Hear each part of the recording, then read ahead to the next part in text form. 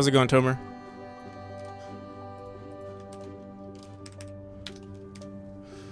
Yesterday wasn't a nighttime stream. It was just a just a regular stream. Releasing demo today. Actually, I should say releasing demo today. Fingers crossed, because we have a lot to do.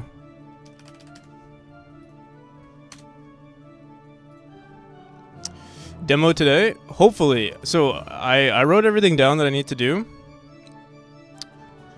and there's a lot. This is everything I need to finish by today if I want to release the demo. And there might be more along the way. I think, honestly, I feel like we could speedrun this, but yeah, there's a lot to do. Well, you should, maybe if you sleep, by the time you wake up, I'll probably be done. Because I also don't want to promise that I'll finish it, like, by the end of this stream. We'll see. I'm going to try my best, though. I also want to release the private version. I'm going to do it as a Steam demo. Not a Steam demo, sorry. A Steam playtest. Oh shit, my alarm went off.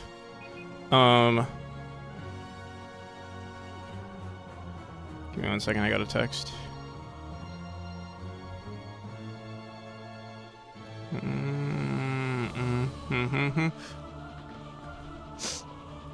Alright, give me 1 second, I'm gonna get some coffee.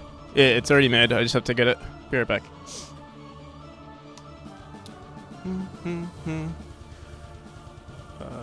Coffee.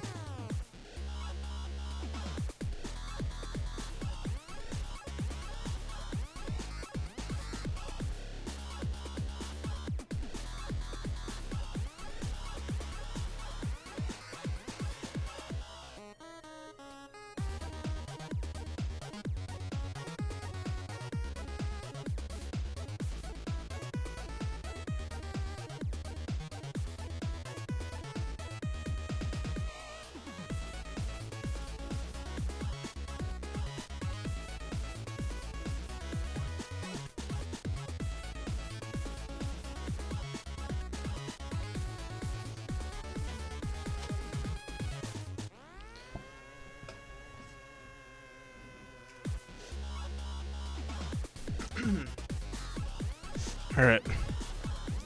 How's it going, Kent?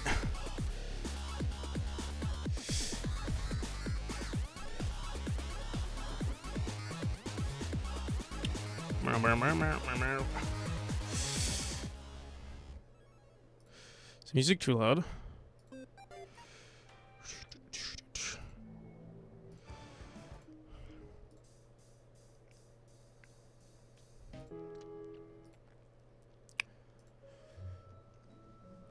Joined a small gem as a motivation to finish this side project. Hell yeah, nice. So you'll be releasing something relatively soon.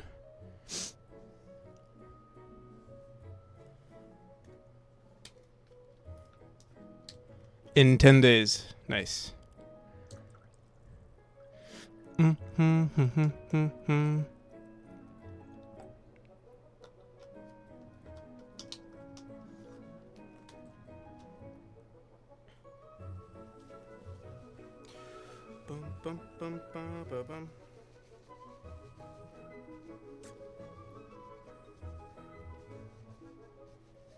Alright, I'm just prepping. I'm delaying the inevitable. The second I start working on the game, we're gonna have to go overdrive, into full overdrive. It's gonna be crazy. Boom, boom, boom.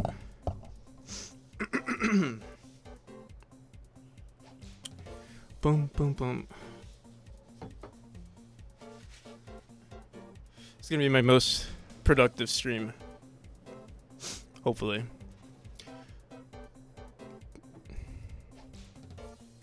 Cody Johnson.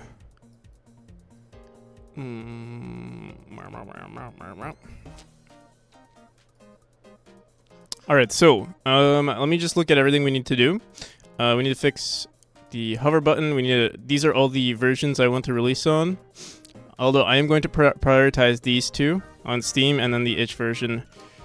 Probably just, it probably should do both, but I'm going to prioritize this one more, depending on how much time we have left, or how I'm feeling. Make an update for the Steam page. I'll probably honestly do this tomorrow. So here, actually, I'll cut this. What's tomorrow's day? 11/4.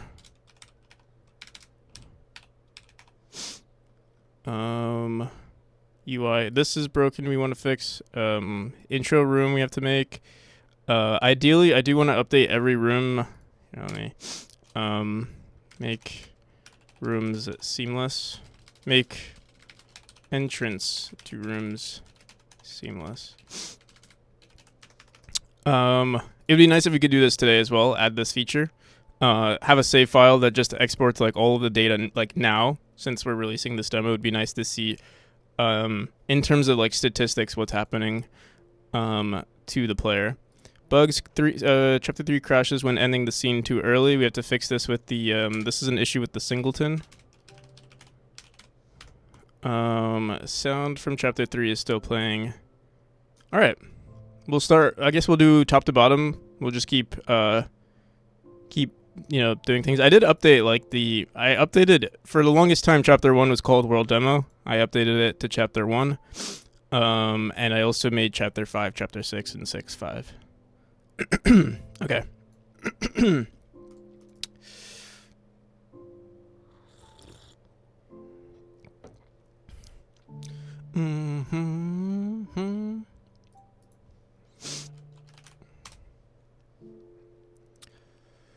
Boom, boom. Renamed.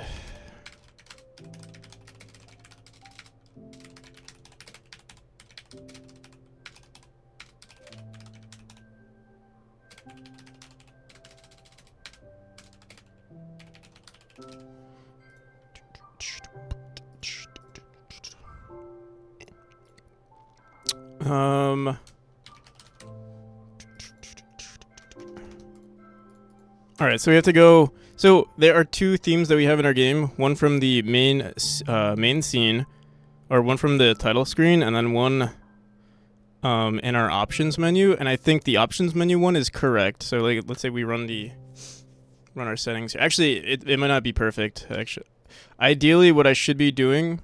Here, wait, let me see. Actually, it seems like it's fine. Yeah, it seems like it's fine in our options menu for all cases. This looks a little weird, but I'm not going to worry about that too much. Oh, and the save button. So it's weird. Like, some buttons don't work properly. But these are two separate scenes. I'm just surprised that this one is different because I thought I used the same theme on everything here.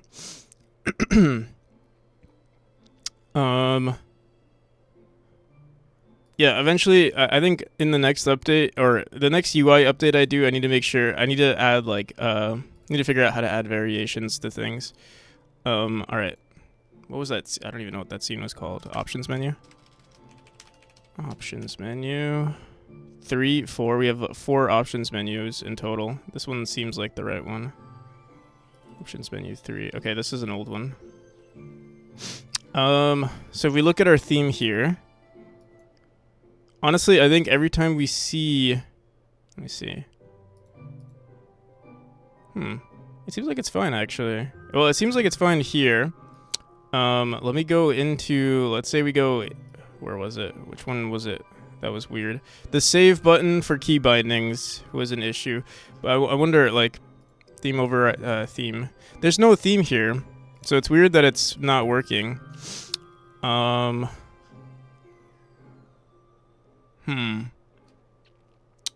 Why? So there must be something wrong with this one. Is there a theme override or something? Yeah, let's go Progretti.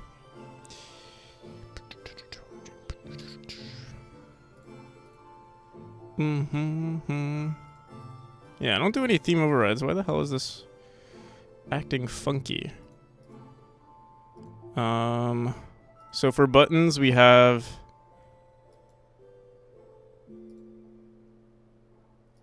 Is it on hover that it acts weird?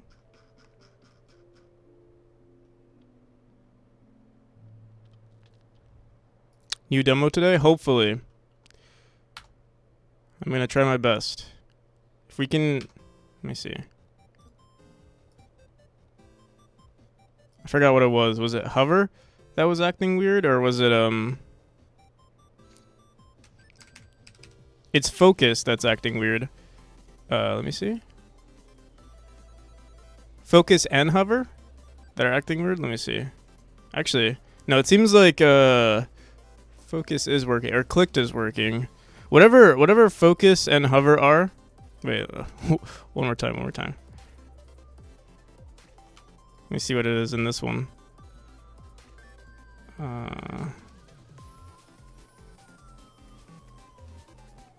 The thing is, I'm pretty sure hover and focus are the same thing. Like, I set them to be the same thing. So yeah, this is definitely focus, and then hover... Oh no, it's 2 different things. But they're both wrong. Alright. So what I'm going to try to do... Should I just remove it for all of them, or figure out what the hell is going on there? Yeah, the thing that's weird is that on these, they look like they're fine. I don't get it. But, let me see. Yeah, they look like they're fine. I don't get it. Region rec 32. Margin. There's a margin here. What's that about? No, that's this. Okay.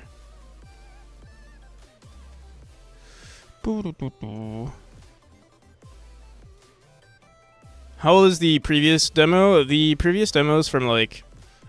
Let me see. I'm not sure actually. It's probably like around a month, or maybe 2 weeks or 3 weeks. 2 months ago? Really? Has it really been 2 months ago?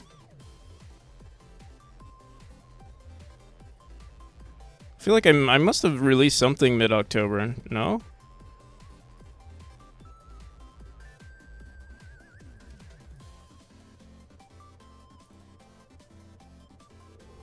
Well, I released the update on the 20th, but I don't know when. Oh wait, yeah, I released the demo on the the update on the 20th, but before that it was September 11th.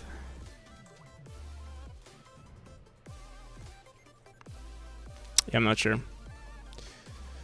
The Steam demo was updated. Yeah, I mean, I could actually see it once we look at the Steam page, but yeah, for now, let me still try to figure out why the hell are these buttons? I could remove them altogether, but I don't want to. What's the other issue? You know what? It seems like when it gets clicked, let me see, normal, hover, focused. We don't even have a pressed button. Panel.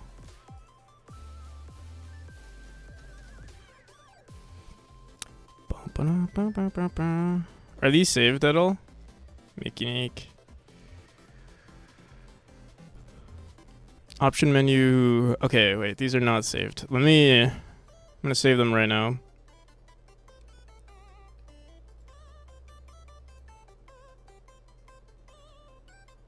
I usually save them in under style boxes.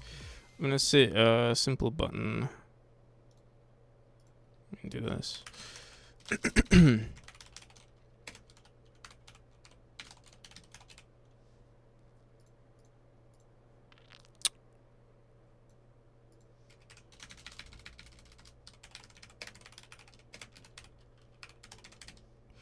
The normal button doesn't really have anything. Whoops.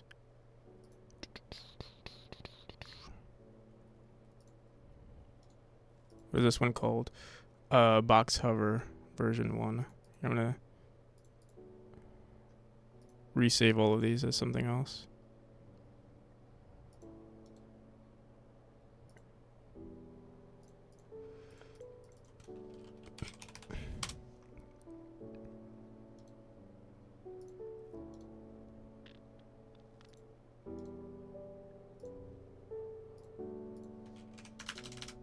Which one was this? Focus.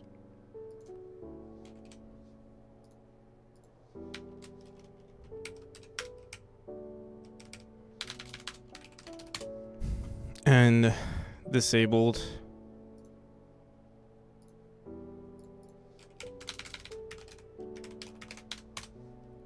Okay.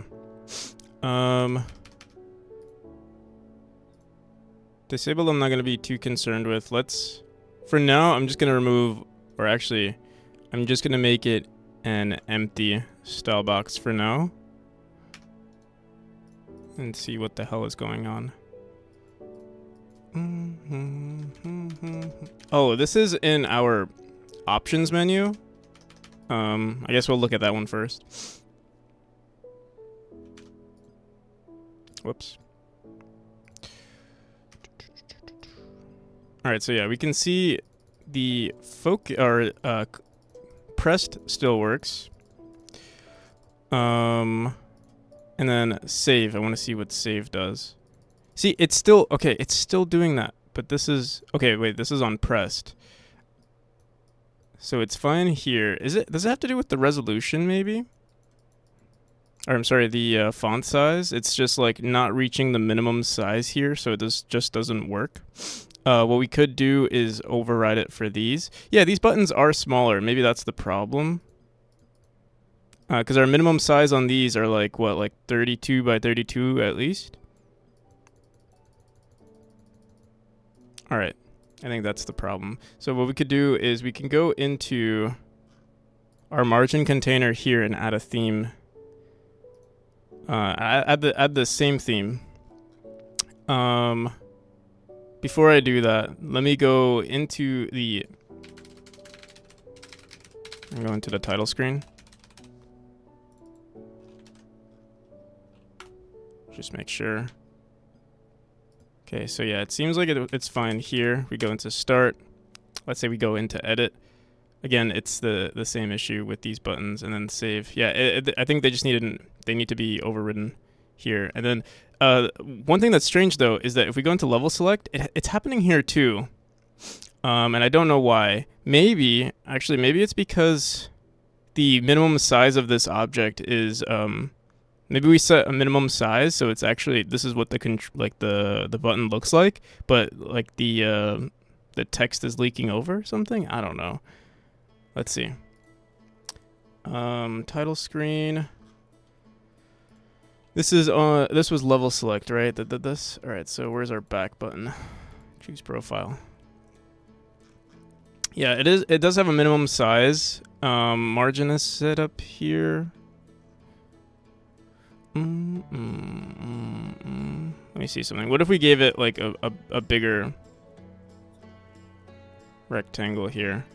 So let me refresh everything. Let me give this a size of like 64 by 64. Blue Screen Productions, how's it going? Thank you for the raid. All right, I'm gonna try this just to see what it looks like. I feel like this might solve the problem. What you been up to?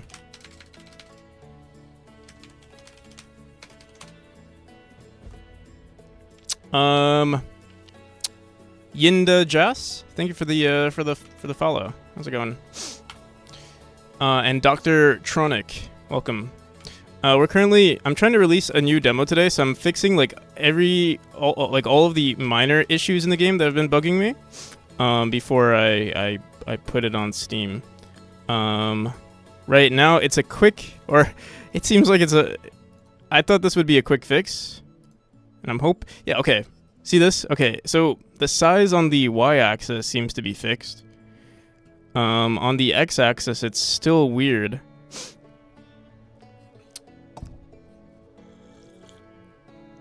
Thank you for the shout out. Yeah, of course. What'd you do today? I was checking out a couple of games and giving feedback. If you're releasing a new demo, maybe I could check it out on next week's stream. Yeah, for sure. This will be, so I'm going to be visiting family pretty soon. So this is like going to be my, this is going to be more like, I think this is going to be one of the more official updates actually. Like, this would be very representative of the game, I think. I mean, even the current version is pretty good. If anybody wants to see the current version, you can find it here. The gameplay, for instance, is the same, but we've added like profile and like saving data to the game, and we're also doing like, because, I mean, it's a single player game, but it's meant to be, you're meant to like, well, you're not meant to, you could play it however you want, but like there is a speedrunning aspect to the game. That I'm also focusing on. I mean, the gameplay in general is something that I focus on a lot of, but like, because it's a single player game and there's like a competitive aspect to it, or I'm trying to add a competitive aspect to it, we're focusing on that. I tried to design the levels around like, you know, being beginner friendly, but also, you know, easy, basically easy to, what's that saying? Like easy to pick up, but hard to master, that sort of deal. That's what I'm trying to do with the game. So yeah. How's it going, Alex? But yeah, something is still wrong again with the UI. I'm not. Yeah, there must be like some sort of like size flag thing that I'm doing, and I'm like trying to figure out what the hell is going on there. Once I figure it out, like, because these are literally the same exact buttons on this menu, and then for some reason, and it's the same one here too. And then all of a sudden we go into level select and this happens. Freaking, you know what? Let me see something. What is the parent of that? Let me see what's going on there. Ah, I think I figured it out. The profile node here is not filled. So we put this like this, and then magically, moment of truth. Gotta go make dinner for now. Best of luck. Thank you.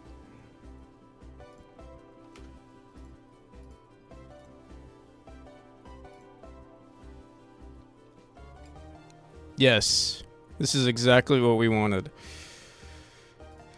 All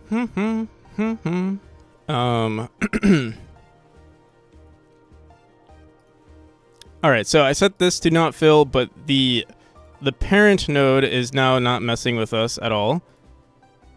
Now, let me see. Can I just run the scene on its own? I can indeed.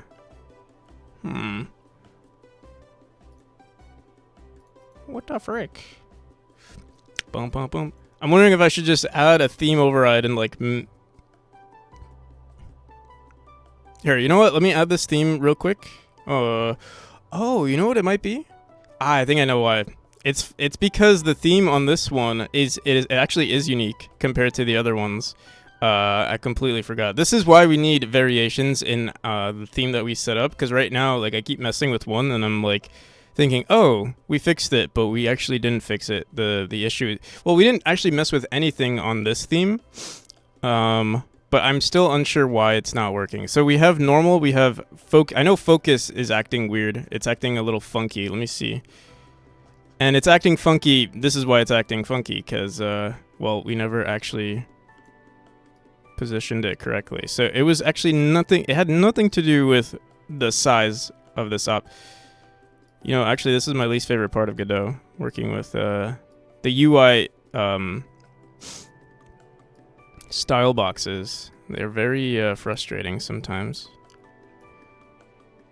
All right, there we go. We actually saved this as we could have just loaded the actual style box instead of doing this, but all right. Let me see this again. Actually, you know what?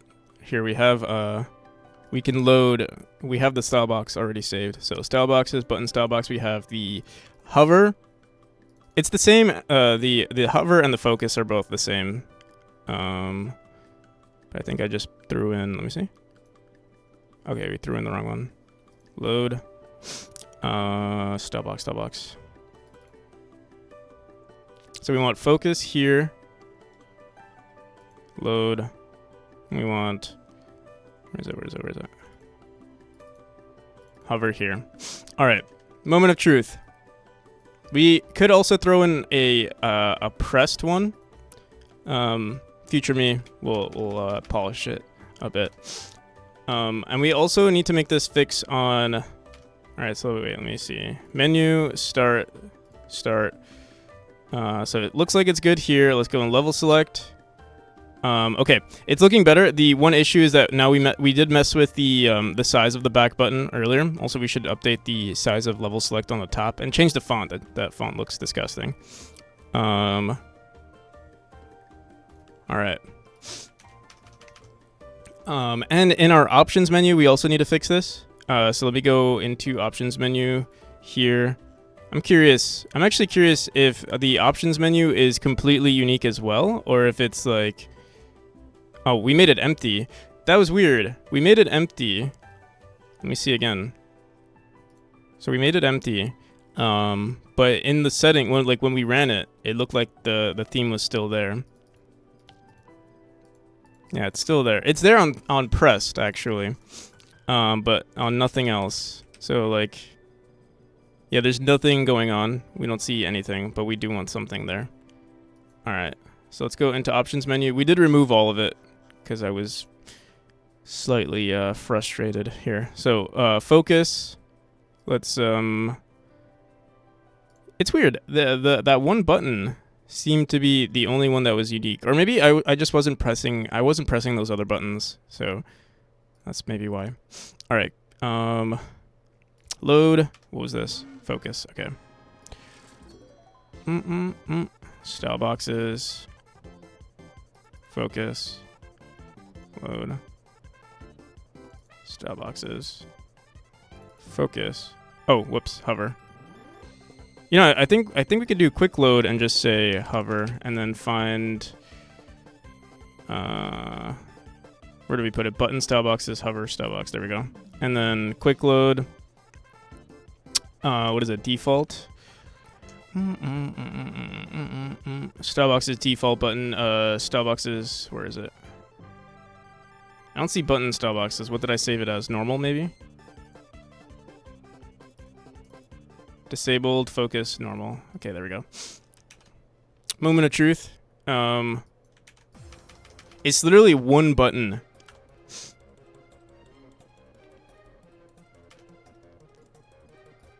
It's the save button that looks weird. Oh my god, it's still weird. But yeah, again, the res of this one, or like this button is way small. Also, yeah, I think the style box. Yeah, something's wrong with this style box. And I think it might be unique compared to the other ones. Let me see. Is there like a theme override here? There's no theme override. And it's nothing. There's nothing on the key bindings UI.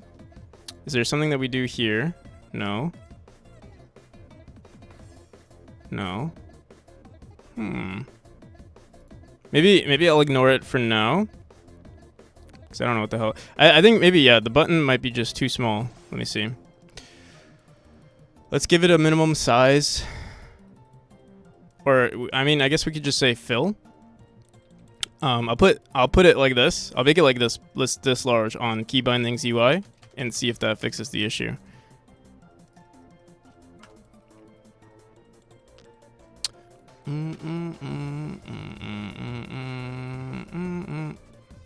All right, it kind of it's the same issue that we're having here. The res of these objects are way too small for this theme. But I'm not gonna worry about it right now. Should I leave it like this? Should I make all of them this large? That way they're at least consistent. That way they don't look, at least they'll look polished, rather than And it's only for keyboard and controller save settings. So you know what? I'll do that. I'm also curious. We don't have any focus on any of these nodes. Like we can't actually traverse. Like if you're actually using a controller to navigate your settings here, I don't think you can. Let me see. Can't even hear anything because of the music. So you can go into the save button, and hover looks a little weird. I'm not gonna worry about it too much. We're gonna be making an entirely new update pretty soon. Oh, the police are after me.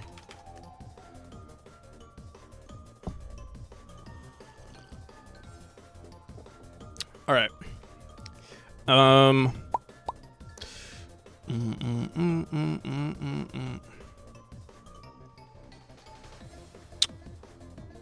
All right, so let me just open up. It's only key bindings and controller bindings. Okay, so you know it's weird. Why is our save button all the way over here?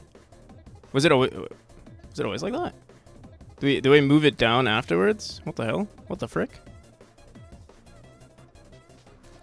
This is on controller settings. Did it look weird? Did it look weird in game? No, it drops all the way down. Very strange. I'm not gonna worry about it just yet. But what happens? Yeah, it should be like that. Also, yeah, we did do some shenanigans. We did add a grid here.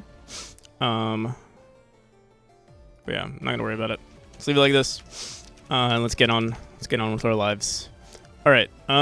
What's next? So I think we fixed everything. There was one other issue. The back button still. We didn't fix the size of the back button. Let me go into that right now. Let me close all of this. Title screen. All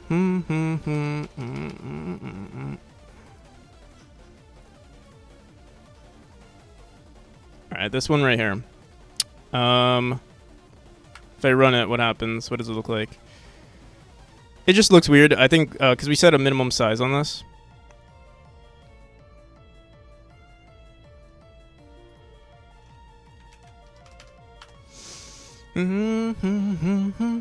Holy shit, bro! It's still doing the same. Oh my god. Let me just get. I'm gonna give it like. I don't even know what our minimum size is. 32 by 32.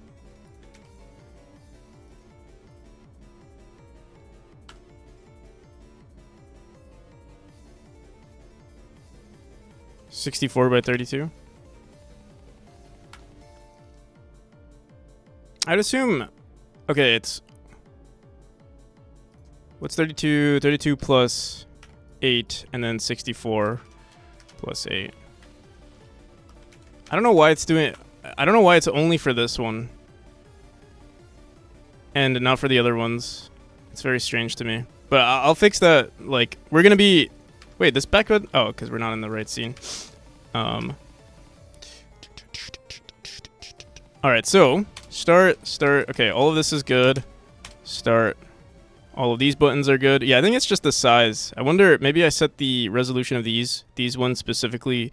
Let me see. Level select. Oh, but it looks like it's the same. But yeah, I'm not gonna worry about it. It looks good on the surface.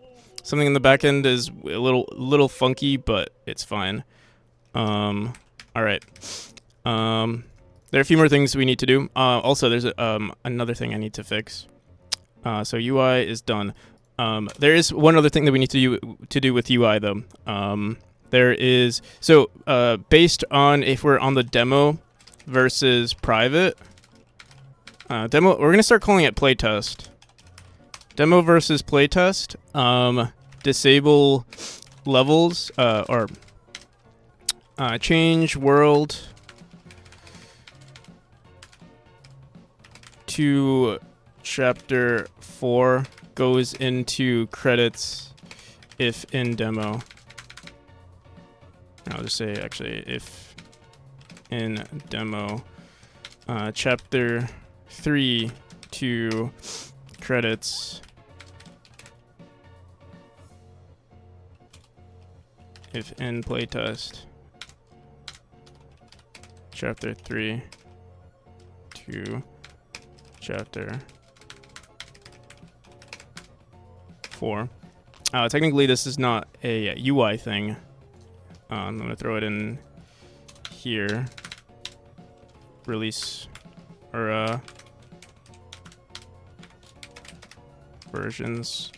And in this, we have to make sure disable rooms in demo on menu options. How's it going, 4th page?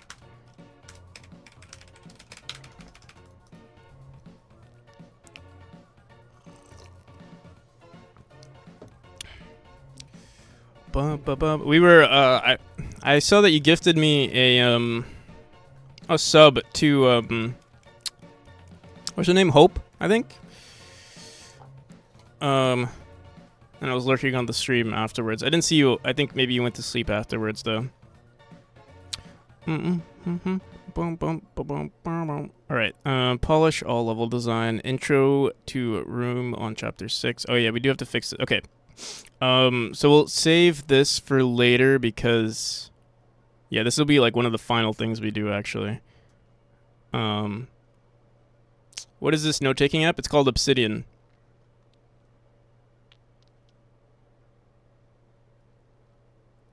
Analytics. This is something that I would really like to do, but we're gonna... Should I do this now? Wait. Polish all level design. Should we do polish level design or should I do the coding first? I feel like... Let me wait for the caffeine to kick in some more, and then we'll do some more coding. I think we're gonna finish... I'll at least finish chapter 1, because I know there were some issues with chapter 1.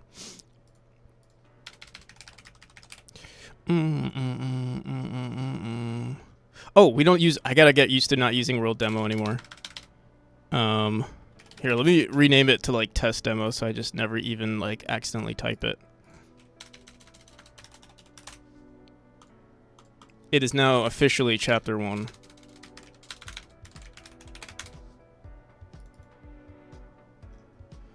All right. Oh, we also fixed the banner issue. So we have to go into every room and fix this. Okay. Whew. Do you think I should like do like a timer and like do a speed run of like editing every chapter? Like I think I could do it in like 10 minutes if I like really tried. Here, let me, because I don't want to get too distracted. I want to keep myself like, let's do 10 minutes. Level design, any percent, 10 minutes, starting now. Should I do like a count? Should I add like a timer onto the screen? I remember I used to have something. I'm just gonna start it here. I'm sure the alarm will go off. All right, 10 minutes. All right, we have to edit each of these rooms. Let me just remove the... Hopefully, you know what's funny? If this doesn't, like, let's say something breaks here. I'm gonna try just deleting these nodes. Wall decorations, auto tile, and then hopefully our tool here, run tool. Okay, so far so good. This one's good. Okay, the transitions of some of these rooms are shit though. For example, this one I don't like. I don't like that these are separated, but they might look like shit otherwise. I'm gonna try just, ideally I want the ceilings to be high. So I'm gonna try it like this, see what it looks like. So far it looks decent. Same with this one, and also the issue with this one though, you could see, okay, you need to figure out what are we gonna do about this. The ceiling is very high here. Okay, let me turn on my ruler. One here, I'm gonna erase all of this. So 4 and then 4 above. Okay, so let's go into this room, erase all of this. Oops. And we have to delete the again, we have to delete the scaffolding every time we see it. You know, I think the issue is that they're a child of the decor node, and that's why we're not seeing that's why it's like freaking out. Oh shit, run tool. I deleted the wrong thing. That's that was on me. Run aesthetic script. All right, that looks like it's good. And then run tools. Okay, we're good. Almost had a mini heart attack there. Same with this one. Where the hell? All right, we're gonna have to. This was a part of it. Gotta delete this.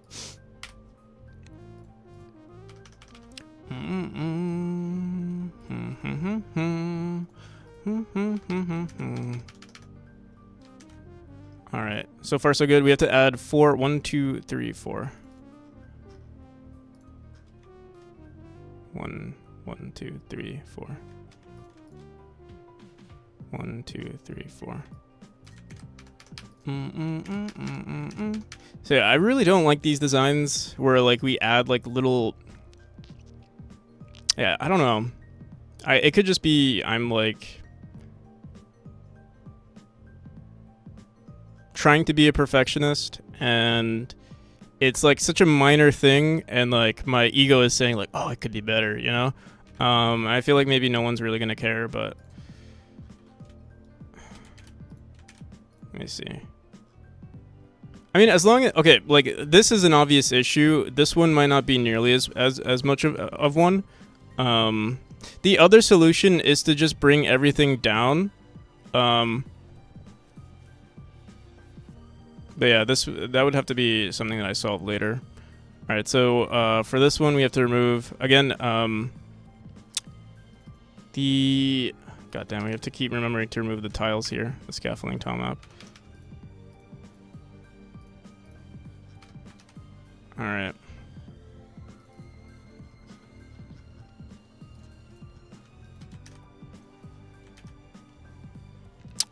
Is that what it looked like? Oh, one more.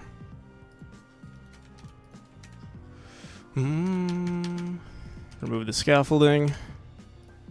Technically, these aren't called scaffolding anymore. They're literal pillars, but it's they're officially called scaffolding.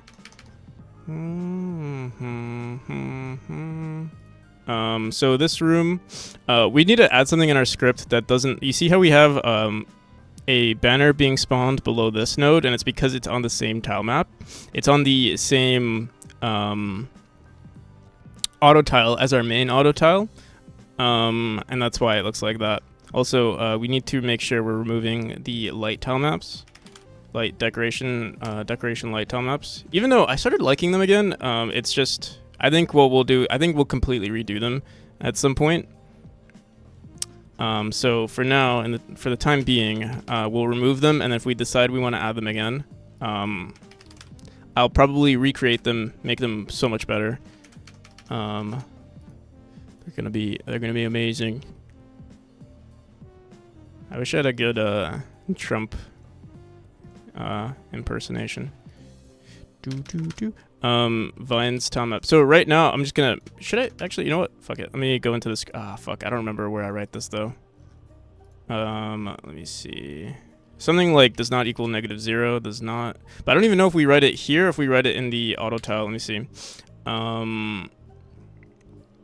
The thing is, there's this one edge case. It's like does not equal -1 left top left corner. RHG Dev, thank you for the raid. How's it going? And also Spoot Twitch channel. Thank you for the follow. Welcome RHG. I don't think I've heard of you. I'll check you out. We're trying to speedrun a quick level design, but we've got time to shout you out and check you out. It's a part of the speedrun. There are things that are not in our control. Oh, you're part of the Claw. I think I know Charlie and Bad Cop, if you know them. I think they're also in the Claw. But yeah, I hope you're doing great. Godot 4 game dev, nice. Oh yeah, and you've got a Steam page too, it seems. Turbo Champ, nice. I'll give you a wish list. If anybody's interested in wish listing Turbo Champ, here it is. But yeah, we got to speedrun. I'm trying to release another demo today. Also, for anyone interested, I work on a game called Memory. It also has a Steam page, and we have a demo. It's pretty good, actually. I think the demo showcases like most of the mechanics are already set in stone, and the demo in terms of gameplay won't change too much. But we did finish adding like profiles and like basically speed running like data for the player, and we're also going to add some more analytic data pretty soon, or I'm gonna try to do it today. This is like a huge overscope, but I think we can do it because we already have all the all the systems set up.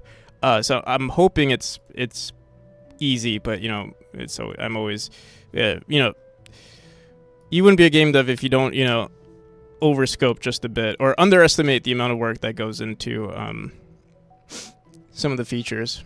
Just learned Godot recently. Been working on Turbo Champ. Thanks for the wish list. Yeah, no problem. Yeah.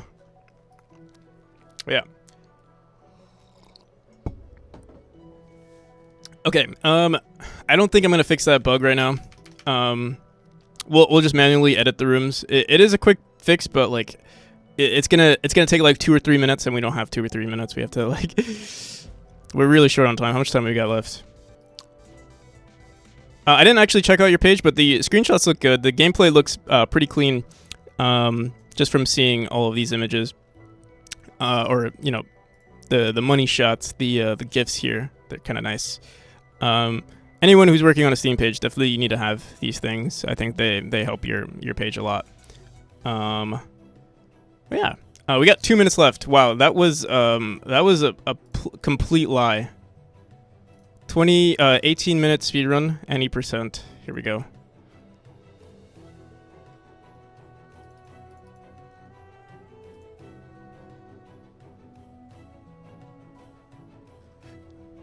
Got a raid and bill? No worries. I'll see you around. Peace. Thank you again for the raid. And thank you for the follow as well.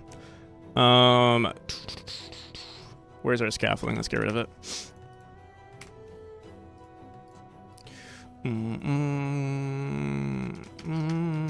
Alright, that one looks good. We didn't update the look of it. Let me see. The transitions here. So yeah, we want to remove this. So it's 1, 2, 3, 4, 5 tiles on the bottom here. 4, 2, 3, 4, 5. Also the almost forgot what the word spikes is.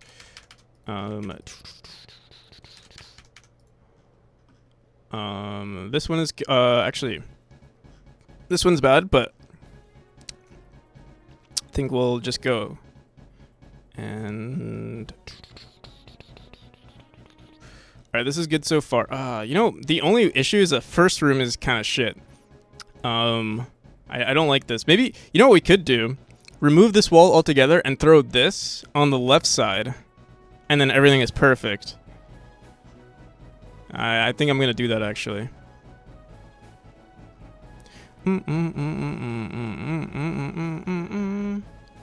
Catechism. Catechism. How's it going?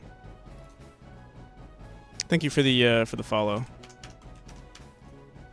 All right. Wait. Did I update the right room? No, I didn't. What the hell did I just do? Room 186. What is this? Room 186. I think I erased this side. Let me see. Yo, Irad, how's it going? What's up? All right. This one we need to erase 1, 2, 3, 4, including the top ceiling tile.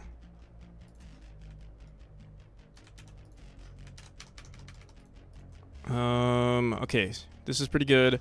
There's no banner in this one. I'll have to update that. I have to delete scaffolding. All right. Boom. I didn't see the ceilings just yet. Let's just get rid of the scaffolding. I'm curious. Let me see something. When we run this tool, does it add the scaffolding as a child? It's funny. Wait. Okay, no. I was gonna say it adds it as a child of the decor node, but no, I'm lying there. There's a random pillar here. I wonder what that is. Furniture. We have furniture. Tom, is that it? Okay, there we go. What's up over here? Are you keeping with the goal of 2 levels per session? No. Okay, 2 days ago, or like a couple of days ago, we were doing 3. A lot of times I was doing 3. I was doing a lot of level design, but I was polishing a lot of rooms, and so like, it's kind of like, do you polish rooms or do you make rooms? I needed to spend some time polishing the rooms, especially since I'm working on a new demo today. Like, I'm trying to release a new demo today, so I was like, fuck it, let's just. For the last 2 days, I haven't designed any new rooms. But yeah, we've been polishing a lot. Like I've been spending a lot of time just on level design in general, and it is decent now. But yeah, I think we did do a lot of like I did do 3 rooms per day a few times. So hopefully once I start getting back into the 2 rooms per day, like we'll be right on track. Yo, we're getting so many rates today. How's it going, Atheno?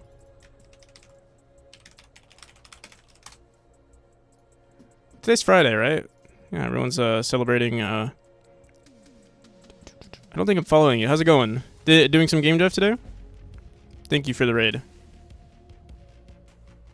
Web dev raid, not as good as a real raid, but still a raid.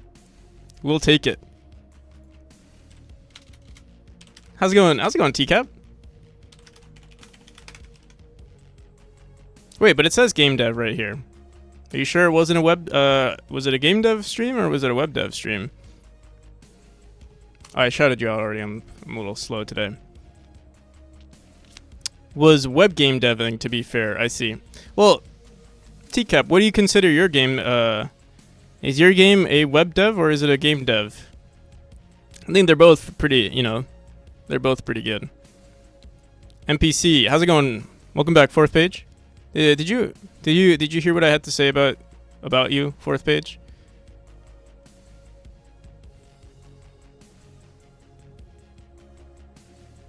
Did you hear the shit I said? But yeah, I hope it went well. I'm like my mind is racing right now, but I hope your stream went well. I'm trying to find your. Is there no can you not see the history? I wanted to look at your VODs. Oh, there we go.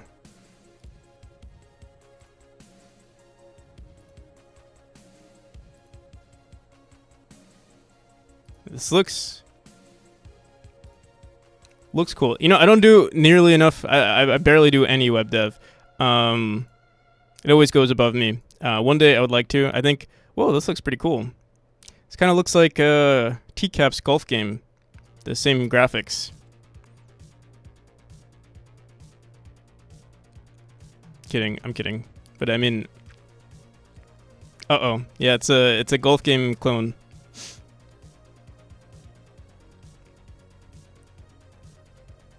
Should I be concerned? No, I'm just trolling. I was saying that you gifted Hope. You gifted Hope a few subs, and I came in and I said thank you. And then we were feeding your ego, but I don't think you were there to see us feeding your ego. We were like, oh, 4th page is so awesome. 4th page is so cool, and then you weren't even there, or it didn't seem like you were there. It's basically golf, but balls have personality traits. Guess you gotta watch the VOD, yeah.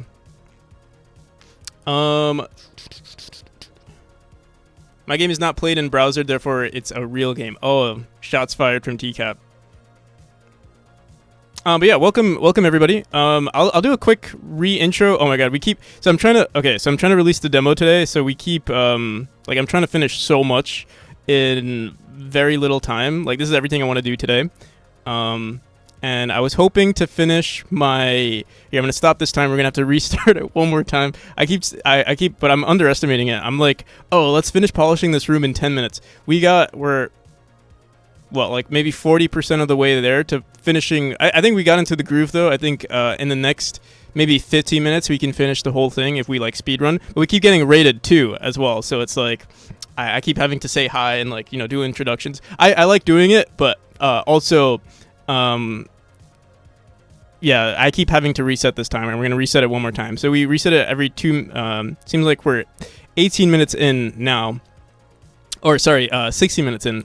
I think we can, maybe 15 more minutes, maybe 30 minutes total was the amount of time. So here, let me set this to, we're going to set this to 15 minutes, and I think we can finish all of this in 15 minutes. But before we start it, I do want to, for anyone who is interested in Memory, there's the Steam page. Yeah, I've been working on this game for a hot minute, 3 years.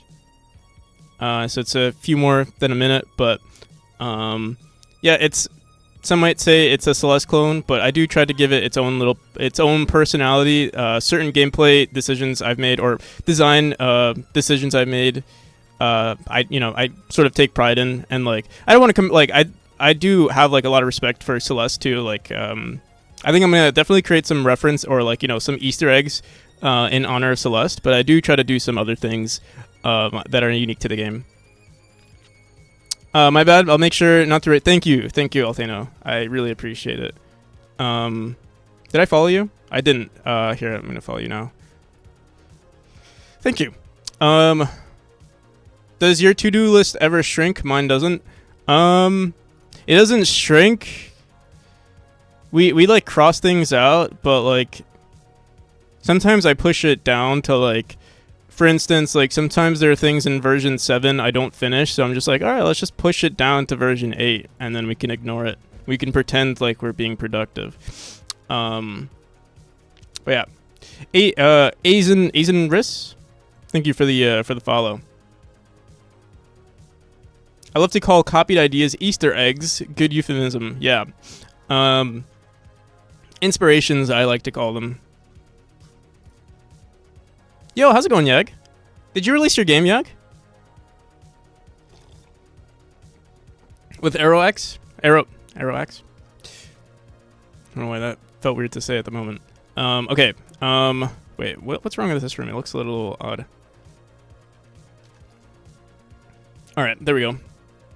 The playtest version is out. Hell yeah. Send the link. I really want to release my... Okay, today's... we might do another play... Like, so many people since the last playtest. So, a lot of people have been asking me to, like, playtest more games. So, we might do another play... Like, because I'm releasing the demo today, or I'm going to try to, maybe after I release everything, I'll playtest other people's games. So, usually I do playtest at the end of, like, every final Friday, or, every final Saturday of the month. But yeah, it was a lot of fun last Saturday.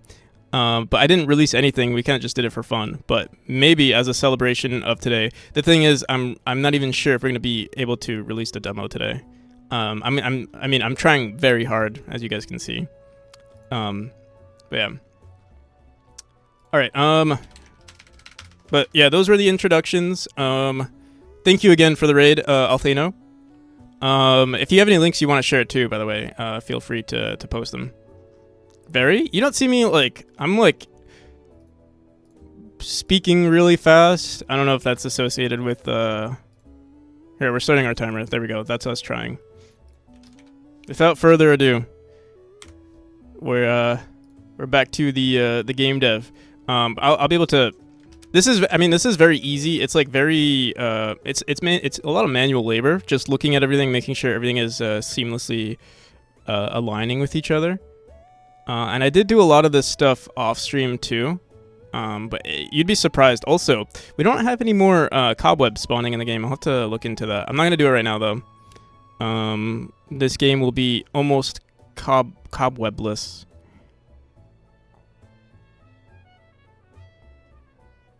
Okay. This room seems like it's weird. All these other rooms have been fine. This one we have to update. I don't know if I can handle it being played on stream. Don't worry, Yag. Like, if there are any issues with the game, we'll just blame it on Arrow. We'll just be like, oh yeah, Arrow worked on that. I actually remember seeing Arrow and he'd be like, that was his doing, actually.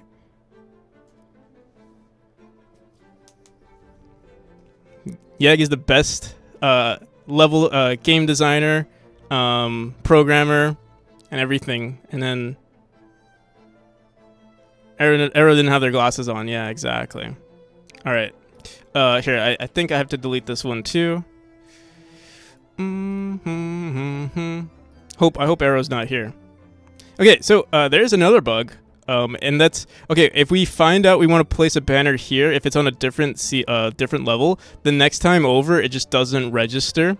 I'm not gonna worry about that either. If we really wanted to, for the sake of polish for today, since I usually don't update, I'm very late to update Steam demos. Here, let's go into the Vine time app. I'm just gonna manually place one right now, and hopefully it never has to be. Hopefully. that'll be the end of it for now. When we'll definitely have to update this at some point.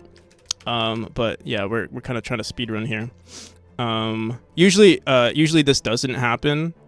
Yeah, I swear this never happens. Here, let's remove the light Tom app here.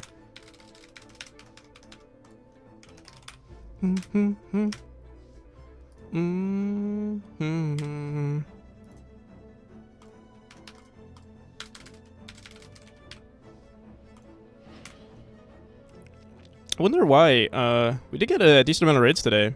It's kind of cool. I wonder. Like I feel like I'm very high energy today. But like no one raiding would know that until they raided.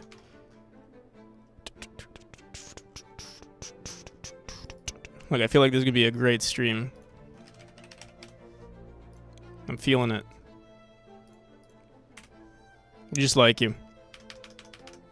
It's November. Is that a thing? No, that's not a thing.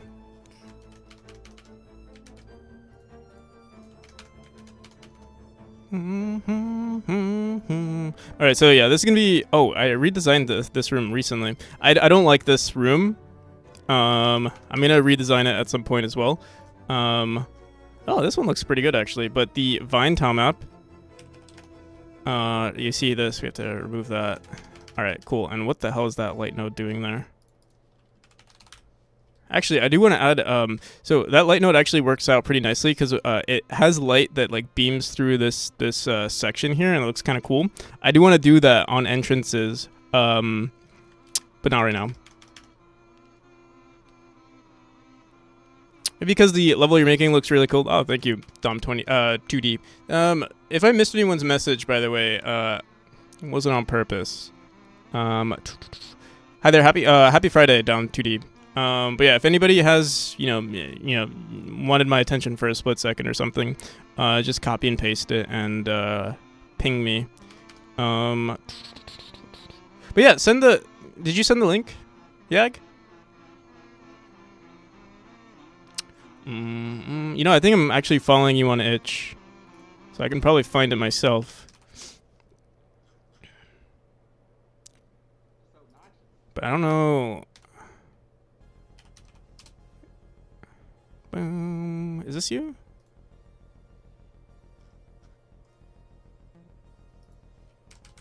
Send it over next time. When we're done with it, should be a week. All right, fine. That's fine. I'm actually in a week or two. That's 1, 2. I am visiting family on the 20th, so I will not be. Well, actually, I'll still be around, but it might be difficult for me to stream, and I'll be on my laptop. But I'm gonna bring my setup just in case. Was the light meant to? I think originally what I wanted to. Honestly, that I don't think that one was there on purpose. Originally, I had a feature that would actually have a light on the entrance of every checkpoint, so that like you would know where to go. But the game is pretty linear. I feel like you don't really need that guide anymore. We might do something at some point, but honestly, I don't think it's that big of a deal, or like I don't think it's necessary. It's pretty obvious what is an entrance and what isn't an entrance. So I don't think it's a nice bit of polish. It also works with the lore of the game because it's kind of like, you know, you're in the afterlife, or quote unquote the afterlife, and it's kind of like, you know, the light at the end of the tunnel. So it does kind of make sense, but it's also not necessary. Well, honestly, now that I say it out loud, it kind of feels like I should add it though. But probably not today. And I did have it at some point. It's just, I don't know, we started, I guess, doing something, and then one thing led to another, and we removed it. But yeah, in the older versions, actually, that was the thing, where there was light at the entrance of every room. Yeah. I'll be sure there when you play games again after it's out. I'll be sure to be there. Okay, yeah. All right, let me see. So we have some light nodes in this room. I'm not gonna care about the extra room here. All right, so this one is good. This one looks good. This one needs to be updated. Wait. I want to make sure we have all the transitions. I did do a lot of like, okay, so this kind of annoys me. See how these are like, I mean, we can just remove it though. So I don't like this here, remove that. And then in this area, we gotta remove. You know what's kind of annoying? You like click on a, was it this one? When you like double click on a scene in game, or like, okay, so like I have chapter 1 and then each of these are rooms. When you double click on it, it takes you to the X and Y position of this thing. Like in the next scene, I'm at, 6,300 and, 6,232 on the X axis of this scene, which is like all the way over here where there's nothing existing there. So I have to always like scroll out and then zoom back in on the, I think actually there's a command for, going back to the origin. I'm pretty sure. I don't know what it is though. Generally, going back to the VOD to see what Hopin you said. Oh no, don't go back. We said so many mean things about you. Don't do it. I'm pretty sure it's F for focus. Let's see. You're right.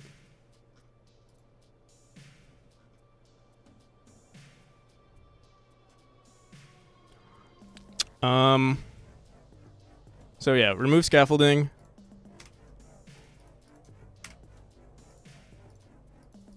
And then run our tool again. All right. This one is what the hell? What the hell? What the frick? Did we not remove it here?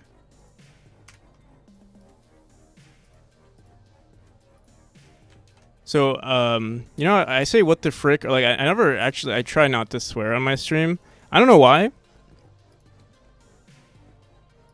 It's not like I'm afraid to swear. It's more so like, I don't know, I just don't. That I would swear with friends, but I've gotten so used to not swearing that like I say it with my friends where I'm like, what the frick? And then it pisses my friends off sometimes. They're like, why the hell are you saying that? just say it. And I'm like, no. Oh shit, what did I just do? Run a static script. That's fine. Okay. Can't relate. There were at least three fucks. Okay, yeah. Like, I mean, I think if I like, subconsciously say it,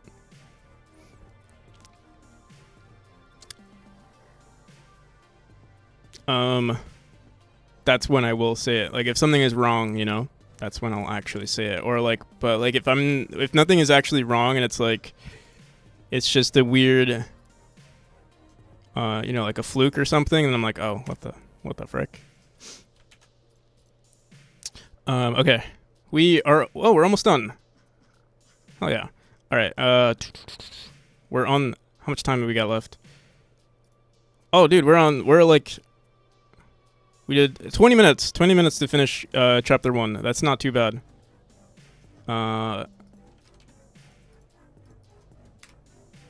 Not bad. Or 22 minutes? What's math?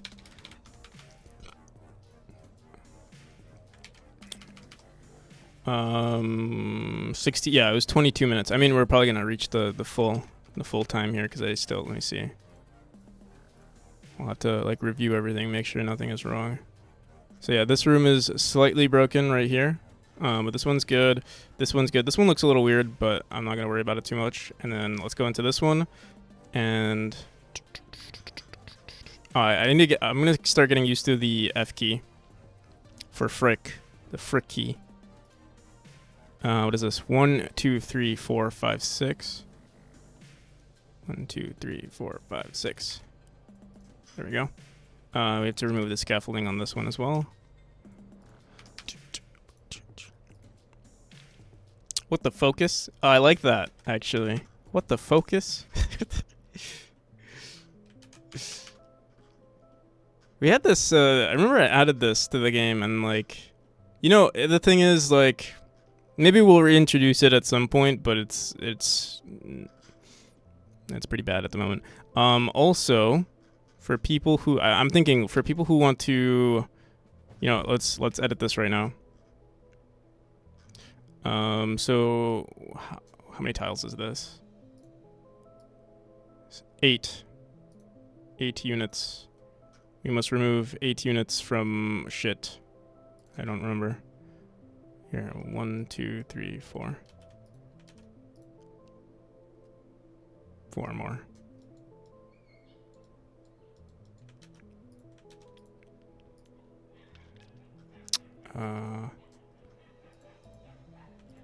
You guys hear the dogs barking in the background?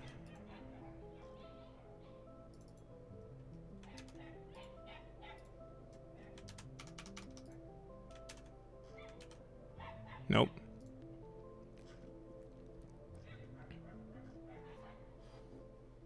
Dude, whoa. You hear them?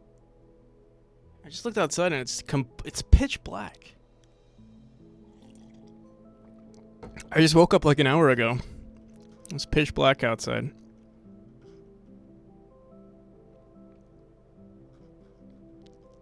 That can't be good. All right, I think we're. We wanted to move. Okay, we wanted to move this room. Should I move it maybe to the seat? Like, I could move it here instead, because a lot of people do miss the first room a lot of the time. And what I was planning on doing. You're surprised it's dark. It's already 12. What do I want to say? You know, actually, so I don't have to redesign this room. I'm gonna put it like right here. Here, let me make a gap somewhere in this chapter. We'll make it 4. The final secret. We'll line it here. Okay, there we go. I plan on doing... Okay, so I actually had a really good idea last night. So you know how I have to do... Like, I'm going to make... I hope I probably won't. I'll never... And I'm sure someone will remind me at the time of release. I still have to do, like, the statues of, like, you know, me thanking everyone, or, like, me... like, you know, promoting the speedrunners and everything like that. What the hell is that? Let me just... Why is this offset? Like, why is this not on the origin? And I thought... Oh, what the... See, that's a what the frick moment. I actually like what the focus. I'm going to start saying that. Thank you. Thank you, Irad. I like that. If I can consciously remember what the focus. Furniture boxes. Here, let me remove this. You need to remember not to, yeah. So, oh, what the hell? Oh my god, dude. What was I gonna say?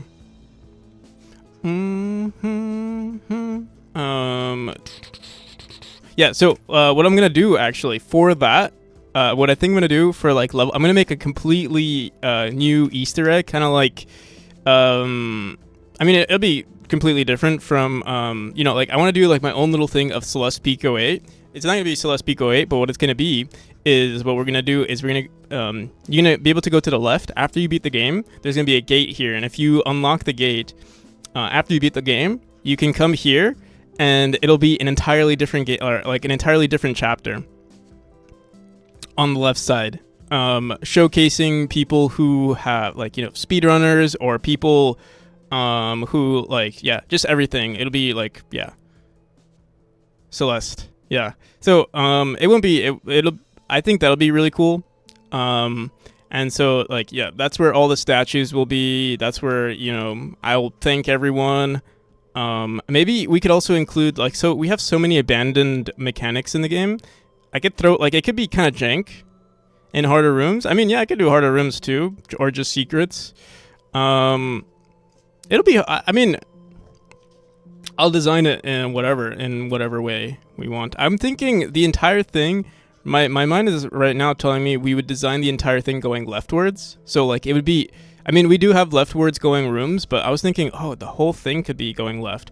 Or we can make a sewer type level where it goes to the left and then down, and then we can, like, build it downwards or something. I'm not sure. But it's not going to be, I don't think we'll do it for the... It's going to be hard to do it for the base game. I think the base game will showcase these people, like, you know, speedrunners, people who, you know, maybe, like, family members, or people, like, for example, like, you know, Not that I don't ever want to expect this from anyone, but like, you know, the top gifters or like of like my stream and stuff, people who have just shown like a like support, you know, financially. Again, I don't expect anyone to. Like, yeah, for example, Dex, Neo, Fourth Page, Reclor, like, you know, the top people that I see right here. But again, it's not like kind of almost like playable credits. We already have a credit scene because there are way too many people that I would to have playable credits would be way too much. I feel. Let me see. Like, I mean, we do have a lot of face. Like, there are a lot of names, and I mean, I could do something like that. Honestly, maybe it's not actually. It is possible for us to do that. Actually, playable credits would actually be kind of cool. Right now it's not planned, but that's a good idea. All right, you have a lot of good ideas today. All right. So we finished world. I keep typing world demo. It's chapter 1 now. You know, it would be a shame. Okay, never mind. I was gonna say, what if we edited chapter or test demo instead of chapter 1? All right. So this is pretty good. So yeah, there are no more secrets in the first chapter, except for the secret that's gonna be on the top left right here.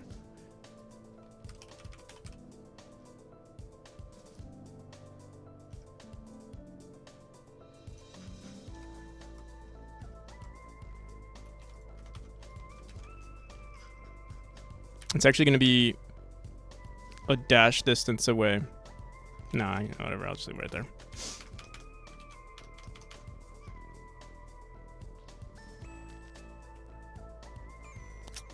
Ideas are cheap. Ideas are cheap unless it's like unless it's, you know, a very unique idea and you don't want to expose that idea to other game devs. You don't want to share your idea. Because someone will try to steal it, you know? That's why you never share your ideas anywhere on the interwebs. You work on your game day and night. Yeah, I'm kidding. It's a joke that you see sometimes on, like, subreddits and discords where it's like, hey, I have this game that I need help with, but I can't share the idea. Or, yeah, you're gonna steal my idea if I share the game, so I'm not going to. If you make an idea someone would steal and make a full game about, you can probably get a job as a game designer. If you make an idea someone would steal and make a game about, you probably could get it. Yeah, I mean, there have been instances of games being stolen. I remember there was like this one game someone made where like the game was about, it was like a gun game where the barrel was like wiggly. It was like a noodle, like it was like a noodle gun. The barrel, like, you know, moved around like a noodle, and like it was like a cool game, and it got like a lot of like attention, and then someone made that game before the developers made it.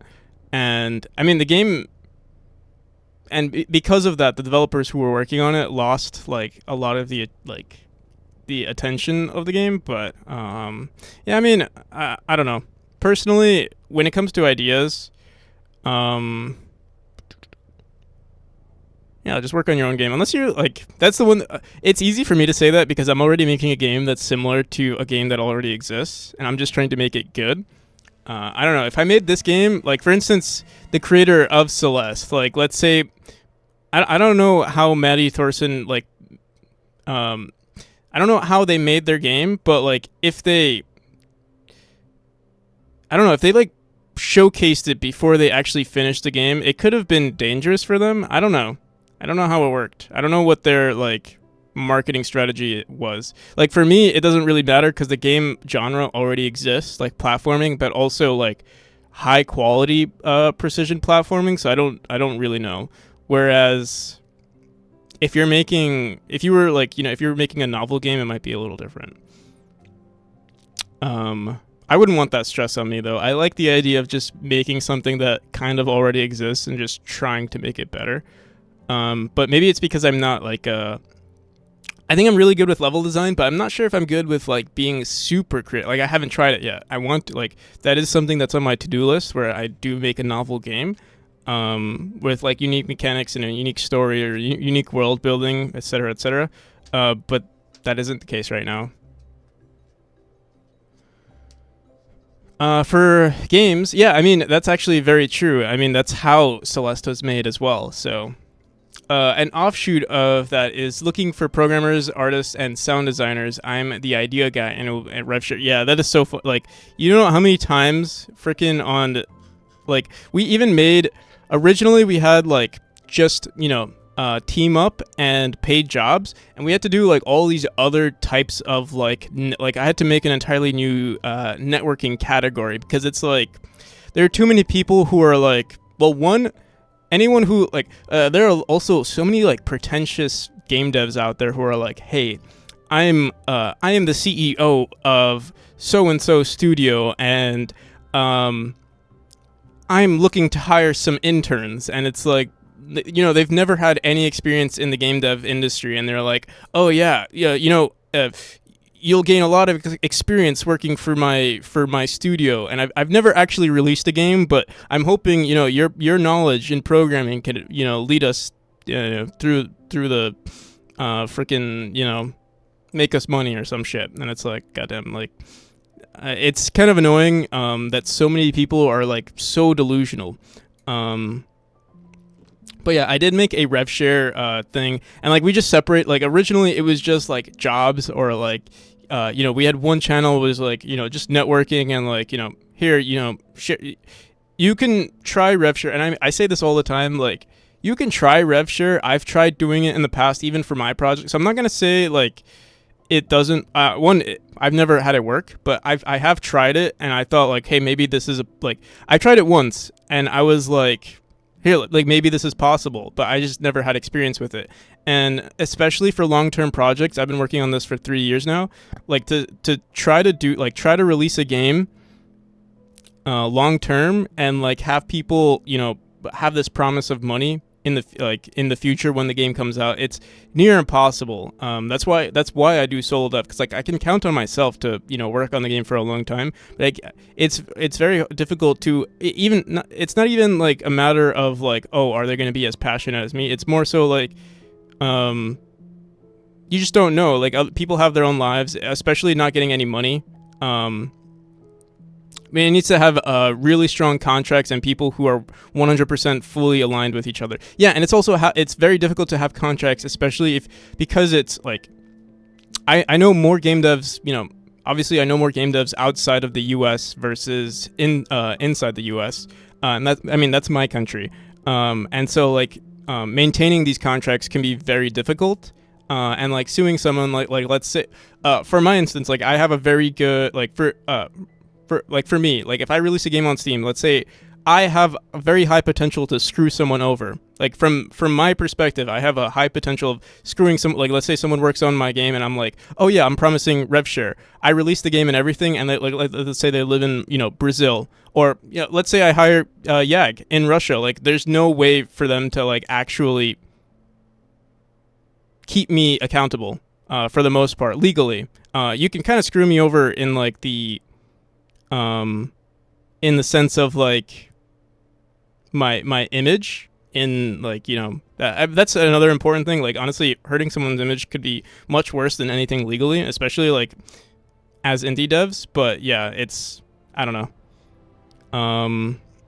We're kind of going on a rant here. Let's get back to game dev. But I think the best thing to do, like I mean, if you are very serious about game dev, like I think maybe like 1 month game jams, and like working with people that you trust is another thing, or like building relationships. Like definitely like if you just meet people online and like you talk to them a lot, or you do game jams with them pretty often. Like what YAG is doing with Arrow is kind of nice, because like I mean you're setting, I don't know if you guys have worked on projects together in the past, but like working together at least on smaller projects, and then maybe in the future make something bigger. It'd be nice. But yeah, I'm kind of going on a rant here. It's very iffy either way, but contracts are always good. Always do contracts for anything that even the tiniest chance to make money. Yeah, true. I agree. And I have been screwed, like, I have been screwed over in like business contract, completely unrelated to. It wasn't even a contract. Like, I mean, it was a friend. Like, it was a business pursuit with a friend. And I mean, from my perspective, I definitely felt like I got screwed over because like I was fully invested, and he approached me like with the intention of being like, hey, I'm taking this seriously, and I took it completely seriously, and then at the end I got screwed. Like he kind of just ditched me. I'm still friends with this person actually, but like, and I don't mind, like, I'm glad it happened because like it was a great learning lesson, and there was no risk. At the end of the day, it was just like it happened, and like as much as it, like, I feel like it did slightly hurt our relationship, it did help me like understand like, oh, this, like, you know, this is sort of the real world. Like, game dev is so awesome because it's like, you know, your inner child comes out, but at the same time you got to make sure, especially because game devs do get taken advantage of, even like, or like, you know, they take advantage of game devs in the industry because, you know, so many people are passionate about this sort of thing, and that's why you get these, you know, these CEO wannabes who are like, hey, you know, I'm making this awesome, yeah, what would you say, like super good company incorporated, and totally real company, and then, you know, they screw over these people. And to be honest, like, these super good companies don't even succeed. They'll screw people over, and then at the end of the day, they're not making any money. If, I mean, that's their goal, and they're still not making any money. But yeah, we finished chapter 1. We still have to do so many more. I think most of the chapters are actually pretty polished. Because chapter 1 was just one of the first chapters we went on. Sorry for the no. Honestly, maybe it's I think I got excited that we finished. We get to check something off on our to-do list, and then after that, we kind of just went on a complete rant. So finish debug tool. Wait, what the hell? We finished that a long time ago. Let's see. Update. Okay, we did update. Okay, we did this. Update chapter 5. Try to release today. Demo versus playtest. If demo. Okay, we still need to do this with polish all level design. Intro. So we did chapter 1. We have to do. I think chapter 2 is also finished. I'm gonna look at it. Here, let's.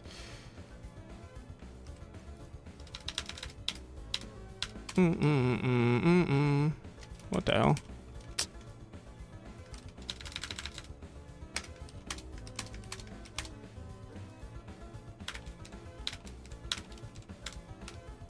Chapter 5 is honestly pretty shit at the moment. I'll throw it in, but I'm not happy about it. Okay.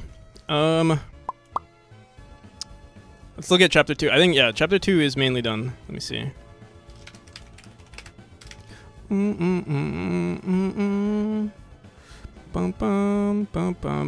Okay, light nodes have to be removed. Alright, so I think because this is a much shorter chapter, and I think most of it has already, like, I did edit a lot of it, and it looks like the light nodes are also everywhere. Certain trends, like, this looks bad. I'll have to see what we can do there. Honestly, maybe we can just bring the ceiling down. It won't look too bad. Honestly, we could also just raise this up a bit. Yeah, everything looks good except for this room. Hello there. So I'll set a timer. I'll still set it. I'll allocate, 10 minutes. That way we have a lot of free time to, like, if there is any issues, we can try to fix it. All right. 3, 2, 1, let's go. Okay, so this room needs to be light node. Nicky B, how's it going? Thank you for the raid. 3 whole months. Time flies, you know. Speedrunning game dev, yeah. How you been, Nicky B? I saw you were I was lurking on your stream earlier today, at like 5. I feel like you've mentioned this before. But are you also on the East Coast? Oh, we accidentally just turned this room to a black room here. Let me see. This was 17. Oh, we also want some light nodes. So what did we started calling these floating lamps. All right, so we'll throw this in. I don't really like the way these look, but I'll throw it in anyway. Also, since we're working on this chapter, let me go into our auto tile and quickly just turn this into 17 in case we ever do mess with it. We could also mess with the scaffolding tile map, but I'm not gonna do that.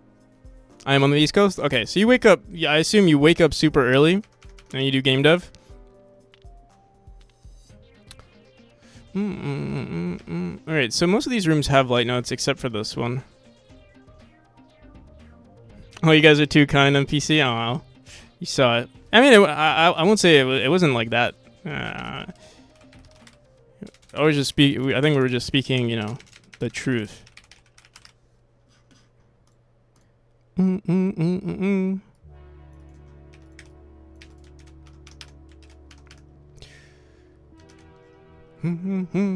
right. We are almost done. Okay, this room. What do I want to do with this room? This is literally the only room in this whole chapter that's messed up, and it's this section right here. What I could do is throw in 2 tiles like this and call it a day. Let me see. 3 tiles and call it a day.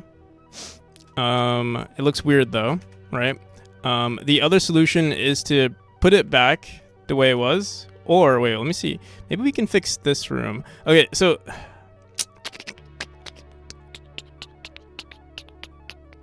the issue is we've hit the max size of this room. If it's I don't know. What I could do, this might be kind of a hack here, but I could do this where we just make it a super large room here. Let's see what this looks like. If this is the solution, because like we've already introduced large rooms, so like there's no point really in limiting ourselves, at least not here. Been waking up super early, like way too early. I think it's because I have both been enjoying game dev and because I have been enjoying streaming. Nice. Yeah. I would say, yeah. I mean, if you like I'm the same way. In a sense where like, if I want to. There have been times during my game dev where I'm like super excited for whatever feature. Oh wait, did I test it out? I want to test it out first before we actually put it into practice. We have to lower this by 1 tile or 2.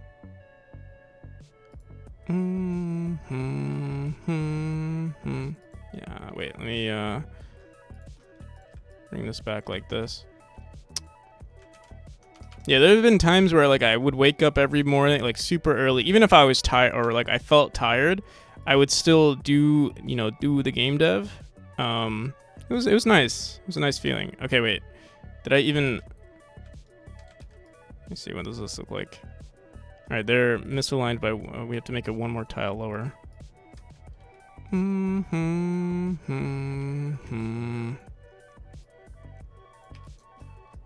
This looks like it's.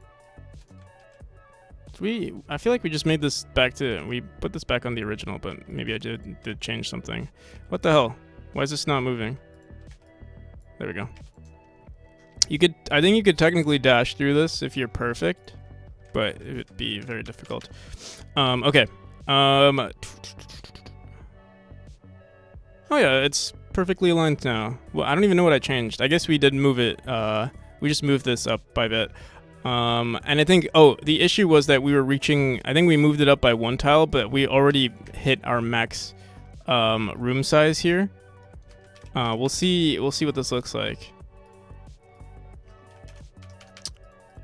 Oh, but yeah, those moments where like you're really enjoying it. I wish, I know, at least for me, those don't last forever, but like I think it's good to like. At least, again, I'm speaking for myself at the moment. I'm not speaking for anyone because I know some people, enjoy that like every day. Like they can wake up like for me, I wake up. I feel like I wake up 30 minutes later every single day. At least lately, it's been like that. I still wake up and stream, but to wake up at a specific time and start streaming is difficult for me. That's why my schedule is always like, it always goes up by like 30 minutes over time. Every month, it's like pushed forward. Wait, I wanted to look at this room. Here, let me restart it. It looked like it was fine though.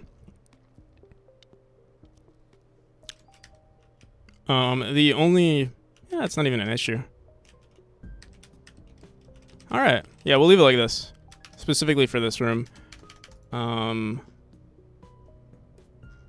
We could reduce it by just a bit, but I do like the fact that we're basically following the entire movement of the player on the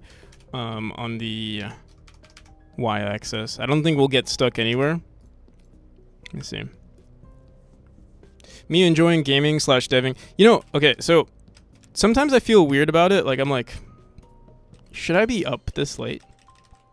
I ask myself, cause like when I speak to people, like I'll say like, hey, I'm up till like 5 a.m.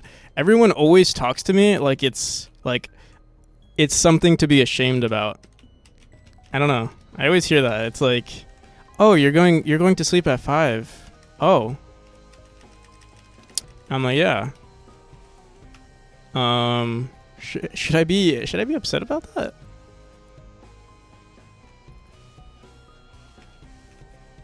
It's just funny. But like I like it. Like I like cuz no one bothers you at night. And you can like I really like it too because for me at least, I'm such a night owl too. Yeah.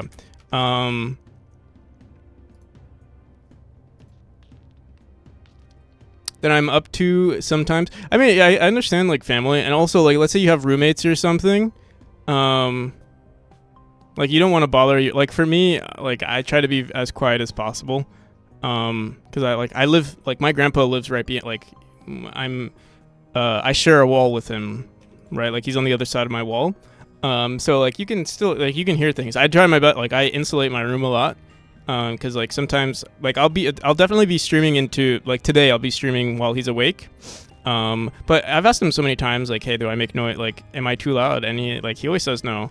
I feel like he would say no matter what, but like yeah, I do try my best to like insulate my sound. Like that's the only issue I would say, if there is one, when it comes to being up late, is like influencing other people, like hurting other people's sleep. But I don't see that that's not the case, and if that's not the case, I don't think it's an issue. The other thing that's really nice about being up late, at least for me, is that like, so I like to at least allocate some time to like hanging out with friends and stuff. And by waking up late, like, but also when it comes to going to sleep, I like to.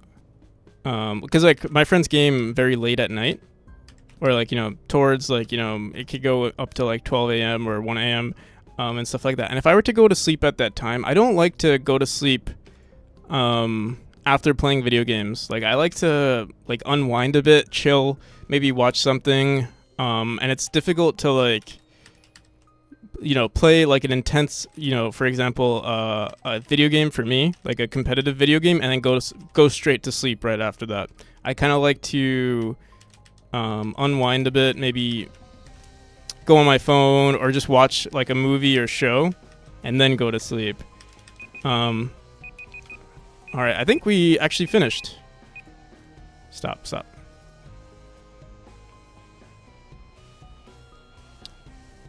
So I need you to get you. So I need to get you a studio. Got it. A studio, like a studio apartment, or a studio like a insulated area. Me going to sleep after playing Warzone. I feel like I don't know. Maybe you can get used to it. I think maybe it's not. It's less about like, oh, I won't be able to fall asleep, and more so I just want to. I don't know. I like the idea of like chilling and like either in my room, like I like when my lights are like dimmed and I'm like just either browsing on my computer or like just chilling, maybe even watching streams and like watching streams on the side, chilling, maybe eating something. Like it's just I like the vibes of it. And if I were to sleep earlier, I think I would miss out on that. I would be awake more during the daytime and like doing that maybe during the daytime. But also I like to wake up or like spend a lot of my day, you know, working, for instance, doing game dev for a very long time, and then the final day or the final hours of my day are pretty chill. I feel like I'm talking about myself a little too much at the moment. But yeah, that's how I live. And you guys will probably see some of that pretty soon when I do a 24 like, you know, the 24-hour streams. You'll probably see. I'm actually concerned about it slightly because I'm like, you know,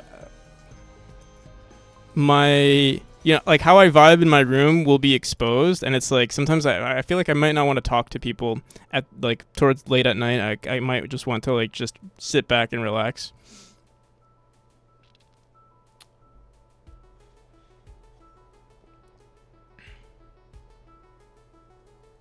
I honestly would be fine with a studio apartment. I just need a kitchen. Studio apartment, so you can have a room to sleep, but somewhere you could live/stay if you wanted to. If you do a 24-hour stream,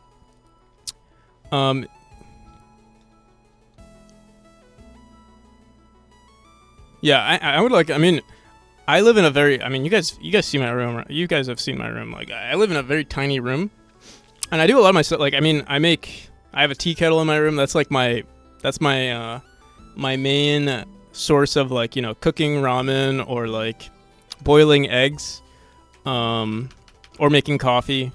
It's really all I need, if I'm honest with myself. Tea kettle, must be European. You know, it's funny. It's not a common thing in the U.S. actually. Yeah, electric kettles. But it's always been a common thing with me.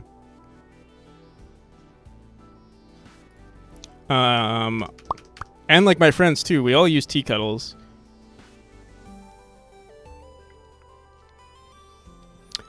Or some of my friends who drink, you know, like either tea or coffee.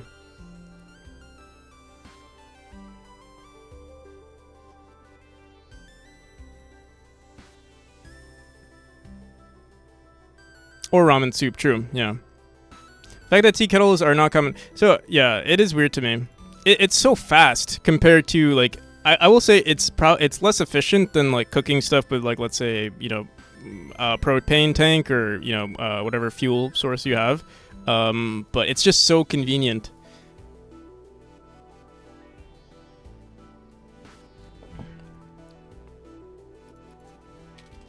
Like to boil eggs, I usually, you know, I heat up the tea kettle and then I throw that boiled water into a pot, and then boil the eggs there, because it's just like it literally takes like 10 minutes to boil water, if you're just boiling it over a pot or in a, you know, tea kettle of some kind, stovetop tea kettle. I mean, though I'm not one to talk, I don't have a kettle. I have one of those boilers that auto boil when the water gets too cold. Like we actually have one of those too, but I'm not my grandma, like, I think she got like some free, you know, those like the water tank cooler things that are in like usually in offices. It's like that blue water tank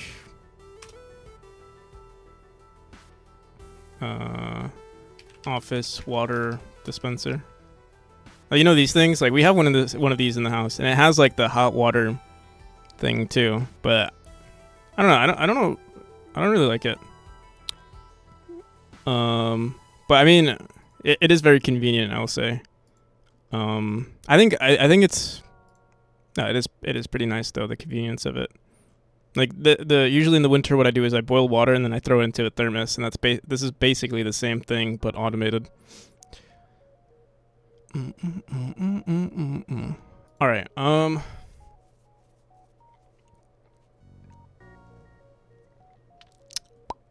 right, so we finished chapter 2, which didn't need that much. Chapter 3, I think will actually be pretty good too, since these are some of the later designs. I drink a lot of tea and often in sequence. I actually do need it. I see. I'm probably gonna start drinking. It's getting so cold. Like, it got so cold so fast. And that's usually what gets me to drink tea. Oh, we have to add lights too. Oh my god. All right. Let's speedrun this. Let me see. How many rooms? We have oh my god. This is gonna, I think we need at least 20 minutes for this one. You know, maybe, let me see how yeah, cuz like, look, it's there.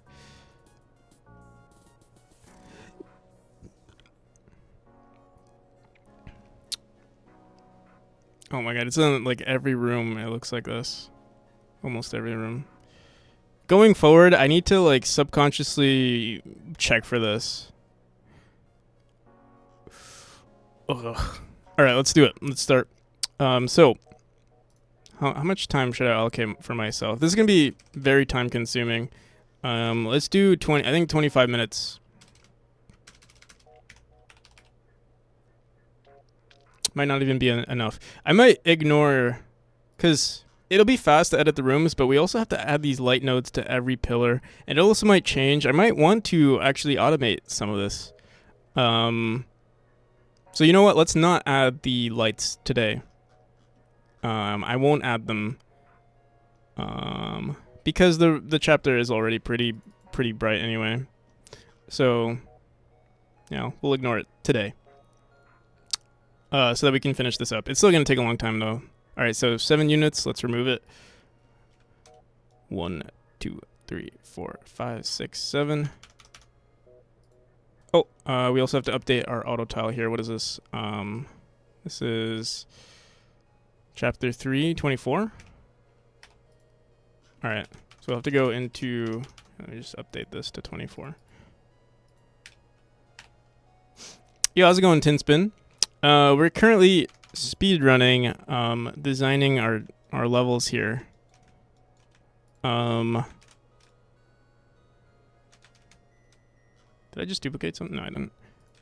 So yeah, I'm trying to release a new demo today, so I'm like trying my best to, oh wait, we cut down one room. Cut down one tile too much.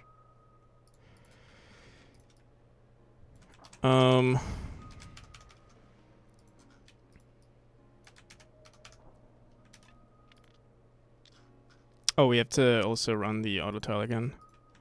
There we go. So we're on chapter 3. I'm trying to think how much time chapter 4. Chapter 4 will be relatively easy. Chapter 5, yeah, we'll get to it when we do. 1, 2, 3, 4 tiles here. Lurk, enjoy the lurk egg. Thank you for the lurk, I should say, actually. We don't have an appropriate tile for this, or we're not setting it correctly. Let's actually look that up real quick too, because it's happening. It's not happening everywhere, but it's happening. Why is it happening for this one? Oh, it's also happening. What the hell? What? Oh, I gotta start pressing it. Yeah, it worked here. Okay, we went to this room and I press. That is very strange. Here, let me remove this and see what happens. Maybe we're grabbing the wrong auto tile? Yeah, I think we are, because I don't see any of the... I think we're using... Oh, yeah, we are using 23. We want to use 24. There we go. I think what's happening here is... yeah, I should never update these, because then we start duplicating rooms, and then, like, the setting... I wish there was, like, a... Oh, there is. You could literally just press... like, we can reset these things right here. But I won't do it right now. Oh, we also have to update the shader. Only apply shader for chapter 3. Let me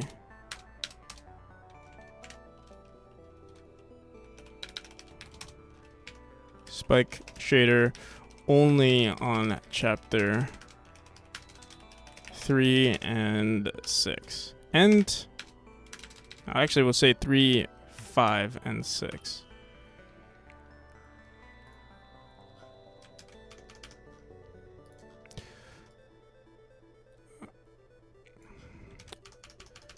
All right, there we go. Close, close, close, close, close.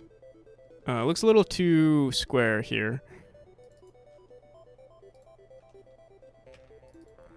And it's not hip to be square.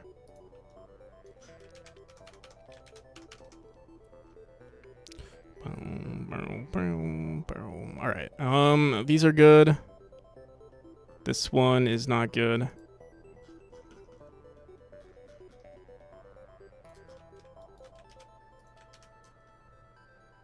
Oh, again, this one is. There we go. Oh, also, oh fuck, this first tile here is wrong. Let me see. I'm gonna try deleting the I'm gonna try deleting the scaffolding tile map and see if it just fixes on its own. Oh, what did I just do? Run tool, run aesthetic. We're grabbing the wrong scaffolding. Was it 4?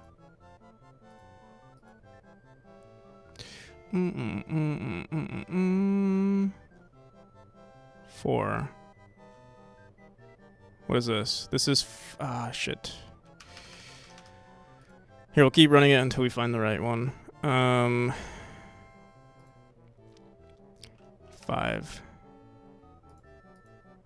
It's not 5. Is it 3? It's not 3. Is it 4? No. Is it 2? No. What could it be? What the hell? 1?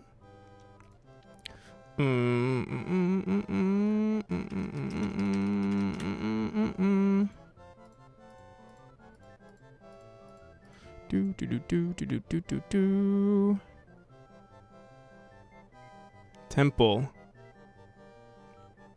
Original temple. Where the hell is our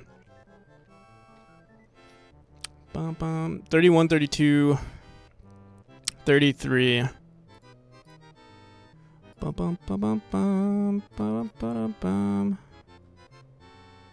It's 32. So whichever one is giving us 32, which is 2.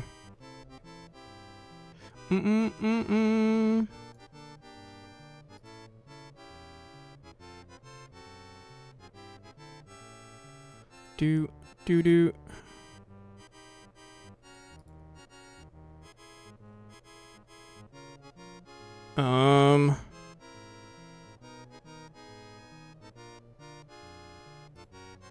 What the hell?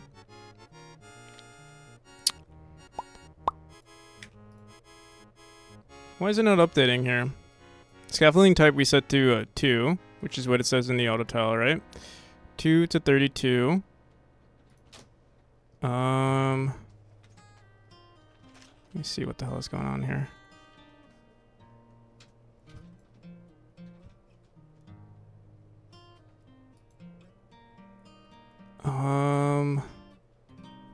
The auto tile here. Wait. Maybe it's because I don't have it set here. And I mean, it's set to 24 here. This is the one thing. Okay, there we go. Oh, also, yeah, this shouldn't be running.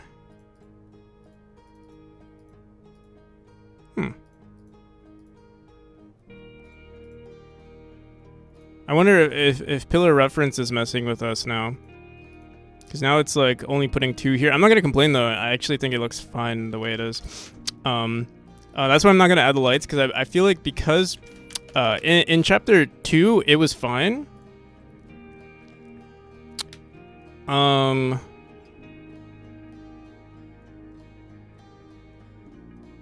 sorry. In chapter 1, it was fine. Because they're going to be consistent, but for this one, I think we're going to want to procedurally place lights. But yeah, we'll see. I'm not sure actually. Also, we have so many random light nodes here. I'm gonna try to get rid of them along the way. Actually, yeah, we should be deleting them. We can add a tool script to delete them everywhere, like mass delete them, but I'm not gonna worry about that right now. You want to... How much time we got left? 16 minutes. Honestly, I think it is possible to finish this in 16 minutes. Honestly. I'm not even lying.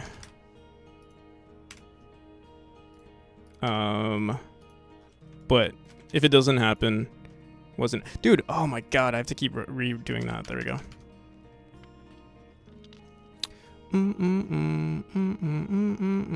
This one is good. We updated that one. This one has to be updated. Alright, so there's an issue with this one. What should we do here?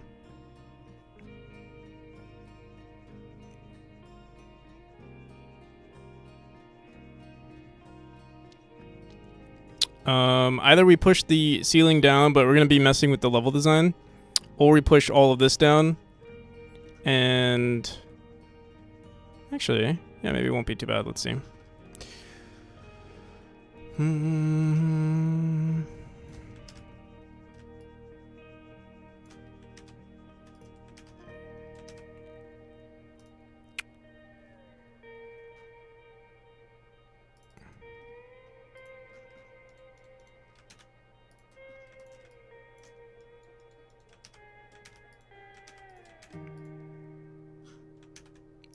All right, looks good. This side right here looks a little weird. Okay. Perfect. Oh shit. We could actually raise this one. It's not too big of a deal here. All right. Actually.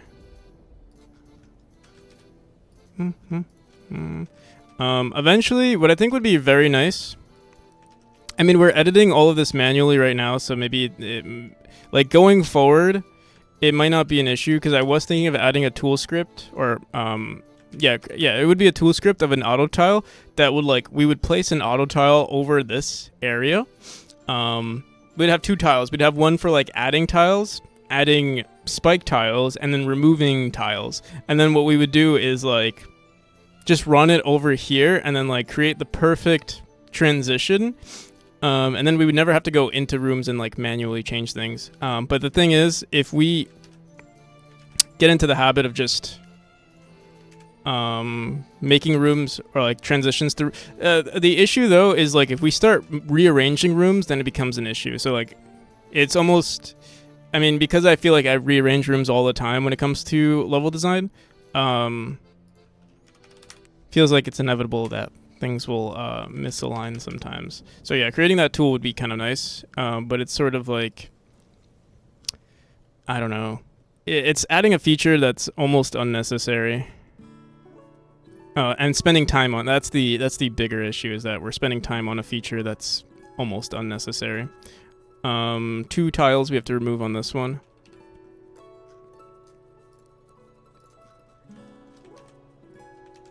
And we have to reset this. Let me close everything. This room, I don't know why there's the wrong auto tile on this one. Alright, there we go. Let me see. Is the entrances here? The entrances are good here. We also need to make sure that these tiles are aligned, and we also need to make sure... Yeah, actually, I should look at this right now to make sure... actually, we might edit it in the script, but let me see. Let me see something. Especially for these larger rooms, I'm gonna quickly run the game. I want to see what happens here.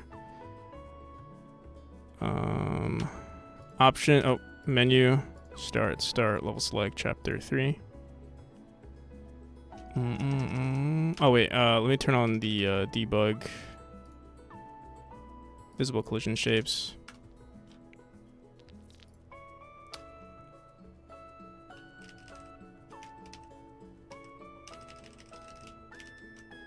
So yeah, I think what we want to do in our script is just increase the size of and I think that's what we originally did too. Is we increase? I think I messed with it just a bit. I think I moved the origin down for some reason because I was like, oh, there's a bug here.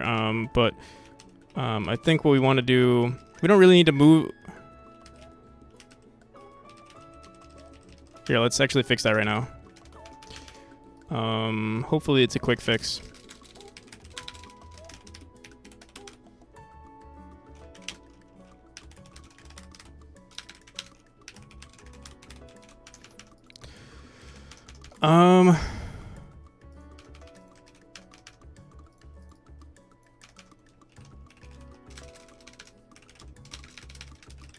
I wonder if it's going to be, so right here you can see we're saying plus 16.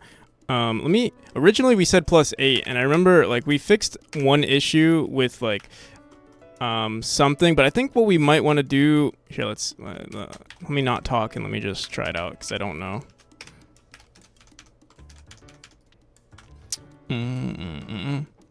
Tinspin, I don't know if I said how it's going, but it's going well.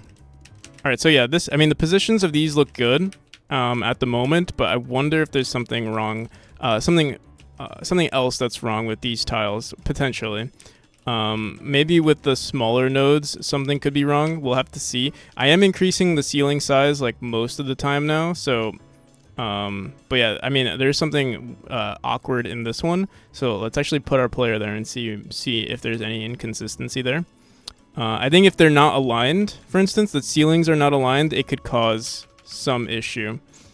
We'll see right now. Hey, the cat is back? The cat has always been there. The cat is always... The cat was never gone. Alright, yeah, I think there is... I don't think there's an issue at the moment, but, like, let's say we... Here, let's make this ceiling slightly higher and see what happens. I think that was the bug.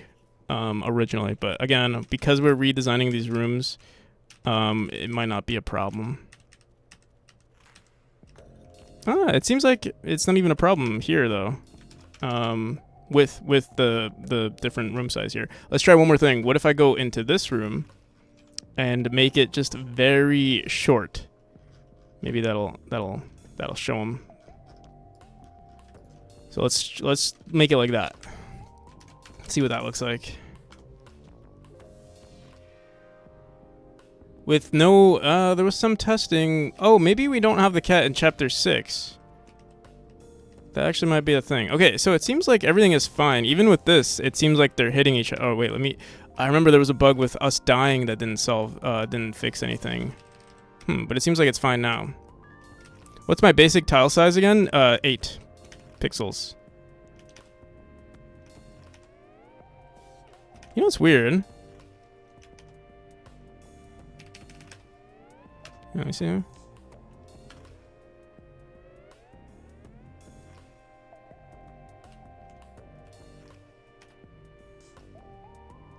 Did I see? Am I tripping?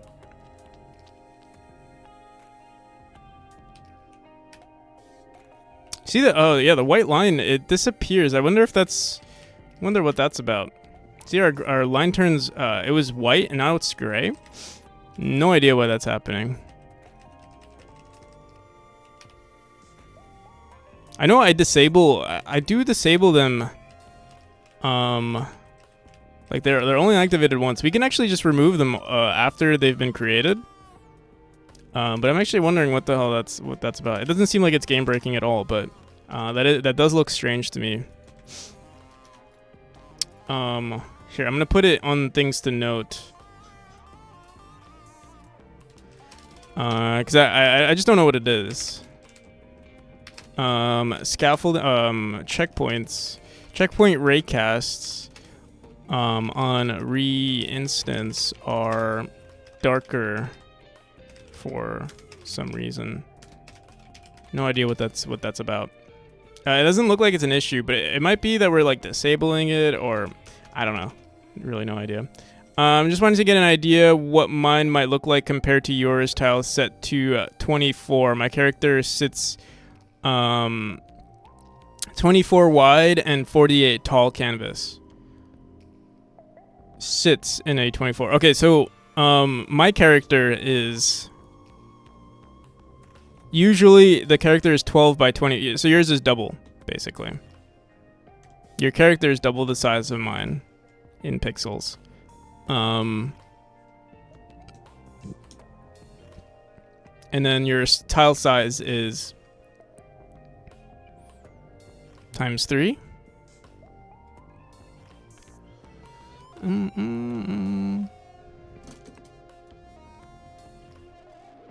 So yeah, your ratios are a little different than mine. But yeah, I mean that shouldn't be. That's not like an issue. I don't think there's any issue with having and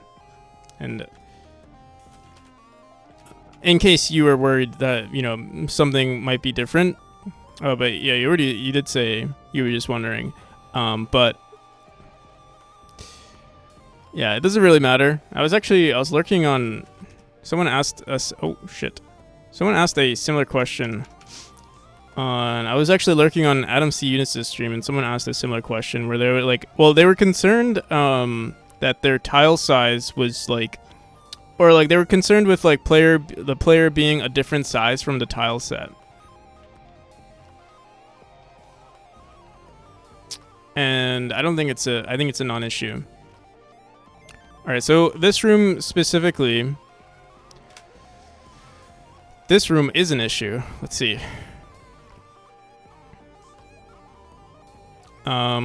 First, this needs to be updated. We could just throw in extra tiles here. Let me see.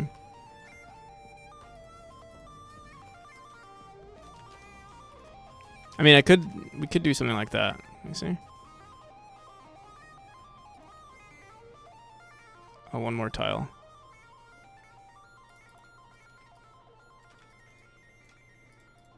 Please. Please.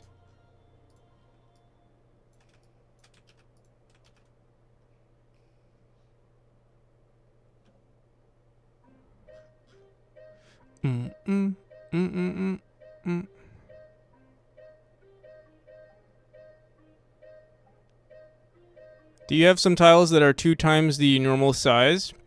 All my tiles are the same size. I do plan on adding a feature that converts textures that are 2 times the normal size to be one texture. That, like, for instance, if there's a 2x2 tile, you know, 2 tiles next to each other, or, you know, 4 tiles that are adjacent to each other. What I plan on doing is converting them into a 16 by 16. So, like, you know, 4 tiles next to each other would convert to a 16 by 16 texture. I do plan on doing something like that. I haven't done it yet, but that is something that I plan on doing. Like a tree that is 2 by 1.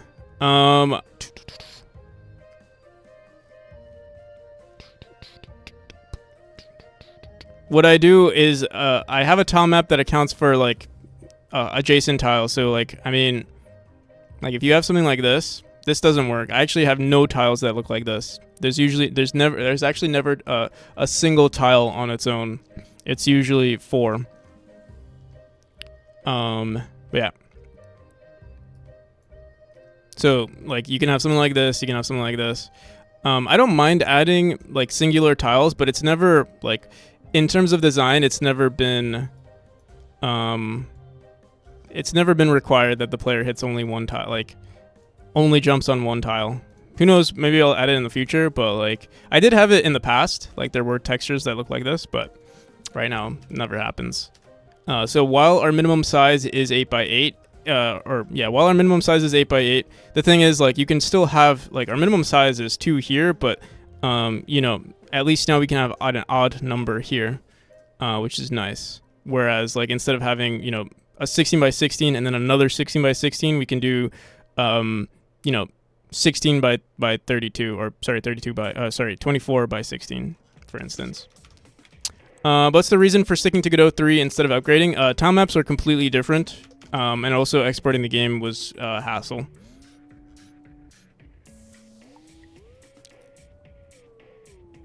A lot of things have been already established, and it would be too much to change now.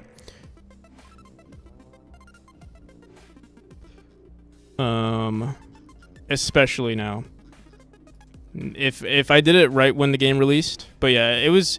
I even tried like just refactoring or like just rewriting everything, but it was just too much. There was way too much to do, so I was like, fuck it, we're not gonna do that.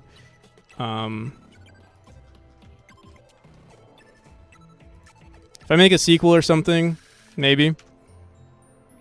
Or like, you know, how Minecraft does Java Edition and Bedrock Edition, or sorry, Bedrock versus whatever they call it. Maybe I would do something like that, but also at that point, maybe I'll just make it into a sequel and rewrite the entire project.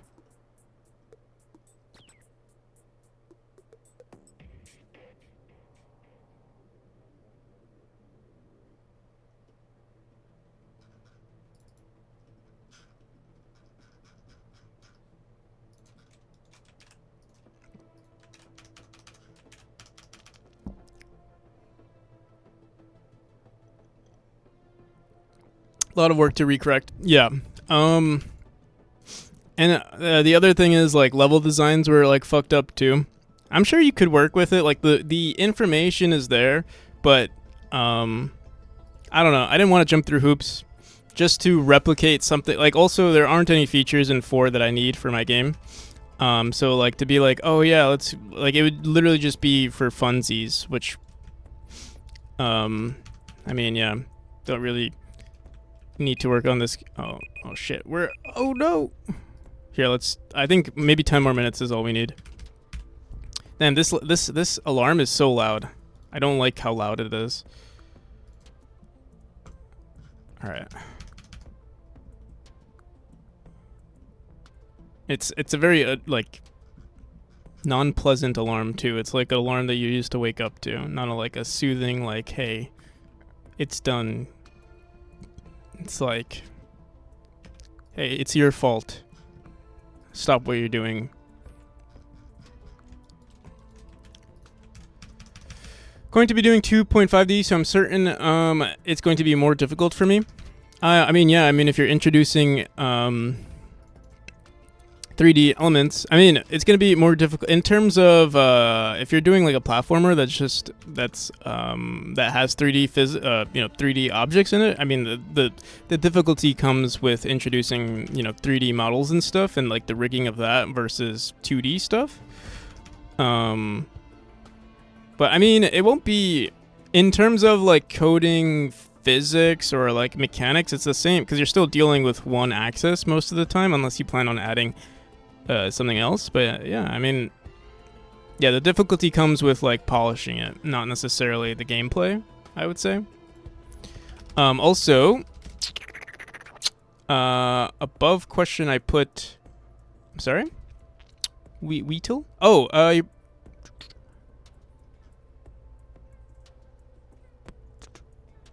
thank you for the bits, but oh,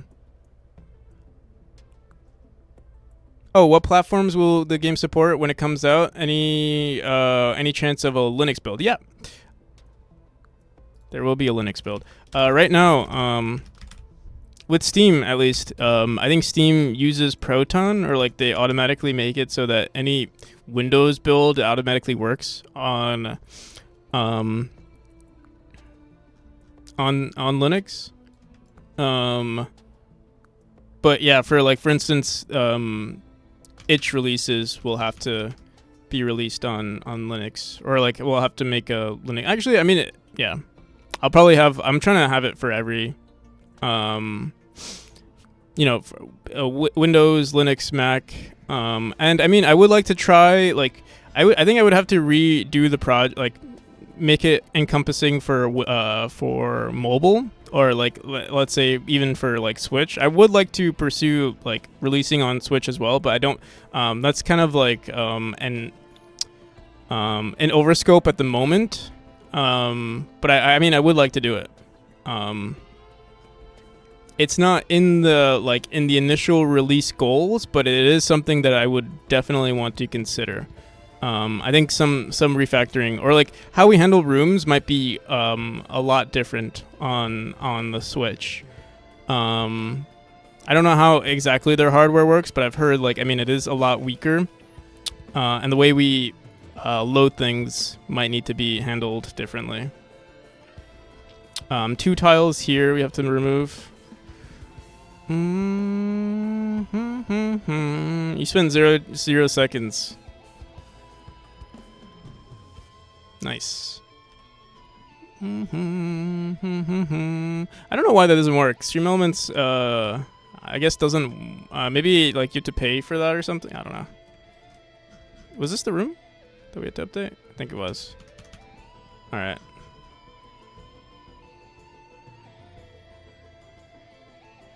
Switch only supports Vulkan.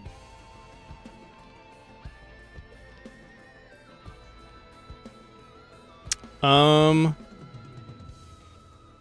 don't know. I could have sworn there were Switch releases on. I know there are third-party softwares that you might need to do. There's third-party like integrations that you might need to do specifically for releasing on Switch. If you're using 3, I mean maybe 4 is different, but yeah. I haven't looked into it at all, but I know it's possible.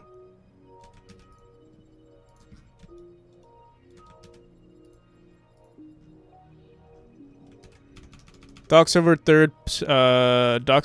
third-party stuff for console publishing. Yeah, I see. So I'm sure there's something we can do.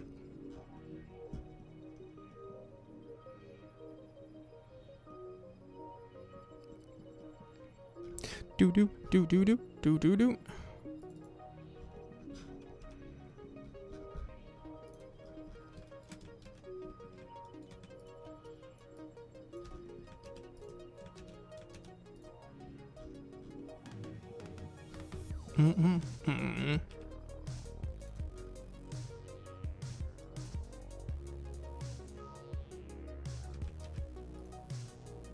Oh.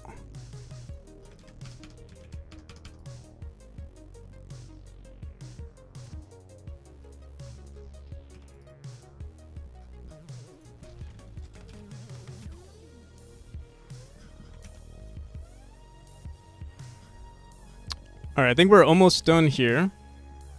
Some of these look a little square, but I'm not going to worry about that too much. Oh, this one needs to be updated.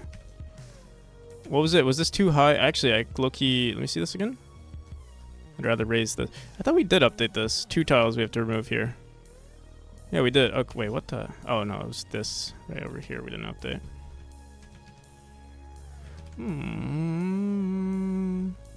Alright, there we go. Middleware for console support in Godot, but no idea if that's for 3.x branch as well as 4.x. And Vulkan for 4.x, huh?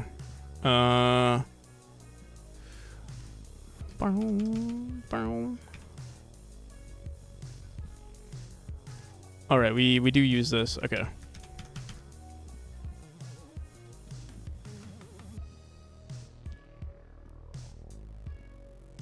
All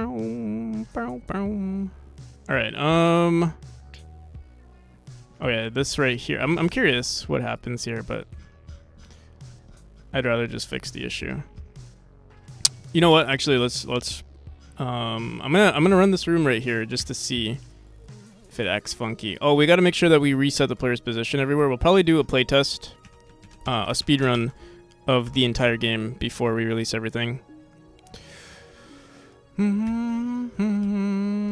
So we die here, and then we come back, we die here. It seems like everything is fine. I guess we fixed the, I don't know how, I think there is still some sort of issue, but like, we can avoid it by just making sure that these are aligned.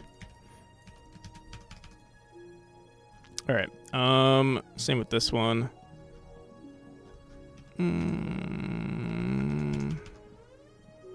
Alright, anything else looking funky? The fact that there are spikes right here, let's get rid of that just a bit. Yeah, like that. All right.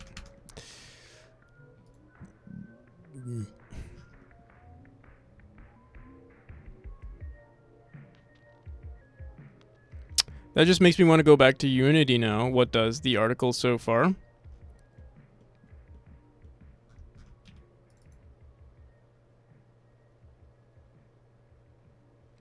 Godot as of right now doesn't support WebGL. Is that correct? You can. I think it does. Like, I think you have to jump through some hoops for it. They did say that for a while it might not work. Officially.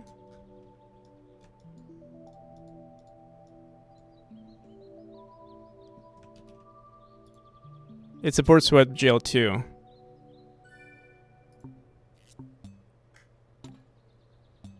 Which has some issues with iOS. I think they'll fix the issue eventually, but yeah, I remember reading somewhere that like, or I think it was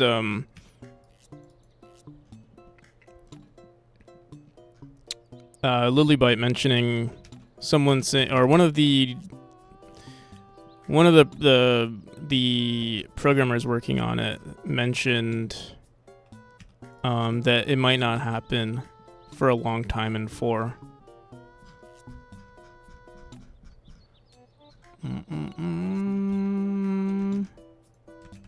Oh my god.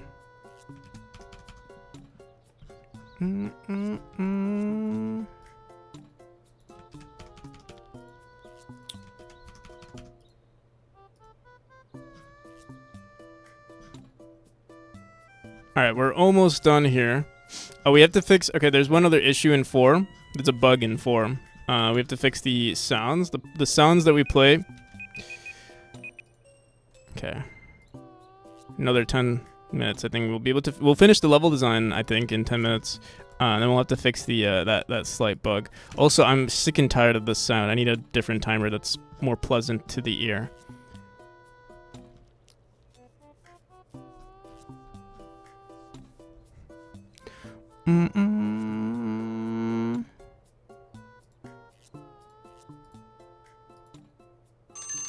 God damn, bro. Why are these websites making shit sounds? Timer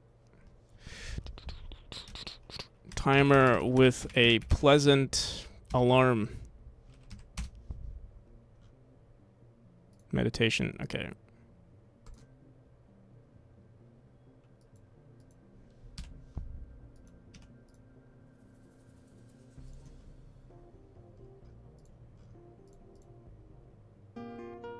There we go. Oh, we can acoustic arpeggio. Here, let me put it on 25 as well. Success. All right, there we go. That is so much better.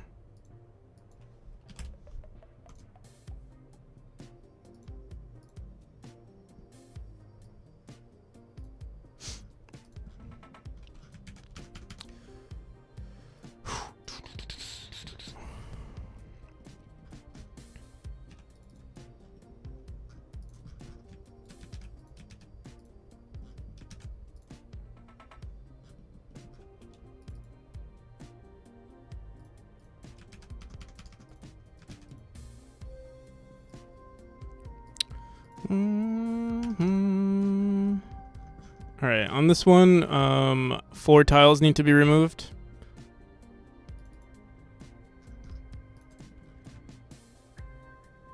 This is the boss fight. There's another bug on chapter 3 with the boss fight. Here, let me write that down. We need to make sure that we're hiding the boss. After every room, the previous room's boss.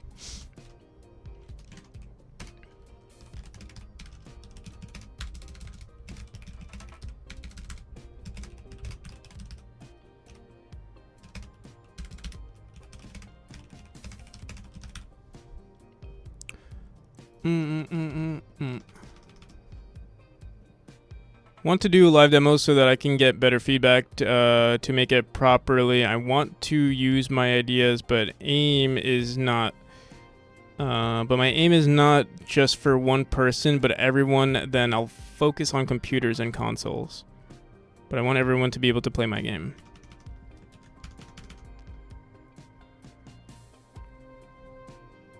I'll say the one thing. Okay, so if you're just starting out with game dev, I don't know how familiar you are with game dev, but getting feedback is like the hardest thing too, especially because it is a growing niche, and you're gonna get, especially like for example on Discord, there's so many people who are basically saying, hey, look at my project, hey, play my game.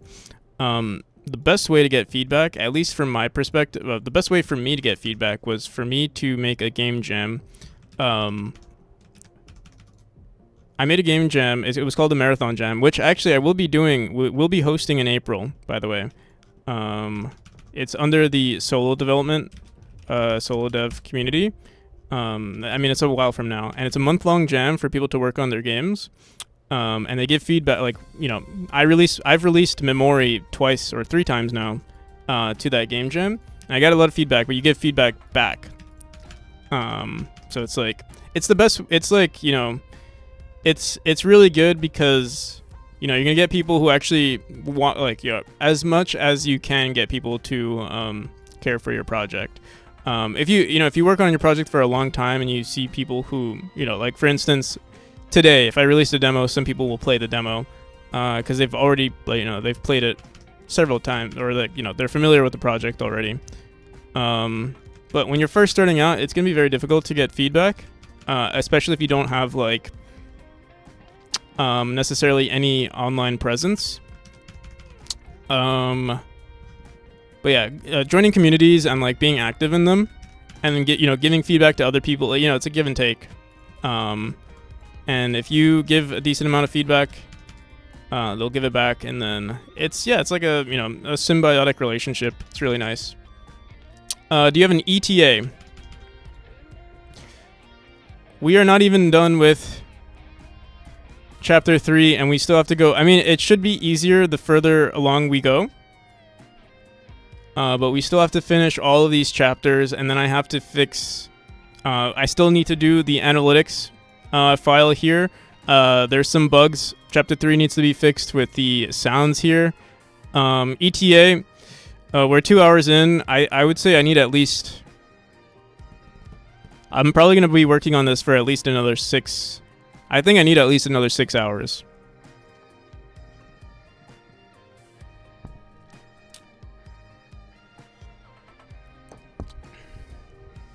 If I had to guess.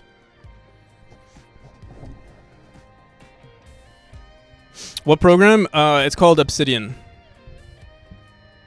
I should have that, like, I should have that as a command. Won't be here for another 6 hours. How can I play the demo?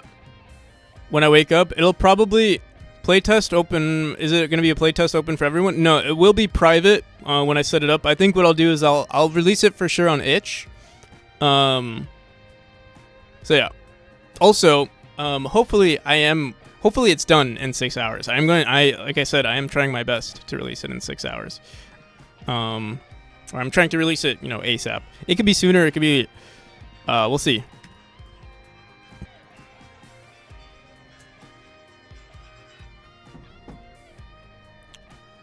Obsidian is pretty based.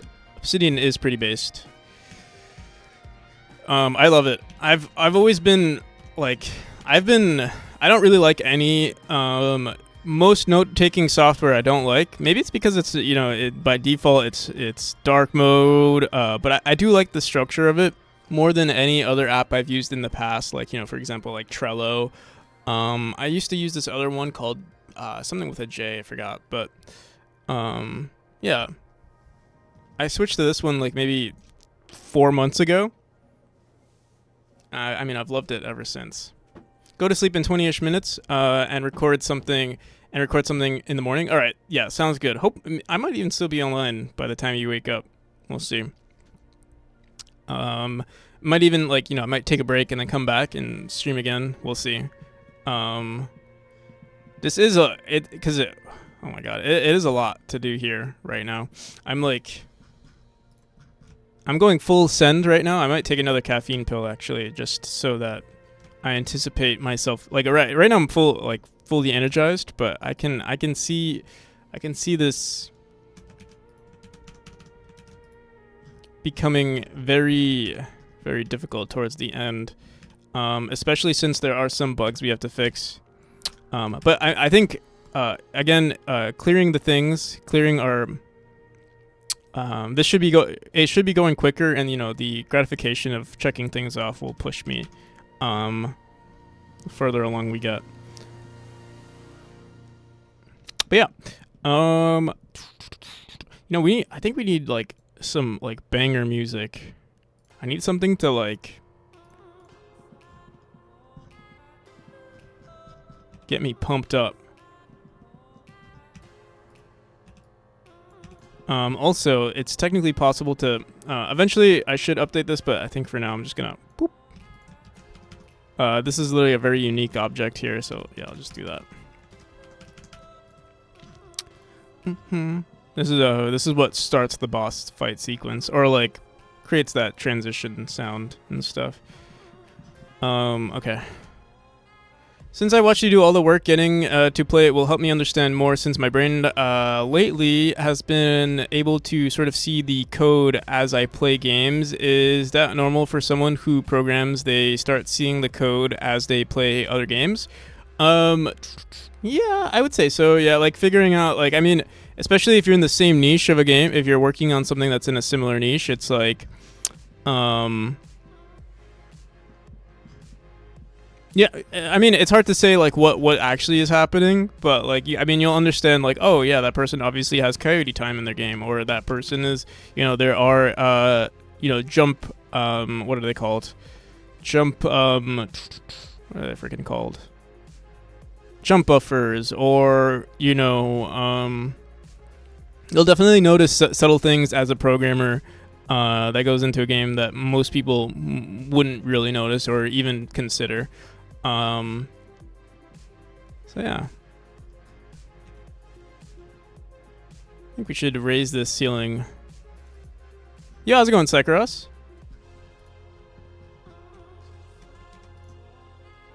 For those of you who don't know Sekros is an amazing Godot, usually a platformer developer as well. I would say he's actually one of the OG platformer developers using Godot, and probably, arguably, one of the best.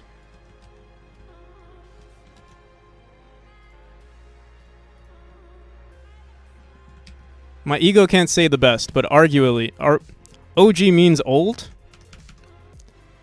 OG means original gangster.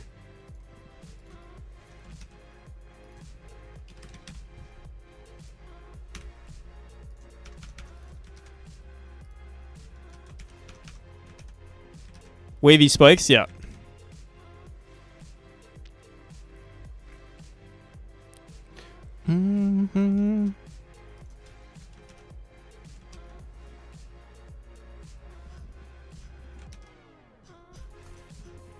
All right.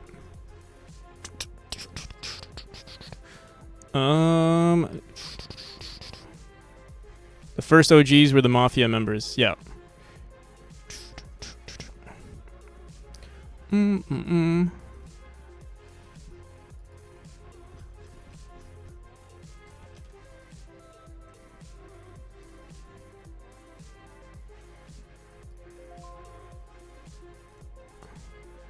So these timers actually mean nothing. It's crazy how 10 minutes passes so quickly. Alright,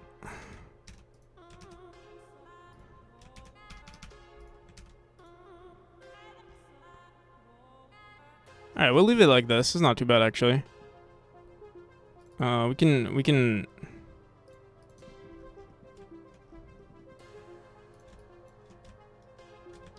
do that. But how's it going, Sekros? You're working on you already started working on the GitHub or the Git jam? GitHub jam? Forgot what it was called.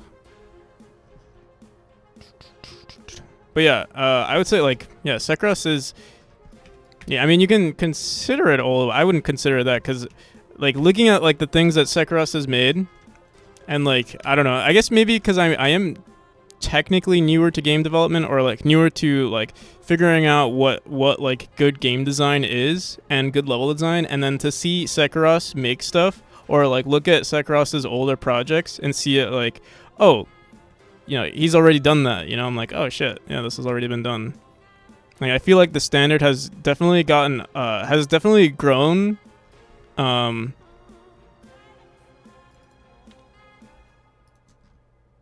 Over the years, and I feel like, I mean, it wasn't even that long ago. It was like, what, like 2019 or 2018 you started using Godot or releasing stuff through Godot. I'm thinking I can actually remove... Oh, what the hell just happened here? What is going on? What did I do? What the hell? What the hell just happened? Oh my god. There we go.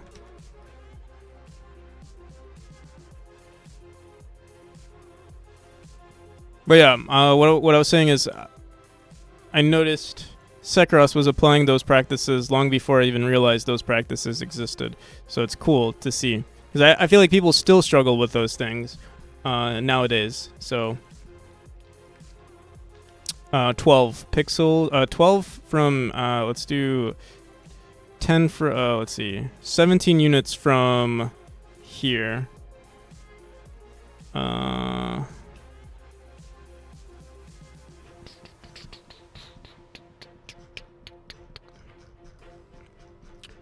17.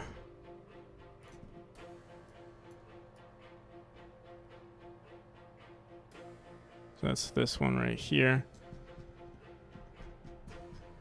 Boom, boom, boom, boom, boom.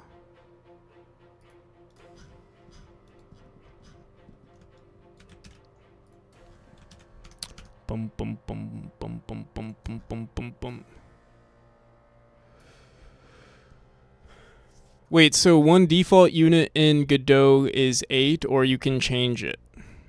Yeah, you can change it. If you're talking about, like, I mean, there are configure snap settings that you can mess with, so 8 pixels, grid steps. Yeah. In fact, I don't think the default is 8. Maybe it is 8, I don't remember, but...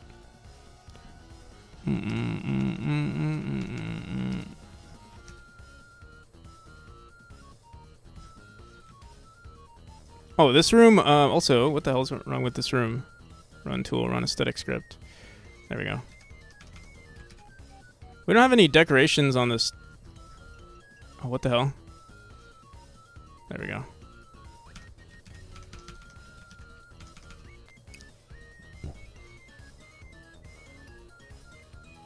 Godot is awesome. Unity don't exactly have that unless you code it. Interesting. I mean, there's a lot of things in, like, I mean, I guess you can compare it, but like comparing the two aren't necessarily, I don't know, personally comparing the two,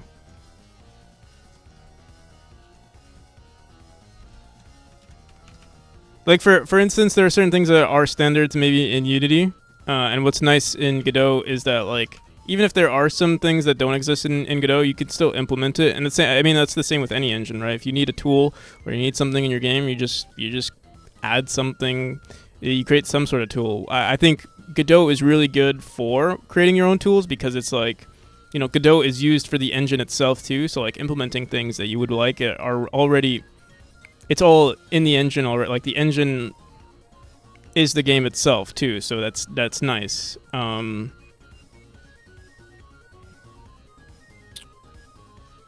Yeah. I don't know how it is. I'm sure you can make tools in Unity as well, though. I'm sure it's not that difficult. Maybe you have to jump through a few more hoops, but... yeah.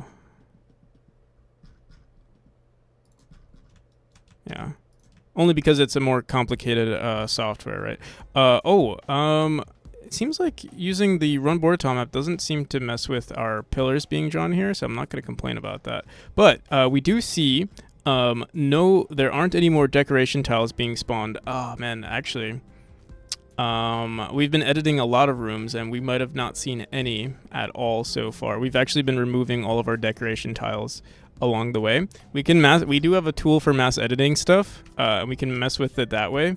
I will commit everything first. I mean, it'll be easy. If it worst case scenario, it won't be game breaking for now. Let me just reset that.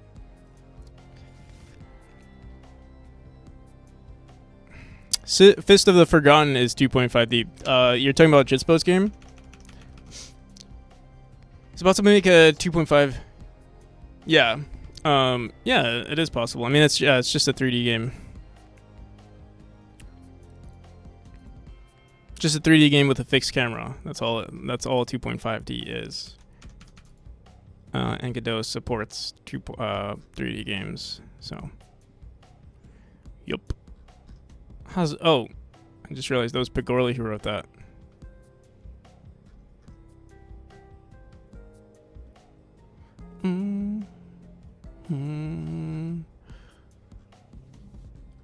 All right. We finished everything, right? Let me do one quick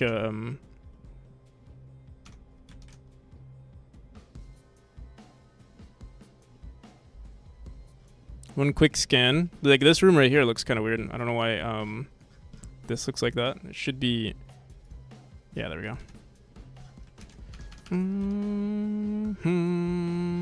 All right. I remember yesterday or like a couple of days ago, I messed with our room script that resets everything, and it actually made the game crash. I'm not sure why, and it might make the game crash again if we try using it. If it does, oh, what the hell? Why is this one this tile here? There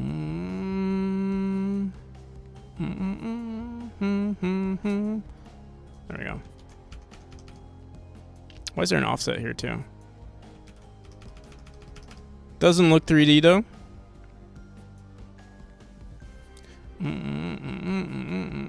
We also have like very large pillars. I guess we don't. Our tool that we use to create the pillars that isn't ran from the auto tiling there. We also have like a random stray checkpoint right there.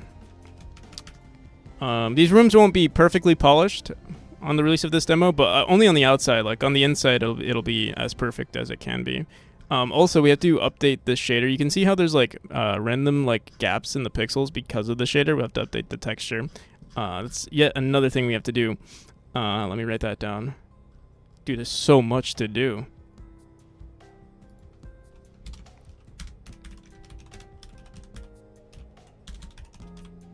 For 3 and 6. Oh, no, not 6. 5.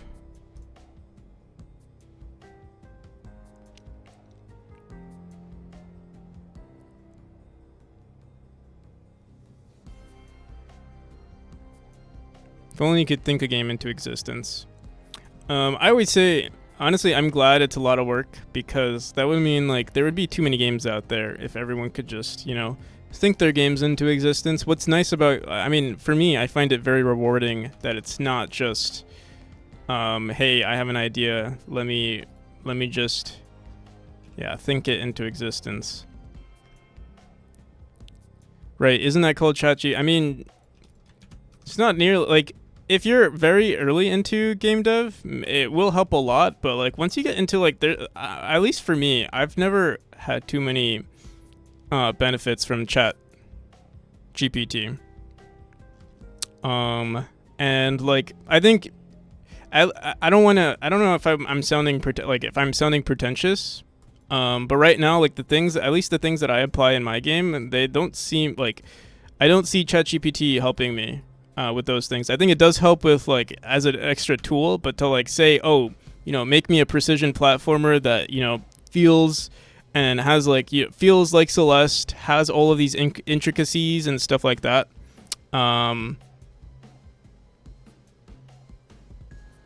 Dude, fucking Y sorting doesn't work. And I have to go to sleep. Damn.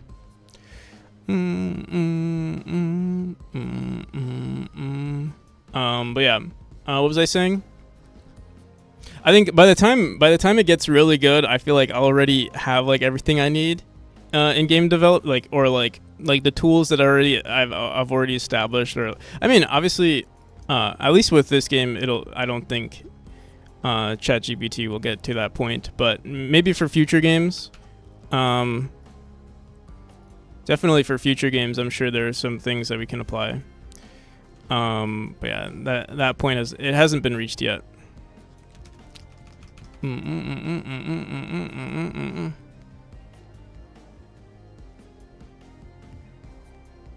AIs won't have the training for. Yeah, that's another thing, especially with like things like level design. I think it's already so difficult to make on your own, and there's just not enough training data to like establish what you're trying to accomplish in the level. Like the intention is not there. If it's the intention of certain levels are not there, and like to maybe like you can randomly make things. Like there are certain practices, like maybe like randomizing, procedurally placing a bunch of things. But right now I don't know. I don't see it happening. To make it good, I mean, maybe you can you can use it as tools for like making the process quicker. But yeah.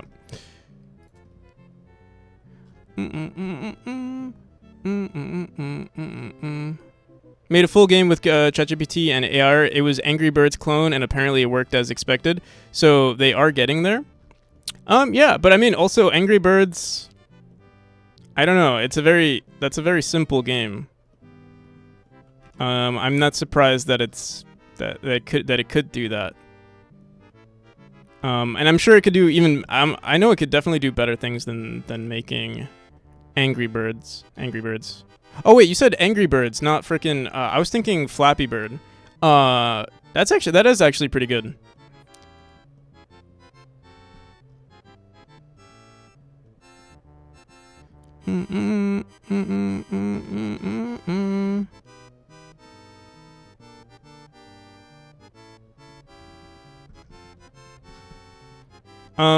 I wonder, did it already have the like source code of Angry Birds though?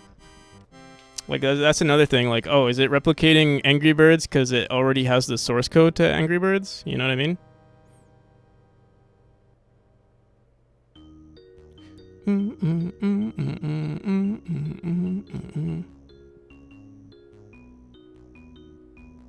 You can just say, "Computer, make this," and it knows what to do. You only have to imagine.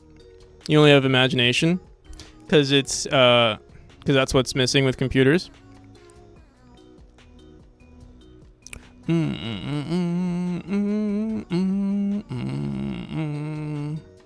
All right. I think we are done fixing or polishing each of these rooms. I'm trying to look to see if there are any flaws here, but it seems like it's fine.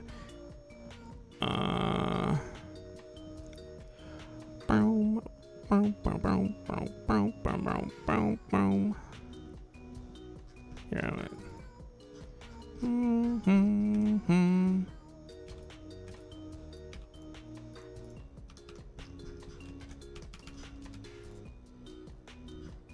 it works. Hell yeah.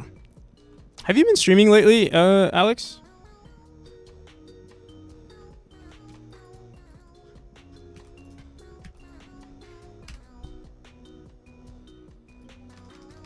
Don't feel like it? Fair enough. Alright, I think we are done. Dude, I think I need to drink more water. I feel dehydrated. Coffee is not enough.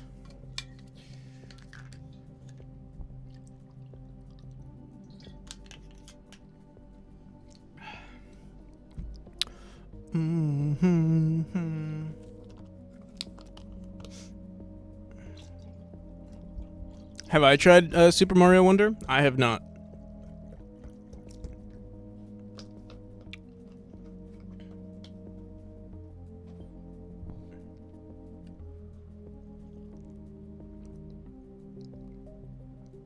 Time to do some sleeping. When I wake up, it'll be around 2 to 3 a.m. for you. All right, so that's 4 plus 7 hours. So 7 hours from now. We'll see. 6 to 7 hours from now. We are only 3 hours into the stream. I still feel like I haven't even done, like we finished polishing this entire chapter. But here, let me, chapter 1, 2, and 3.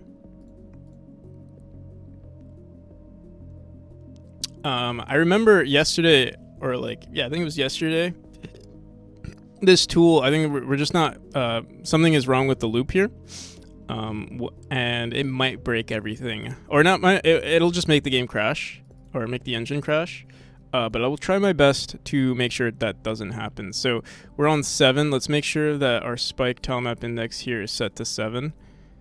Yeah, I'll try doing everything in my power to make sure this doesn't crash, but it's possible it will.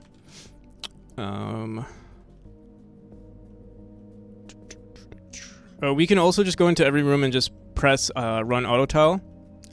It'll take literally like maybe 5 minutes if we did it, but I would like for this to just work. So moment of truth, spike is set to 7. Auto tile index we need to make sure is set. I think it is 24, right? Boom. 24. It's set there on the auto tile as well. I'm pretty sure. Okay, 24. Scaffolding type is set to 2. I'm scared. I'm scared it's not gonna work. Alright. If it doesn't work, I'm like, I do want to fix this eventually, but right now I can't be bothered. So, where is it? Polish rooms. Oh, wait, we have to make sure, check polish rooms and polish rooms. Moment of truth. I think it crashed. Damn. Oh, it worked. Oh. Yes. Yeah, I wonder what I did. It was in a different room. It was in a different chapter that caused the crash. Like, I don't remember which one it was. I think it was chapter 6 maybe. And let me know if this stream ends and you'll do a second stream, so I'll wait for that one before trying the new version. I will stream, 20, if I don't, like, let's say for whatever reason I'm not able to finish, I will stream 20 hours from now, around 20 hours from now, and we'll finish what we started. Either I'm gonna be up all night, or yeah, I guess I'll just post a message on Discord if I decide, like, for some reason, if I take a break, if I decide to take a break and start streaming again, I will.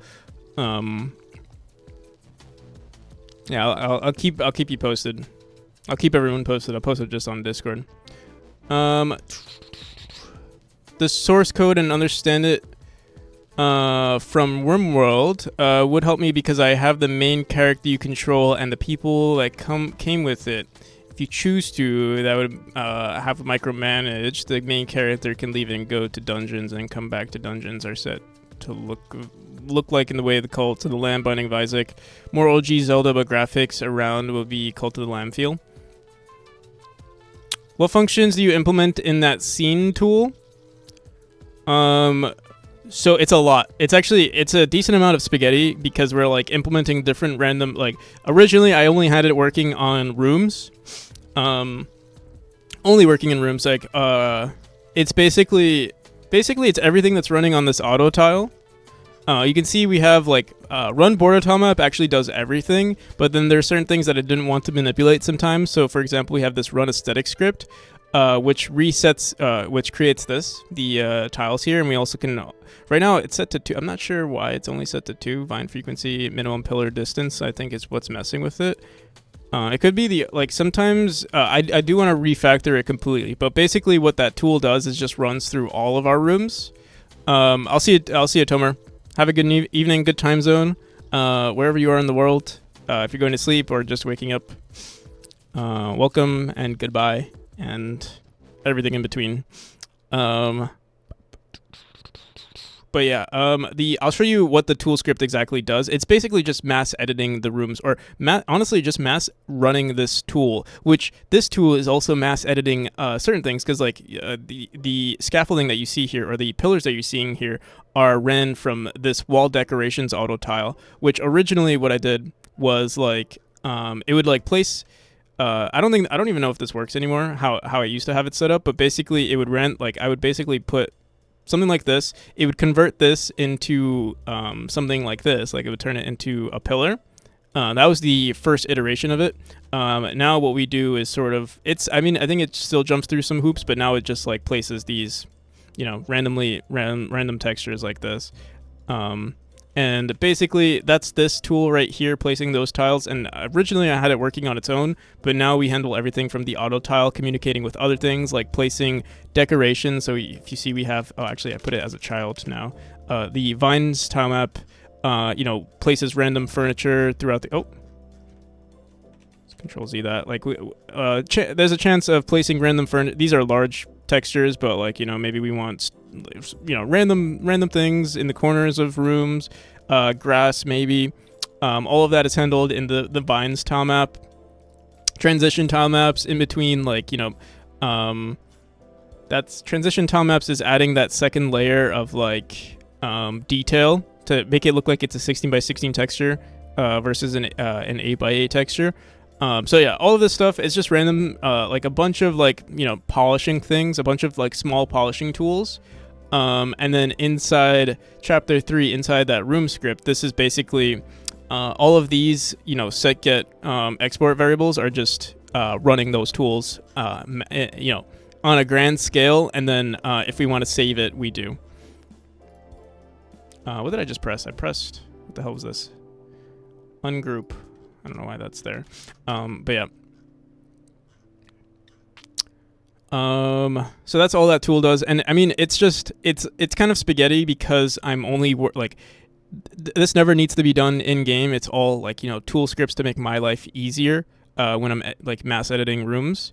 That took some iterations to be built. Yeah. I mean, it's definitely not efficient, and it's because like, I really don't care for it. Like it's iterating through a bunch of, it's iterating through the rooms, and like it might be iterating through the tiles twice or something. It could be rewritten, but like it doesn't really matter. Again, it's like just something that I made to like quickly edit rooms, and then I mean it's still 10 times or 100 times faster than going into each room and editing them. So that's why they're there. But actually, we didn't actually save it, so we have to run it again. Because sometimes it might not do the thing that I wanted it to do, or like for some reason we change the spike, because like we can also change the spikes here. But let's say we do let's polish rooms again. Oh wait,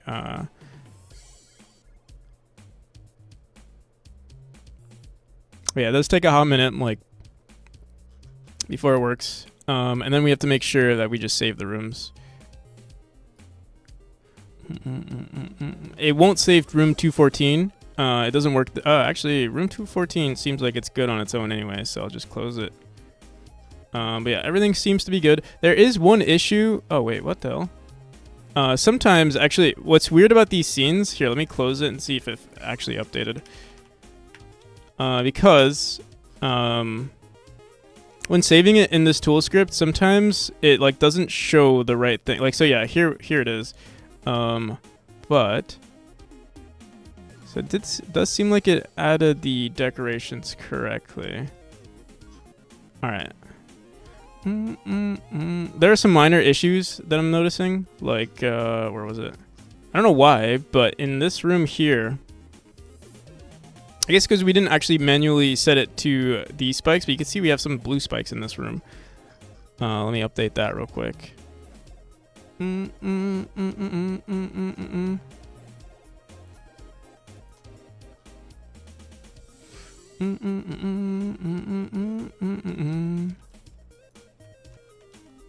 Oh, what the hell is this? There's like random, it looks kind of cool actually though, but I don't know why that's there.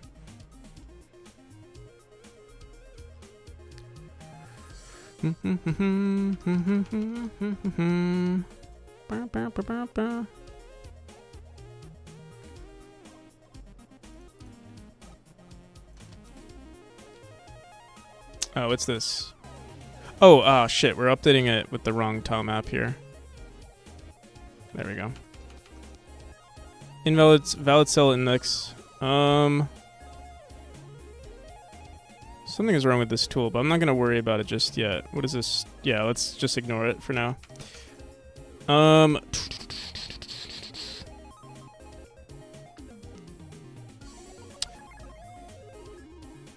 Looked like one of those transitions did a weird thing again. Actually, it might have... actually, it was this room you are working on. The transitions of this room. It might have been... yeah, the index was set wrong, but it seems like it's fine now. Unless you see something else, but I think it should be good now. All right, chapter 3. Let me just make sure everything was good. So yeah, I think we're officially done with the here. Wait, I'm gonna get rid of these light nodes.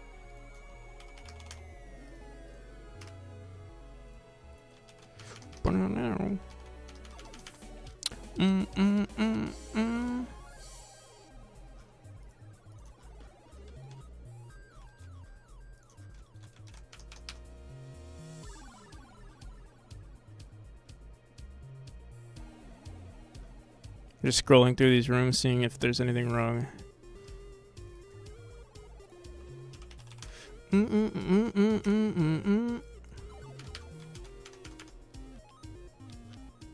There is one thing that I think I might want to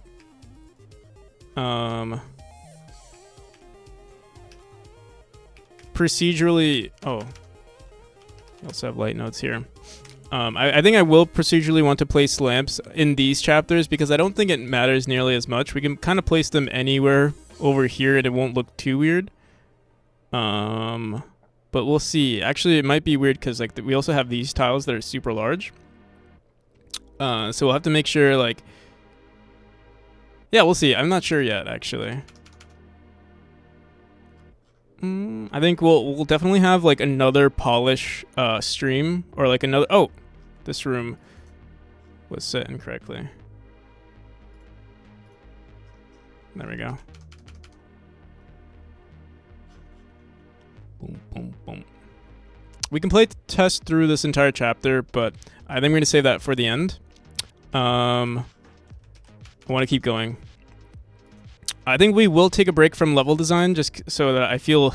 I'm tired of looking at updating these chapters. Let me see chapter 4 really quick. I just want to see maybe it's fine the way it is. I'm sure there might be certain sections. I think for the most part this chapter is good though. But yeah, you can see there are minor issues here. But this one will be a lot quicker. This chapter is so... Like, chapter 3 is actually the largest chapter in the game. So that's why it took so long. Whereas this one... It's not too bad, actually. And it doesn't seem like it's going to mess with any of our level design here. At least from what I'm seeing. Cutting some of these tiles off will be very easy. Let me see... I want to see chapter 5 now. I'm just curious. Chapter 5 is our shortest chapter yet, so this one will be very easy to update. But also, this chapter is going to be completely redone, so I'm also not even going to be too concerned with it. And chapter 6, honestly, we might just finish the level design today, or like right now, because we are almost at the finish line. This one can be updated. This one is going to be the easiest to update because we are already using vertical rooms. And vertical rooms, yeah, you could just make the ceiling higher and everything works out. So yeah, this will be the easiest one to fix. Let me just make sure. Yeah, we're almost done actually with the level design. And then after level design, we're gonna have to fix this bug. A few. Honestly, I feel like we're almost done. I think we can finish this within... We can finish this definitely within an hour, I think. How's it going, Hugo? We can finish this within the hour, and then fixing... Honestly, I think this will be maybe 30 minutes worth of... Maybe even less than 30 minutes. Okay, maybe all of this together, 45 minutes. Hide boss of previous... This should... Yeah, it's just polishing. Alright, I'll be right back. I gotta pee. I'm also gonna refill my thermos.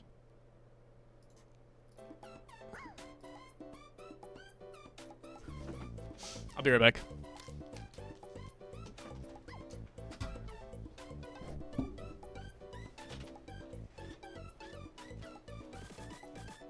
Your turn.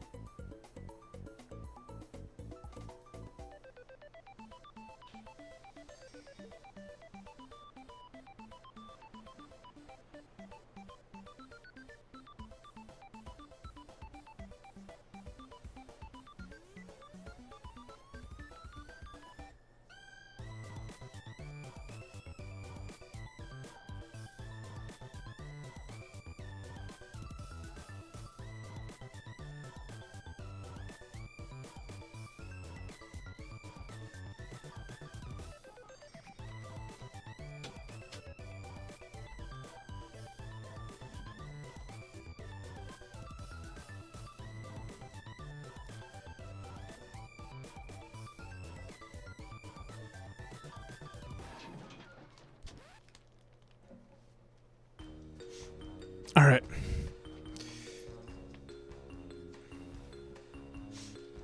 Bro got a huge Syracuse throw, and it's scared he's going to dox himself. I don't even live in Syracuse. I don't even know how I got that blanket, so. No worries there. Cornell is better.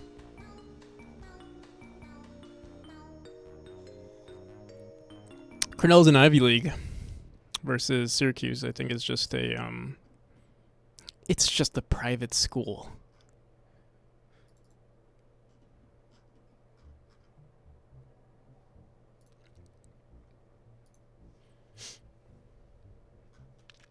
Did you go to Cornell, Big Orly? Is that why you're saying that?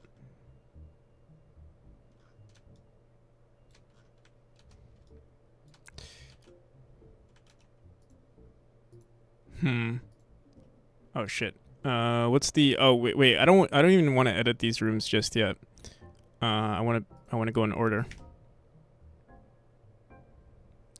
I'm guessing Andy from The Office. Oh, yeah, Andy did go to Cornell.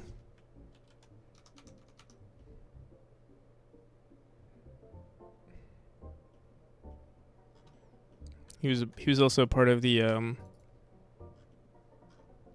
acapella group.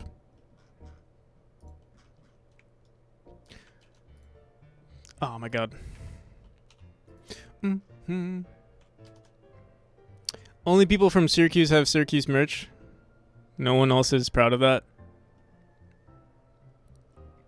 Well, that statement is wrong because I, for sure, have never. I've passed through Syracuse, but I've never actually been to Syracuse. Like, I don't think I've ever actually been in Syracuse. It looks like a nice city, though, I'll say. I'm very into, like, smaller cities. I don't know why.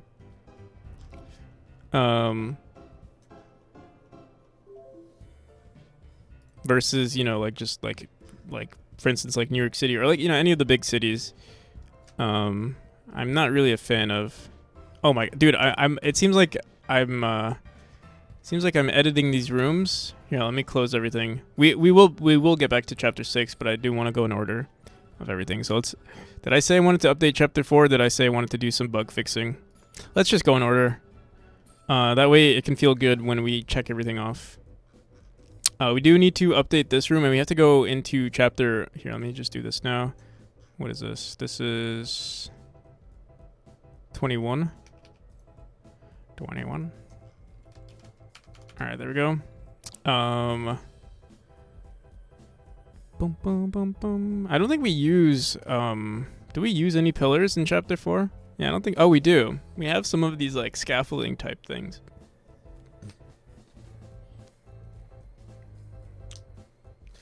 I actually went to Syracuse and RIT for a college tour. RIT is, oh, you're saying Syracuse University and RIT. RIT. In, where is RIT? In Rochester? Boom, boom. Boom, boom. Rochester Institute of Technology.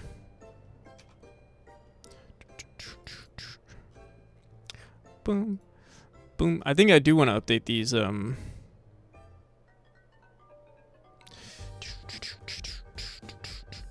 Alright, so we have to go into our auto tile and change this to 19.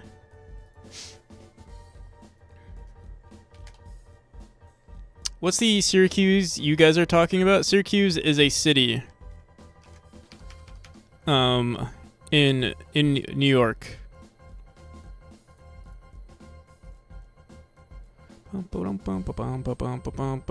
Scaffolding type. What is our scaffolding type for this chapter? It's ugly. In fact, I might want to update it. Just update the texture. Or it's ugly compared to what we have. I think our standard of art has increased since then. Our standard of like detail has increased.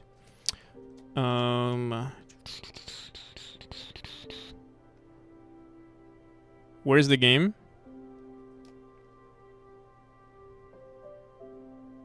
What do you mean, where's the game? Oh. There's the game. Thank you.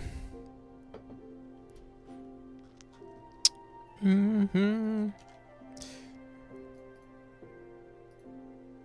let me turn on my automatic scene switcher so that doesn't happen ever again.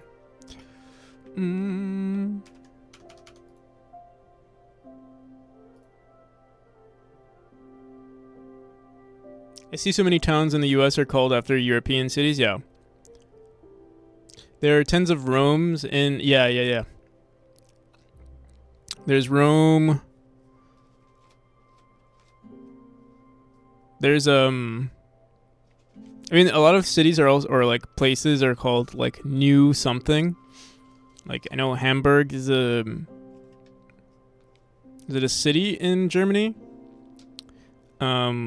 But yeah, there's a town in the U.S. called New Hamburg, or there's another German city that also exists in the U.S.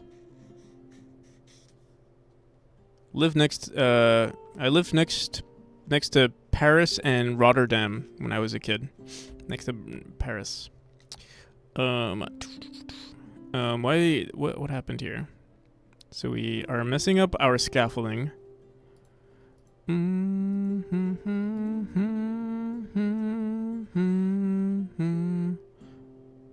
want this to be set to 21. I think I wrote 19. Whoops. All right. So we run this. We'll see this gets updated. You know, it's weird. To use pillar reference, it seems to be placing them evenly within the room. Honestly, it doesn't look bad, but it's not what I want. Don't want to do that.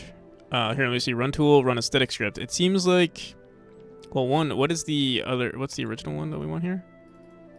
Not 3. Here, we can just go into our script and see scaffolding type. Temple, library, clock tower. We renamed one of these to be incorrect because we have 3 temples here. I assume maybe it's, I want to say it's the first one, 31 actually. Yeah, so it's probably 1. We'll say this is scaffolding or chapter, or yeah, I'll just say scaffolding because I might change this pretty soon.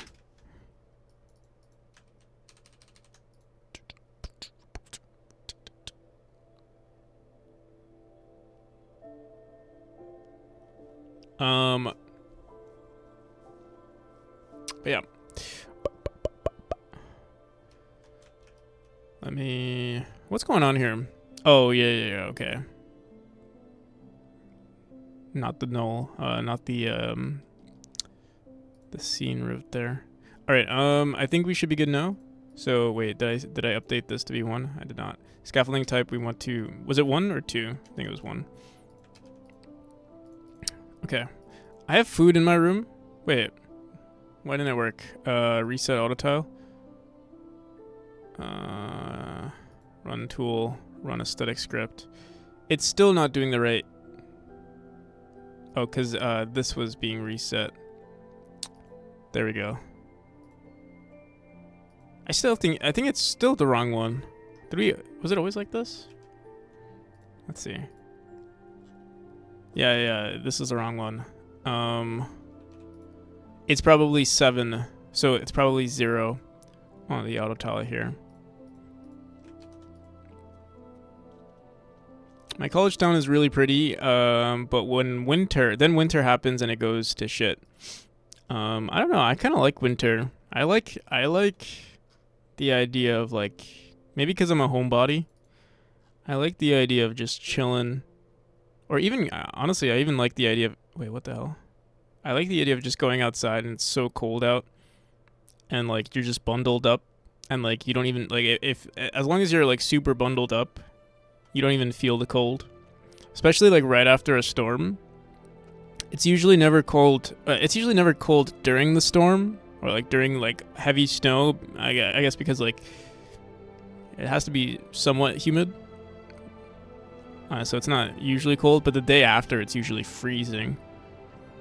Or usually it's the most cold. It's seasonal depression, worst season ever.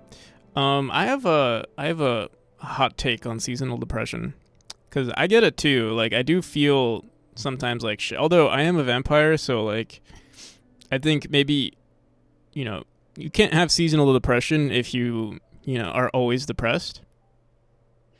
I'm not depressed, but I don't get nearly as much vitamin. Like I get my vitamin D usually from pills, right? So like, as much as it would be nice to go outside during the summer, I mean I do go outside, but not nearly as much as someone might, or not nearly as much as I used to, I'll say. Doesn't really affect me, considering I get my vitamin D in pill form. Or now I do.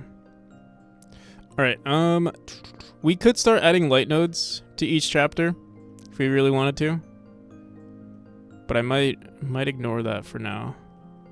Or I might even do that off stream because it is pretty chill to do it off stream. What is nice is these current light nodes actually look perfect because they're yeah, I might just leave it the way it is.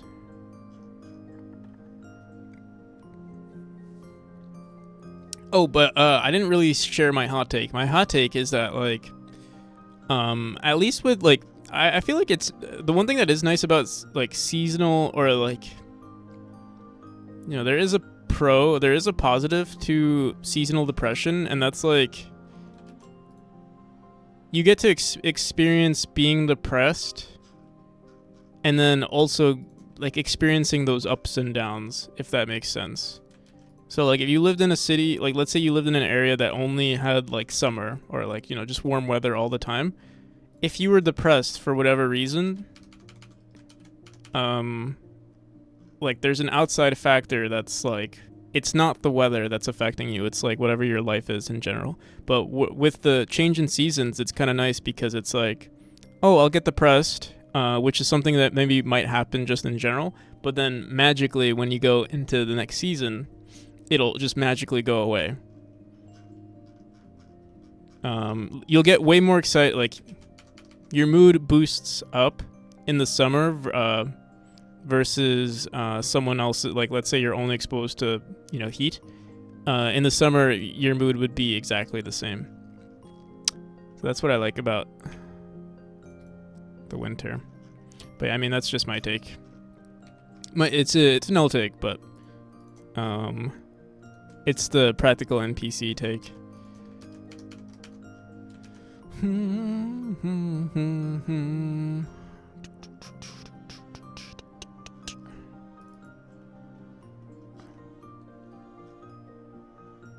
many tiles here? 4, I believe. Is that what I said?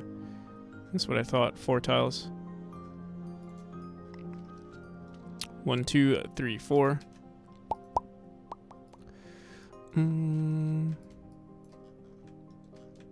This shader won't be on these tiles. We'll have to update that pretty soon as well. In fact, actually I don't like this at all. Let's do that. Boom, boom, boom, boom. There aren't any, there literally no scaffolding here. Wonder what that's about. Also, these are these were broken a while back. Let me try to fix it now.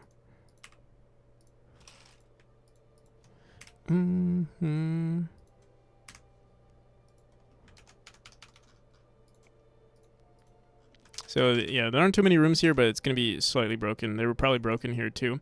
And I think what might be the issue is if we try to run this might be what's causing the crash, is that these nodes here, there's duplicates of them, and like they have the same exact reference, or not the same exact reference, but like it's weird. Like you usually can't have the same node name in a scene, but those do have the same exact name.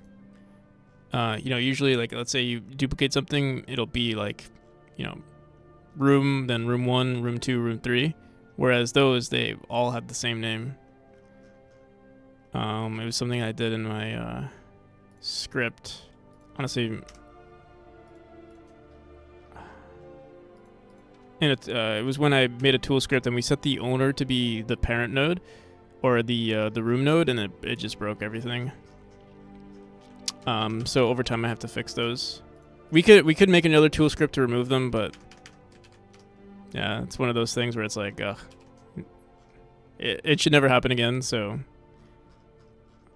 I'll just try to avoid it. Are we getting... Let me see something. Oh yeah, we're not getting any auto tile, any art in our auto tile. Let me see. Invalid index, valid ceiling cells. Why is this happening?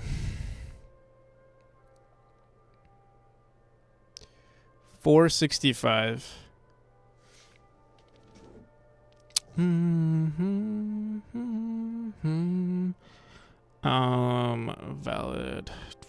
Valid ceiling cells on base nil. On auto tile to 465.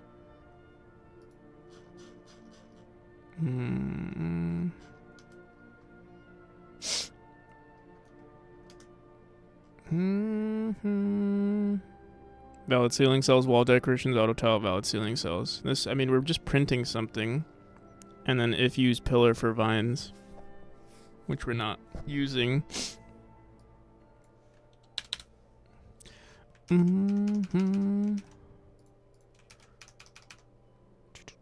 Can't be crunch time without a bug to affect your workflow. Yeah. Hopefully it just fixes itself, which it has. The frequency though is very low. I do want this to be higher. Vine I don't remember. Let me see. 4. Let me set this to like 10. Let me see if that. See, it seems like the frequency of these nodes are very, very low. I don't remember if I have to maybe update it in the script, and that's why it's not or update it on the main node. Here, let me see. Let's say the vine frequency, let's set it to 10. Okay, yeah. It's only like making 1 or 2 every time. Auto tile index, run tool, use pillar reference, get rid of that. Yeah, you can see we get a random tile here, but it's only 1 every once in a while. I want like 10 or 20. Yeah, let me set this maybe to 1. It's not doing the thing I want it to do. It's hitting 1 and then it's like, all right, we're done. Yeah, let me get rid of this. It's weird. It's only spawning like on this like upper left corner here. Let me see. Is that happening everywhere? Do we have like a very large room? I'll just try it here.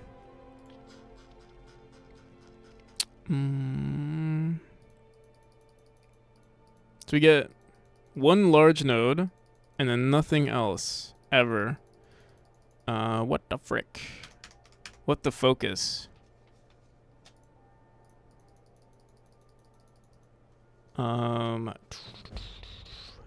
NDX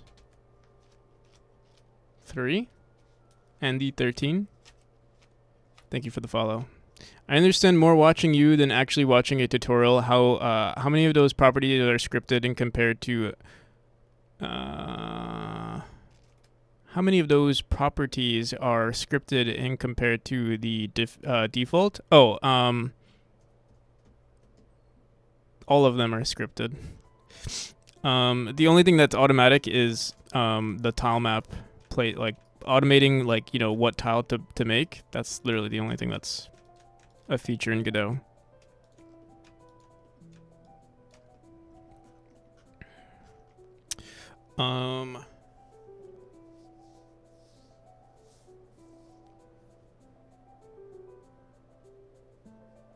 Yeah, I don't know why this is not working. Let me see. Run a static script. It's doing something there.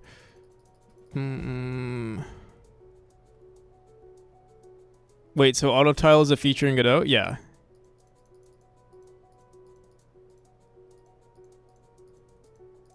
It's a very basic form of auto tiling, or I mean, like it's I guess as like now called, yeah, it's now called terrain. It's a very simple version of auto tiling, but it's good enough, I would say. All right, so, but I mean, I'm sure there's some sort of like plugin or something that you can use in Unity. If you are using Unity, I'm sure they have something. There's no way they don't. But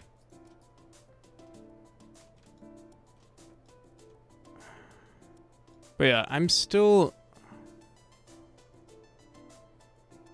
I think now it's quite more powerful in 4.x.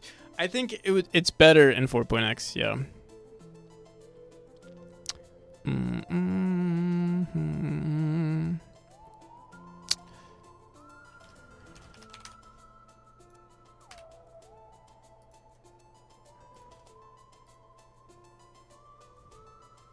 Yeah, I knew Sekuras was gonna say that. Sekuras uses LDTK for level design, or like using the tools of LDTK and then imports it into Godot.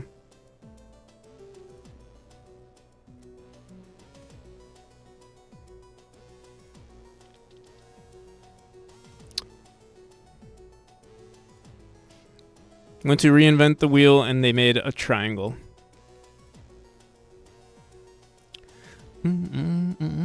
Yeah, I mean, I also, yeah, I remember like when you first mentioned, I mean, I guess I was still fairly, like you obviously have way more experience with Godot.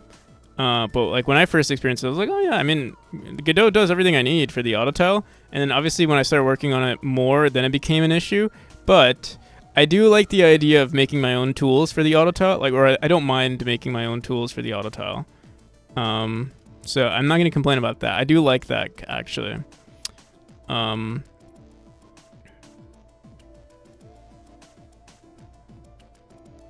then I guess you are But there are some things that actually don't happen in LDTK that I like, or maybe I don't know how to set it up in LDTK. But yeah, there are some things in it that I didn't like. But yeah, I guess at that point it's just subjective, right? Like what you like, what you don't like. But yeah, I am having an issue with my current tool, so let me try to figure this out. Why the hell? Fine frequency we set to, for instance. Why the hell are we not getting more? Does it have to do with the input? Or sorry, the seed input? The seed input seems to be. Let me see. Is anything moving around? What the frick? Max pillars. Because we have this use vine pillar reference. Is set to 0. The vine frequency. Here, let me see something. Maybe vine frequency does nothing for us. Maybe we have to manually set it up. Because we say here max frequency. Here, let me go into our vine tom app real quick. Because I know we do have a frequency counter. Let's see. Frequency. We might have hard-coded this, and that's why it's not working properly. Frequency is max frequency. Here it's set to 20, it seems. But then over here, by default, it's set to 3. Frequency, max counter, randi, range, and then we reset it.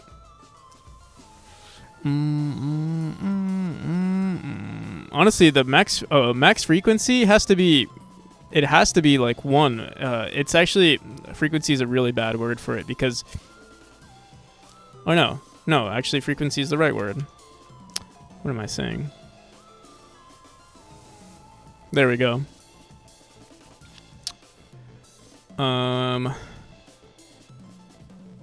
Maybe I should change the word just a bit. Oh, but also it's not supposed to be 1. Maybe we want it to be like 3, what it was here. But yeah, we do have to edit it in the editor just a bit. Or yeah, the auto tile here doesn't manipulate this. This frequency does nothing.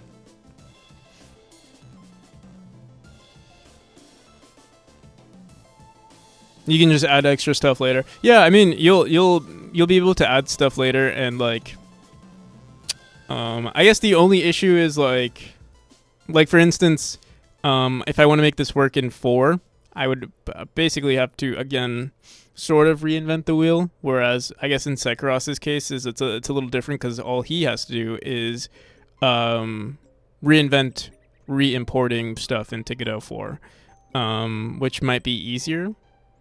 Maybe. I don't know.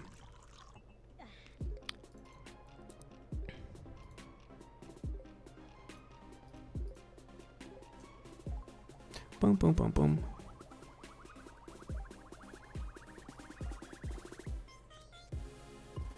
I'll leave it like this. These are sharp, but it does look a little weird because it's like it gives maybe the impression that these will hurt you as well. You know, I really do like these 4 spikes too. I might want to recreate spikes that look like this in the game because I think it looks really good actually.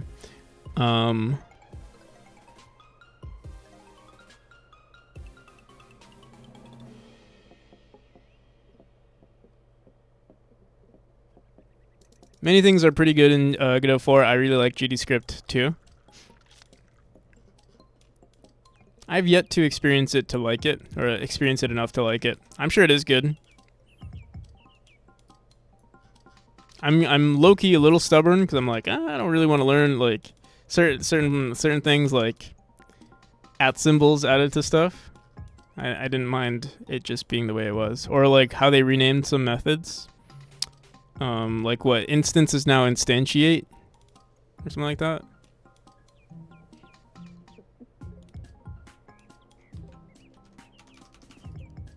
I heard they did make some updates to signals that are a lot better.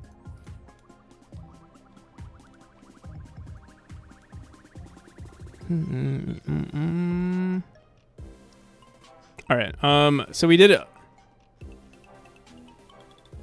I have to go. Time to wake up wife and make breakfast. All right. Sounds good. I'll see you. See you, Sekaros. Have a good one. But yeah, okay. Everything is updated or like the auto tiling is perfect now. So we can now go back into editing these rooms.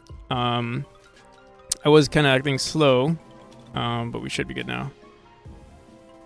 All right, let's set a timer so we can speedrun this. Let's do... I think we can finish everything. If there are no other complications, I think we should be able to finish this in 15 minutes and 1 second.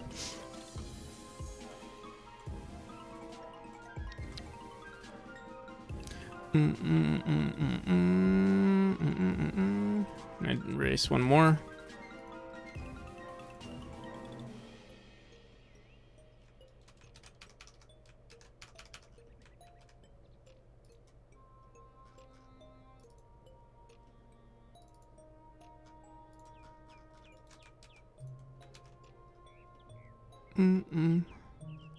Alright, so far so good. Next room over.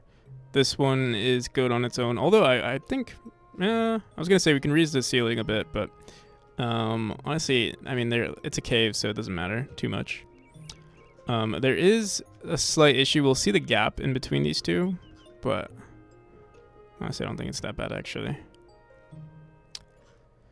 This room needs an update, so we do need to increase... I think we'll actually lower the ceiling on this one by 2 tiles. Did we update it correctly? No, one more.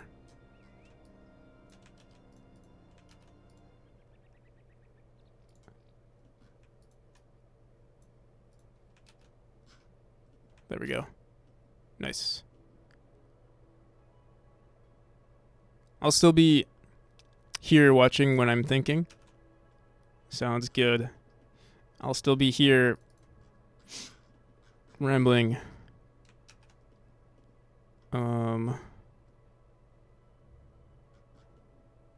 When something goes wrong. 159 needs to be 1 tile lower.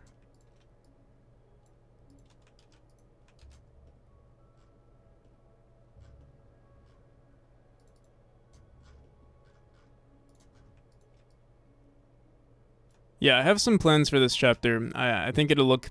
I don't like the boxiness to these tiles right here, but I think we can add some like decent transition. I think we're gonna completely redo the spikes, to make it look more like, what are they called? Stag something? Lights? Knights? Mites? Stagmites?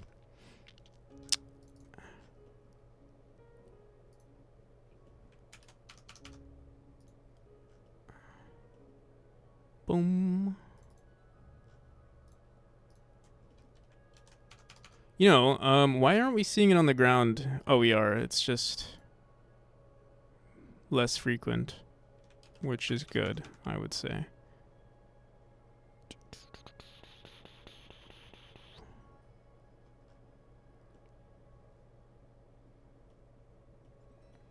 All right, these are good. This one's not good. Well, actually, this one is good. This one is not good. We need to erase 3 tiles here.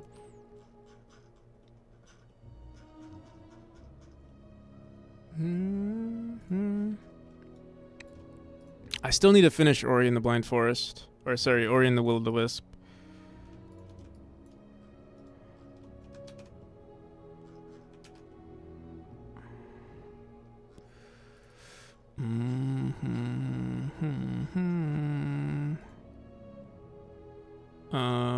Room 153, we need to add 2 more tiles here.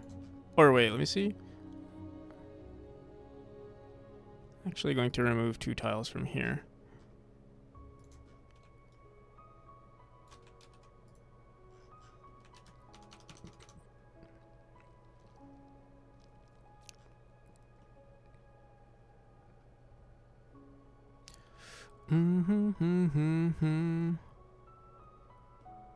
What's this?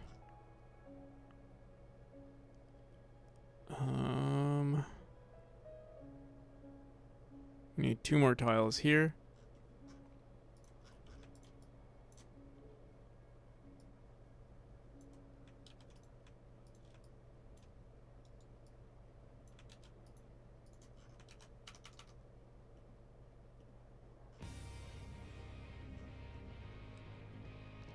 Don't feel like I am talking to myself, so I put streamers on in the background to sort of fix that. So when you do you talk to yourself at all?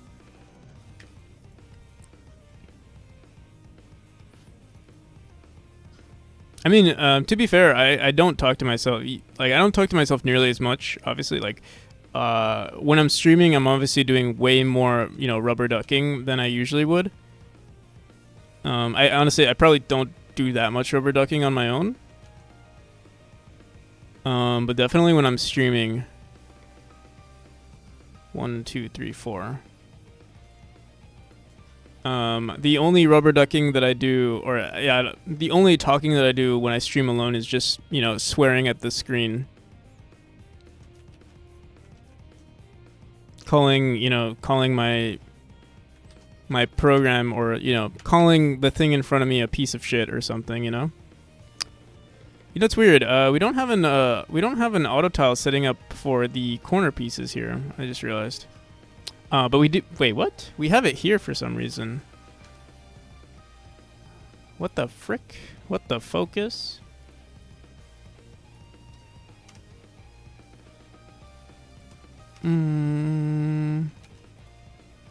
Yeah, what the hell?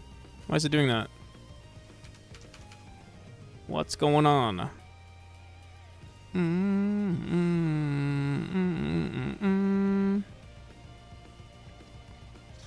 That makes no sense.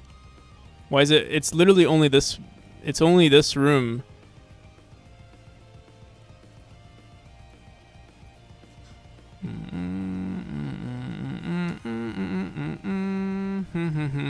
Here, let me delete these.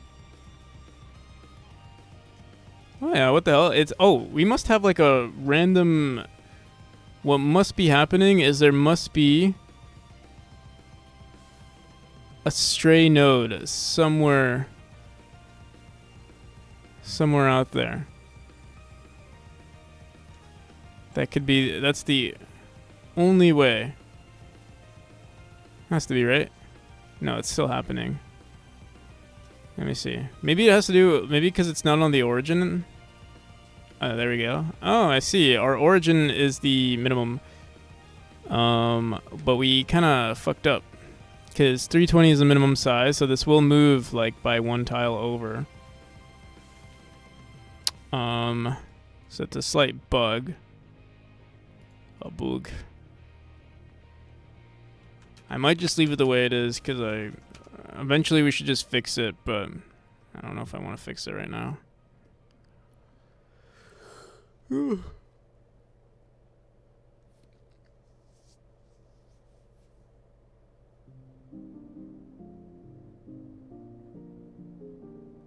Down to insecurities that have no logic foundation. Logic foundation.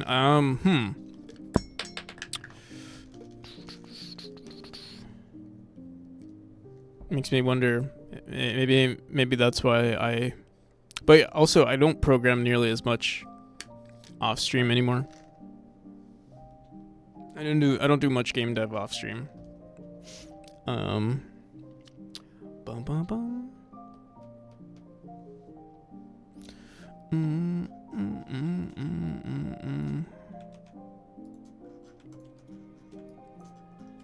I think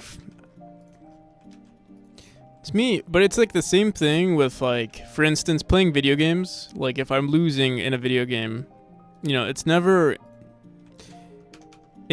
my fault, right? It's always my teammates' fault. And I think when even if like, I think I'm able to recognize if something is my fault, but I won't play it out nearly as much. I won't say, hey, this is my fault, unless I know I'm doing bad. I think that's the other thing. So, like, if I know, like, let's say you have a negative KD, then you kind of know, oh, like, for me at least, if I know if I have a negative KD, I'm not playing, I'm not complaining at all, because I'm like, oh, I know the problem. I know at least there's something that I could be doing that might have changed the course of a game. Whereas with, if I'm doing relatively well,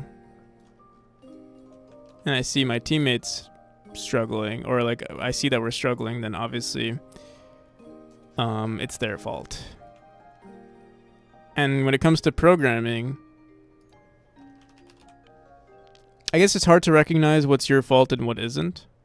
And so because I don't recognize, maybe it's harder to recognize your flaws in programming, it's easier to get frustrated. So to deal with it, I dove into psychology to figure out how to fix it, how to fix or help me be normal. That's good. It's really nice. Some people aren't like, some people are able to. I think I was in a similar boat.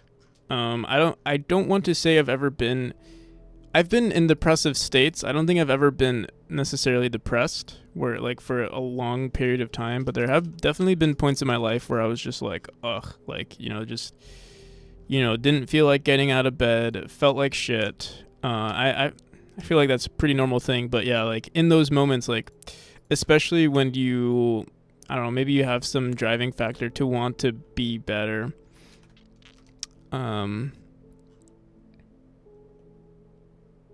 It's nice when you can, like, some people, I don't know, some people aren't capable of that. Either, maybe they just, because like sometimes it's just being exposed to that sort of information, like, hey, you can take yourself out. Some people can't, and like there are things, obviously, I'm not gonna say like, oh, it's just as easy as like, hey, I want to help myself, but like I know there are certain states of depression where it's so severe that you have no drive to want to improve. But if you're just getting like, you notice some sort of tipping point where it's like, oh, I do want to help myself. There are a lot of resources out there for sure. And I think that's helped me get out of like depressive states in the past where it's like, hey, I don't like where I'm at right now. At least for me, a lot of it was just faking it. Like for instance, like just faking wanting to be, like not wanting to improve, but faking wanting to improve, and somehow it just magically worked out on its own. Yeah, that's happened a lot for me. Just pretending. I don't know. Like it seems like the weirdest thing to say. At least I don't know. Because it doesn't feel like you're solving the solution. But yeah, for me, that's what seemed to work a lot of the time. Is just like psyching yourself up, creating your own placebo. To feel good.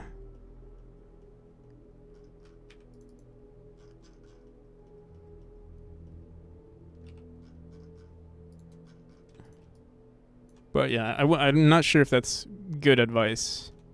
I'm not trying to give advice. I'm kind of just speaking anecdotally.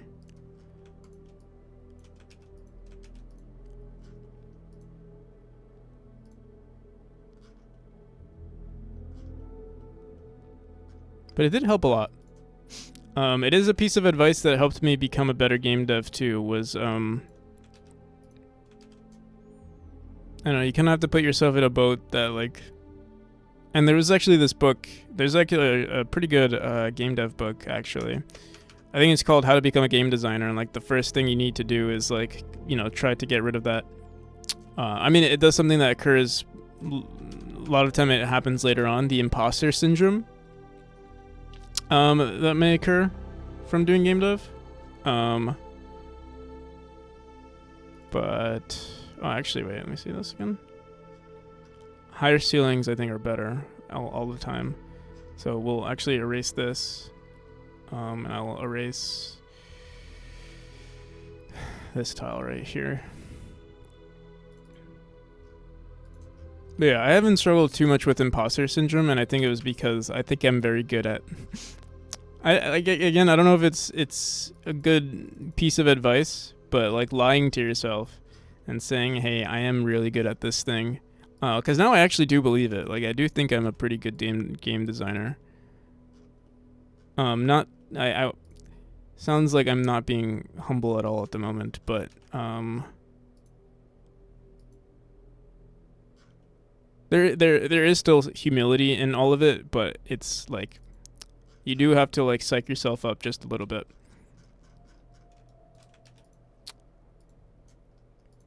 Until you get to a point where you do have the confidence, and then keep yourself in check.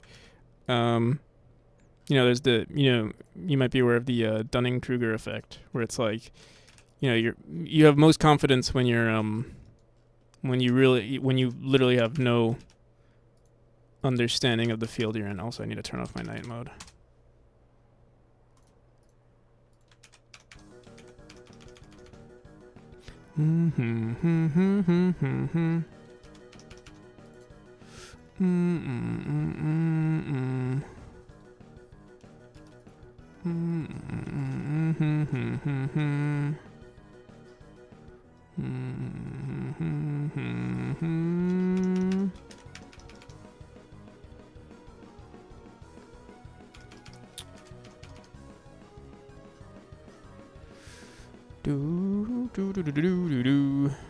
Alright, we want to remove one tile here. How many, I'll just remove this one first.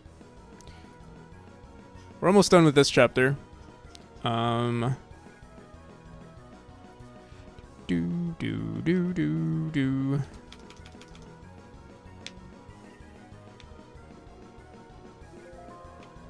It's not bragging if you can actually do what you say. Yeah. I think it's a little because the thing is, I feel like I've had the same attitude towards, like, for the most part, I've had the same attitude. Holy shit, what the hell, why is it? Honestly, it looks kind of cool, though. I actually believe it.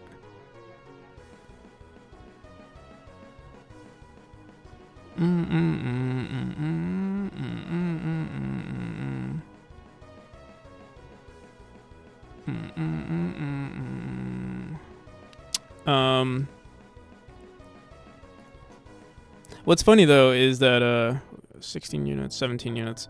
I feel like I've had the same amount of confidence in my ability to make a game since day one. And it's funny because, like, obviously in day one, if I look at my stuff from day one, they're shit compared to like what I do now, and it's like it's always increasing. So while there is some done, I do say more things with certain confidence. In fact, I definitely noticed my confidence. I definitely had way more, or like a decent amount of confidence when I first started. Like in my ability to make games, my ability to program, make certain things. And then like over time, it like, especially if you're streaming, people might like notice the flaws in like your game or something like that and just bring it up, and you're like, oh shit, you're right. And then you know, your confidence does decrease a bit, but then it goes back up once you've solved those problems. I think I'm still like relatively the same. Like if we look at the Dunning-Kruger effect, I would say, I'm not sure actually, because I don't know. I think I guess what it was I had way more confidence in my programming ability versus my game design ability, and I think my programming confidence has decreased just because like you realize like, oh, there's way more to it. Especially if you look at other streamers in software and game development, like some of these people are like, just very intelligent. So like to compare yourself is just a bad idea. But then my confidence in just level design or game design in general has increased. So I would say relatively I've been the same in terms of confidence, but yeah, your confidence in the in certain skill sets changes, or they shift around. It's kind of like, those games or like fighting games or racing games where it's like a freaking pentagon, where it looks like, I think I've mentioned this before, but it's kind of like, you have a pentagon here, and it's like, there's like a triangle that like points, like, let's say it's like programming or something like that, and then like art, and then like, you might be like this on the art, and then on the inside of like, level design, it might be like that or something like that. And then here, we'll just let's pretend this is marketing, right? So we have like no marketing skills, and that's what our triangle looks like, or like our pentagram, you can say. Why do you have three different sets? Three different sets? Those rocks. Why do you have three different sets? Three different sets on the rocks. What do you mean?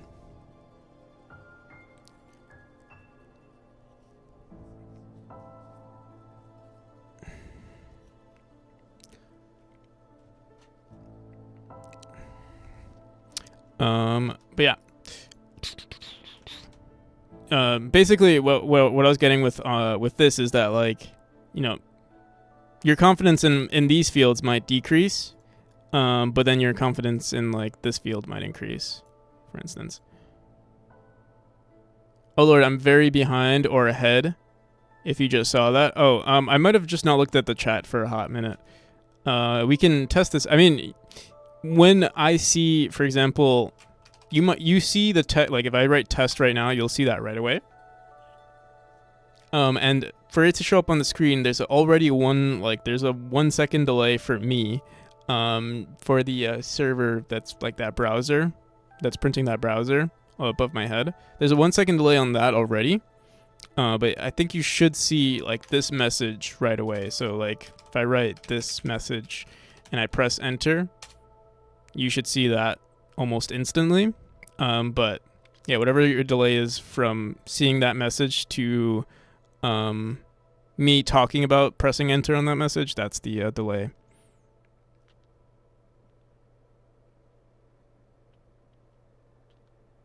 Three different sets of rocks. This one right here has 3 different sets of rocks. They are, I think they're all under the same auto tile. I don't think I separate them. Let me see. Oh, I do separate some of them. There's large rocks. There's like a bunch of rocks actually. Yeah, 3 different sets actually. They're different sizes because they're different resolutions. So if you're using an atlas, you can't have an atlas that has different res objects. So they're all different here.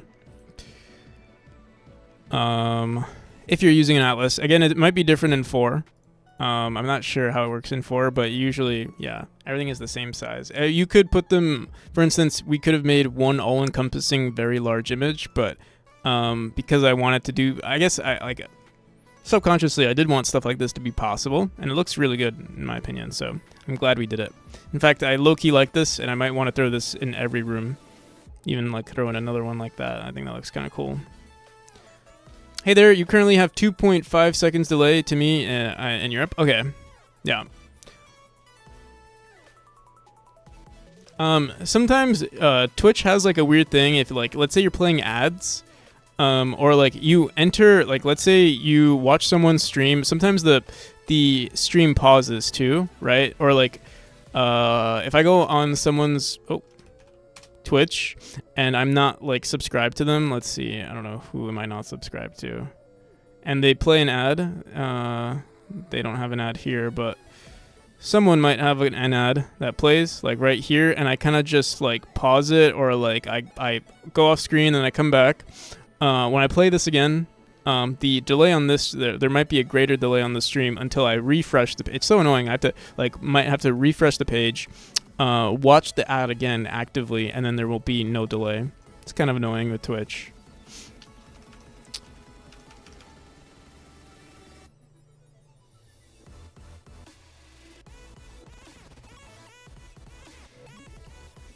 But yeah. I think we are done with this chapter actually. Let's see. I mean, there are some polishing things we still need to do. But we'll do that off, like, I'm probably not going to do that for this version. Sometimes it makes it so that the lip sync is wrong, which can make it extra annoying. Yeah, it's an issue with, like, because, like, the streamer, let me see, because I'm streaming currently at 6, the delay, well, I actually don't know the delay, but I am streaming at, 6,000 kilobits per second, which is apparently, like, I think that's one of the higher ends. Let me see. Maybe we can increase it, because, I mean, I have the internet to support. I recently upgraded to, 300 down and 300 up, so, like, I have the ability to, best streaming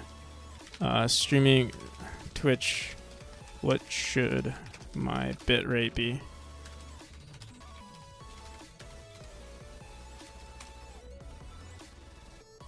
According to Twitch, streaming at 4,000 to 5,000 kilobits per second for 1080p, or 3,500 Is 6,000 too high for videos? The ideal bitrate ranges from, so I mean they say from 3,500 to 6,000, and usually I'm streaming at like right now I'm at 6,200.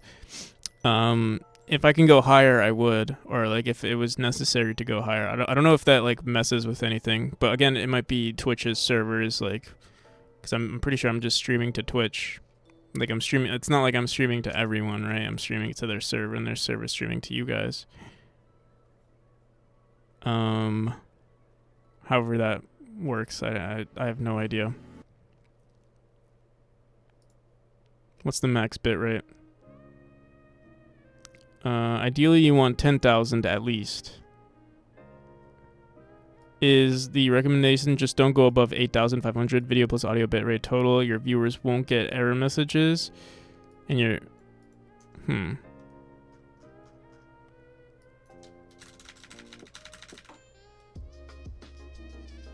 8.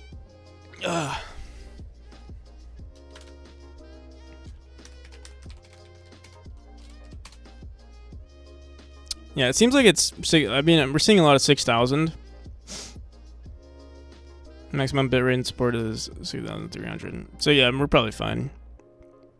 All we're doing is showing code too. Like as long as like I could honestly stream at 1080 for 30 frames per second and probably be good enough, to be honest. But you know, it's not like we're even gaming. Like it's not like pixels are moving around too fast, you know.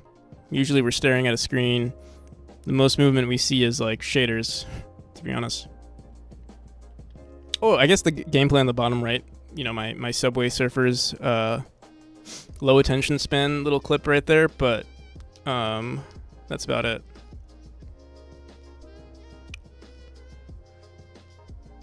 Don't bother me either. I sometimes, when a streamer has the ability to set up spend points, when a streamer has the ability set up spend points to pay an ad. What do you mean?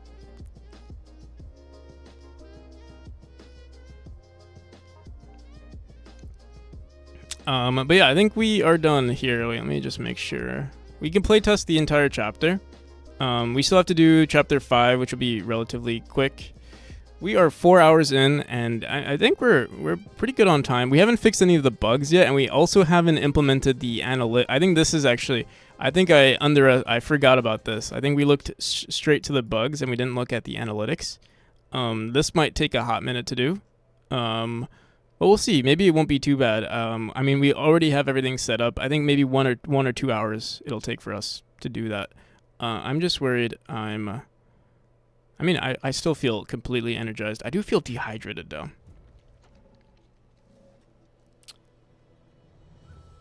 I definitely have not been drinking enough water lately. I sort of have to like actively think about it.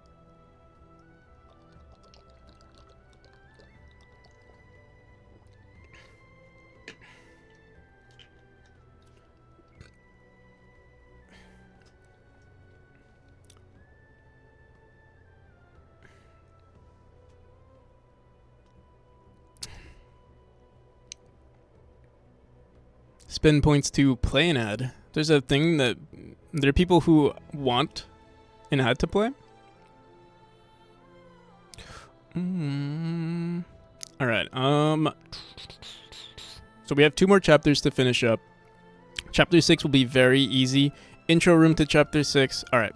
Let's just get this done with. Chapter 5 will be also very easy. Here, let me just update this. This was chapter 4. Room seamless room polish. We haven't play tested any of the rooms, so after we do, I think what we'll do is after we finish all these rooms, I'm going to speedrun the game so we can check for any more bugs. And then we'll get on with everything else we need to do. So, let me open up chapter 5.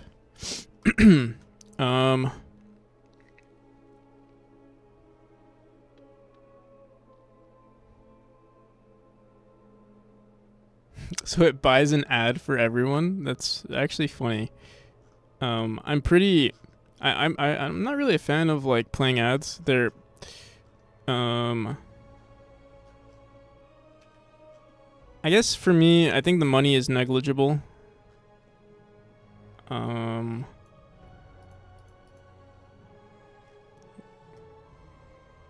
At least as a smaller streamer, compared to someone who has like 500 viewers, like an ad playing on 500 viewers, is significant, right? But for me, playing an ad for like 40 viewers is what, like maybe it'll be like 30 cents or something. Like, it's not really. Purple rock. It's not really gonna make a difference for me. Here, let me update this on our auto tile. I don't know how many cents it actually is, but yeah, it's not significant enough for me to make me want to play an ad.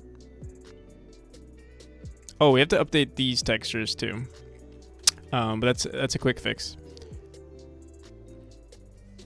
0.25 cents per 1K impressions. Is it really that much? Or is it really that little? Because it seems like I get more than that. I'm not sure.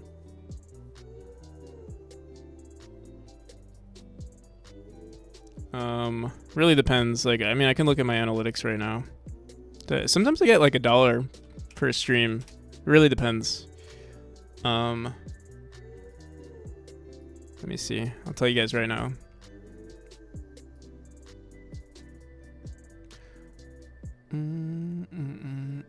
So how much do we get on ads? So I only play ads, or like the stream only plays ads on the beginning of the stream. Oh, you know what? Maybe that's. I'm not sure how many views. Okay, wait. Average views. Average view. Okay, wait. But it's not saying impressions though, so I'm actually unsure. But like for instance, my average viewers is for Friday. What's today? Today's Friday. No, let's look at yesterday. Thursday, November 2nd was 37 average viewers, and the revenue I got from advertisements.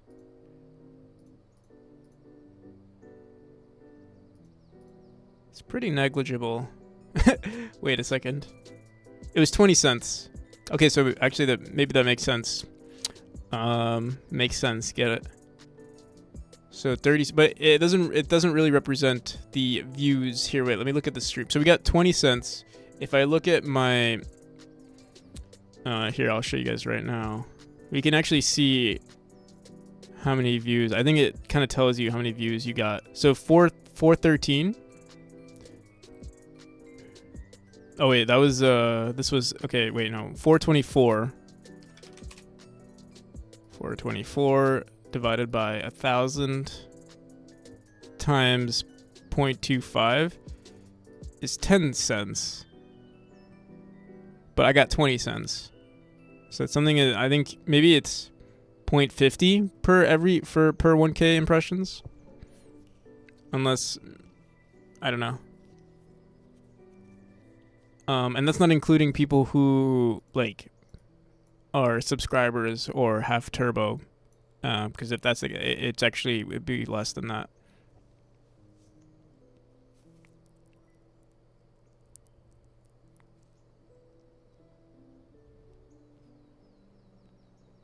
Maybe they increased it and the answer was just wrong. I think they did increase something. I know they increased I think they increased percentages for partners recently, so maybe they increased some other things for affiliates as well.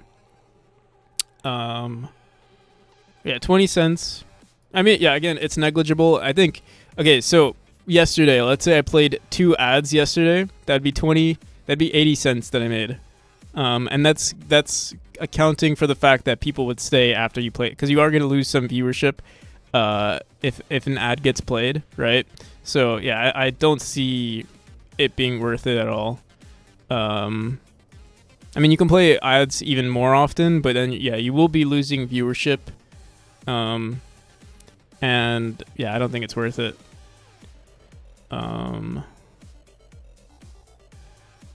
Not that it really matters. Like it's not like I don't anticipate becoming like a a popular streamer where I'm like, oh yeah, like the numbers matter too much. But it's I mean you do want to maintain, like, as a streamer. I've been doing this for like a year now, or I mean I've been streaming for like over 2 years or 3 years now actually, just on a different platform. So it is something that I enjoy, and I do see myself doing it in the long term, for a very long time, or literally for my entire game dev career. But it's not like, oh yeah. It's kind of like a byproduct, like the views that you get. It's kind of like a byproduct. It's more so the community that feels nice rather than the the potential of like getting people subscribed to you. I'd rather have people that are interested in my projects rather than interested in watching my streams all the time, personally. 10 cents are still €3 per month, so 36 a year, so like 1.5 free meals. Yeah, I mean, I get definitely more from like subscriptions and stuff like that. And like, I mean, you are increasing the potential, like, financially too, you're increasing the potential of getting more subs, potentially. I'm not going to say it's the case, but like, you might be. And like, for instance, subscriptions and like donations and stuff. Not that I don't accept actual donations. It's all like on Twitch. But yeah, the money I get from Twitch actually pays for my internet, so that's kind of cool. And extra too. So it's kind of cool.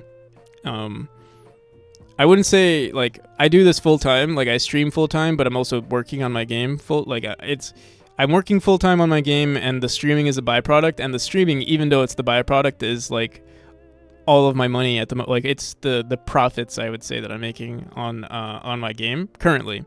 And yeah, I mean it's nice money on the side, I'll say. But yeah, if you do anticipate becoming a streamer, I'll say it's not like I do this 24/7, or not 24/7, but I do it like a lot. On average, I'm streaming 40 hours a week at least, or around 40 hours a week. So it's like a full-time job. So you're not getting it's basically you're making way less than minimum wage. At least in this state. Like, I mean, we have 38 viewers. I think to some people this would be a lot, and it is a lot. But it's not nearly enough to get it's not enough to treat it like a full-time job. For sure. I'm fortunate enough to also live with family, so it's like, the bills that I have are very, very much smaller than someone who, lived on their own. But yeah. I'm still very fortunate, or I'm still very grateful.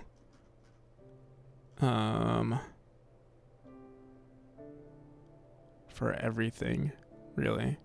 Let me see. 1, 2, 3, 4, 5, 6 tiles here. Honestly, this chapter is so whack. I'm going to redo the whole thing. I do like the theme. I like the idea of mushrooms, and like it's going to be very trippy. But it's not going to be. It's not anywhere. The theme is so cool, and the execution of this chapter is just not nearly as good. So I will be updating this chapter probably either in version 8 or version 9. We'll see.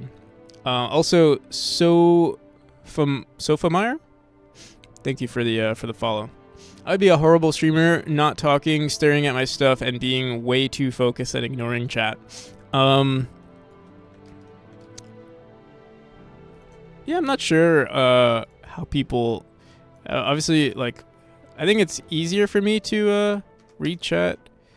But yeah, I do know. I mean, there are some popular streamers who kind of not really ignore chat, but like, yeah, they don't look at chat nearly as much, and they kind of just work. And I mean, that's what people like too. Like, that's the one thing that is nicer about software and game development, the category, versus other categories, is that, like, everyone here is like usually working on their own project, or just want something on the side to listen to.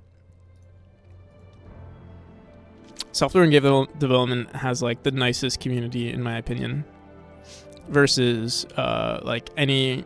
In my opinion, again, I don't really watch too many gamer streamers as much as I watch software and game development, and yeah, it's just a pretty chill community in general.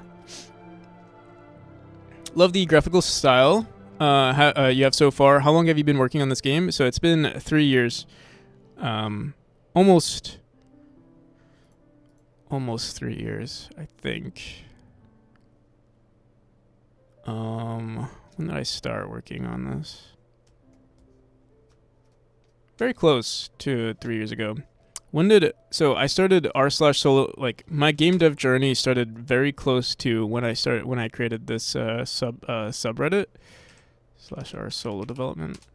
Oops. And that was created December 21st, 2020. I think I started working on this game in November. So yeah, I think like November 20th or something. I can probably find something.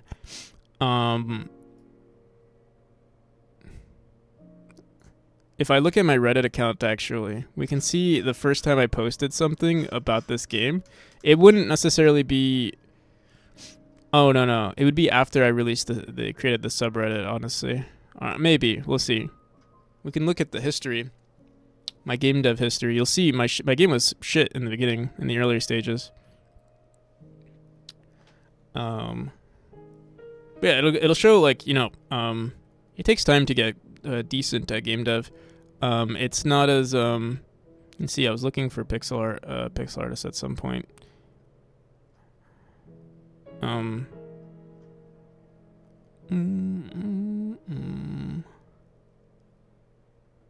This is what the game used to look like. This was 2 years ago.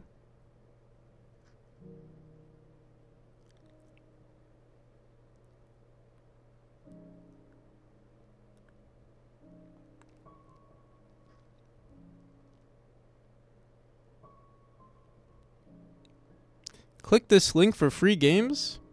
Click this link. Rickrolled GIF.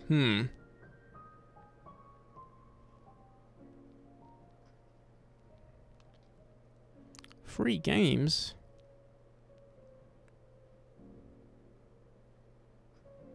God damn. I should have scrolled to only posts that I made, because a lot of it includes my like comments and stuff. God damn, but this goes on for a while. It's crazy. I feel like I don't even use Reddit that often, but it seems like I do. This is one of the earlier stages. This was again 2 years. I think you can see May 14th, 2021. So I was already working on this project for 6 months at least. Or 5 months, 6 months.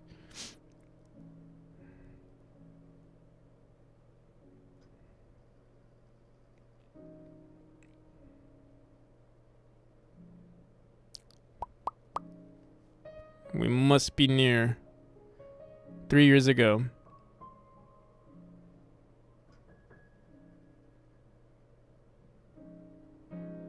This is me talking to Commodore. So yeah, this was January 6th, 2021. So solo development was already still created. Let me see.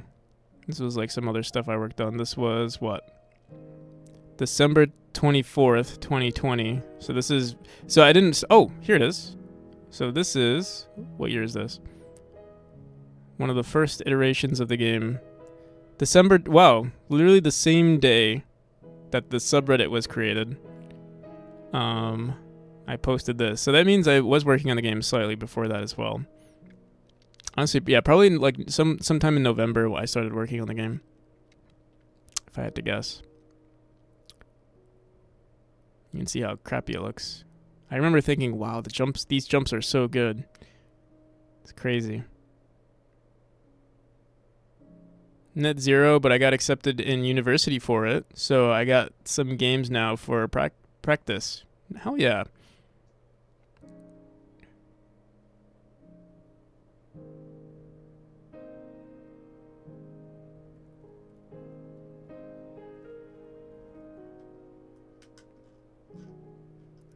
Procedural fire. But yeah, I think that was the first post I made of the game in 2021. Sorry, 2020, December 21st. So yeah, I think this was probably a product of like a month of me learning Godot, or my second project in Godot, just messing with it. A month, and like not necessarily the same month that it takes to like, because you're still learning the engine, you're still learning a lot of things, and you're also not spending, like the amount of time that I spend on the game nowadays. It's like, we're 4 hours into this stream right now. We're still going, but yeah, it would be like maybe 4 hours, every 2 days or every 3 days. Yeah. When I was streaming on Reddit at some point. I was streaming maybe like 2 to 3 hours max per day, or like maybe 2 to 3 hours per day per every other day. So you start out pretty slow, especially if you're not into it nearly as much. And I've taken breaks from game dev too. Like I did some other side stuff. Yeah.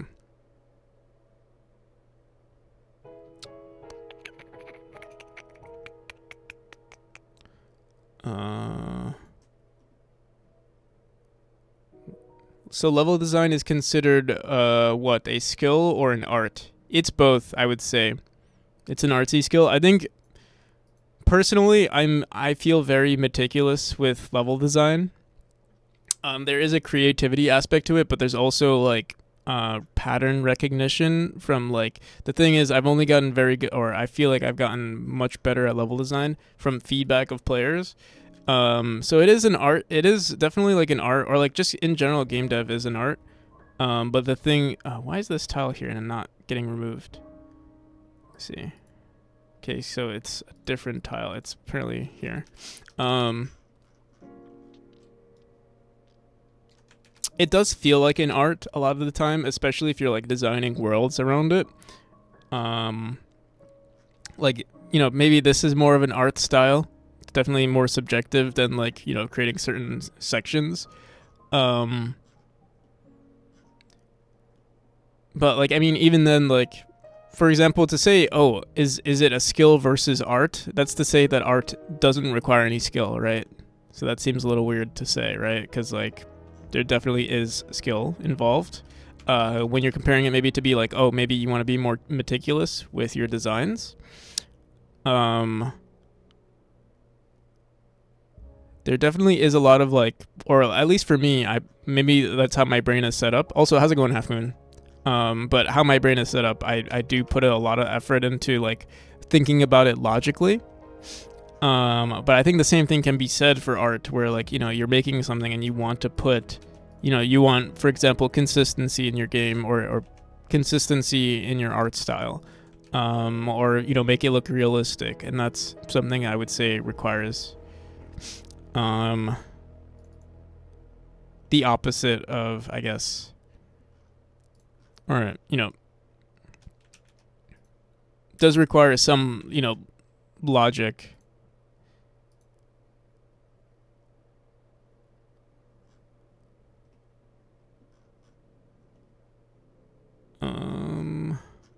Okay, we're 1 pixel off.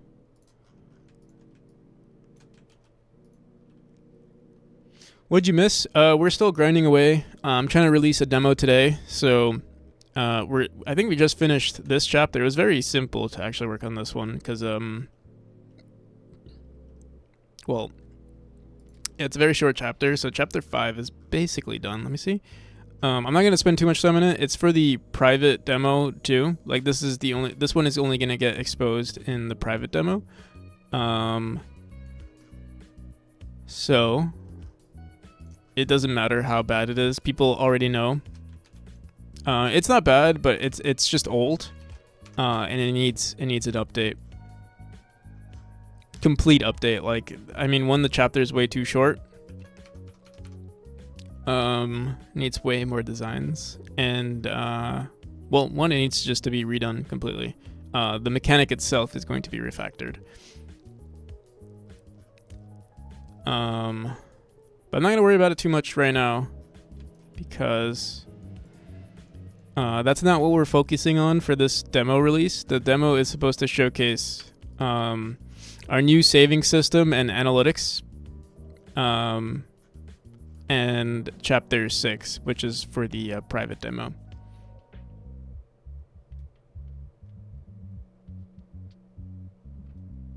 Doing good.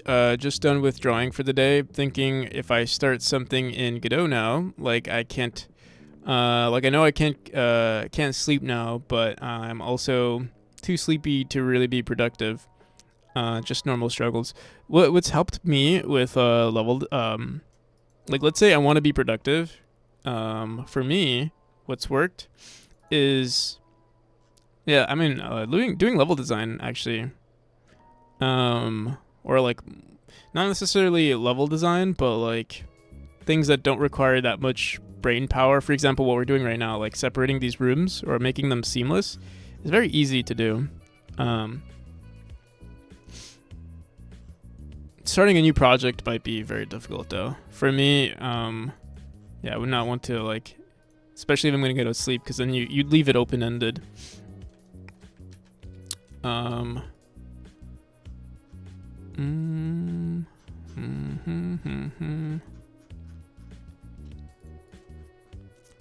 Yeah, usually, like, lately I've been watching Lord of the Rings. I'm rewatching Lord of the Rings. Oh, we have 2 tiles here. Let me see. We accidentally duplicated one of them. Alright, let me delete this one.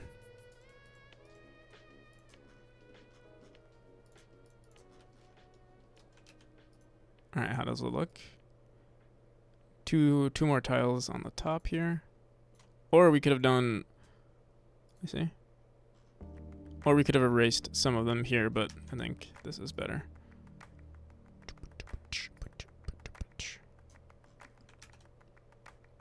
Yeah, I was going, Sukalos Music. Welcome. I don't know if I'm mispronouncing your name.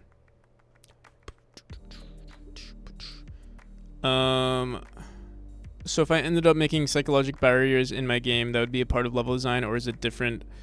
Or is it different for survival RPGs? Psychological barriers. What do you mean by psychological barriers? So even if there's no level design in the game design, does not level design does not pertain, or does not exactly pertain to per se a level. If you're trying to, like, let's say you're doing level design in like an open world RPG, it is, I guess you could say it is a little bit more subjective if you're doing world building, but you do want to create some sort of consistency in the game. So for example, in my game, level design is very important, both in, like, for me, it's very important in terms of teaching the player how to traverse the entire game, where there's more mechanics involved. Like, mechanics are actually the first priority, and then the second priority is teaching the game, or creating the world, or world building. And it's why, like, I focus it on it less, where, like, I'll do, I'll design the rooms, and then after I finish designing all the rooms, then I'll start adding, like, mushrooms, lights, stuff like that, set the tone for the game. That part, I guess I would say, is a little bit more subjective, but it really depends on the type of game you're making. I personally find myself to be very good at, and as a gamer, I also prefer really good mechanics over story. Like, the story is usually secondary for me when playing video games. Not to say that, like, there are certain games that have really good story, like for instance, Ori has a really good story. But if the gameplay wasn't good in Ori, I probably wouldn't finish. I wouldn't finish the game just because of the story. Did we update this correctly? So for me, I'm always prioritizing the gameplay and the level design that sort of emphasizes the gameplay. Alright, I think we finished chapter 5, or finished polishing chapter 5. telling the player, hey, that's the wrong way. Don't want to flow that way. Oh, right. So yeah, I mean that's something that you can be meticulous about. That is definitely something that you do even in this game too. Like, hey, and it, at least with a platformer, it feels like it's there are a lot of like things that you need to like subconsciously teach the player, like, hey, this is not the right way, or you punish them for doing the wrong thing, or you reward them for doing the right thing, or you constantly, like for me, some people don't like that sometimes certain mechanics in platformers might be repetitive, where like, you might have to jump over a platform, right? And then in the next room, you might have to jump over a platform and then jump onto a wall. And it might seem repetitive, but as long as you are designing it in a way that's like fast paced, in my opinion, like this is my opinion again, where you'll be able to discover like design, like obviously some of it is subjective, but some, like, you might hold true to certain design choices. Like for me, I like to make sure I'm not wasting the player's time. There's never ever any friction in the game for me personally, but I know games that do have friction. And friction, I mean like as in things that slow down the player, like you have to hold down the A button to open a chest, for example. Like personally, I like despise that sort of design. But some games do it and it's fine for them. Or like navigating UI, for instance, like maybe you have to wait a little bit to press on the next screen or something. Well, that's the thing. World map is like a globe. It wraps itself in the true level design. Wraps in on itself. Only true level design is the dungeons. True level design is the dungeons. I mean, you can do so. Like again, the world building is an important aspect. The story is an important aspect. Again, I don't prioritize it nearly as much, but I don't want to say it's not important, or it's not as meticulous, or it shouldn't be as meticulous, because I'm sure it actually, and it really depends on like maybe how your brain works too. Because I know Maddie Thorson, there's like a GDC talk where she explains like how she went about designing her rooms, and it's kind of like, she divides the game into sections, and then divides those sections are called chapters, and then she divides the chapters into sections, and those sections are called literally sections with like sub chapters, and then within those sub chapters are another section called rooms, and within those sections within the rooms there are little subsections of the room explaining certain mechanics. So I feel like with Celeste they had a very almost like it felt more artsy sort of design, or maybe that's how they explained it. For me, it's way more meticulous, or I try to be way more meticulous.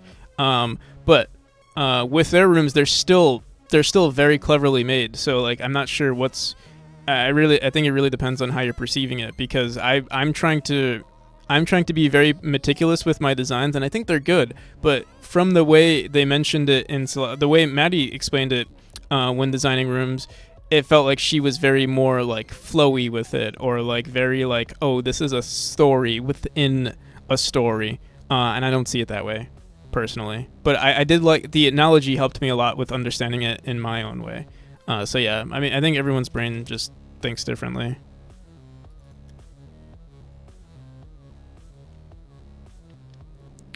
But you can create the same thing. I mean, not necessarily create the same thing, but have almost the same exact effect on the player. I wouldn't call these stories for myself. I would just call them, sub designs or something like that. Personally. All right, 26 is the new auto tile here.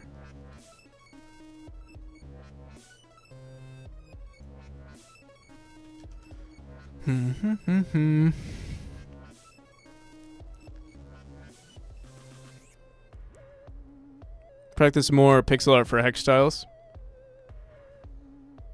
I can say world building is something really fun. Yeah, world building. I think world building is a lot of fun. I like world building for myself. Is if I'm alone, I don't necessarily enjoy it as much. But like, I love like talking to people. Like, creating a story with someone has been a lot of fun for me. When I'm in a call and someone has like an idea and we're like, oh, what if we do this? And it's like, maybe not. But then like, someone else like comes up with a better idea or like another tangent, and then that like sparks some other form of like that, some other creative idea. And like, those are really entertaining as a developer.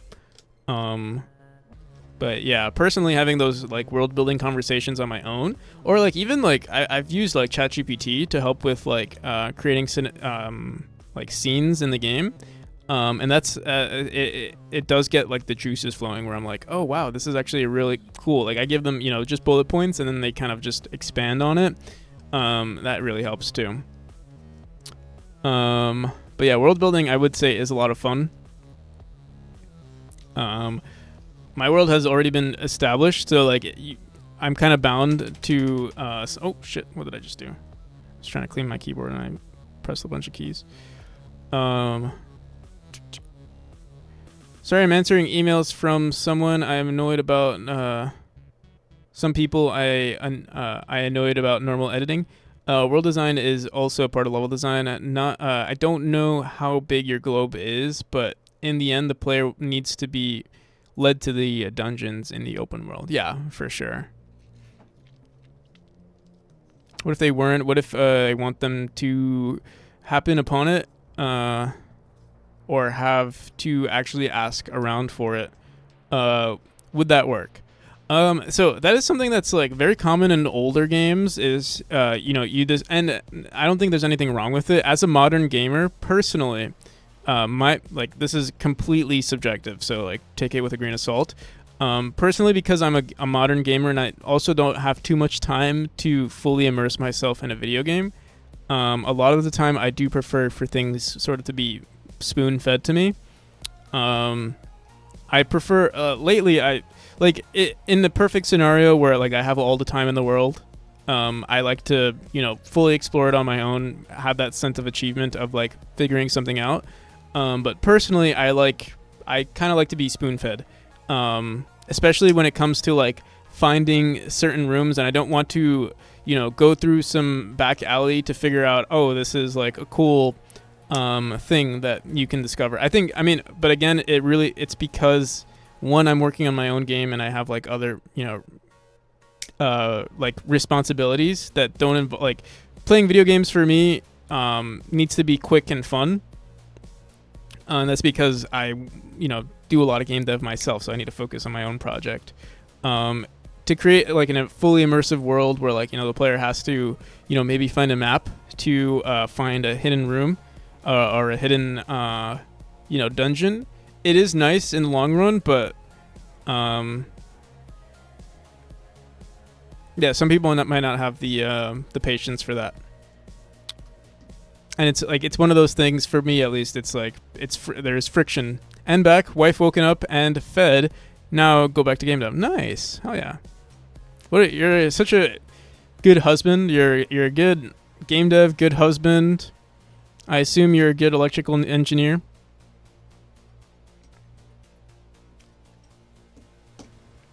And you have a good choice of streamers to watch as well.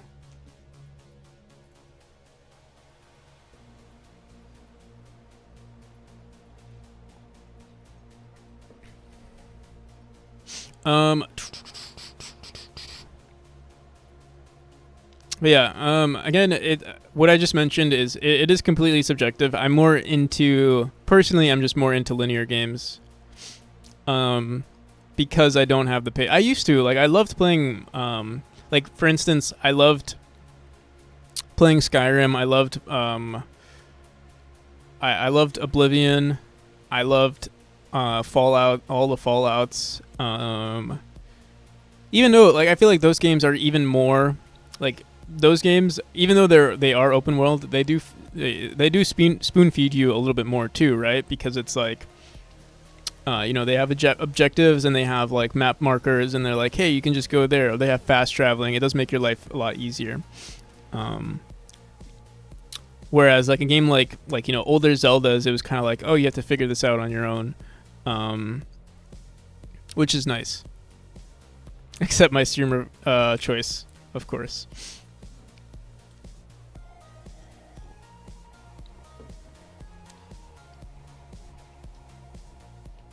No, because there's other things in the city. They can have a city. They have their plot of land, and even then they can. Sorry, I'm like losing my ability to read at this point. They can buy more land once they get to 7 tiles. They can be considered a city.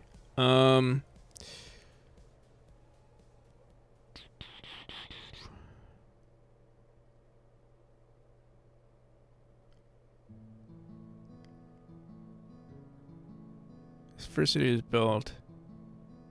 I say this might be a little overwhelming for me to understand at the moment. I'm like trying to read, but my reading comprehension is it's going down the drain. Don't worry, it's literally 3 a.m. here, and I'm running on 2 brain cells. The thing is, you know what? I did take out a caffeine pill. I'm just worried. I took already so much caffeine. The coffee I'm currently drinking though, it's basically just water. So I'm not as caffeinated as I would like to be. So maybe I will take this caffeine pill. It's already 10 p.m. currently. If I take this caffeine pill, I won't sleep for at least another 6 hours, which I don't plan to, but maybe I should take half a caffeine pill. You know, we're not. Fuck it. We're gonna work until we're done with this game.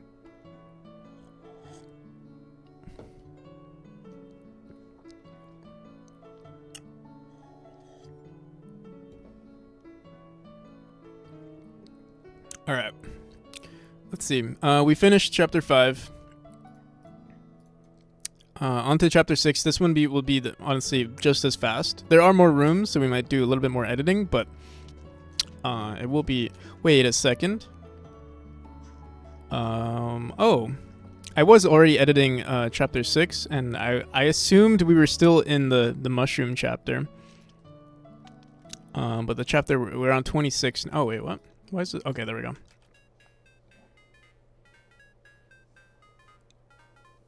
I'm trying to sleep and don't try to sleep. Just work on graphics. Yeah. When I can't sleep, I'm either working on my game too. Also, we need to do. Here, let's just do this real quick. This room right here is incorrect. Oh, look at our tile. I think we updated our frequency, but I think this actually looks pretty good. We might leave it. I would like more stuff here, though. Maybe we can find some other assets to throw in before we release chapter 6. But here, I need to duplicate this room 169, into whatever our new room is. What room are we on? 2. Oh, that is so funny. This is room 169, and we're about to duplicate this room to be 269. We are 100 rooms into development, or this is, since we made this room, which was chapter 4, we've made 100 rooms. Oh, whoops, I duplicated it incorrectly though. So 169. It's 269. I don't think it was a coincidence, actually. It was all planned from the start.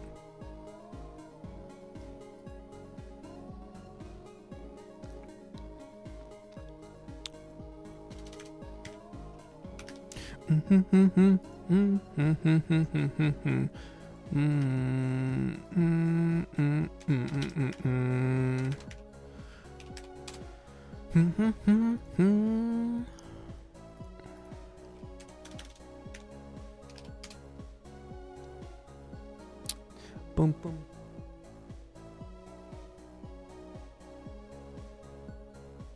As someone who struggles with non-drug addictions, be careful with caffeine.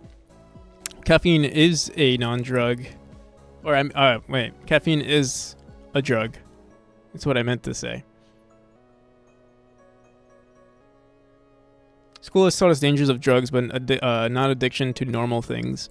Yeah, I mean, caffeine is a drug, and it is, I believe it is a stimulant as well. So, and those can be, let me see. Is caffeine a stimulant? Caffeine is a stimulant. So yeah, it is a drug, and it's just as dangerous, or I mean, the consequences of being addicted to caffeine aren't obviously as severe as, like, you know, what are they, like higher grade drugs? But yeah, I mean, they are dangerous. But yeah, you're not wrong. I'll say that. Yeah, you're not wrong. And it's very easy to, it's also very easy to ignore as a, like, to pretend it's not a, like, it's not possible to be addicted to, because it's so normalized, right? Like, I mean, the only consumption of caffeine at some point was only, you know, through coffee, right? And now it's like, I mean, yeah, I took it in the form of a pill, and a high dosage pill at that. So yeah. Ooh, dude, I actually really like the way these look, though. Where was I gonna go with this, though?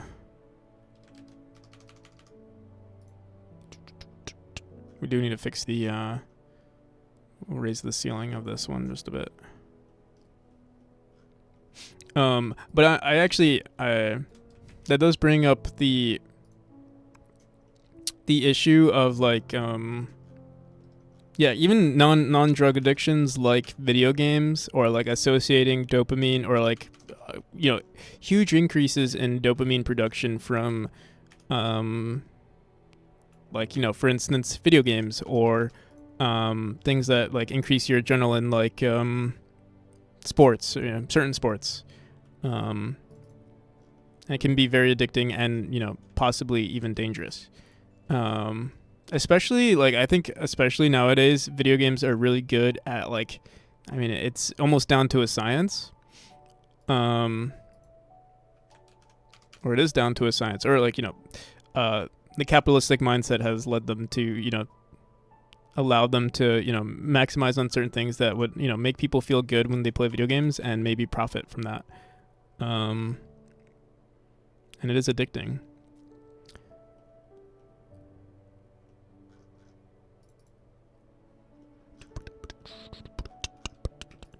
Oh, shit.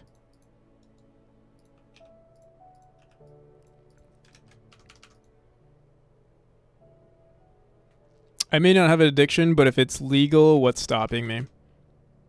My wife and Diablo Immortal?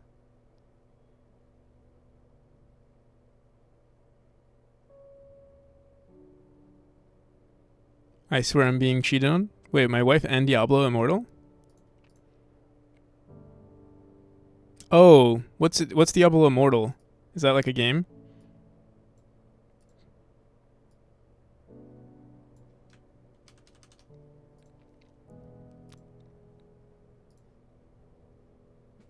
Oh, I see. Okay. Yeah, that's all. Thank you for the Prime.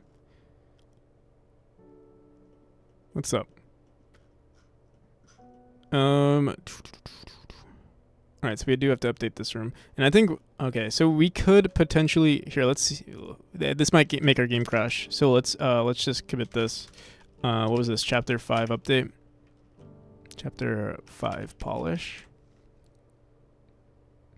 Supremely well done. Yeah, and it's like, here, let me just see it. I'm curious. Diablo Immortal. Especially mobile games, because they're you know, they're in the palm of your hand. I mean, yeah, this looks, I mean, it looks good. And, like, also seeing numbers go up is very addicting. You know.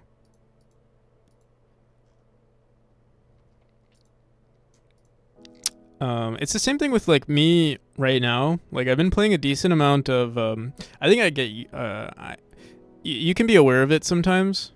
It's the same with, like, I get easily addicted to video games, and it's because, like, yeah, like, your dopamine is going up really quick, especially with new video games. I'll get addicted really fast. So I have to keep myself in check sometimes. For instance, right now, I've been playing a decent amount of the CS2. I played a decent amount of it when I was younger, but yeah, I played a decent. I'm playing a decent amount of it.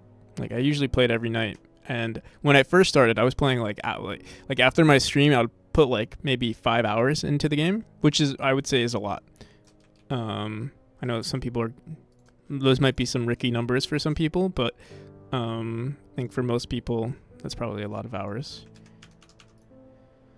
Now I think I only put like 2 or 3 hours into it, but it's very tempting to keep going a lot of the time.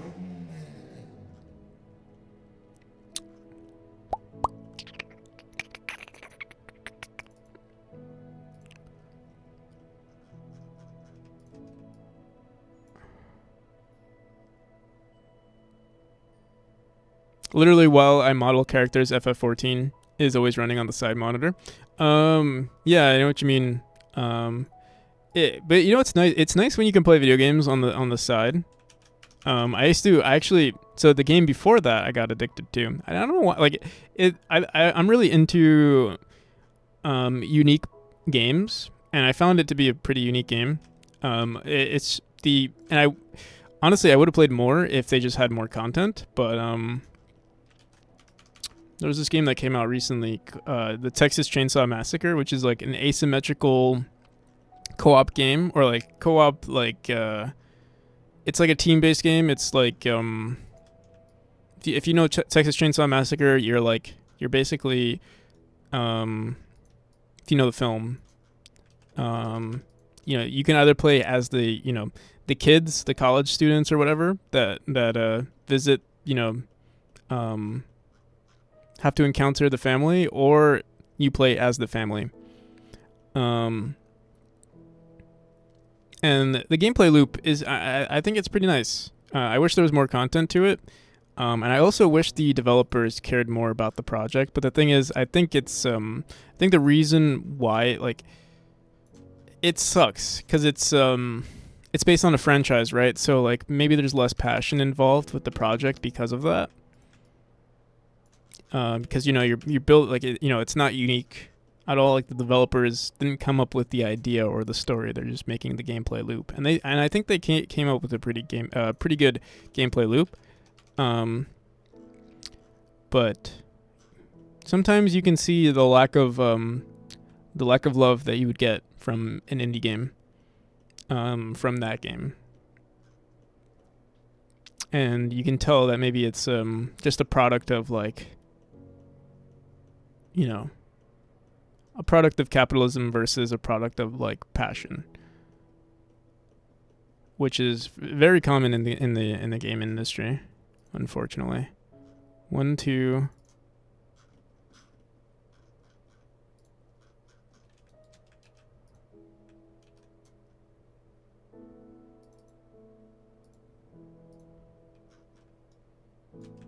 Wait, did I fix this?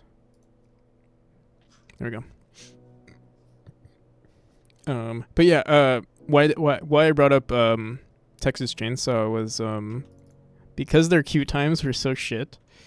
At least in the earlier days, where like the queue times are kind of annoying because you have to like wait for everyone to ready up and stuff. I would do game dev on the side, and because the games like the queue times are literally sometimes longer than the game itself. The game could last anywhere from like 5 to 10 minutes. And yeah, because of that,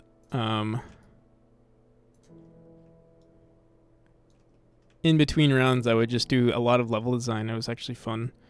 I felt like I was being productive, but also having fun at the same time.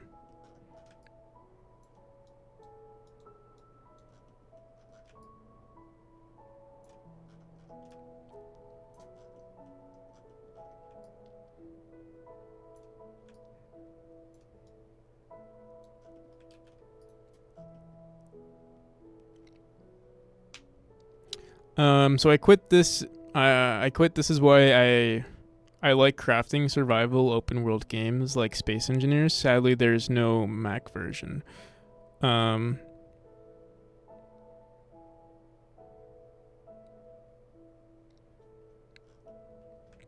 I think okay, so games like that, it's the same reason why I find like I think you mentioned RimWorld, right? You like RimWorld?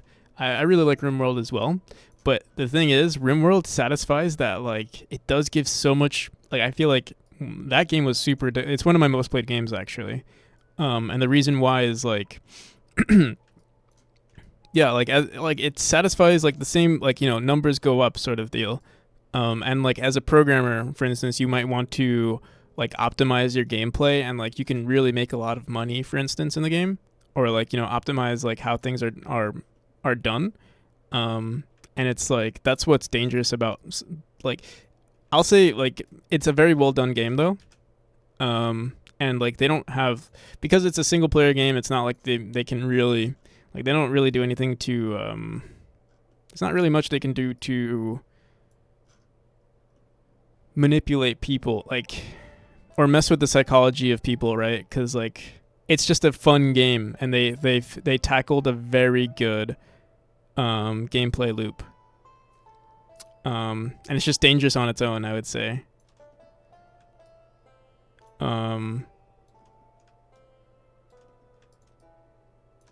Without too much of human. I'm sure that I mean like them as programmers just made a really good game. There's no like capitalistic aspect to it. I mean the game is like there's no like skins, DLCs. I mean it's kind of impossible to do that. But yeah, it was a very well done game.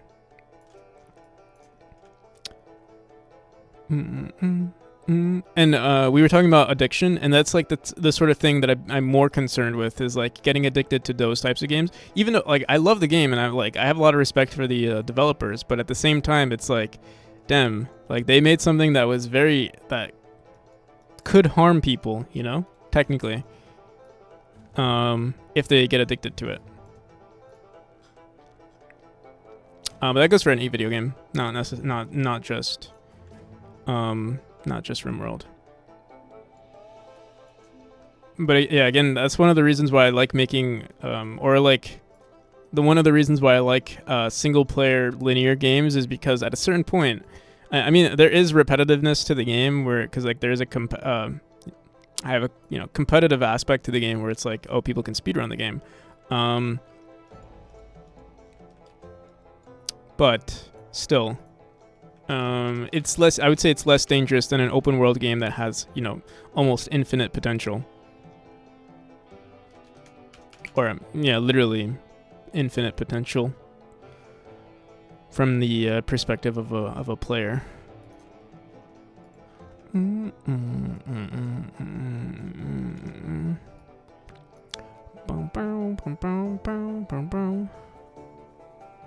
I'm very team-based, so raiding an FF14 makes me happy. Nothing beats clearing a hard fight. Yeah, yeah. I've never really gotten too into raids, but watching them is a lot of fun. Or like, I've done some raids. I don't think I ever did an official raid. Like, I've done some small raids, and I played a little bit of Lost Ark. But yeah, I do see some FF14 gameplay sometimes, and it is a lot of fun. It does look like a lot of fun. I'm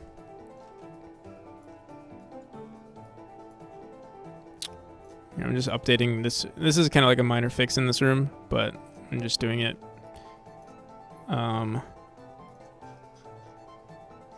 Since we're already here.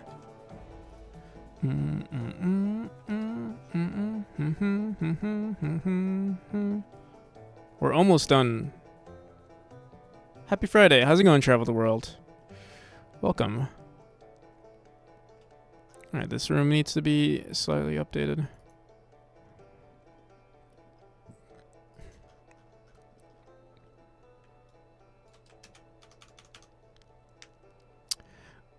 Hey, I only have time enough for one addiction, and that is learning my curiosity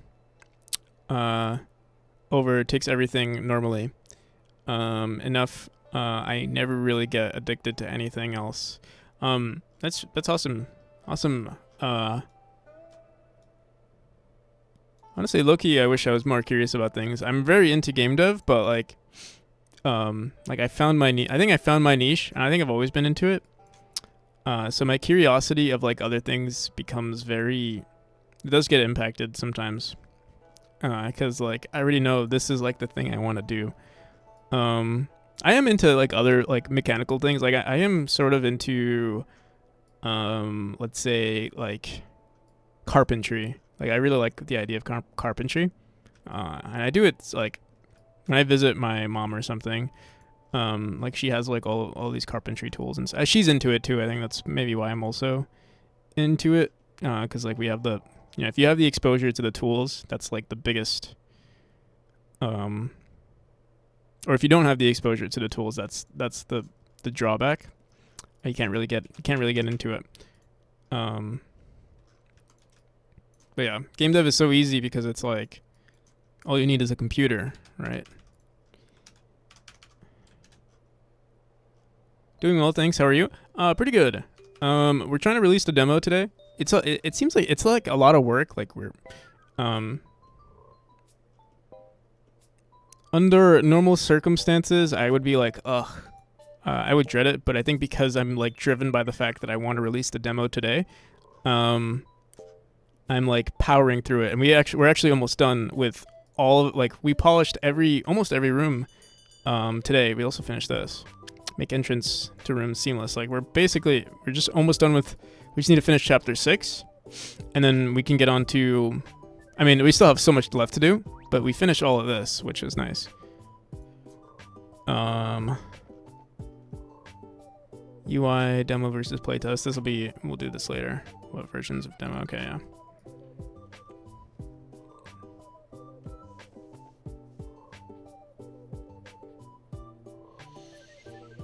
Curiosity, it's hell. I would say it's nice because, you know, it's nice to, it feels nice, definitely when you explore new things. I like when I like explore a different aspect of game dev. For instance, working on the UI. I know most people don't like working on UI, but I actually really like working on it. Or like from start to finish, it was a lot of fun to work on because it was like, why is this not getting filled? Let me see something. We run this. Oh, I guess we have to make this slightly taller, and then it fixes it. So, I see this top left corner, and these top left corners don't have a, there's no auto tile for that specifically. So just to reduce it a bit, I'm gonna leave it like that. We'll have to make some art updates pretty soon. Never give that curiosity up. Yeah, I would say that, like, it is nice. It is nice, especially like if you have that curiosity for your whole life. It's like, actually, it's very beneficial for your brain. I'm jealous, actually. Because you're constantly learning and your brain is constantly, it's being active, you know. Boom, boom, boom.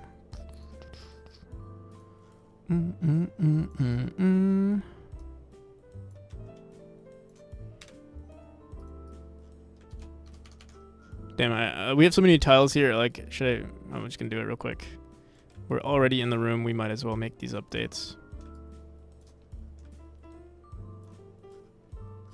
But we will be updating these rooms even more in the near future. For version 1, we're gonna have to make more of these updates where I'm like powering through level design.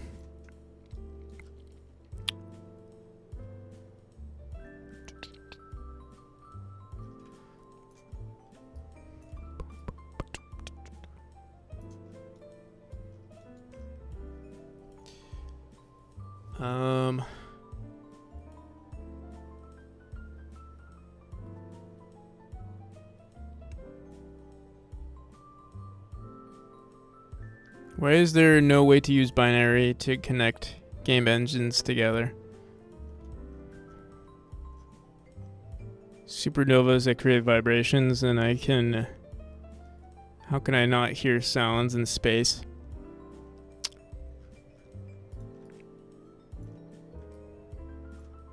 There's there's like this thing called, what's it called? MB Meyer-Briggs. There's like certain personality types that are very into like a wide variety of like different topics. Kind of like a jack of all trades, master of none sort of deal.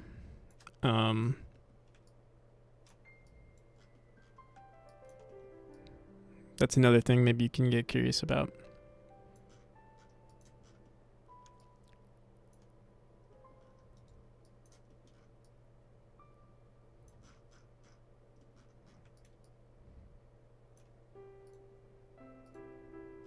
Boom, boom, boom, boom. Mm-hmm. Mm-hmm.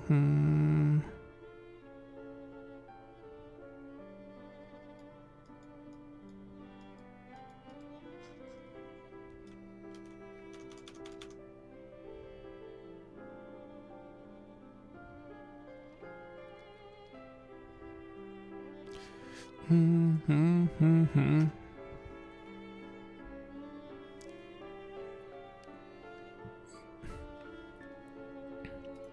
Mm-hmm. Are we almost done here? Let me see. So I could raise this up even more over here if I really wanted to.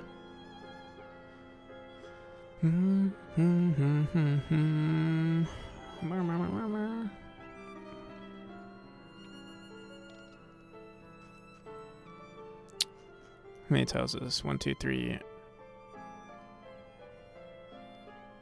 1, 2, 3, 4. 5 on both.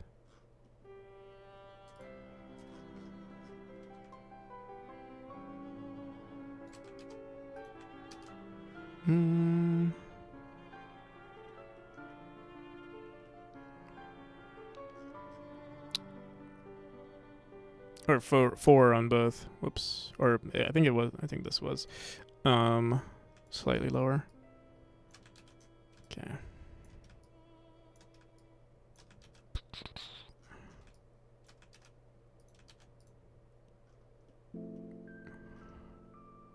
One, 2, 3. Oh, it was 4. I'm a little slow.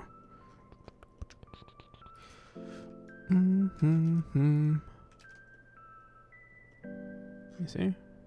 Okay, there we go.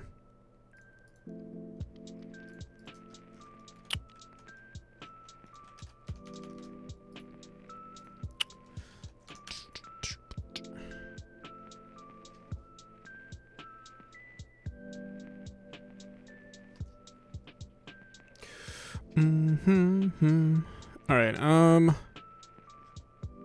How far are we? Oh my God, there's so many more. Let me see. Oh, we're almost done. We're more than 50.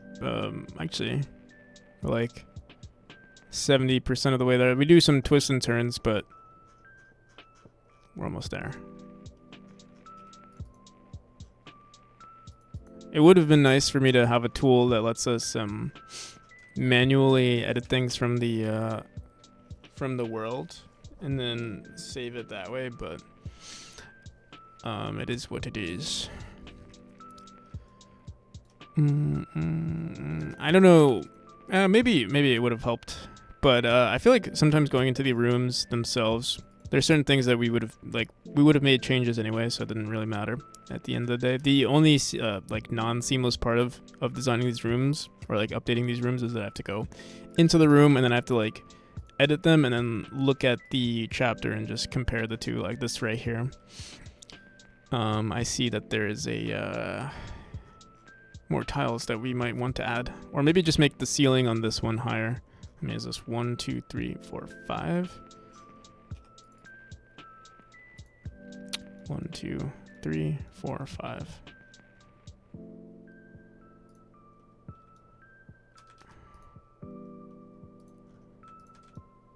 I'll probably raise, or just do something like this.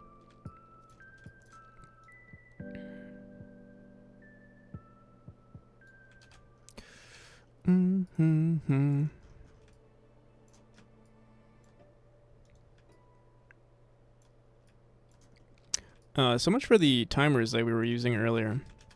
But I think we're going at a decent pace. It's not like we're stopping. No, I think I'm in full focus mode. We're like getting stuff done.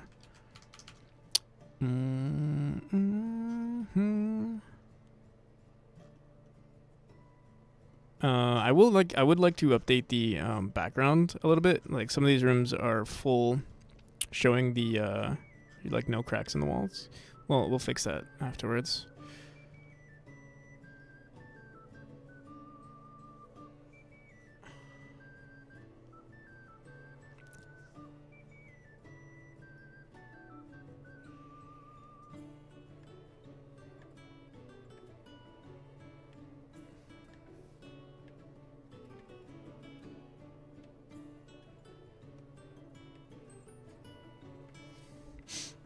I've been slightly ignoring chat. But it seems like you guys are having a decent conversation with each other, so.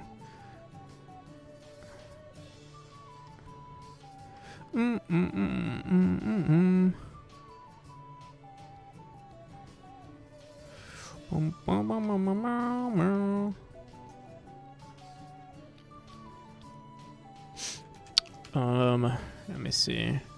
1, 2, 3 tiles here.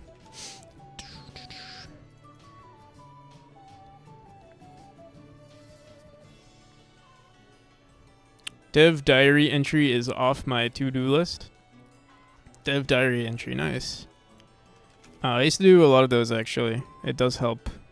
1, 2, 3, 4.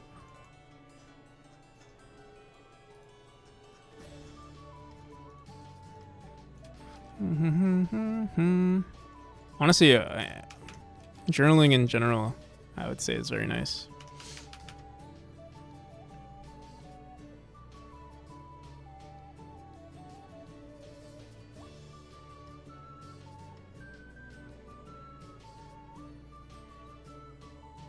I hate it so much to get a good idea when laying down for a bug fix. Bum, bum, bum, bum, bum, bum.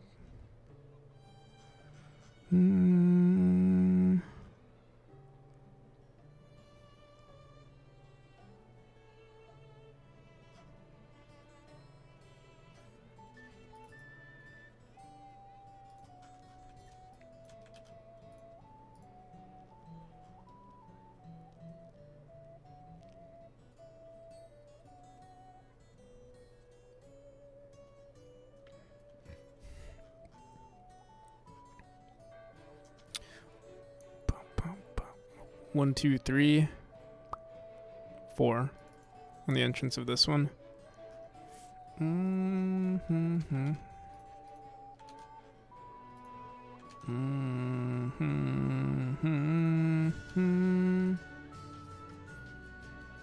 1, 2, 3, 4. 1, 2, 3, 4.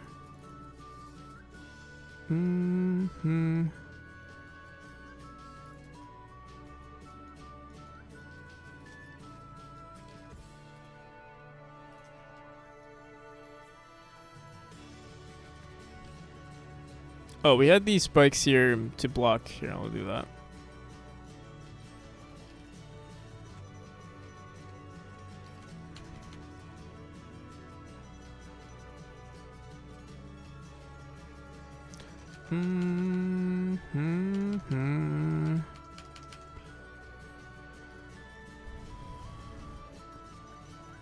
Alright, we're almost there.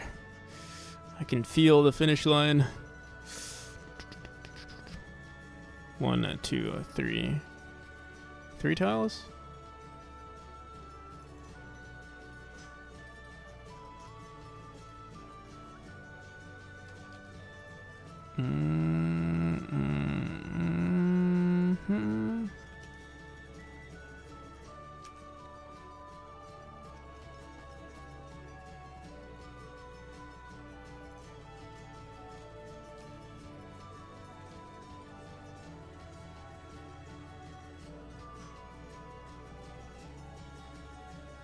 There is a empty room here. I'll block this off for now. I'm just gonna do that.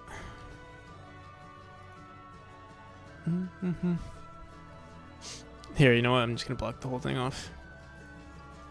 I'll even remove this checkpoint in case for some reason I forget about it.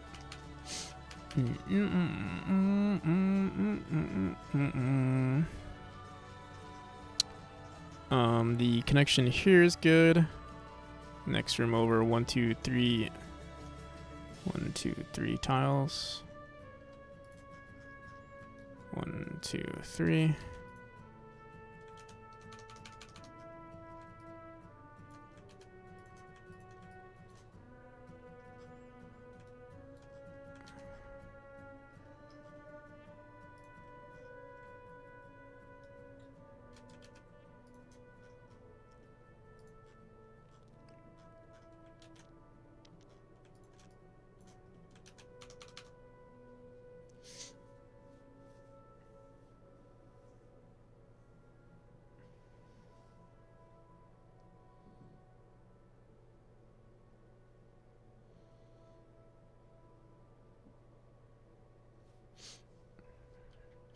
A symphony of vibrations you can experience with earbuds.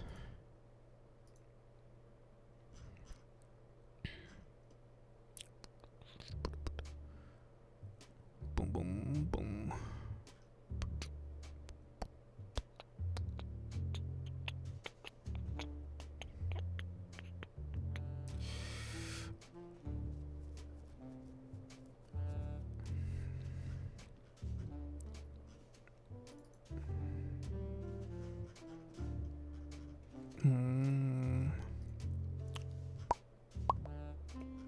This needs to be moved up one tile, and then everything else has to be. This has to be updated.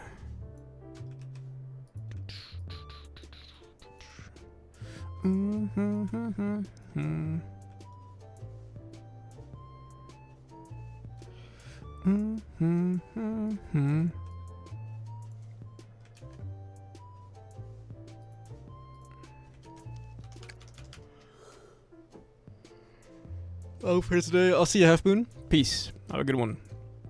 I'll be here forever. We are done, actually. I think we're done with the designs. Still more to do. Let's see. Today is not a 24-hour stream, is it? It's a 24-hour stream if I don't finish. I'm hoping we'll finish before the 24-hour mark.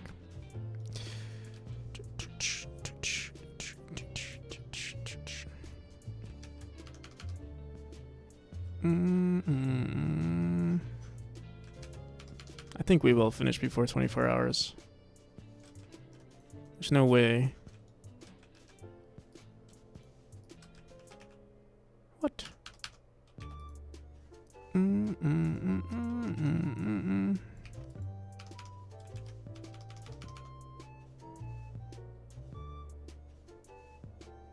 going off to have to get off. Need to let the kids sleep. All right, sounds good. 50V.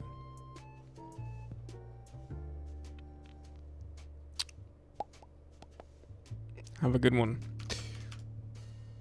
Can't you let you hanging like that? It probably won't be a 24-hour stream. I don't think so. Has to be maybe like a 15-hour stream. We'll see. I mean, we have been making decent amount of progress. We just finished chapter 6, so now we're up to. I think I'm gonna start work. Damn. So working on this is actually gonna. I think it'll wake me up though. This will be very exciting to work with. Let me finish the room. I think what we might also do is a quick playtest of the chapter. So let me get rid of all this trash. A quick playtest of the chapter. And then from there, or not of the chapter, of the whole game, we're gonna spend 20 minutes playtesting this freaking game to see if there are any other bugs. So this takes us to the credits. Okay. Be watching for the demo? Yeah, we should have it. I'm hoping by the end of the stream I'll have a demo out, a new demo. If anybody is interested, again, you can find the game here. Wish lists are greatly appreciated. Hey, I'm gonna go pee, and then we're gonna do a quick playtest of everything, including checking for collisions, any other bugs that we might notice along the way, and then we're gonna start working on the analytics features, which honestly this will be kind of exciting. Just thought of something. All right, wait, I'll be right back.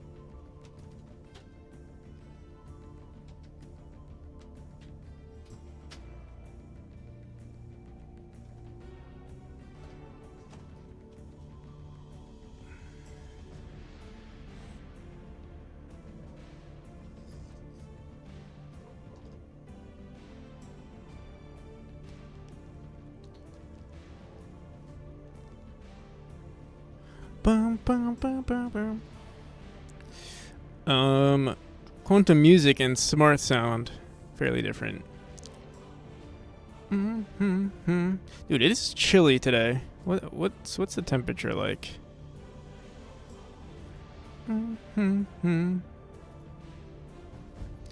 Simologic. Thank you for the follow.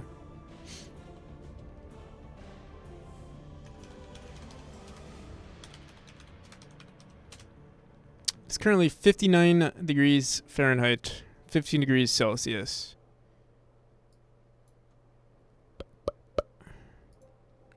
I mean, that shouldn't be that. It's not that chilly. I feel so cold.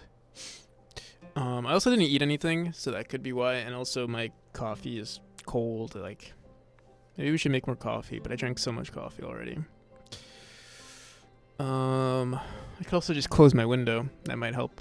I might close my window.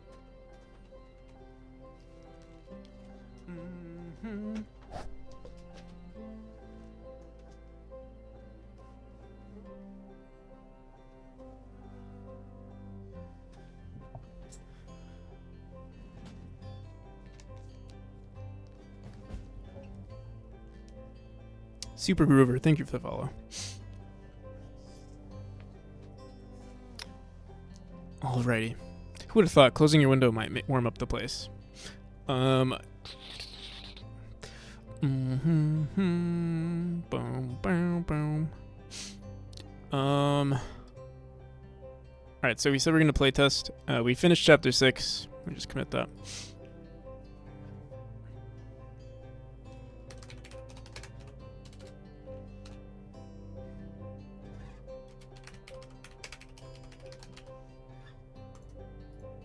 I think it's fully polished.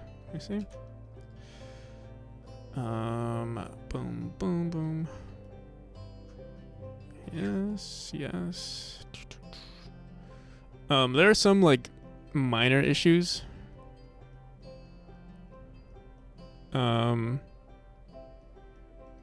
Like, I would like for the parallax to be showcased in this area a little bit more.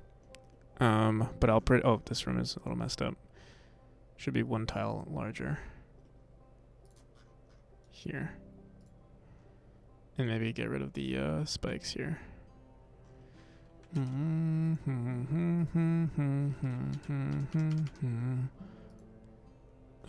Okay. So far, so good. Oh, this room too. 2 more tiles over here. And also, this thing is off.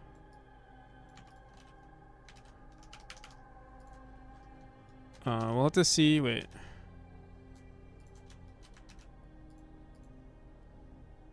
Okay, wait. Oops. One more tile here.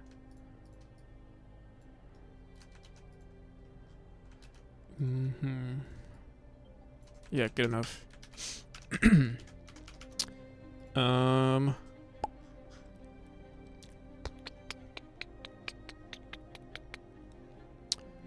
Good. Good.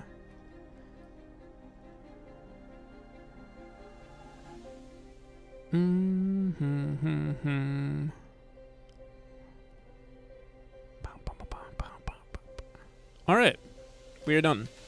Time to playtest. Should I do a 100% or?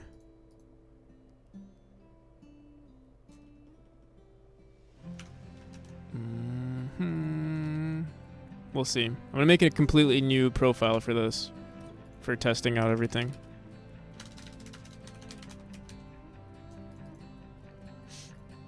This will be a speedrun as well, so we'll have our debug on. Actually, let me turn on collisions as well. It might be a little distracting for us to see this in game.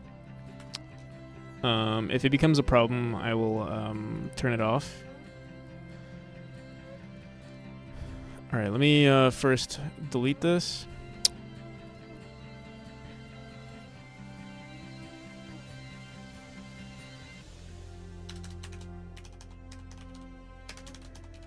Speedrun mode, debug mode, save.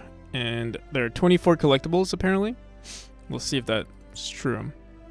Alright. Game is best played with controller.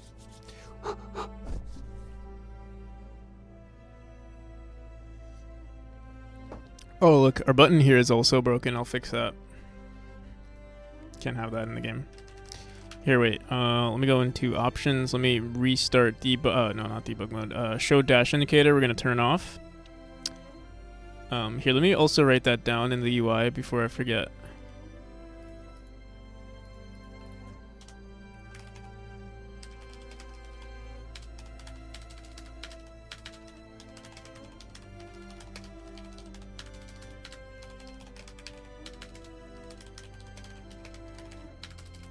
If I find issues with the game, we will, stop the speedrun.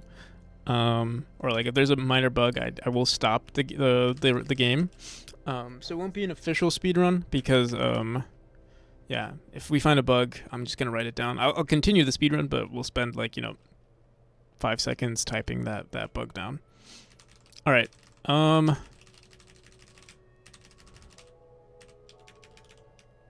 Let's get ready to rumble.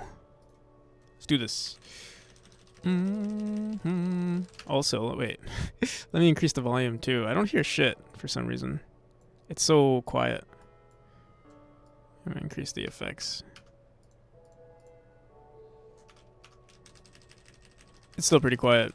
I think maybe I have something. I have it reduced in my. Oh, did we say we wanted to go for collectibles? I will go for some of them, as many as I can find.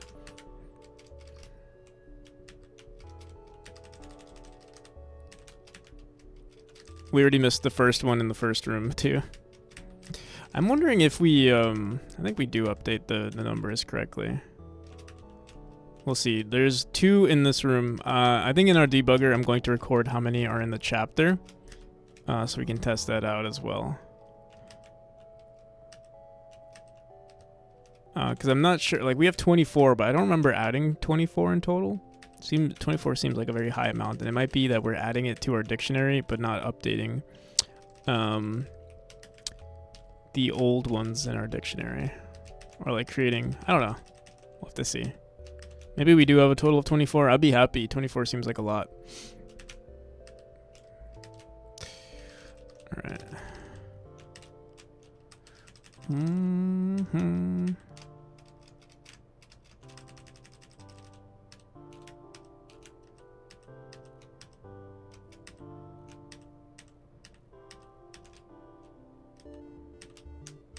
So far, the game is looking good. No issues.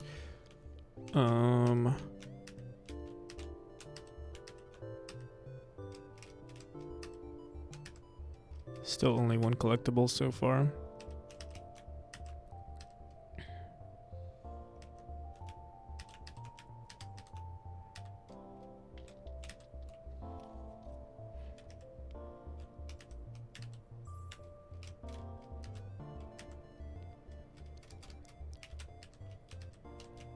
Oh, there's one right here. There's also another one up here. Now let's go for it.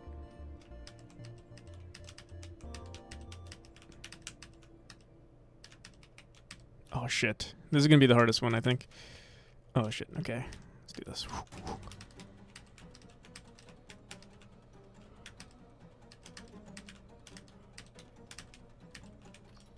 Wasn't even that hard. I messed up here to do this. So we have 4 in total. There's 5. There's another one we missed. So there was 5 in this chapter. Is there? I don't think there's any more. Oh, actually, there might be one more. Maybe not. No, I think we're done with this chapter. Oh wait. No.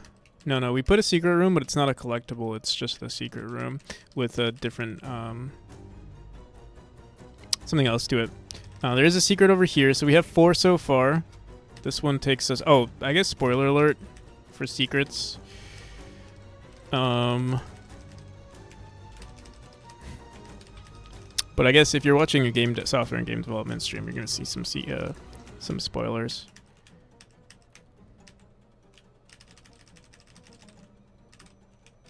And the intense Hollow Knight music is adding to the speedrun right here. I feel like everything is intense right now.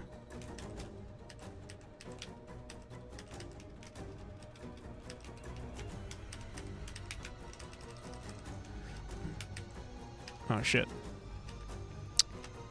Wait, what the hell? Okay, wait. This room needs an update. Also, we added a secret here, or a collectible right there. I didn't remember that one. Put the secrets overlay up. Honestly, that secret that you saw is the only, like, I haven't actually implemented too much for the secrets just yet. That was the biggest one, the biggest secret in the game. But even it's not that big of a secret. Everything else is not really a secret. It's more so just a challenge, like a challenge collectible.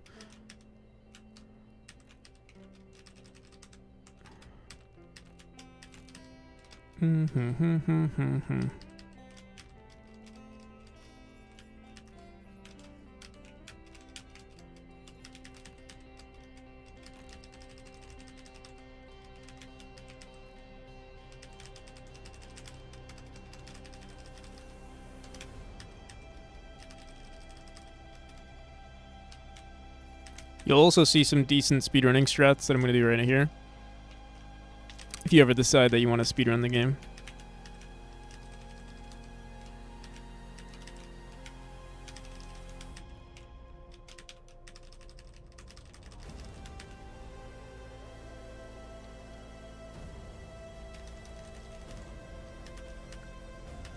Go back, I missed it. Oh, you missed the secret? So far, everything has been working smoothless. I mean, everything is smooth right now. You can see there's like invisible hitboxes inside the tile sometimes. That's our, it's not a big deal, but those are hitboxes from the spikes. We don't remove them if they overlap with our auto tile. It's not a big deal, but when you have the exposure of the tiles there, or the hitboxes, you can see them. Usually isn't. I mean, maybe we will include it. It's not really necessary for debug mode.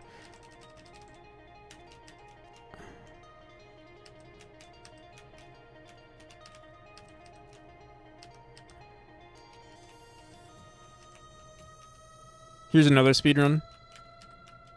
Jumping over those. This was actually one of the hardest rooms, and because of that speedrun strat, it's very easy.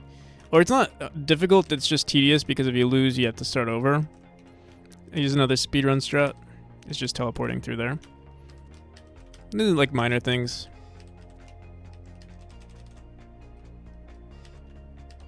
Casually watching in the background.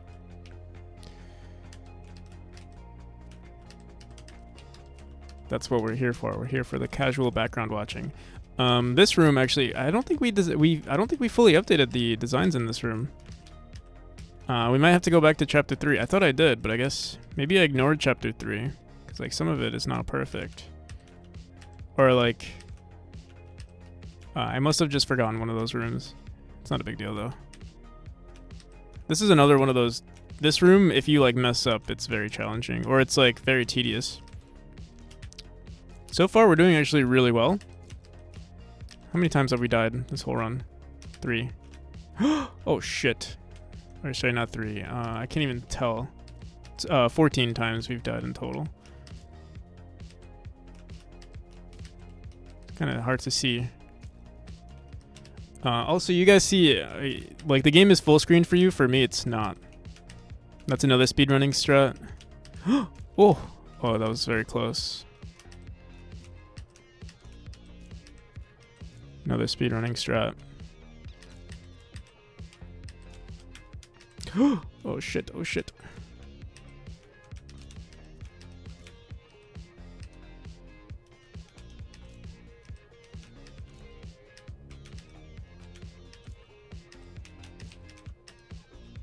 Ideally, what I should have done is actually... no, it's good to have the... We're gonna want to... In the near future, I have to record gameplay again.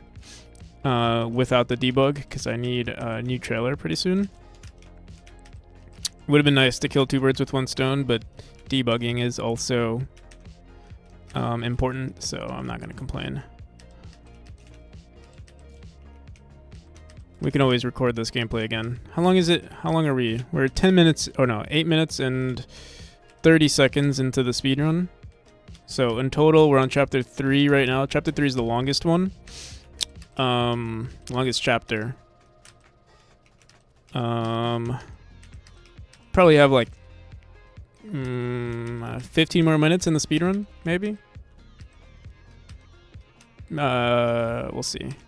Chapter 6 is not terribly long, and chapter 5 is super quick.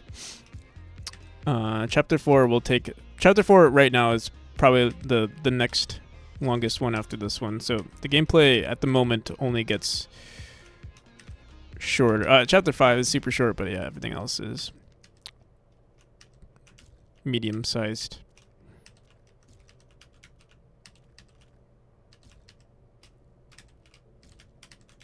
At the end, though, like chapter 6 will be probably. Oh, I gotta scratch myself. Will be the longest chapter. Neo, thank you for the sub and enjoy the lurk. I'm just playing through the entire game to see if we find any bugs before I release. Or I mean, we still have some bugs that we need to fix. For instance, after this chapter, we're going to hear the background noise. We'll see. We might hear some background noise in the whole game. From chapter 3. Oh shit, I think we are dead. Yeah. Oh my god, I think we're dead again. Yeah, we might hear some extra sounds. If it might not be too noticeable. If it's very noticeable, I'm probably just going to... We can continue runs. Like, it's not like... we save data based on every chapter, or literally every room switch, all of this data is saved. So the only thing that does change is the chapter run. Changes also, we don't save position, so if you were to exit mid-chapter, you would have to restart from the beginning. Right now, at least. I might change that, actually. Especially because this chapter is so long. But the thing is, it's good to reset everything because let's say you rage quit on a boss fight. It's going to be very difficult.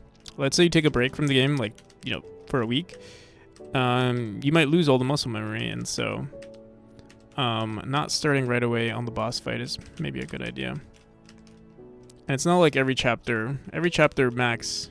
I mean, if you're very new to the game, it might be kind of challenging. But every chapter in total might be like 20 minutes to 30 minutes. So it's not that much gaming that you're doing. But I mean, 20 to 30, that's what? 2% of your day?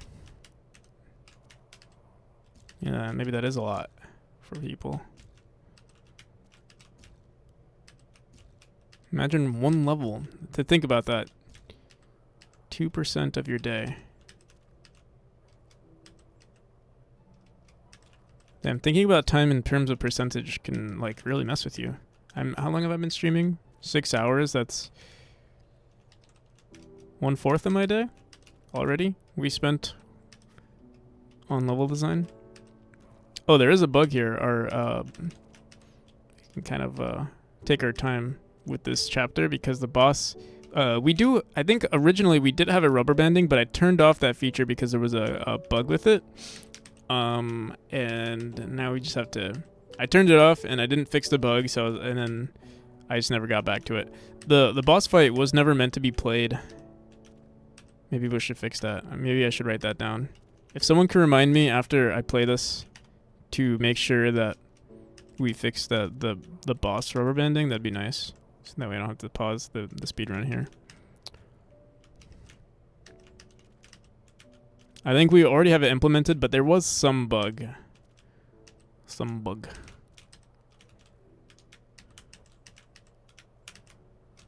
Oh shit. No, bro, this fucking chapter, bro. This actually is this part is very challenging here. Even without the boss, it's challenging.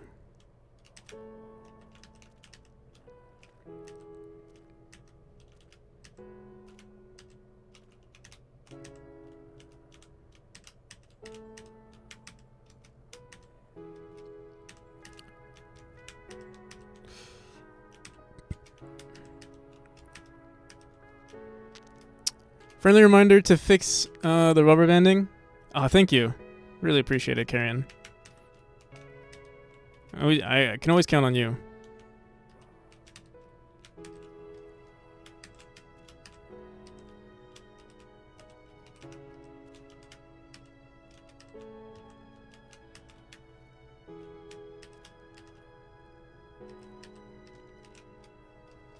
How's it going, Karen?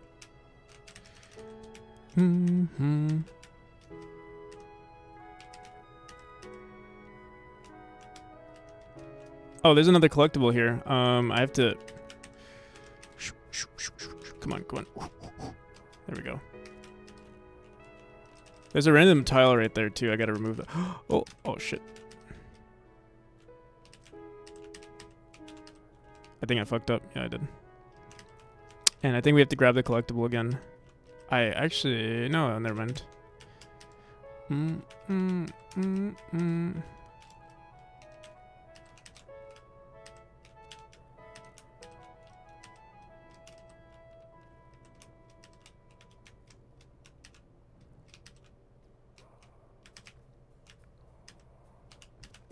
In this room, the rubber banding doesn't matter at all, actually, because all he's doing is shooting lasers at us. But yeah, in that second section, it's kind of an issue. I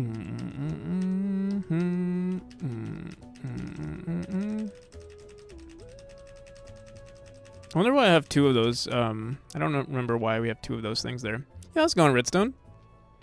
I haven't been looking at... Oh, dude, we spawned in the wrong section for chapter...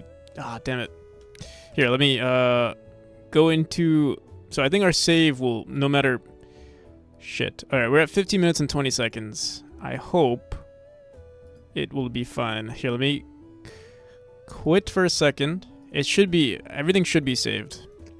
I guess we'll be doing some debugging right there. Here, let me write down the bugs that we had in the meantime. There are two bugs, right? There was the Chapter 3 bug.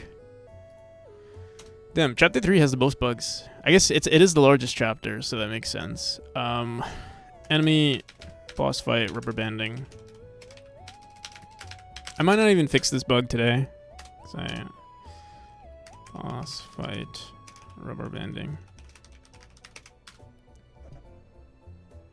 Wrong room. Yeah, we're gonna fix the wrong room right now. Was there another bug? I'm trying to think.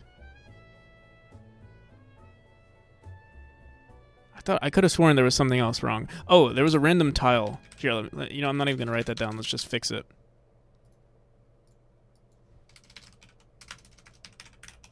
There was like a random tile somewhere in one of these rooms. This right here.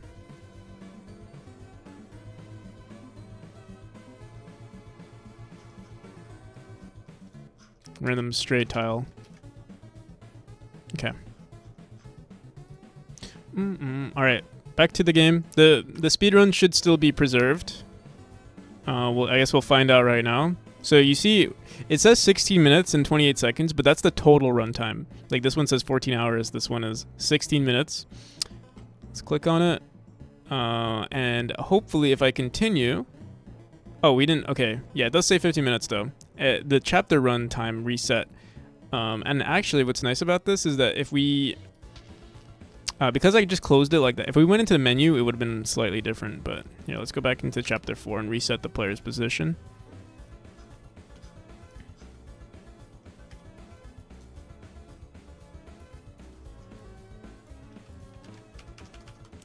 All right.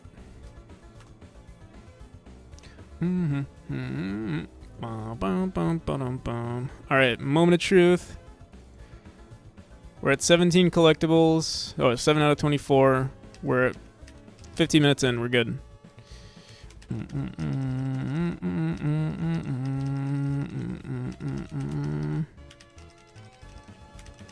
So this won't be released for the public demo, but it is on the private one, which will also be on Steam pretty soon.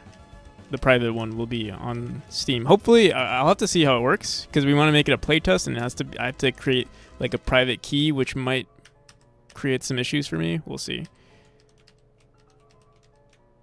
We shall see. Also, so I know at some point I gave Hellraiser when I did this stream with Hellraiser, and he got a copy. I think so far only Half Moon has a copy of the game for free. Like, yeah, like I'd take a mental note of that. Trying to think if anyone else has it. I don't think anyone else has it though. How do I get the private version? The private version, I think, well, currently it's set up to be only on itch, but what I'm gonna try to do is set up a playtest. So for Steam, you can have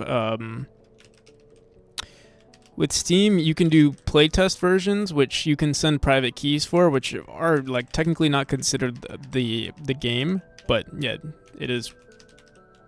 It's a yeah, just like a private key, a unique key, specifically called the playtesting version, and you can create. You can basically release updates to that, and it would be preserved for only the playtest version, and wouldn't be, you know, it wouldn't manipulate the demo, or it wouldn't manipulate the base game either. Good,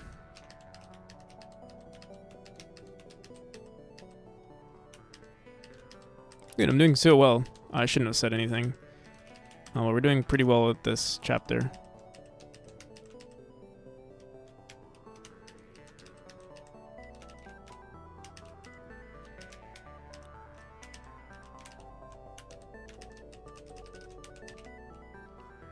Speaking of private demo, I know I've asked before, I can't remember the answer. Do we need to drop the 4K points for the next release, or is it the redeem? Yeah, it's one redeem.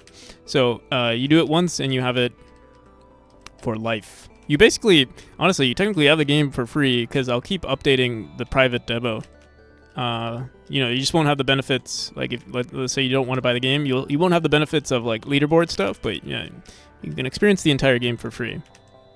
For just For the low price of 4,000 points, you can experience the whole game as I release it.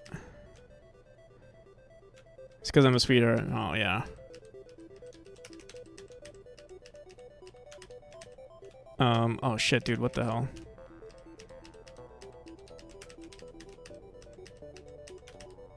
Come on. Oh my god, dude.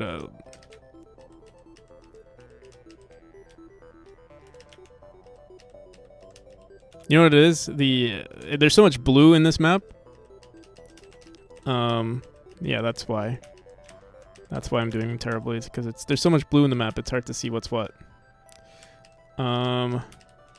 Hey, wait. Is that a bug? Let me see something.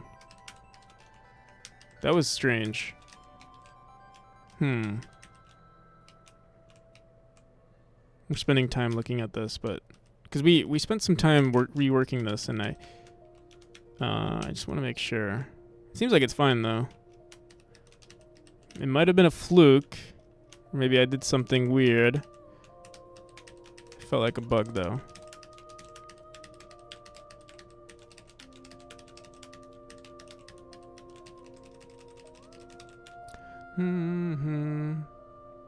Moving on the beautiful color. Yo, how's it going, Lloyd?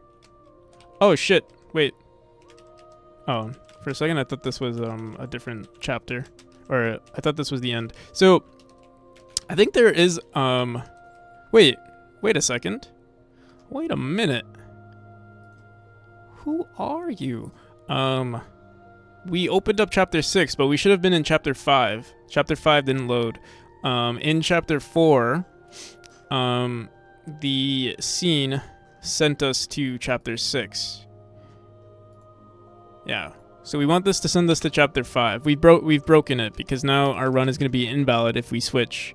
I'll skip chapter 5 because honestly I think it's a boring chapter anyway. We'll play test it afterwards. We'll see what the chapter feels like. We'll do some calculations to see. Am I really the only one that has the Steam key once Memory is out? Tomer has it. Yeah, Tomer gets it. Tomer doesn't have to redeem it because for the speed run, for being one of the top speedrunners, he got it for free. Same with Hellraiser and Juho Sprite. So they don't need to necessarily pay for the channel reward that I have there, but yeah. So there are people who have the game for free already, but they don't have to spend the channel point for it.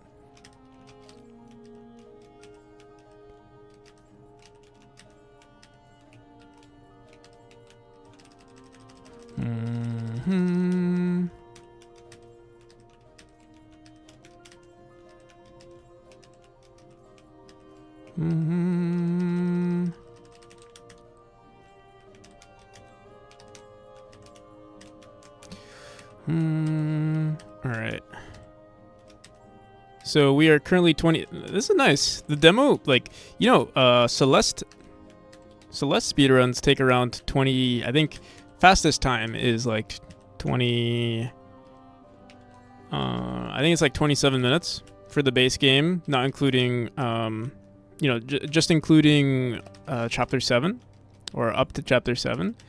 And that's very close to our time. So, like, in terms of content, I feel like we have a lot. I don't know why, though. Like, for me, I do plan on adding way more content, though. I guess I am good at my own game. I do feel like Celeste is still, like, the amount of content in Celeste definitely, obviously surpasses this game. But it's weird that we get the same amount of times.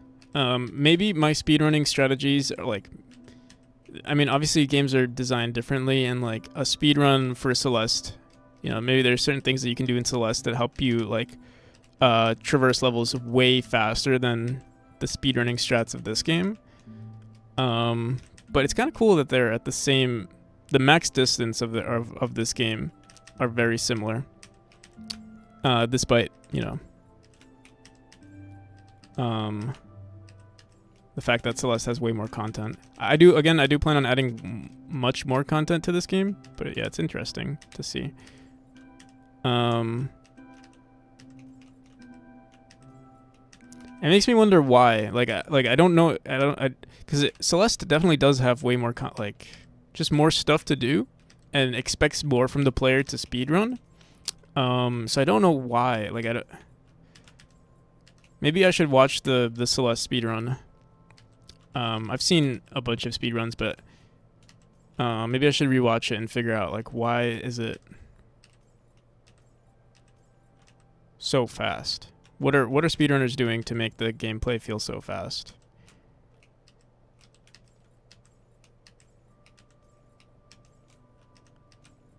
My game is definitely more linear though.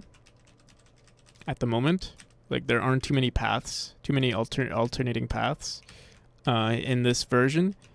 And maybe in Celeste there are way more paths that you can take that speed up the gameplay.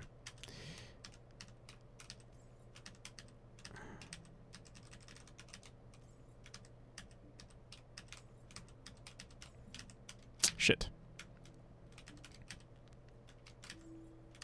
Going pretty good. How's it going for you? Pretty good. So we finished polishing most of the level design. Most of the level design in the game is done. I think we messed up something with our collectibles because it says we have 8 out of 24 collectibles. That doesn't seem correct. Like I feel like I've been going for most of them. There's like maybe there's like 3 more that we missed from from not doing chapter 5. But it's definitely not 24 collectibles. I think I did something wrong when we created that variable. Maybe it's just not saving or like every time we edit or rename rooms or chapters. I think that's what's happening actually. We renamed chapter. We still have world demo in the queue or in the thing, but we also have chapter 1, and we also created a chapter 7. I created a chapter 7 and then removed it, and maybe that's what's being saved. We can actually go into the how I have it saved as an export value is in the we have a node called the progression manager. Oh shit. And the progression manager, let me pretend like we also do, I have to do one more thing and make sure that our hitboxes for the spikes actually kill the player. Right now it doesn't kill the player. So like I'm playing like a god, but it's also impossible for me to die to these spikes. There's another collectible here. So yeah, in total I think there are like maybe 15 collectibles, not 24.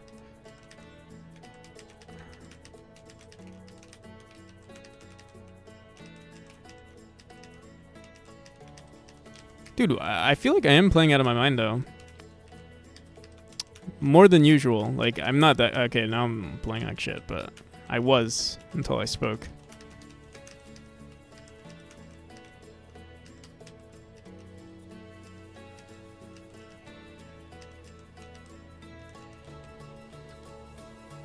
Yeah, I was going to ask you, but I thought maybe that would be too much to ask from you. But I appreciate it. You really do go above and beyond, Carrion.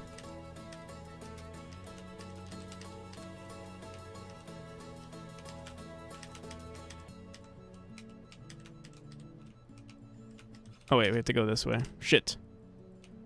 I died.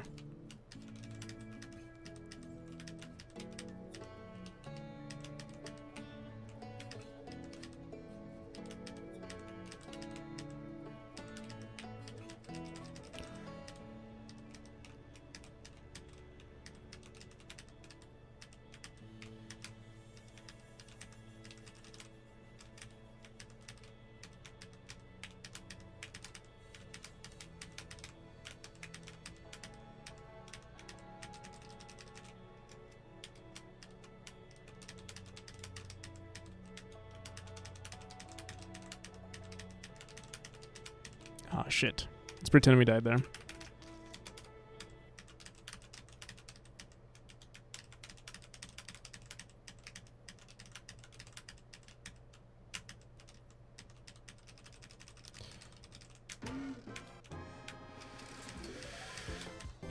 Oh.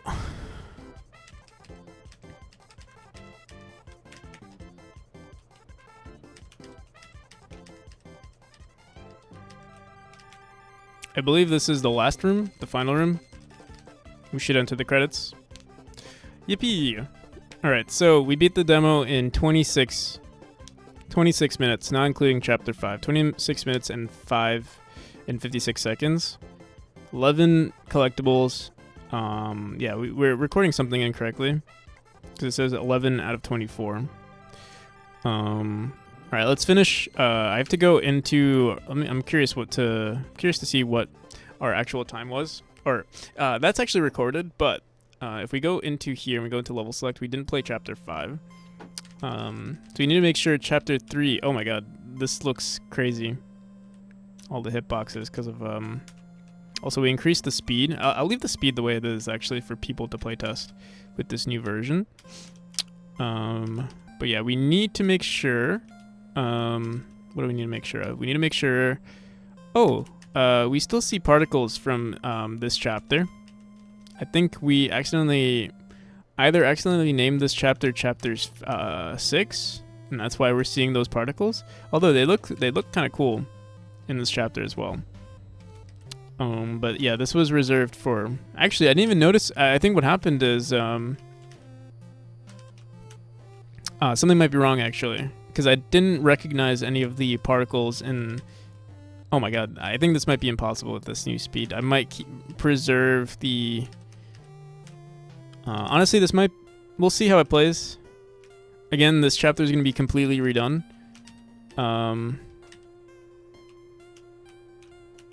I will be updating it in a very near future. Like literally after we release this demo, I think I'm going to be updating this mechanic. I think I should. Also, Shubius, thank you for the follow. Oh, there's another one right here. Another collectible.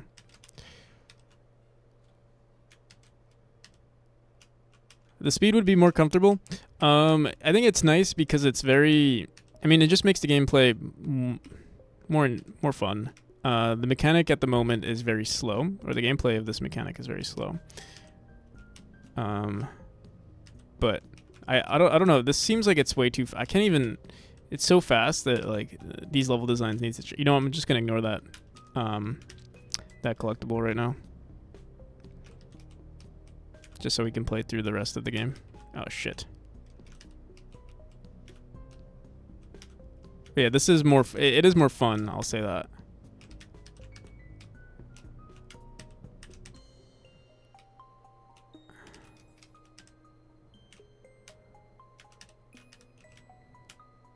Mm-hmm.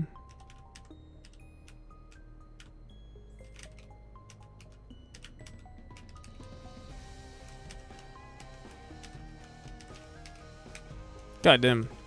Please. Please. I think this area is to be very difficult for people. It still is. Oh, but it's a different type of difficult. Oh my god. Please.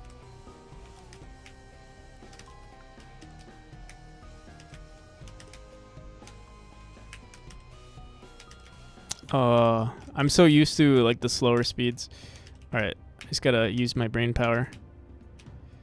Okay. I'm gonna take my sweet time playing this one. Oh my god, bro. This still is the most annoying level in my opinion. We're almost done with it though. Just have to get through here. Oh, we're almost done. Hopefully I don't fuck this one up. There we go.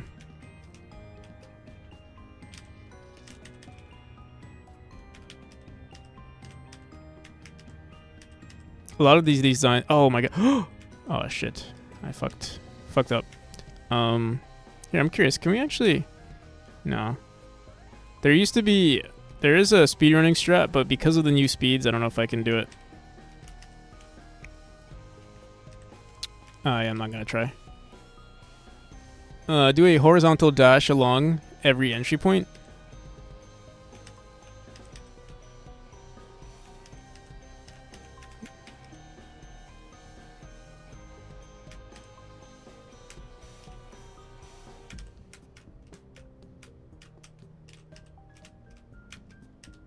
All right, I think this might be the last room.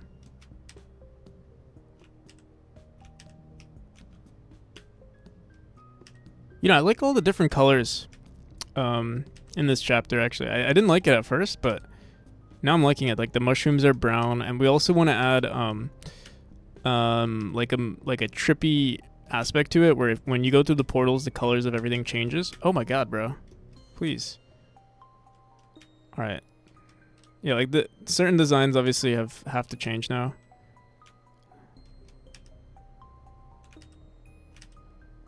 Okay. This it's nearly impossible. I can't even let me see. If I do a diagonal here, the ceiling is cut short, so I can't even like. Let me see. Oh my god. I can't even be mad. Like, you know, you get mad. Like, you sometimes play games and you get mad, and like this is the fault of the developer here. Obviously, we're still playtesting this mechanic here, or like we're redoing everything. So, all right. I hope I don't fuck up. Oh, come on. Oh no. Okay. I have to do a up dash. There we go. All right, we hit a checkpoint. This is done. There's no more no more of the mechanic. Bad game design. It is bad game design, but it's because the mechanic is completely different now. This room is based on very old designs, or very old mechanics, not even designs. All right, there we go. So we hit 6 minutes. So what was the original? What did I say? What was our original speed run? I'll just take like 2 minutes off this total run time. So 34 minutes. We'll say like 32 minutes, or maybe we'll say 30 minutes. Obviously, there's like 30 minutes worth of gameplay from speedrunning. So if you play the game well, there's 30 minutes worth of gameplay, which is kind of cool. Celeste is 27 minutes, so we actually have more content than Celeste, but Celeste is a harder game. So like from start to finish, I would say Celeste still has more. I mean, obviously still has more content. Unless there are certain aspects, like I still don't know. There are people who are new to the game and played it from start to finish. There aren't too many people, though, who have played the game start to finish, including all of these chapters that we have now.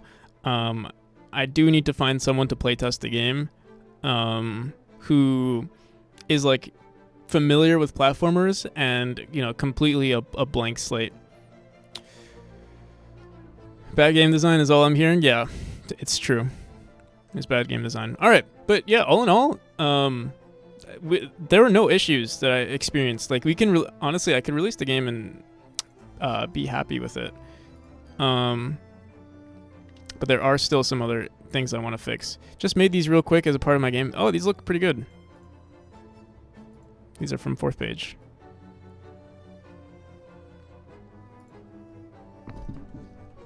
Very clean.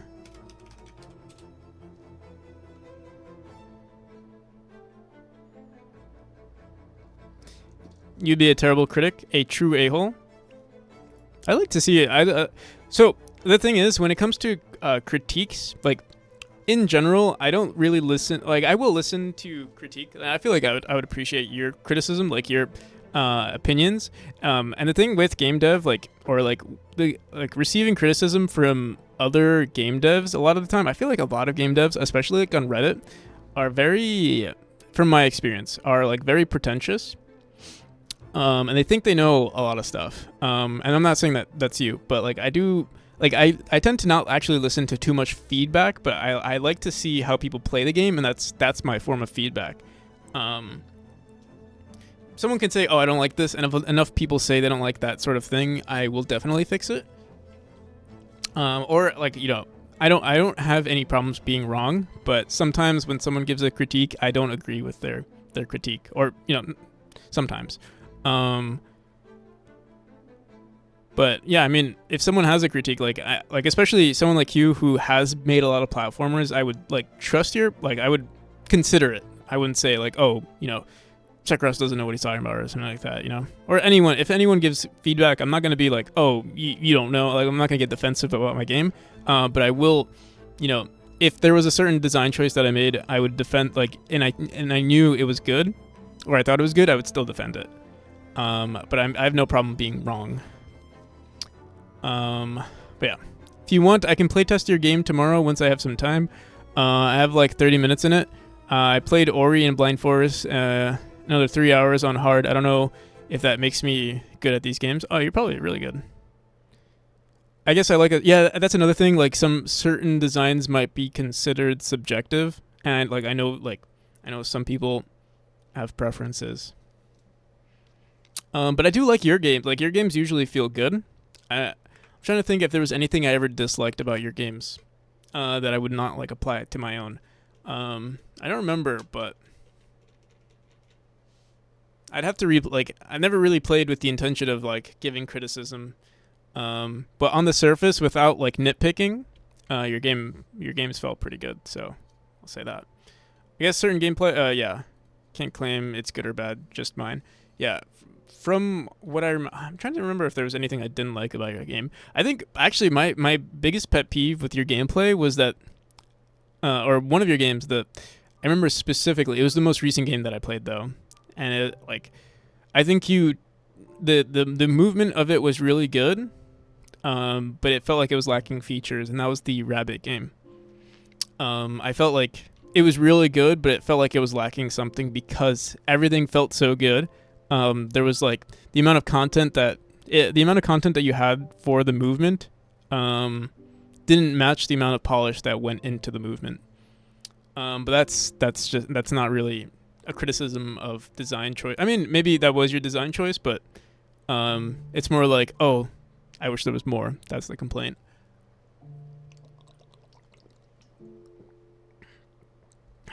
All right, we're 6 hours into stream. Time really does fly. Feels like I've only been streaming for a couple of hours. All right, let's see what we got here.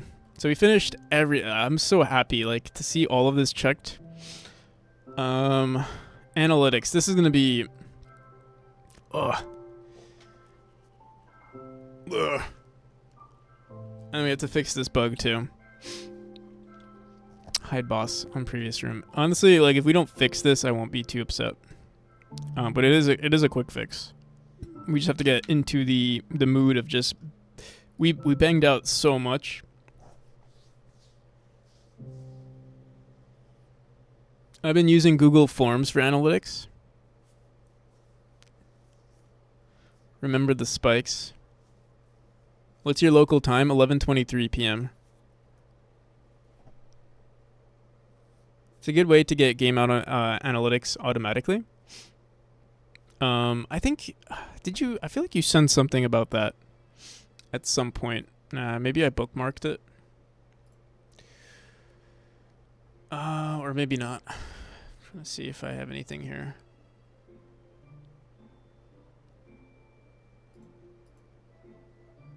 I have so many like. What the hell is this?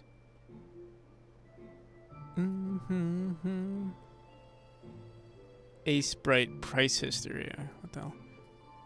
Let me see.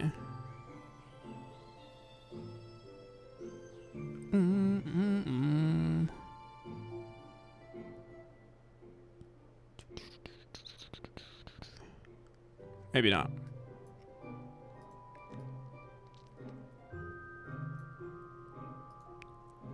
You might have sent the code snippet. Yeah, I think maybe that's what you did. On with Jay playing COD.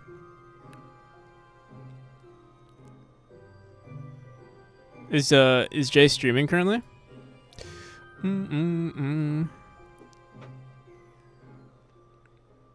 Yeah, I was going Planetary Ashes. Welcome. It's really good. So I was thinking of send data to a Google. That's interesting that it does that. It does it that way. Maybe that's how we'll get. So right now, what I was gonna do is send the data, like just have the data saved locally to your to the player's machine, and if they want to send me that data, they can. If you want to send it again, I would appreciate. I might not implement it today, but having something like that would be pretty cool. Because I'd also have to make like a some sort of UI that says like, oh, do you wish to send your data? Do you wish for your privacy to be invaded?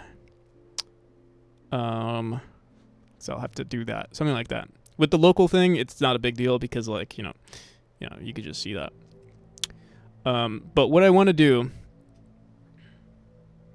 is on every state change is record, and I wonder how hard this. I don't think it would be that difficult.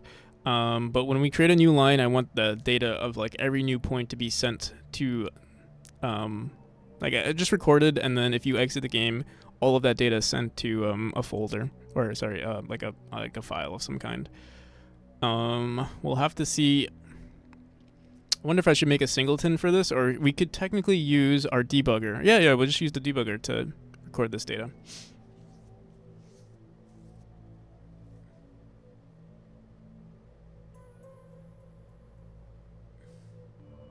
With Silent Wolf, you can save user data, such as death points. That's exactly what I was thinking of doing.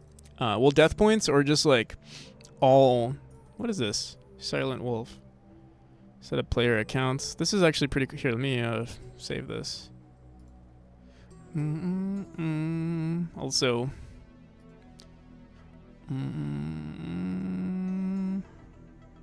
Jay's not streaming.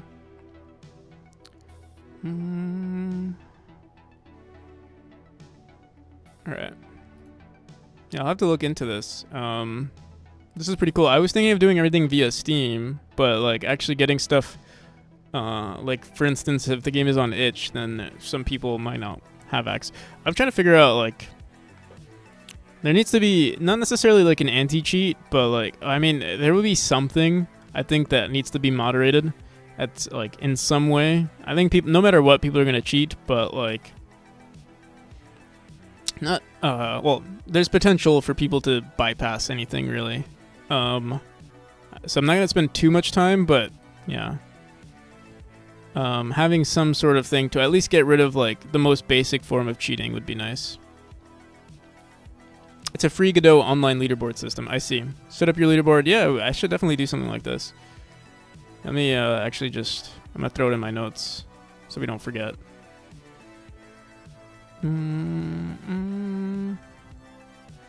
Unless maybe I can rely on Carrion to just remind me. Here, I'll throw this. Should I throw this in version 8? Yeah, we'll throw it in version 8. That'd be pretty cool, actually.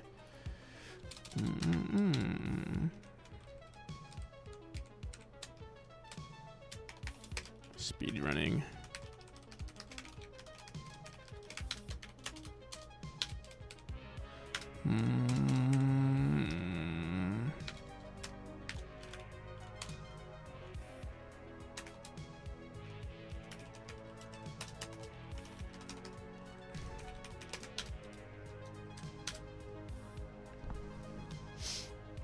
All right. Boom, boom. Oh, that's, we have this right here.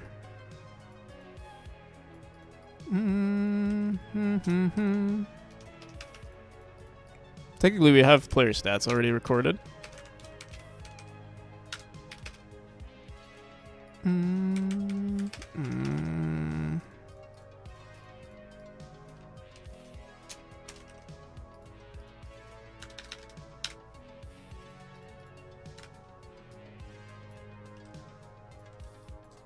All right. So let's get to, we'll save this data in the most simplest form, in the most simplest way possible. Let's see.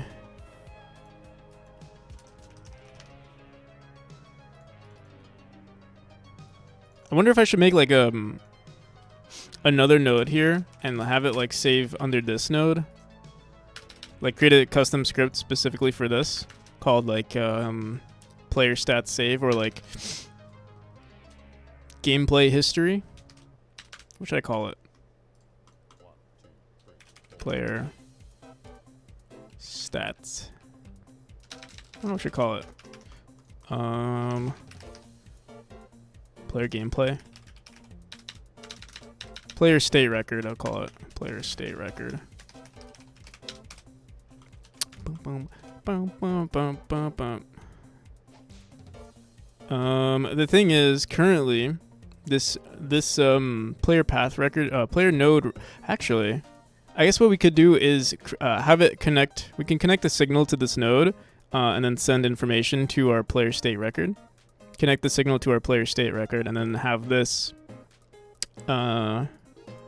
maybe communicate with our save manager at some point once the game is done. All right, let's do it. Are you doing new things before fixing other things? Are we doing new things? We are doing new things before we fix things, yes. But this was a part of the plan. This was already set up in our list. Like, you see, we fixed things, and now we're doing new things, and then we fix things again. We just did a lot of fixing. I think to do too much fixing, it's discouraging, right? We want to see more things. We need some dopamine from, from new things, and then we can go back to fixing things. This is gonna take. I don't know how long. Like, now that I'm looking at this, I'm like, oh my god, this is definitely an overscope, but I don't care. All right, so we'll have to make a new script here.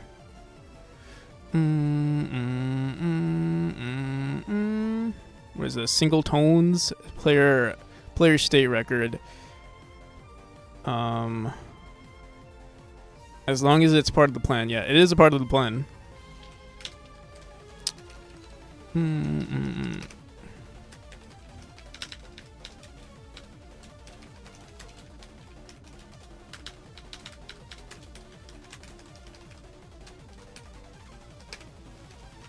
In fact, what we could do is maybe in our debugger. I don't know what else we would throw in our debugger besides this, because like, I guess we could throw everything that involves the player path record node. We could throw into the player state record, but whatever. I'll leave it the way it is for now.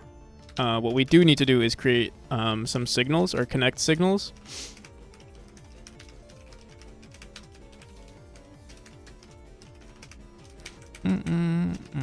Also, Letok, thank you for the follow.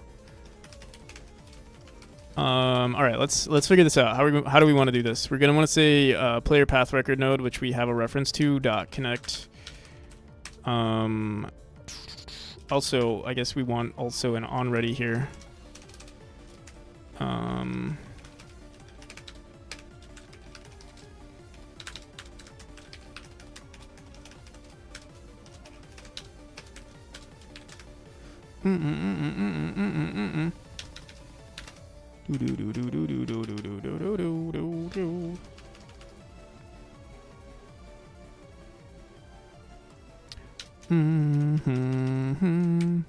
So we're gonna connect. Actually, yeah, we're gonna want to connect.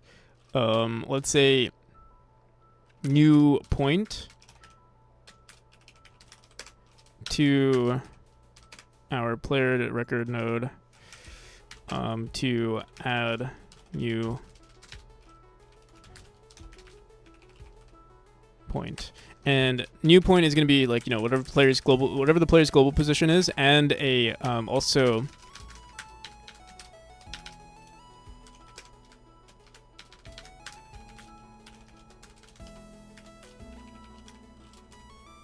add a new point, and it's going to also include. How are we gonna do this? Actually, I don't know. We'll have to do some testing here. We want the player path record node current point.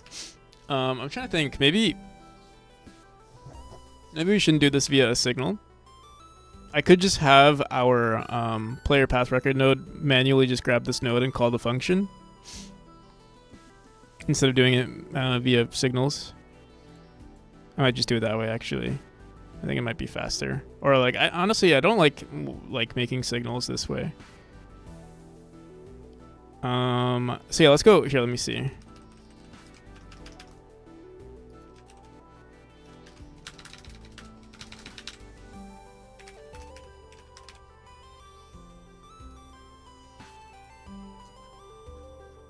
Clear path record node. Do we ever emit signals?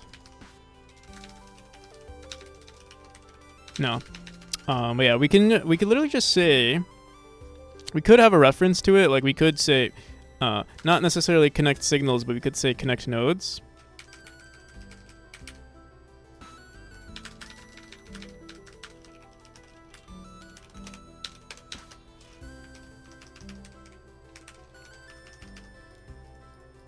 I'm like, can we do this? Wait.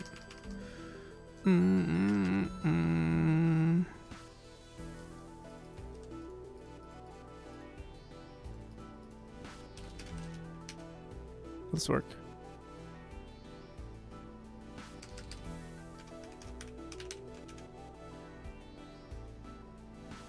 I think something's wrong here.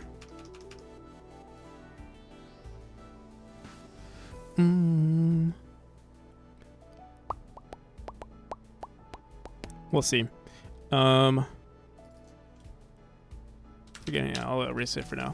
Let me just.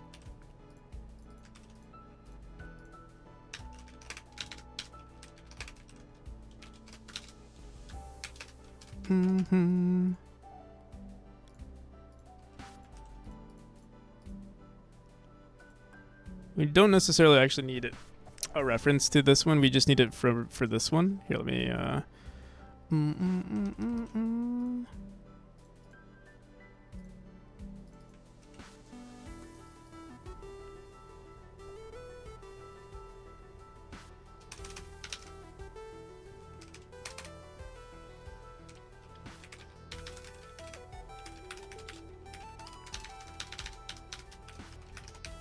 This is not called player path record node. This is called a player path record node, and then here we call it a player state record. I feel like we could throw all of this into one node, to be honest. Maybe the player path record node should do everything instead of creating another node specifically for this.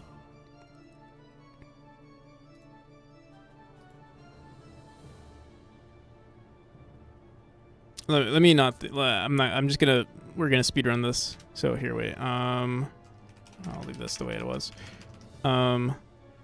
So player state record node.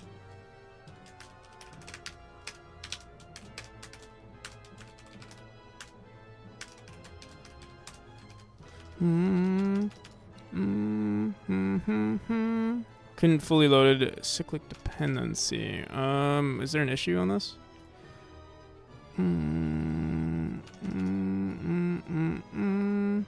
There is. Okay, should be good now. All right, there we go. So in our debugger, we're just gonna say, what's this? What the hell? Player path record node. Couldn't be fully loaded. Player path record node. Did we name it the same? No, we didn't. No way. Player state record node. Player state record node on our debug. Player path record node. Why is there an issue here? Save it. Go back. Huh. Why is it doing that?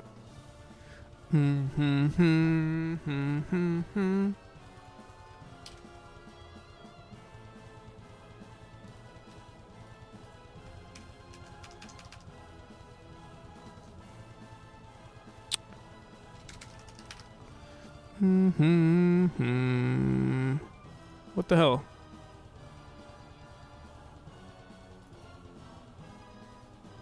Player path record node.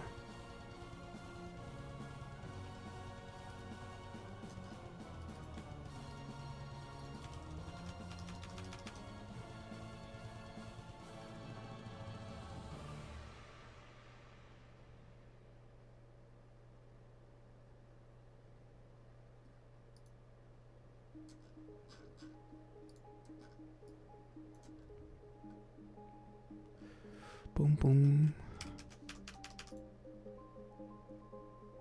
Oh, I see. Okay, wait. How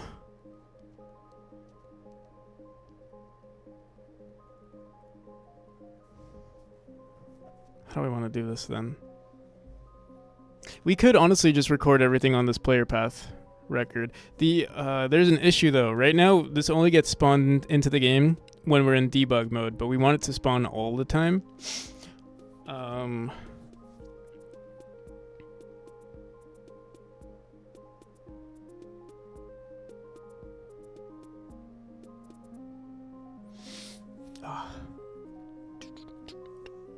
right, I gotta pee again. We'll figure it out after this.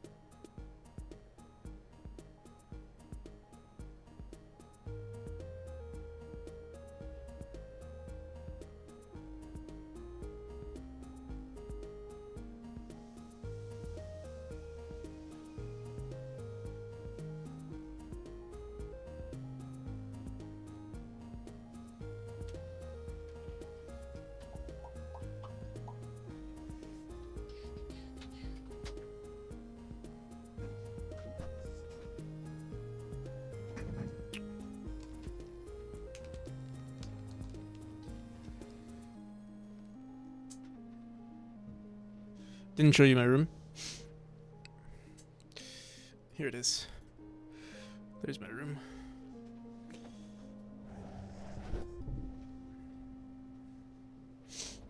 Okay.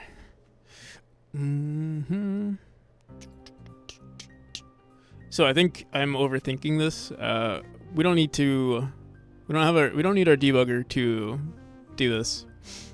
I think we can throw everything. You know, it's funny. We have this variable called current lines, and what we can do is just record. Current lines right now is an array. Do we have something that records deaths? We don't. I don't think we do. But I think what we want to do instead of calling this as an array, we can do a dictionary, and the dictionary would record the point and also record the state that the player is in at that point. I think that's better. And then every time, like, because if you die, or let's say you restart the room, or restart the points, before we delete all the points, we just save that. And we'll save it. I'm trying to think how we'd want to save it though. Like, would we want to, because we're removing it every time, appending it to some, I wonder if that's annoying to do though.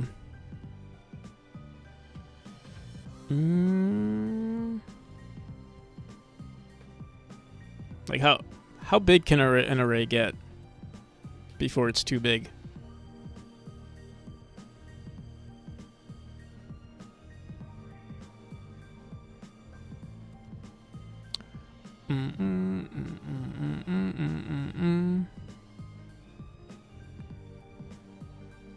How would you want to save like a large amount of data?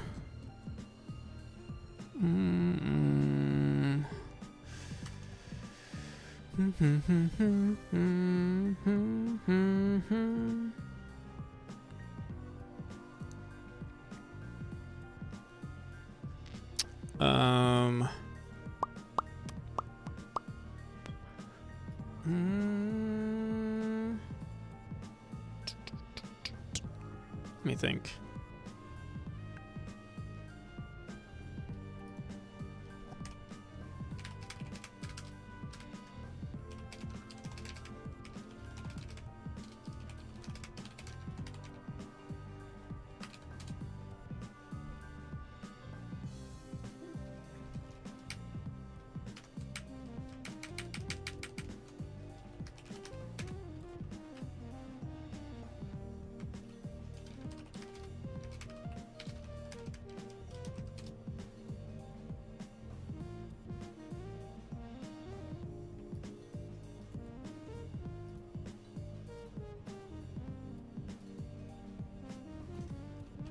I don't even know how arrays work really in terms of like what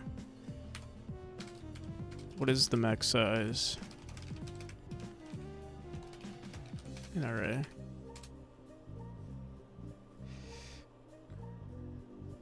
Theoretical maximum job. Let me see. I mean, is it the same in Godot? Like that same amount of bits? So is that 2,000 million billion?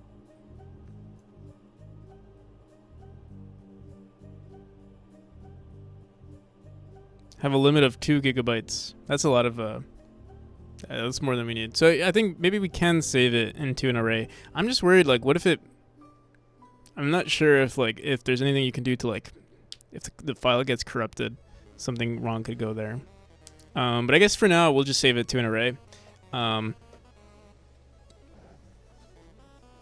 if it becomes an issue later on, we'll update it.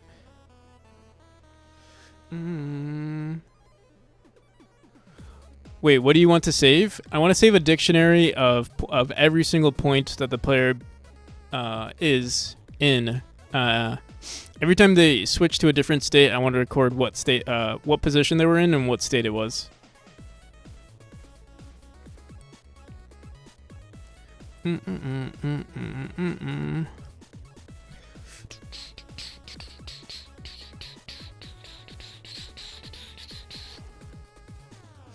Wow. So record every position on every state. Yeah. That's what we're gonna do. And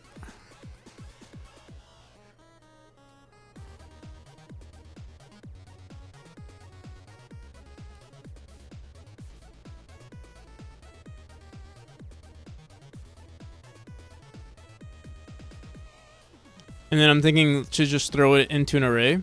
There's one other thing that we would have to throw into the array. Like, it would be a dictionary. Not sure about the usefulness of that. Why?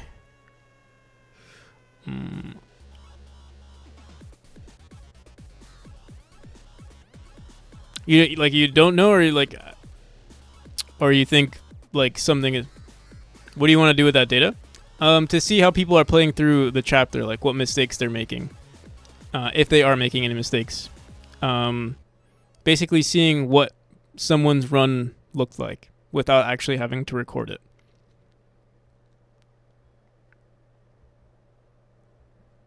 Basically, the lines that you see here when I'm in debug mode.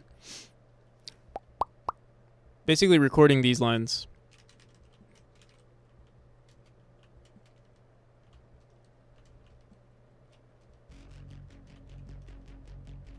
I would just record a video. But yeah, the thing is, like, that's a lot of data to send over time. Like, for every playthrough, everyone's going to be recording gameplay. It's, like, not ideal. This is, like, a more so, like, mass data. Like, it literally analytics. Like, I'm trying to add some sort of analytics to the game. And not just deaths, but yeah, like literally what the pattern of someone playing this game would look like this, but like in, for instance, in the hundreds.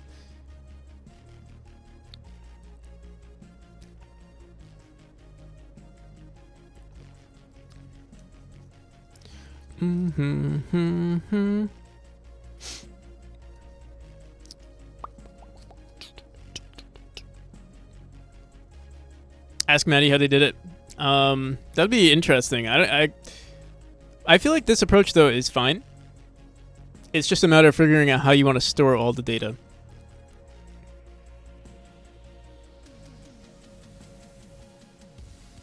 I would still record it for a limited number of testers. Yeah. I think I've had a decent amount of people recording the gameplay, and it has been a great help. But there are people who just can't record gameplay, for instance. Like, someone might just not have a powerful enough computer or whatever. And I would like to just have this in the game. That way, if someone says, like, or someone plays my game and they're like, oh, I couldn't record the game, and like, oh, I forgot to record the game on my first playthrough. I'm like, no worries.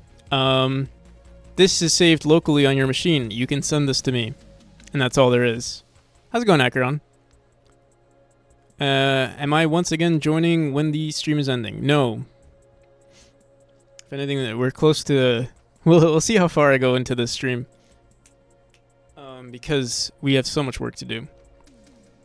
I'm actually wondering if maybe I should save this for tomorrow. Because nice, keep working. I'm also kind of hungry, and I do have food in my room currently that I would have to microwave. Maybe we should take a break of some kind. I don't know. Let me see. Would you rather? Make me programmer art? Or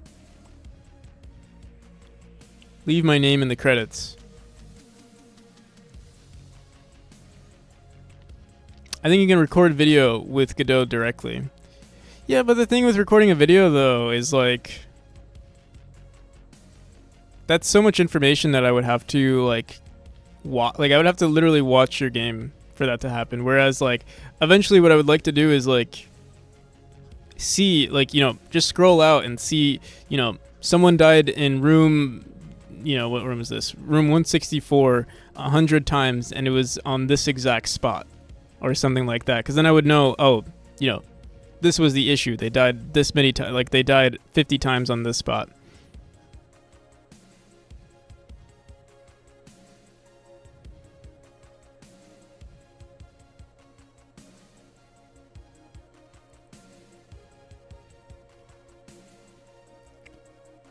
It's just gonna be like I would like to do it correctly or quote unquote correctly going forward, which it's gonna be. I think I'm overscoping.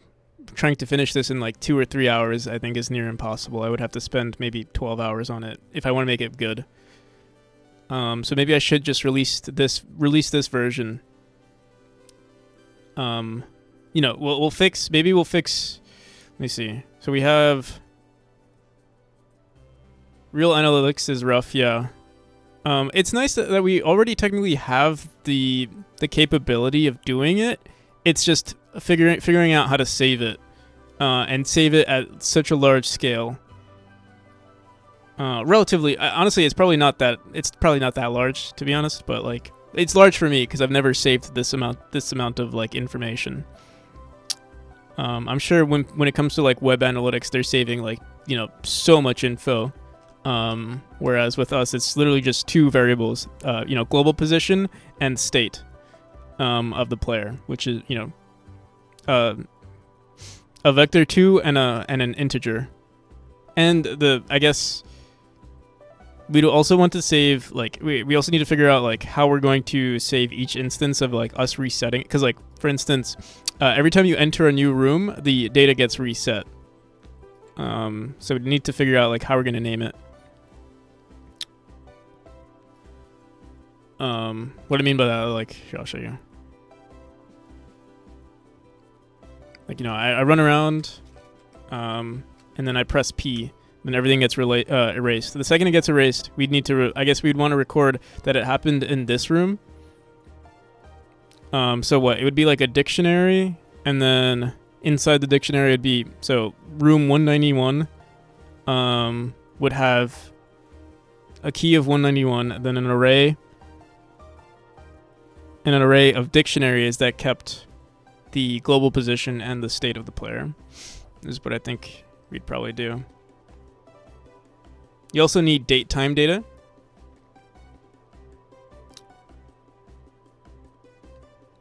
Pre-enter room. You also need date time data. What do I need date time data for? Some data related to system load would be. Yeah, I think you're right. Like more, I mean, the more the better, I would say, right?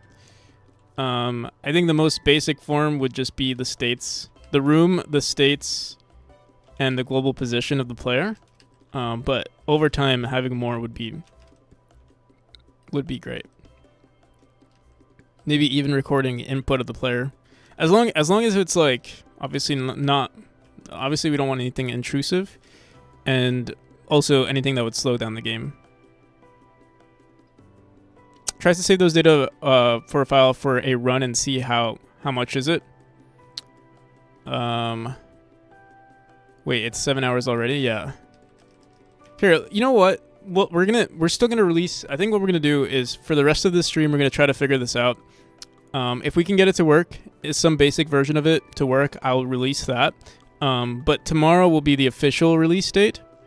And that's when I'll fix, like in the next stream, this should take no more than like 3 hours or 4 hours for us to finish this. But yeah, we're going to try to do the analytics today. Some basic form, very basic form. Maybe just recording everything. We'll just record everything at every point on every global position and see what the hell, if that's even possible, like if that does anything. Or maybe we'll just save it per chapter. So we'll have a dictionary, or we'll have, a node for chapter 1, and it'll show all of the runs or everything that happened. What's your stream schedule nowadays? It's inconsistent. It's usually at least 4 hours per day, but those 4 hours, it's been getting pushed 30 minutes every day. So we started at like 4 today, I think, or maybe close to 5. Yesterday it was like 4:30, and the day before that it was 4. So yeah, we're going further and further up, and including today's stream, since we're like trying to release a demo, it's probably going to be kind of crazy. Why did I only now get a notification on Discord? I don't know. Are you on mobile? I know mobile has weird notifications on Discord. Like, you'll get added at the weirdest moments. Soon it'll come back to the previous time. Yeah, soon we'll have the morning streams. Yet again. All right, let's try it out. I'll try here. Let me commit. I mean, what did we even do? I don't think we really did anything. We made a shitty debugger. We did this player state record. I think we're not going to do this. I think I'm going to what is it? Player state record. I don't think we need a unique node for this. I think we're going to record everything on the player path record node. Player state. Here, let me get rid of this script. Yes. We'll delete this.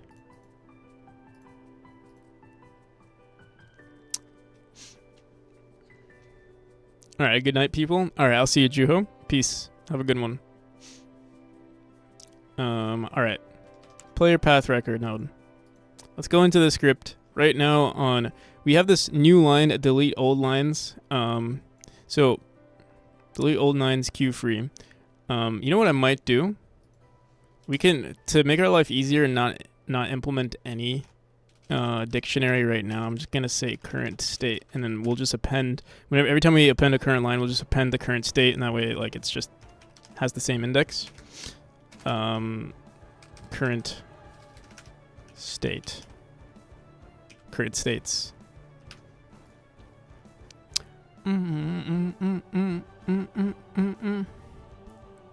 Another thing we could technically do is just record the line. Like before we queue free everything, we could record all of the lines and save that. And then we associate the colors with the states, but whatever, this is fine. I think this stores less information because it's just a vector2 and a integer rather than a color. All right, so we're queue freeing. When do we say current lines.append?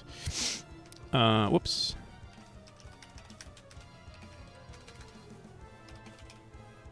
Lines dot. Do we never even use this? Seems like for child in lines node dot get children. So we're just appending to the lines node. Let me see what that is. Lines underscore node dot add child. Current position line. Current position line is the line 2D preload dot instance. Where do we say the position of this node? Add child, current position. Current position line is equal to...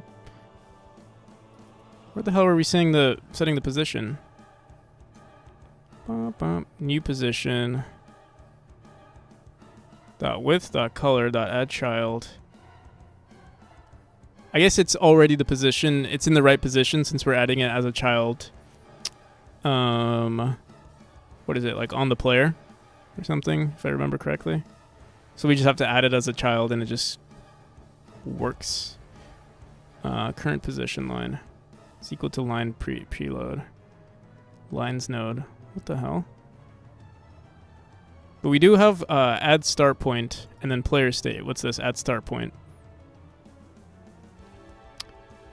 And we also have an add endpoint.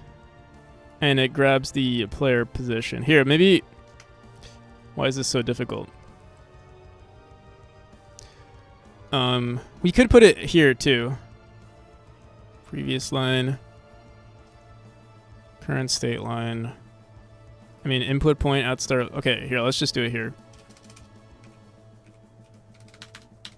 Here, I'm gonna make a new function called record to array for now. Whoops.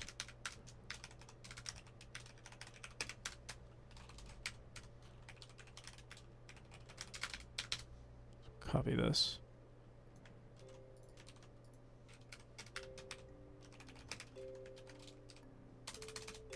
So I guess we should make a dictionary, probably.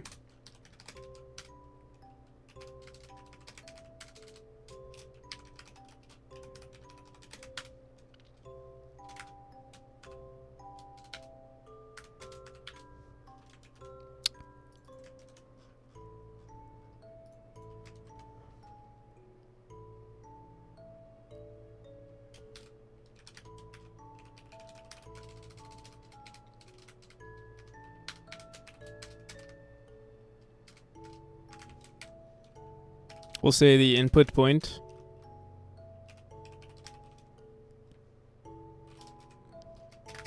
is equal to the input state.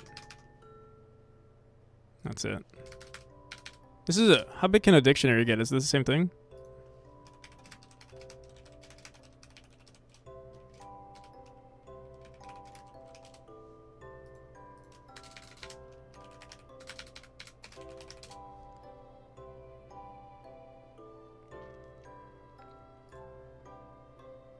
Ula122, thank you for the follow.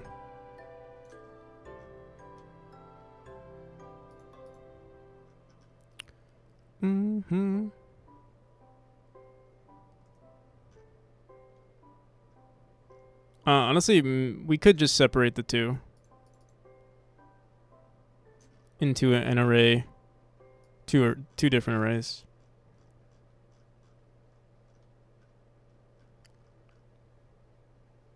That'd just be.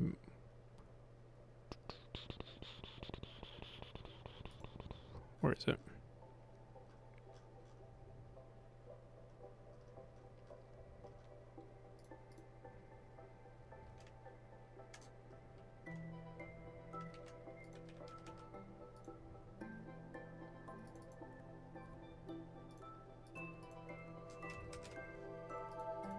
So what was it? Player current current states, not append input state.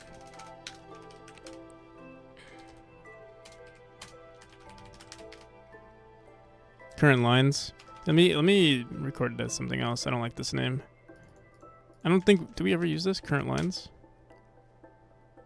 No, we don't.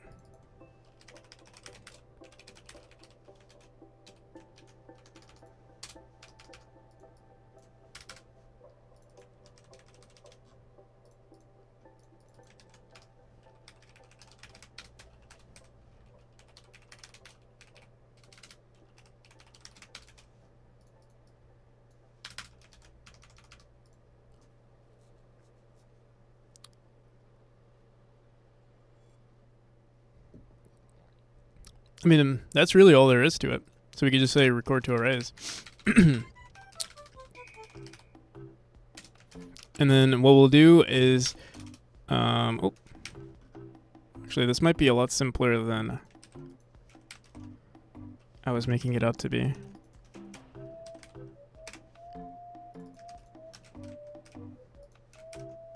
Figuring out the room. I mean, we could also. I'm trying to think. What's going on here? Start. Why is this?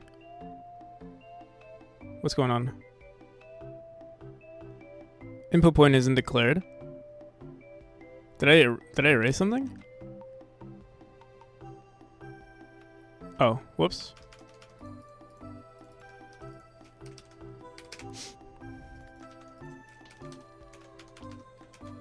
Okay. At this point, how would we record the room? I mean, we could if we really, because if we're smooth brain, we could literally just grab the current room when we record to arrays, but that's kind of stupid. Let's just see how this works, and we'll want to save this data onto some file. So let's just get the basics going, and then also when we reset. So here we're saying on when do we reset? Delete old lines. Bum, bum, bum, bum, bum, bum, bum, bum. We need each one to be a segment. That's the other thing. If we want this to work properly. Or like what I mean is like every time the player dies, these need to be reset. So maybe we should have another variable called like current run. And then we also want like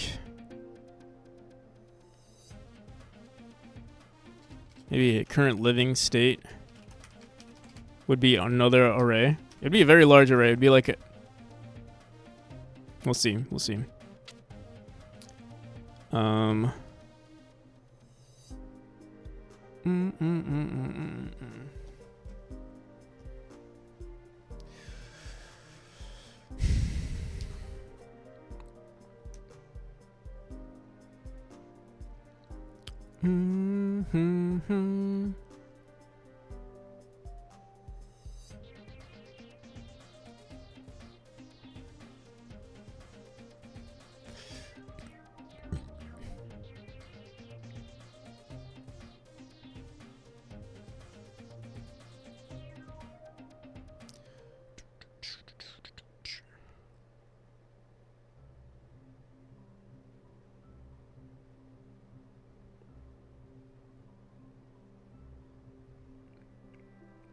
Why is this, why can't I figure this out?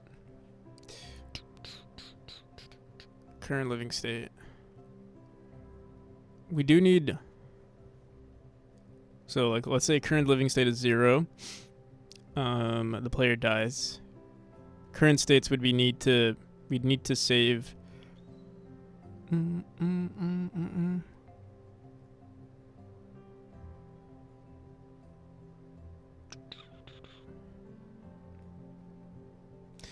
Yeah, let me bring out the paint. Maybe that'll help me.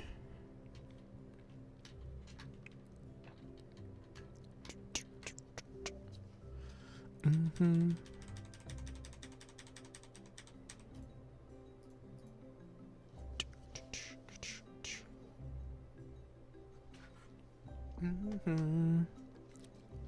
boom. Boom, boom. All right. So, like, let's say our player is, for instance, we go from the idle state to the move state to the jump state to the fall state to the death state. This is one run. So it'd be like move. Oh.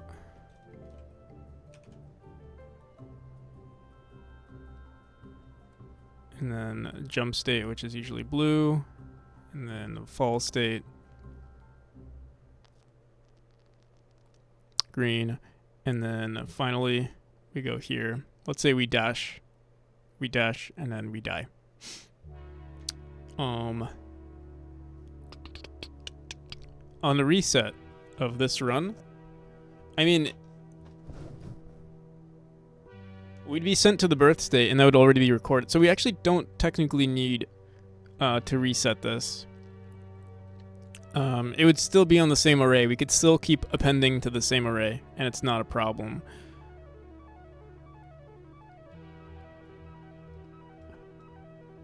So, you know, the player would basically be sent. They would go, you know, all the way back here to their birth state.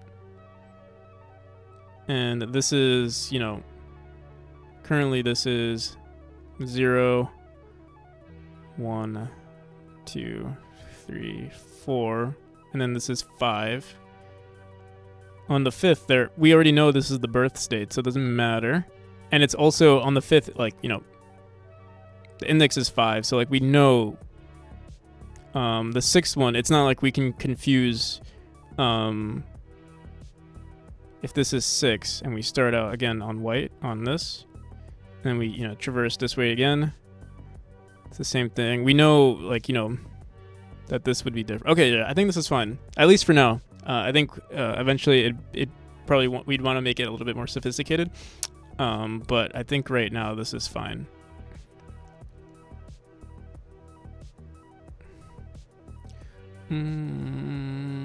So we don't even need current living state. It would just be current states. And we won't even reset it. We'll just leave it the way it is. What we will do, eventually we do want to reset it. Or eventually we do want to... I'm curious, does the node itself change? I don't think it does. It's always the same node. As long as you have it existing, it's the same node. What we will do, though, is we'll send this data to our... Either we want to save this data to our player, or our profile node, or we want to save this data... we might save it to our profile, our player profile right away. Maybe even throw this on the player instead. Or wait, actually no. What we'll do is we'll leave it the way it is. We will have it on our player as well. We'll have similar variables on our player, and whenever we hit a checkpoint or whenever we save the game, we'll basically just send it to our player, and then our profile will send it to the save manager, and then it'll just be saved. Right now, it'll be saved on our JSON, and it might make a huge ass JSON file, but I'll leave it there for now while we debug this, or like, while we figure it all out. Okay. So it currently is updating, right? Every time we add a new point, every time we add a new state, we're recording the players. Let me see. What do we call it? At start point. We're saying record arrays, current append input state and append point. Let's go into our. Let's do it on a checkpoint. Let's go. Also, we're gonna go into our our profile node. I'm going to create these two variables real quick. And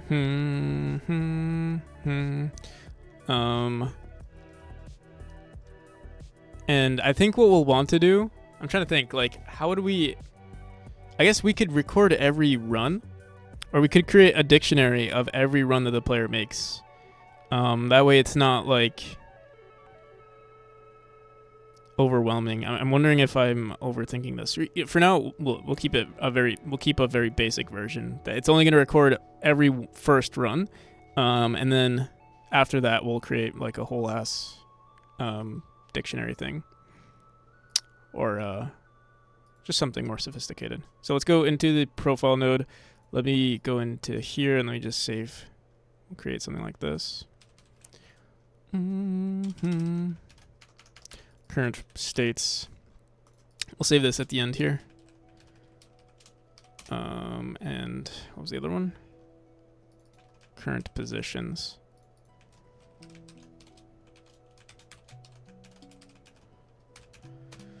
Okay.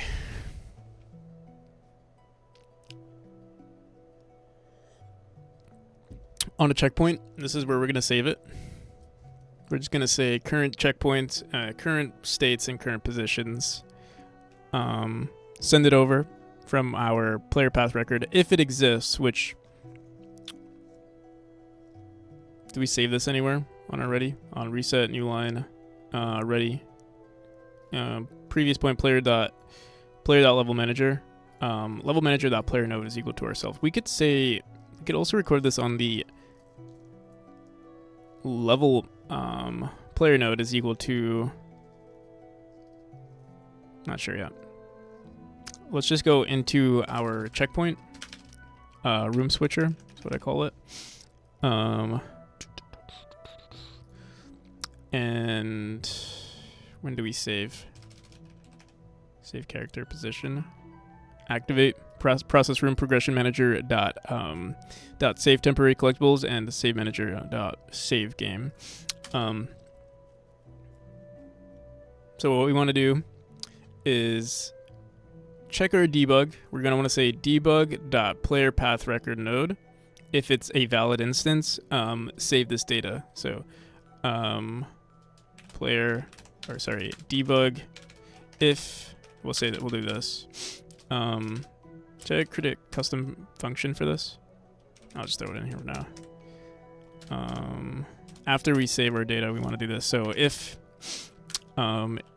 instance, is instance valid, debug dot player path record node. Then we're gonna say debug dot player path record node dot save data to profile, or we'll say send data to profile, or maybe we should call our progression our player manager or our save manager to do this. Yeah, I'll just do it like this. Send data to player, and we'll say or send data to profile, and we'll say input profile is our save manager dot current profile node. There we go. We have to make this function real quick. Send data to profile. We don't have that yet, so let's do that.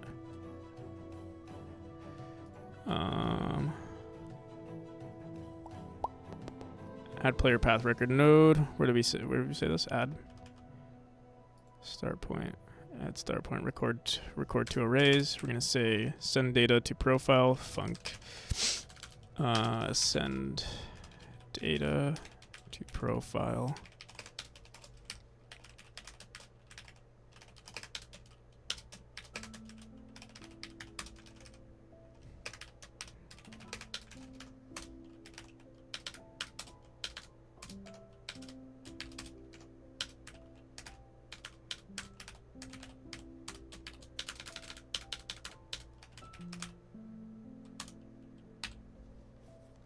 Input profile dot what do we save this information as? Current. Yeah, for now we'll say current. What is it called? Dot current states is equal to current states.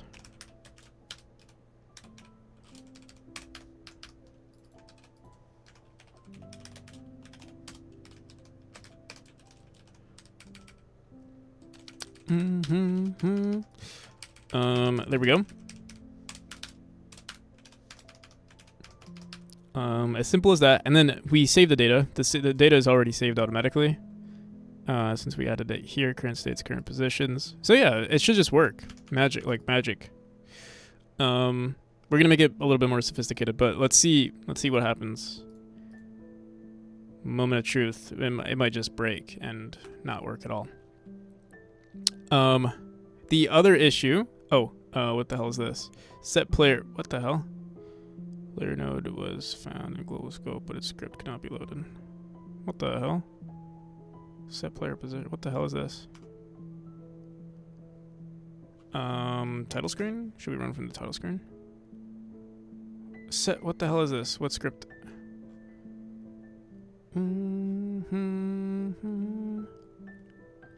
Set player position. What is this? When is this? It's not even. The class player node was found in global, but scripts cannot be. What the hell? Well, we're not even using this. This is player 6.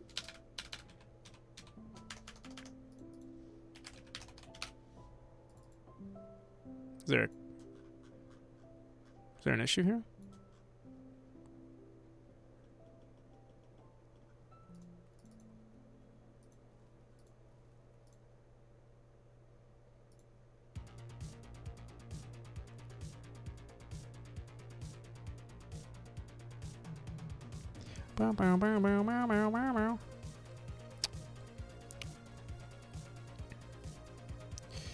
Do.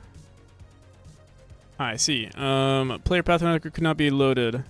Player path record node. We have a bug on our player path record node. Player path record node.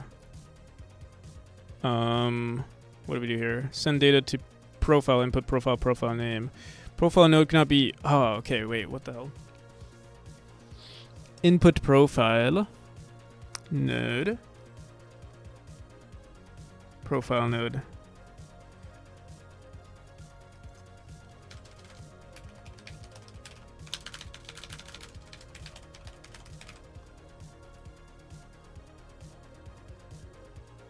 So there's something we're doing wrong here.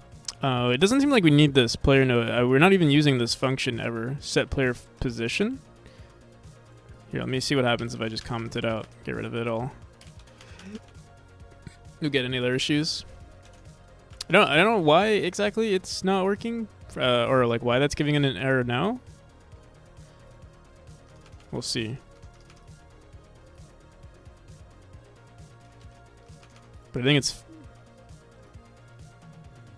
we're still getting this cyclic dependency error here. It's not even showing us the error though. Here, let me reload the project one more time.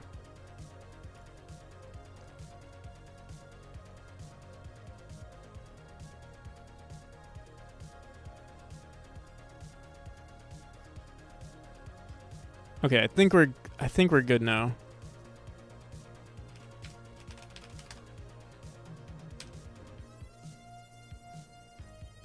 Profile node, player path record node. All right, moment of truth. Let's try it out in the main scene.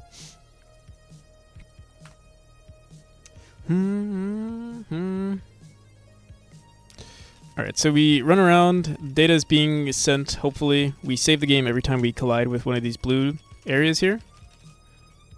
And moment of truth. Let's go into the main menu. Start. Quit. All right. What the hell is this data we're saving? Yeah, this looks like it. This looks like it's it. Yeah.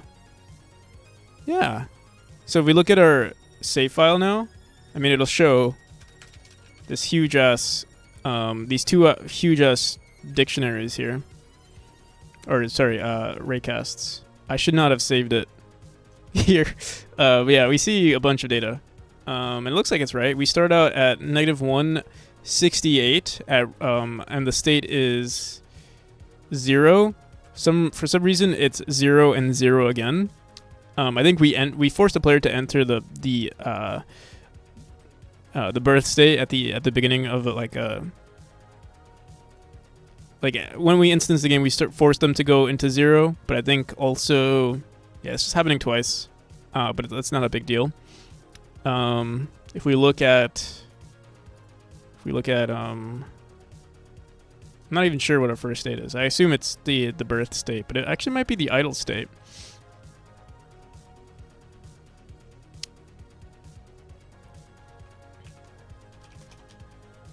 Oh, yeah, it's the birth state, and then the idle state is next state, which is what we enter.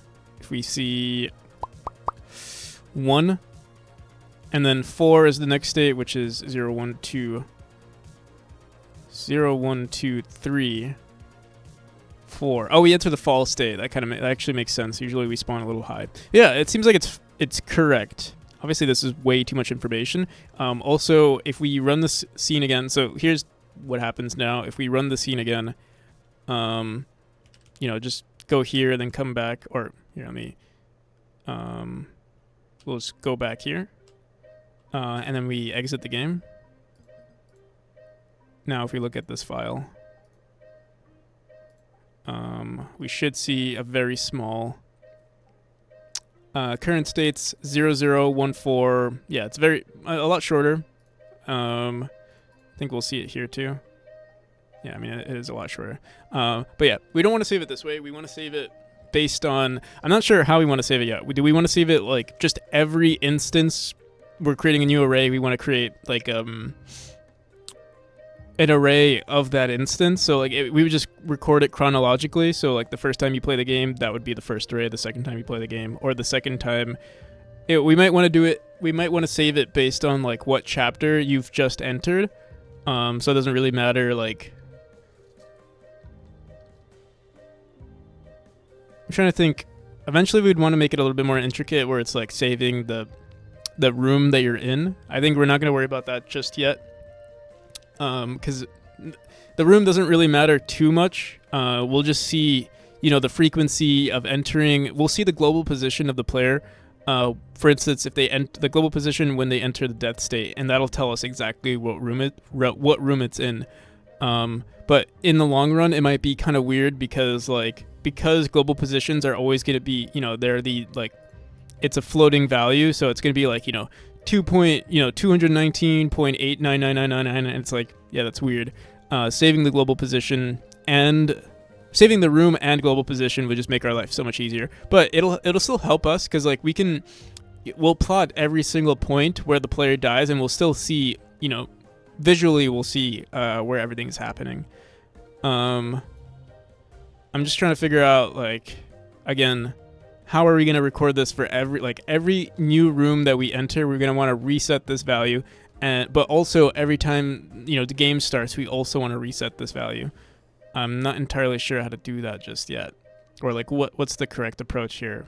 If we go back to our paint here, this is okay. So this is one set of Honestly, if we make it a dictionary, maybe your life would be a little easier because we would know. How would we do this? If it's a dictionary, we would make an array and just throw everything into that. I think we might switch to a dictionary, an array of dictionaries. Good work today. I'm off to bed. I'll see you. Peace, Lloyd. Not sure how long. I was getting sleepy, and now that we actually figured this out, or like there's like potential for this to actually be done by the end of this stream, I'm like, oh yeah, all right, let's do it.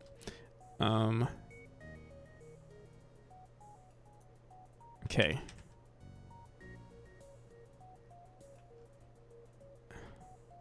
So yeah, we'll throw this into a dictionary, and then every new instance, on the instance of we start the game, we'll see what our most recent index is. Maybe we'll save the index that we don't have to worry about like actually accessing the data. We'll be like, oh, current index is this, and then we just append it to the, we just append that new index, or yeah, just append the dictionary to our current array, and that's all we have to do. The profile node would still need to access this, and I'm also like I'm not sure how much data we can actually store. If it's, I assume it's the same amount. It's like, let me see. I'm trying to think if we could do it in arrays. Like if here, let me see something. How much memory can be stored in a dictionary? Godot. I assume it's like the same for most engines.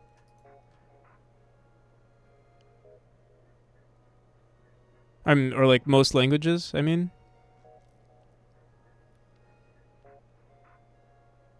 Can remember that dictionaries start allocating a hash table of 1,000 elements. Is that start by allocating? Yes, this is correct. It will allocate. It's actually a lot smaller than that. Whoops. Should be like 8 initially, not 1,000. Increase by powers of 2.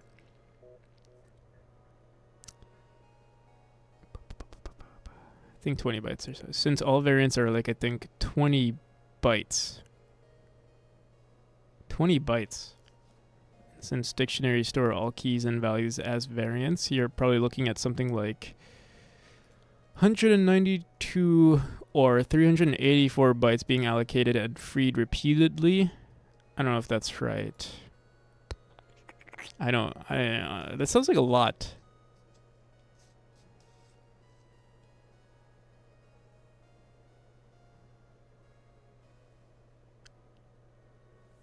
For just, is this only for literally only 8?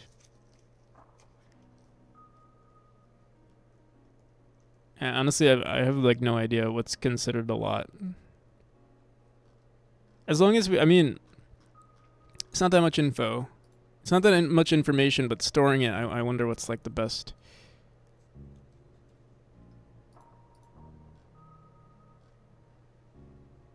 Should we just do it and see what happens? It's not like it's gonna... If it breaks the game, it breaks the game. It'll only break the game... Well, it would break profiles. I think we'd want to save it individually or separate from the player. What I would do is probably save the player first and then try saving this data. Right now we're like risking corrupting our whole player data by doing this, but fuck it, I don't care. I'll make a new profile going forward. All right. All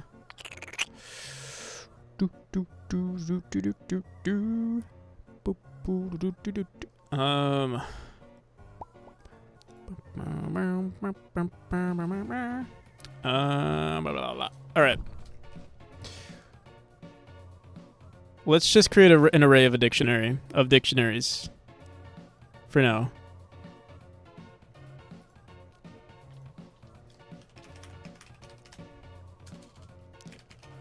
Tuple.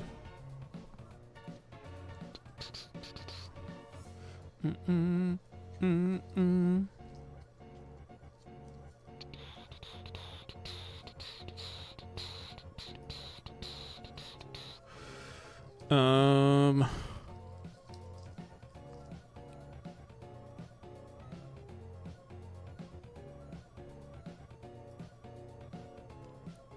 Oh, Ackerhan, I didn't see that you said bye, but I'll see you.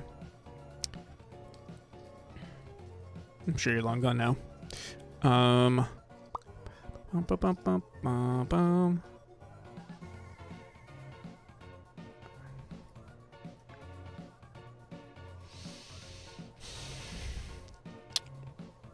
Do do do do do do do.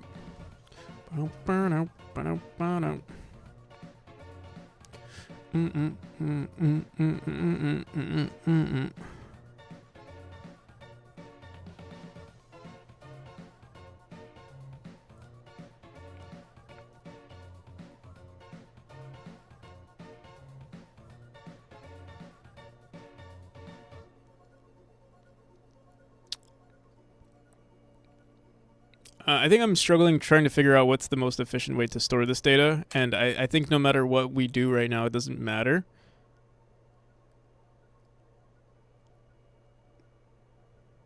I think that's what I'm realizing at this moment.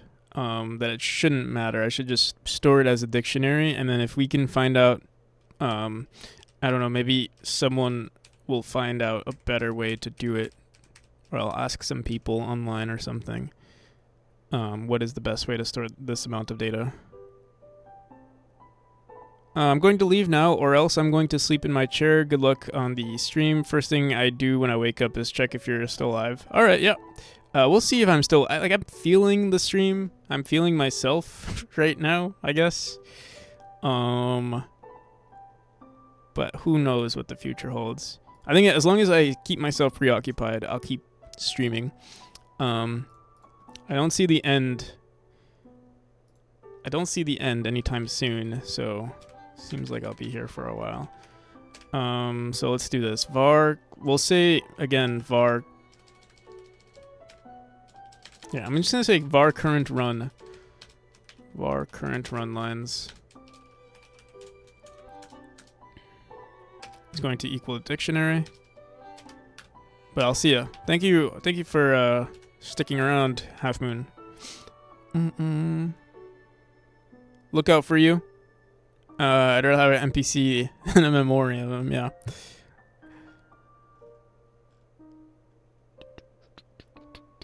Alright. Boom. Alright, where the hell is that add? So, we'll keep the arrays here for now, but let me say, what did we call it? Current position, current... a slow brain here. Current run is a dictionary. Current run of the input point is equal to the input state. We could even do it. We could, if we wanted to, we could actually make this a little bit more efficient and instead say input state. We could do it this way, actually. I think this might be better. To say input state and then is equal to an array.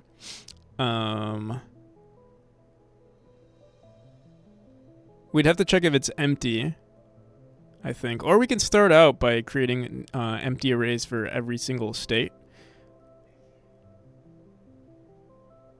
And then we would say, you know, dot.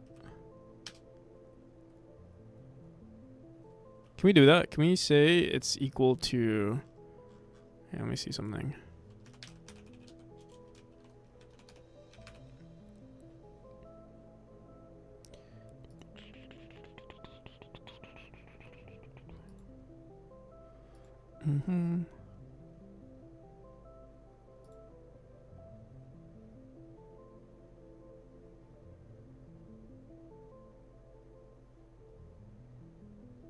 Yeah, we can create it from the start. That would help. Unless there's a way to do it. Like create an empty array. We could check if it exists, but I feel like that's pointless. We should just make it from the beginning. From the beginning.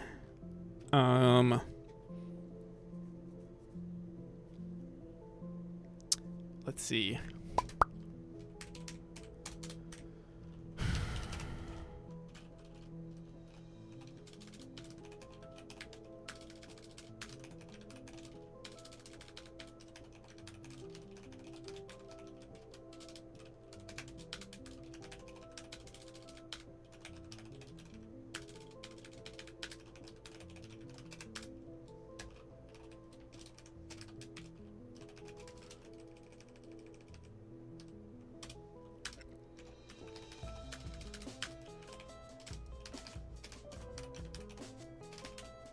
Can we grab all of our states? Is there a way to do that?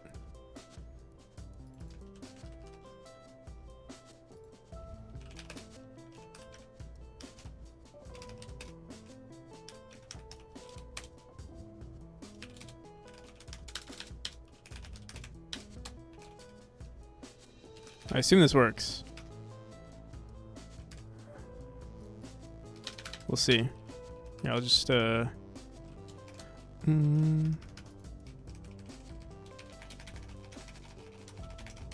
Still going NPC? Yep. We're still here.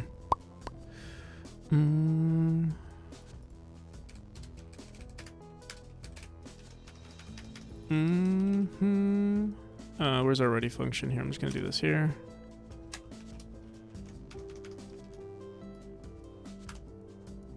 I'm proud of you. Thank you, fourth page. All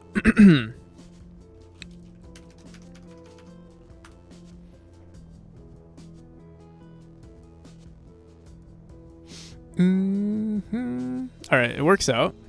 Interesting. It also prints out the first state and states. It's printing out the whole thing rather than the...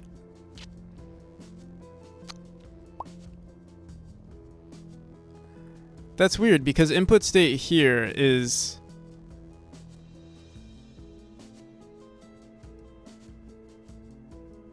I guess we could record index instead. We could say index is equal to 0 here. And then over here we would say print index.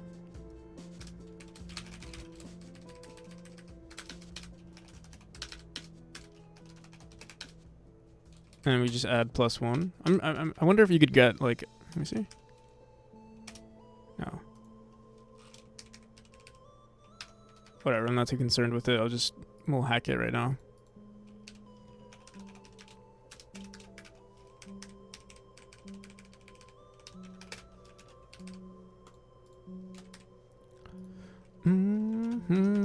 All right, so we'll do it like this. All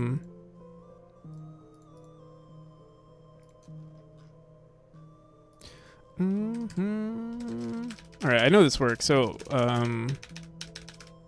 we'll just say current run dot current run over index is equal to an empty array. And then over here,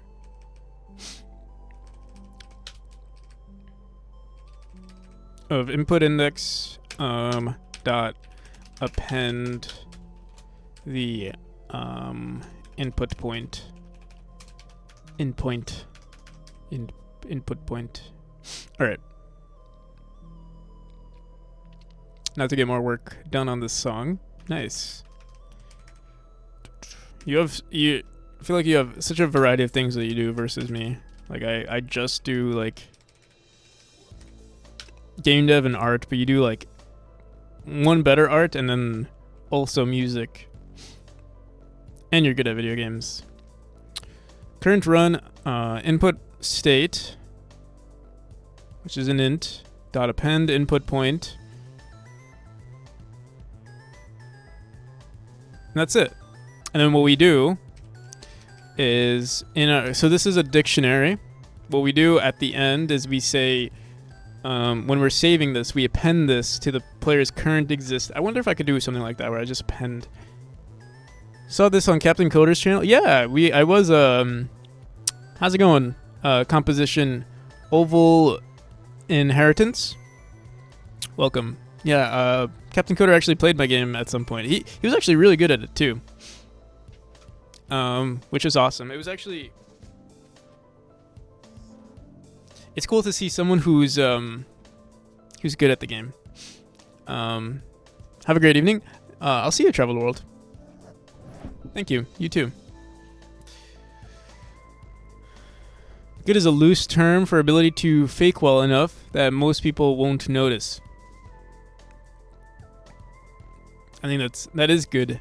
We were just talking about that too, like the ability to fake it till you make it is. It's like it's a nice skill to have. That's what we're doing right here. We're doing it here as well with game dev. 3 years strong of faking it. Hopefully we release a game one of these days.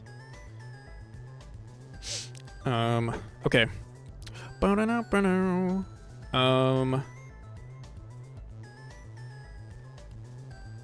like a hair in my eye. Around my eye. Alright. So current run, so the only thing that I'm concerned with again is that like we're gonna be appending this to our player node, which is like, I don't know, I feel like it might be dangerous. But maybe I'm underestimating the power of Godot. It's actually each run an array. Maybe it won't be too much of an issue. Yo, how's it going, Charlie? Stop right there. Criminal scum. Criminal scum. Criminal skim. Thank you for the raid. How's it going? We're actually doing some of our own little... we're not doing any web dev today, but we are doing some like analytics things, and I feel like you probably have your fair share of that on your end of development, possibly. We're currently trying to record player gameplay. Also, shout out Charlie, one of the best, I would say, one of the top software and game development streamers out there. How the hell do I shout out people?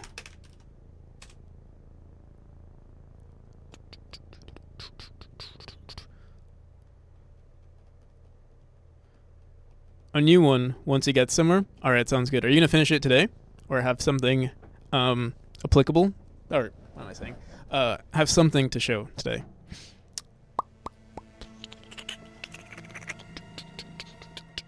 But yeah, I hope everything is going well, Charlie.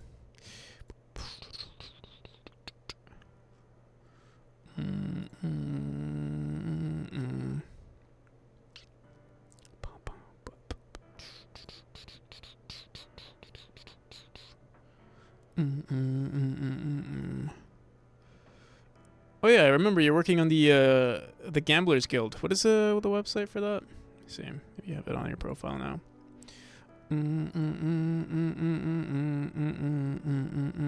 Personal site, maybe not.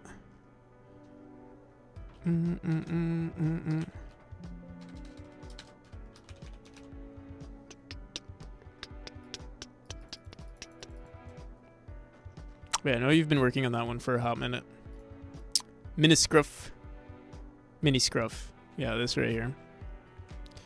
Boom, boom, boom, boom.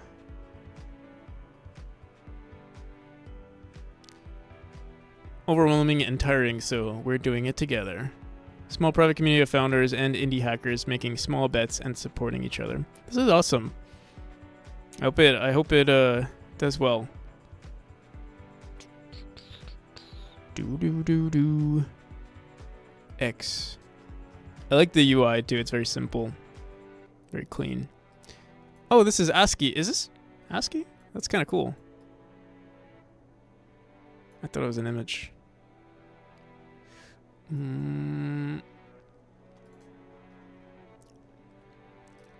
But yeah, let's so for those of you who are new to my stream, I'm currently working on a game called Memory. You can find the Steam page there if you want to see like the trailer or something.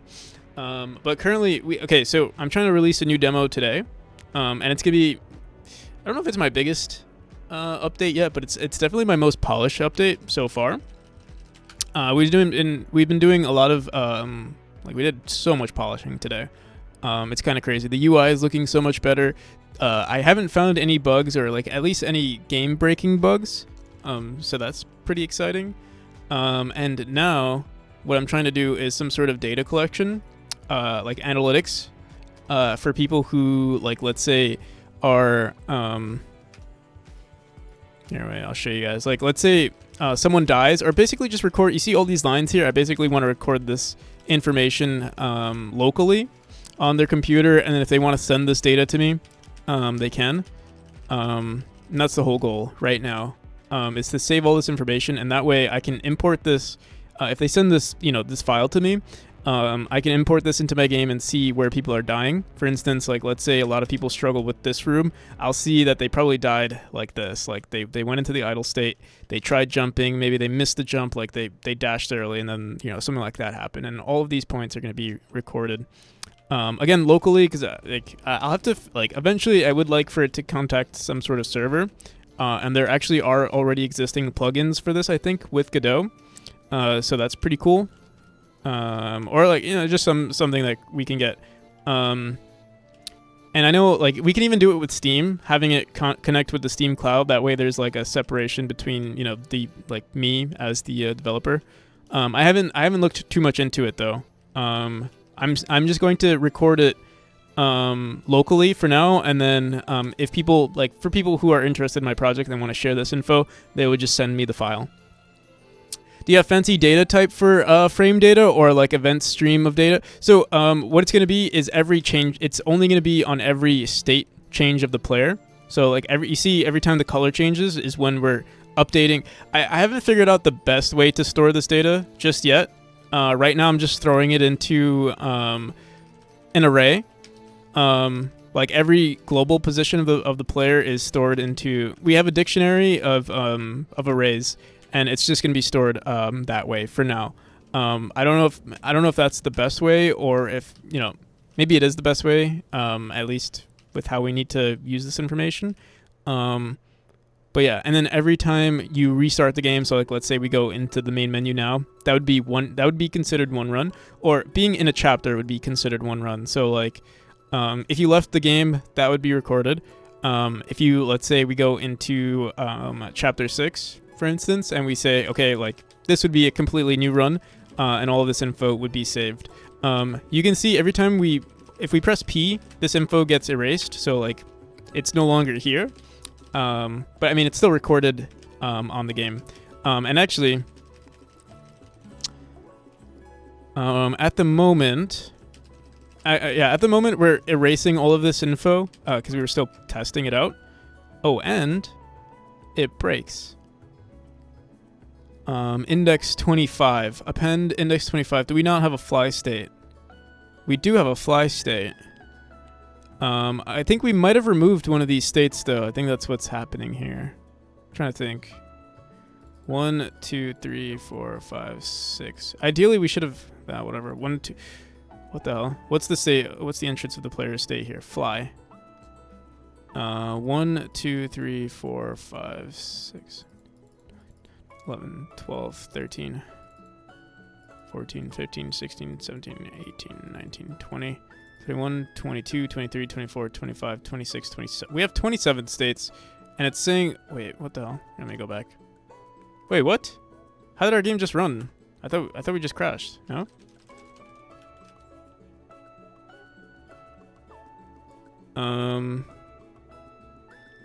Invalid index 25. Input state is apparently 25. Do we have like more random states on our player? Here, these are our player states right here. Looks like it's the same exact thing. Twilight, rope swing, zipline, teleport to neutral. Neutral, activate, teleport, elevate, grab, floor slide. This looks birth, idle, move, jump, fall, wall. You know what? Actually, no. Never mind. Dash, crouch, climb. Yeah, what the hell? These are exactly identical. Constant name states. Let me see. Maybe maybe I've made a mistake somewhere. Input state, current run dot input state. We are running this, right? Create current dictionary. We must be, otherwise it would have crashed on the first state that we.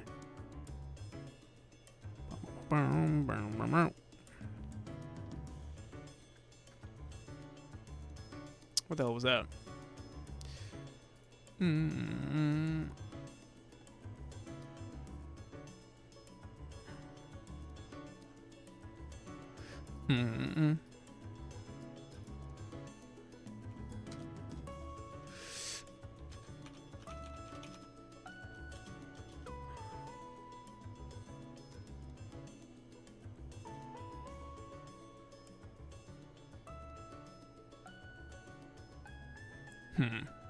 Yeah, we're still trying to figure it out though. I don't know why we're getting this invalid index 25 on base. Are we saying current?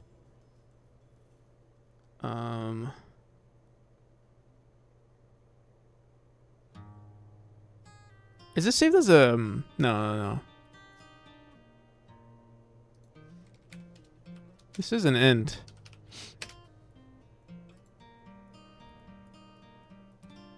Oh, current run. Usually, I think we're doing this maybe incorrect. No, I don't think so.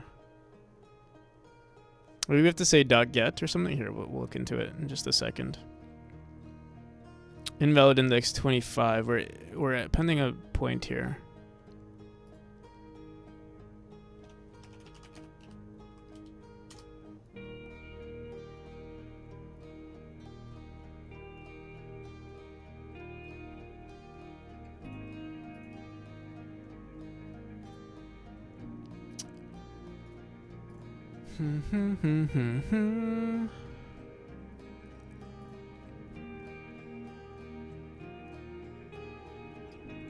Here, let's print out our current run here.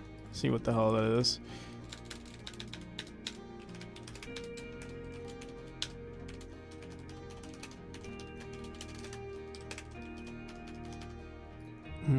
Oh.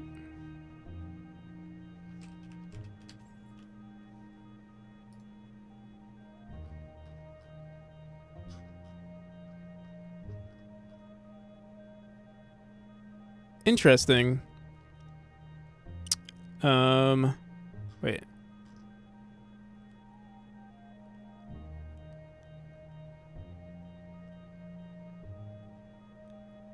Okay, wait. Here, let me just only print the keys now.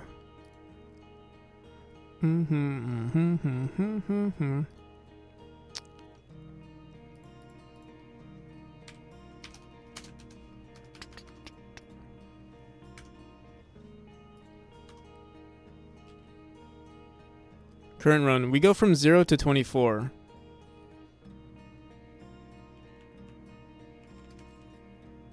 So, yeah, how is it only 24?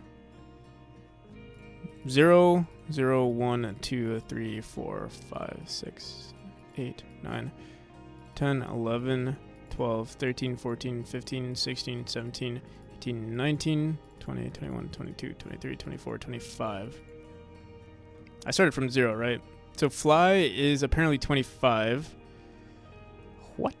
What the hell? Yeah, do we have an? I feel like we might have an extra state somewhere. Doesn't make sense. Let me see this again.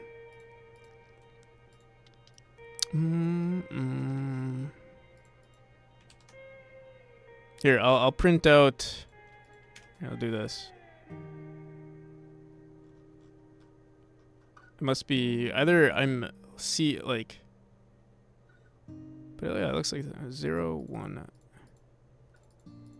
We can see it. It's the same. Grab.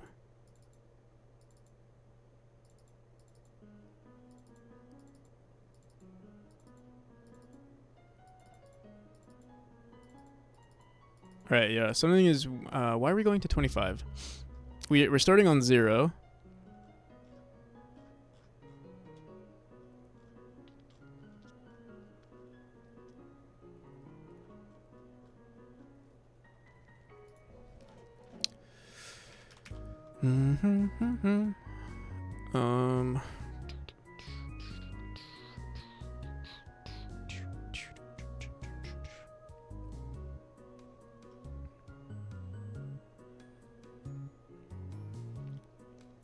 Fly for some reason is 25. When are we running this? At start point. Whoops.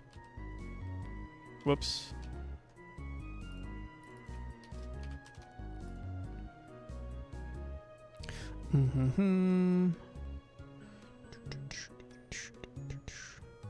Player record node. If debug is enabled. So we do that here. What is this though?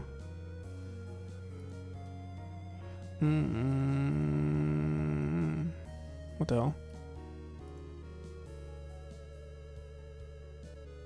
hell? Delete old line. Player. So we add the current state of a new line. So the player's current state. That's fine. And then here, if debug is enabled, we just add the state.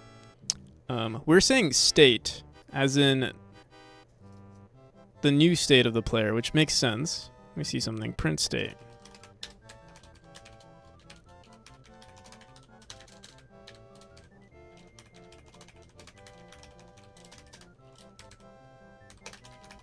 It's weird. I don't know why that's happening.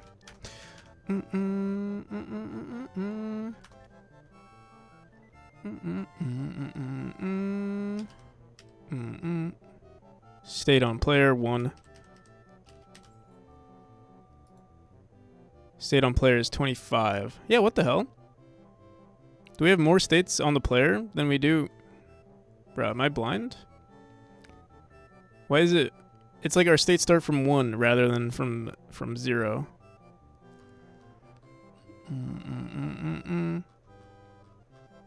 Bro, it's gonna be like the most silly issue here. I'm gonna copy this directly.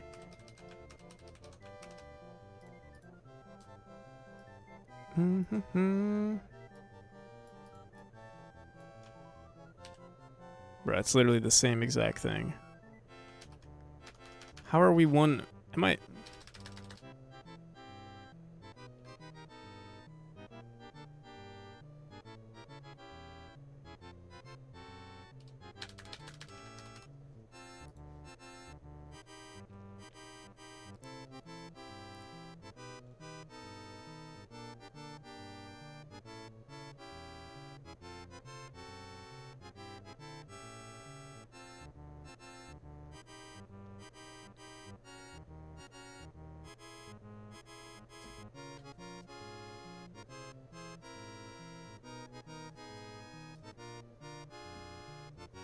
Am I not? What the hell am I not understanding here? First state and states. 108 has +1.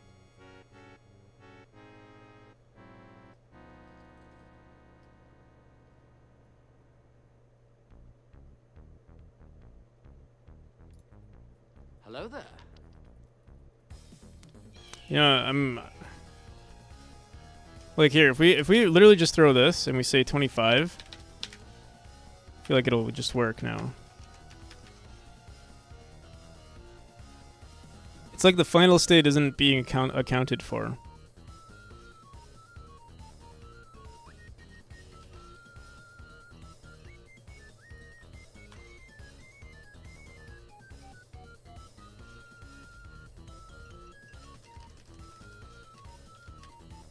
And there we go. That's so weird though. I don't understand.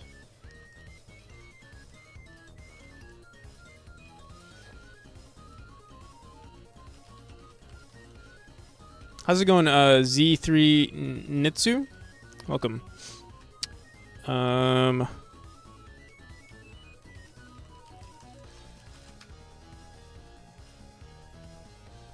me see something.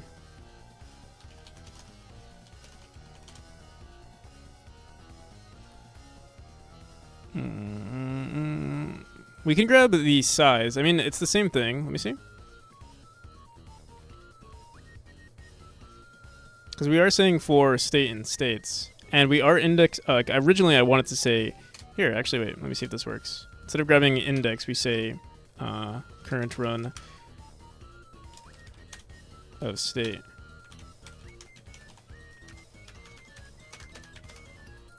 See if this fixes it. I didn't know this was what we needed. Oh, I didn't say it in the docs. You see? No, yeah, we're back to 24. That is so strange. All right. For the time being, well, I'll look into this. Here, let me record this as a I don't, it's such a weird bug. We'll say enum size is, we start at 0 for size. Yeah, it should be. Am I too smooth brain? We've been streaming for 8 hours and I'm like,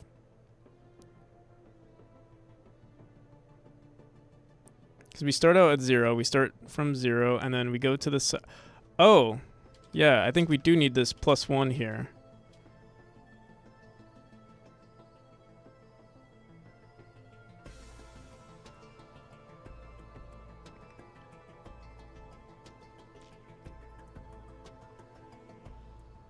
Then what's the point of a?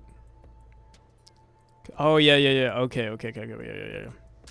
Yeah, it's a smooth brain moment. It is what it is.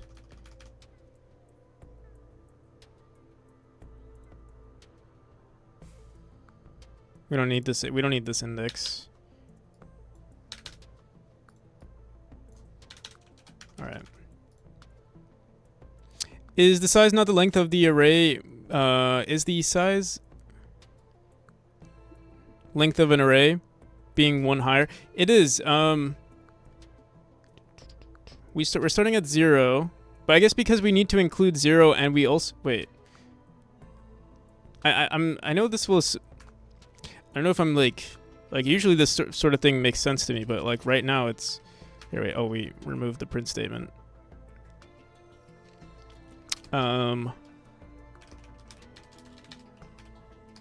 It is an array, the size, and then let me see, print. What were we saying before? We were saying .keys, current run .keys.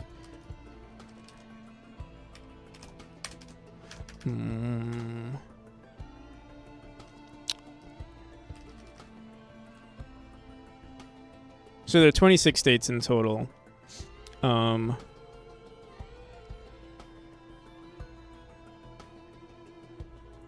But yeah, I feel like we are like dot size. Okay, I'm getting because it's dot size. It's not dot keys, but I thought. Okay. Because if we're saying for state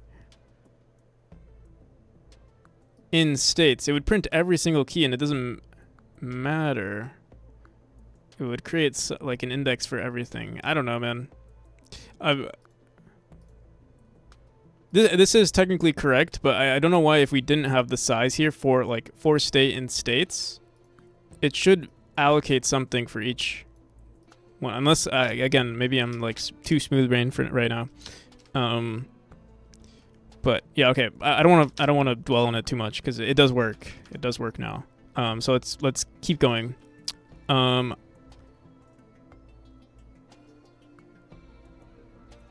it is strange for sure. Yeah.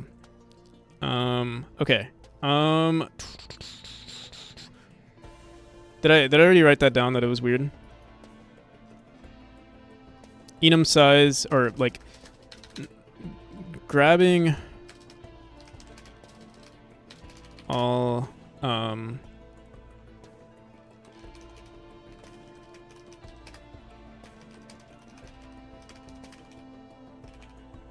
it's not really it's like it's technically a non-issue, but it's weird. All right, I'll have to just like look into that. Again, maybe I'm just tired and I'm like it'll make sense once we come back to it. But for now,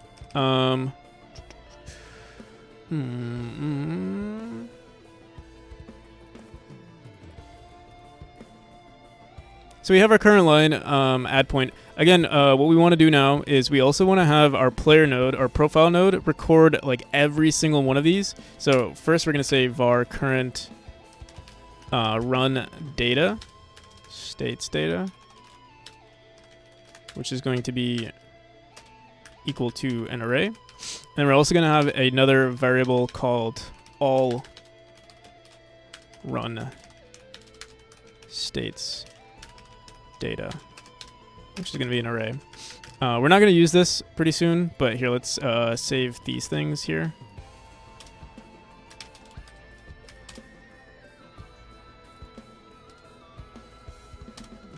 Also, currently these are just saved as regular variables. I'm going to save them as export variables because I think what we do sometimes is on profiles, something might be wrong. I think we duplicate these nodes sometimes, and if you don't save them as an export, something can get fucked up there.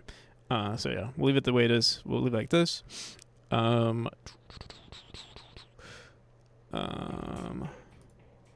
run states data. We don't have anything. It will be loaded in. So what we want to do now, I think we want to create a new. Or actually, let me think about this. So on the entrance of a new world, which happens either if you like enter a new scene or if you just beat the chapter, we want to make sure that this is being saved into a new, completely new array. And maybe we want to also save like what the current array is. So like if it's a new run, if you enter a world, we create a new index, and that's what we'll use. So what we'll do is we'll want to grab the size of this, or just append to it and grab the size and say, okay, here's the new run that we're currently on. So let's do that. I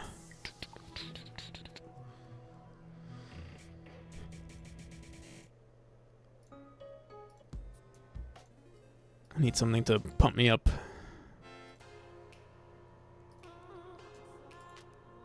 All right. So on the entrance of a world, which is honestly we never do it in our world in our profile node. We just do this in our level manager. So we'll need something though to set what the current run is, or when we save the game, we want to keep updating whatever the current index is. Not entirely sure how to do that. I'm trying to think.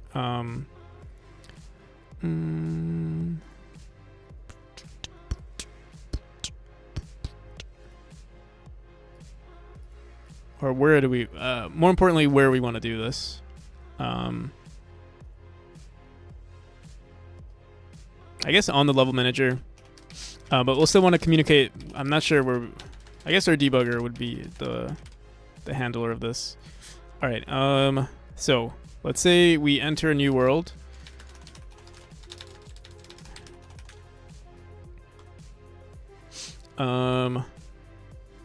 Enter world disconnect. Is it enter world that we do?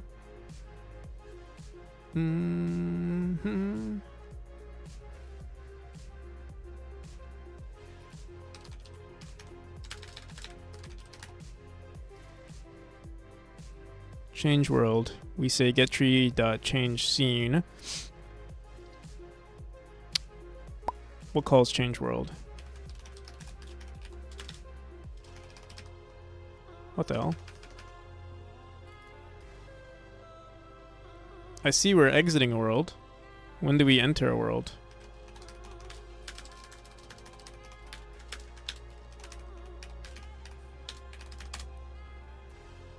Main scene node dot connect transition self with end. Okay, so on transition finished apparently is how we do this. Okay, interesting.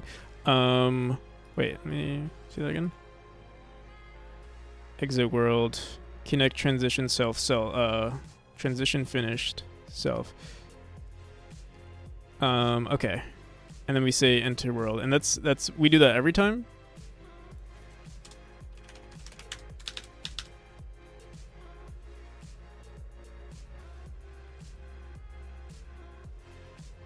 set physics process true main scene node.getChild.addChild current world. Yeah, I think okay. So after we enter the world, we'll want to create an entirely new current index. So how do we want to do this? We're gonna communicate with. By the time we enter the world, we already have our profile node established. So we would say save manager dot current profile node, and we'll want to append like a new index. So we'll say dot append current profile node dot append a new run, or do we want to do it this way, or do we want to say? Wait, I'm trying to think.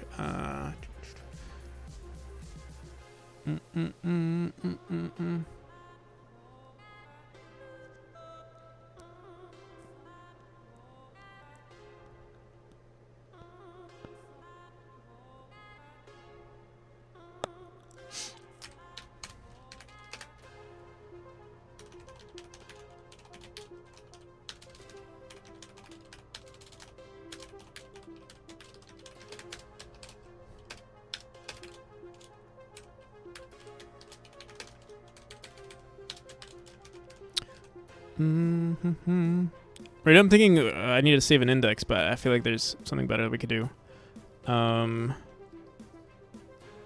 Maybe we don't even need to create a new run. We would just append it after we're done. Or append. Okay, if there's something already existing in our current run, we would just append it to our current profile node, and that's it. So maybe we'd want to do this on exit worlds, or shit, I don't know actually.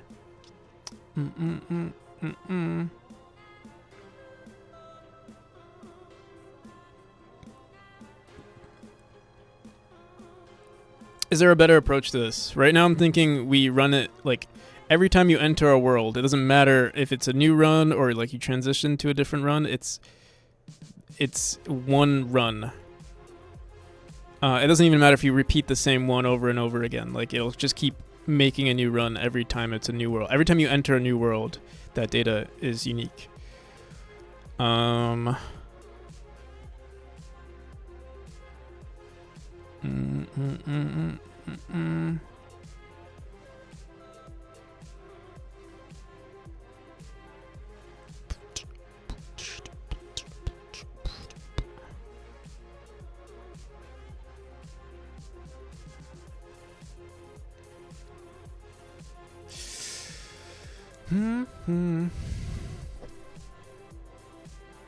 But then here's the issue: like, when are we like resetting all of this data? Because we're still saving it every time the player enters a new room. That's why it's like I don't know how the hell we're supposed to save this correctly. Only on exit game? No. Also, this is a lot of info to be saving all the time. We'll have to figure out how to save like only sections, and then at the end, like when you exit the game, will it save like maybe everything, or I don't know yet. Ideally, maybe everything is separated into folders or like into temporary files, and then at some point they get saved. Honestly, getting saved over time wouldn't be a bad idea, but we'll have to figure out like how to, instead of like right now, every time we create a new save, we're like erasing everything. And then we're erasing everything and then like rewriting the information. We have to like append it. Oh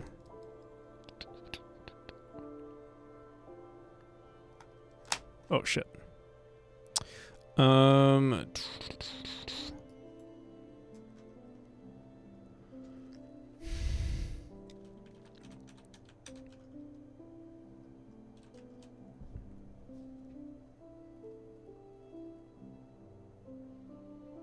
All right, so profile node, let's just create like the first instance of this happening. On our profile, we enter a world, and we create, our first array.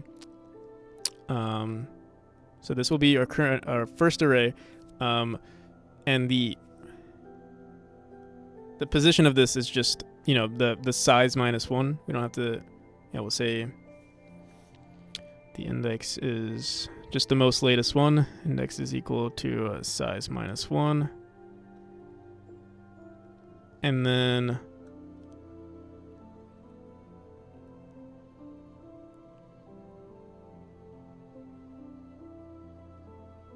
we just grab the most recent array, and then every time the player enters a new room, we just create a new array, and that's it. And then every time the player is... Wait. The array... Yeah, these are also dictionaries, by the way, inside of here. So every value is a dictionary. So, all right, yeah, I feel like I'm overcomplicating this. Let me go into...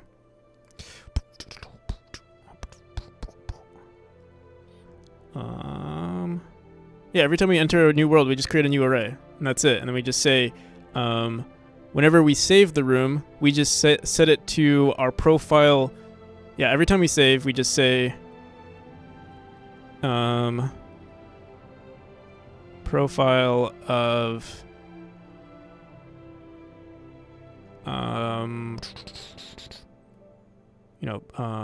profile array at size minus 1 or dot.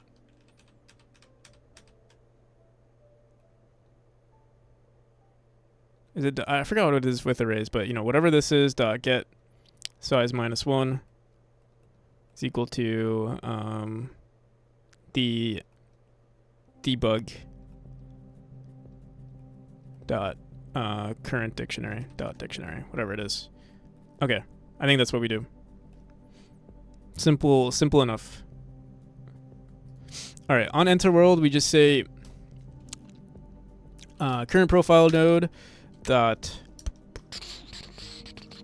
what do we call it? The all run states data dot append. Why is this not showing? Unexpected identifier is member. Void isn't... What? Oh, we capitalized this for some reason. Dot append. Why is it not showing our data here? It's just an empty dictionary. Current profile node. Save manager.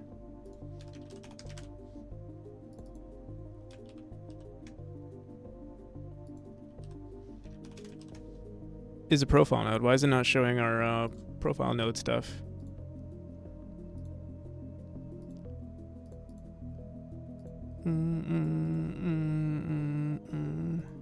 Right. I mean, it probably works. I mean, it's just it's a fluke. Okay. All run data types dot all run states dot underscore data dot append a new dictionary.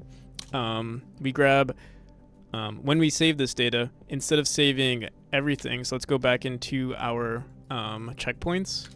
So on our room switcher, this is the only time we're saving it currently, is on room switcher, but we do want to save it on, just in general, whenever we save the game, we want to save it. But I think we are going to improve this just a bit. So debug.playerRecordNode.send data to profile.save profile.current manager. So we grab the current profile node, send data to profile on player path record node. Send data to profile. But we don't have to say input profile.current state. We don't have to do this anymore. What we have to do instead is we're going to say input profile dot current or what was it? All run data or something? All run states data at dot, here, let me see. Array. What is it? Get, set, find.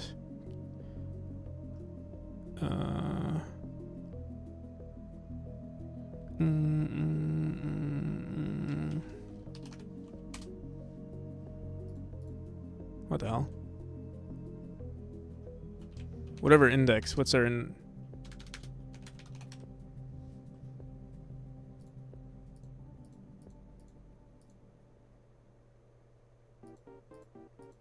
I feel like I'm losing brain cells as we.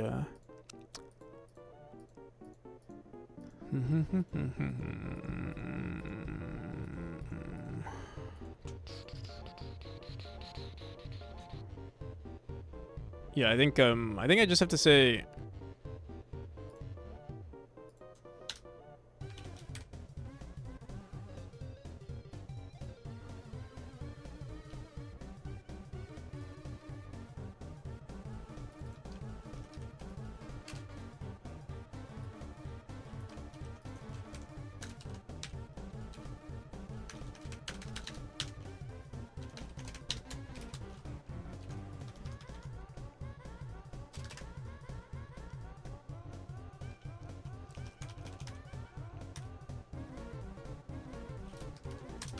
Yeah, we called it current run, right? That was the dictionary.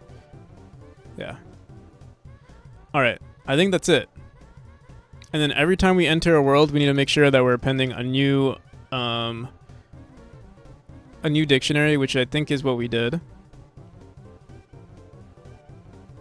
On our level manager, we said create new run data. We want to run this on enter world.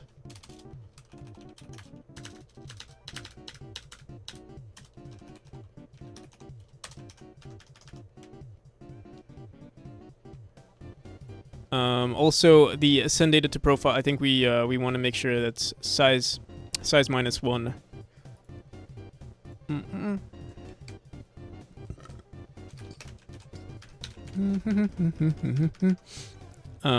Okay. I really hope this works.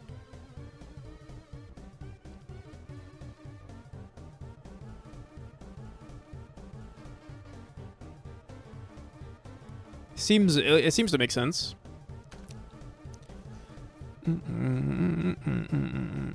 Oh. Index -1 on main scene. It doesn't. It actually might not happen on the main scene. It might be bugged for the main scene. Let's try it from the title screen.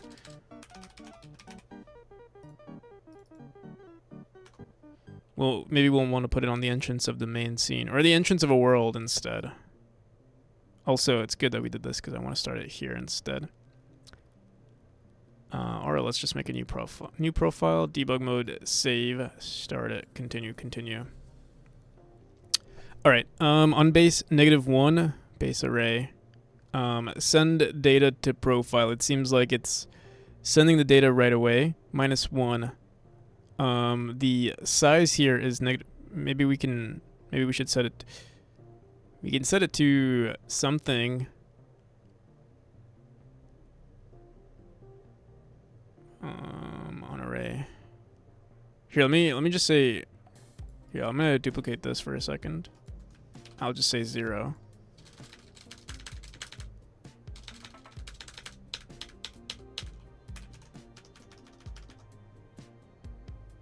Dot size -1 on base. So the size is 0 from the beginning.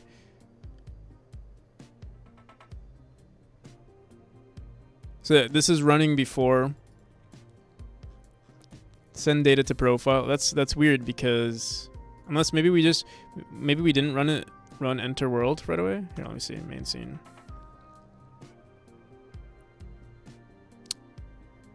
Invalid index 0 on base.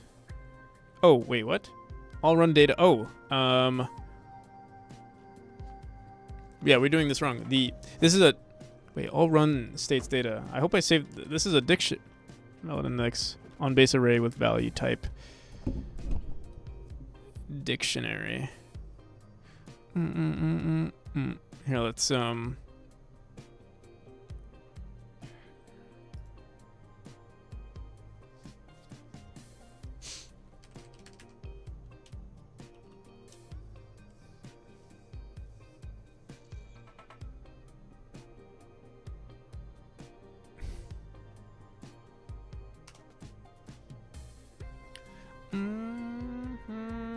All right, now it seemed to work.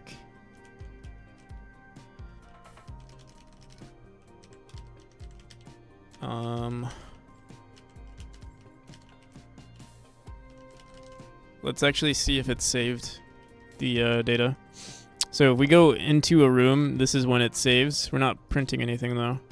Let's go into our room switcher. We're saying debug.playerNode.send data to profile.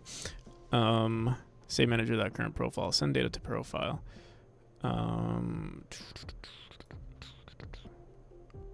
Send data to profile is equal to input profile all runs. Maybe we can go back to, I guess because now we do have a first value here. We could actually say this, but also let me just print this out. So input profile.all run data. Here, let's do this. We're also going to say this. We're going to say, this is going to be an overwhelming amount of information. If we do like several runs, for now we will print everything, but eventually, yeah, we'll have to cut it down a bit. Let me see. Print.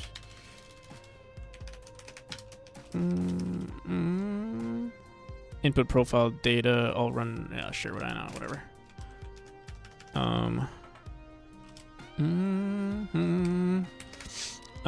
Print input profile dot all run data. Input profile dot all run data.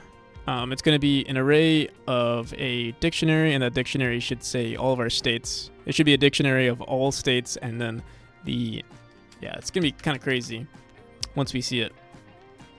Let's see.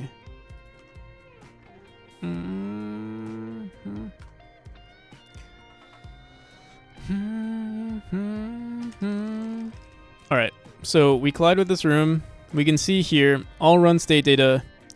This is an array, and it's our first array, and yeah, I think we got it. So this is only the first run. Let's see what happens the next, like, let's exit the game and then start it again. And we should see, I don't know if we made this work. And we also were running this on the wrong profile. We should have been running this on like speedrun test, for instance. Here, fuck it. I'll keep testing it out here. Let's see what happens. All right, so it seems. Yo, how's it going, EXO?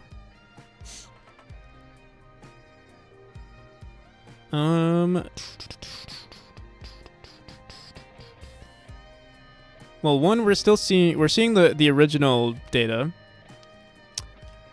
which is, I guess, a good sign, but I don't even know what we're seeing. Here, let me see.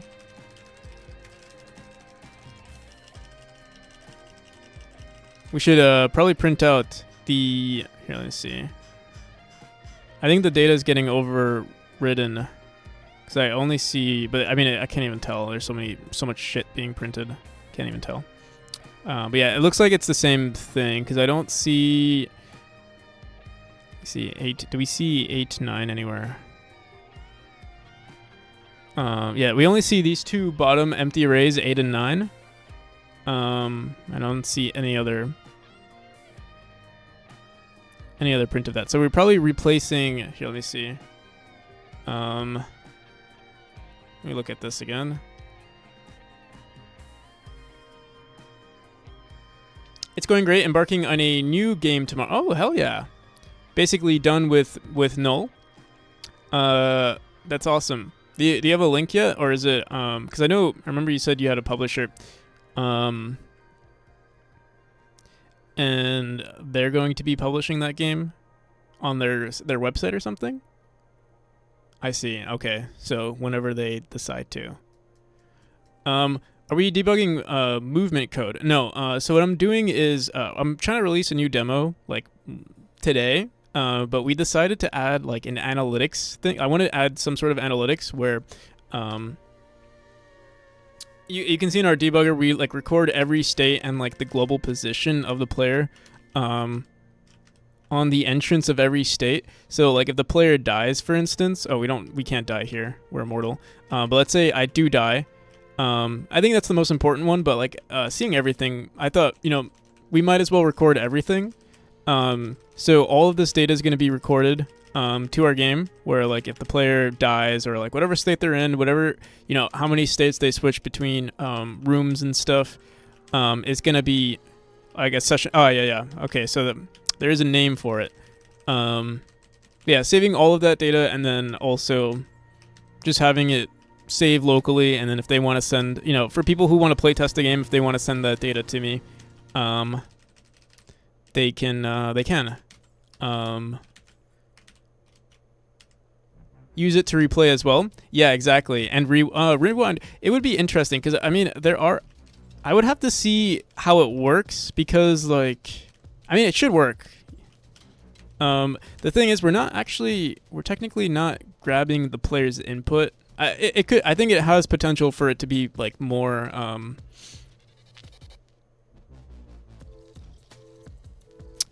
trying to think. Because the only information that's being recorded is the global position and the state.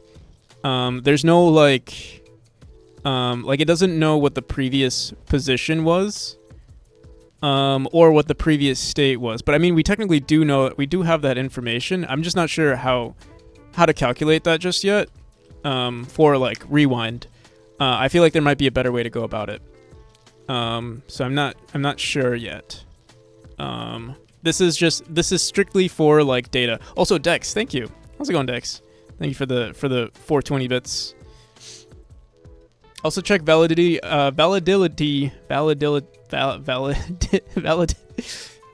Check if a run is valid. If there's a yes, I mean it will help. I think people will cheat no matter like if there is speed running to the game, but and there is a competitive aspect to it. And I think no matter what, if someone wanted to cheat, they could technically cheat even with this, But it will help. It will help a little, at least a decent amount. But yeah, we'll see. Gonna do my narrative dialogue tool first. All right, sounds good, EXO. I'll see you. Here, let me add you to. Let me add the 420 bits from Dex. We've officially hit over 9,000, and now we're at 10,421.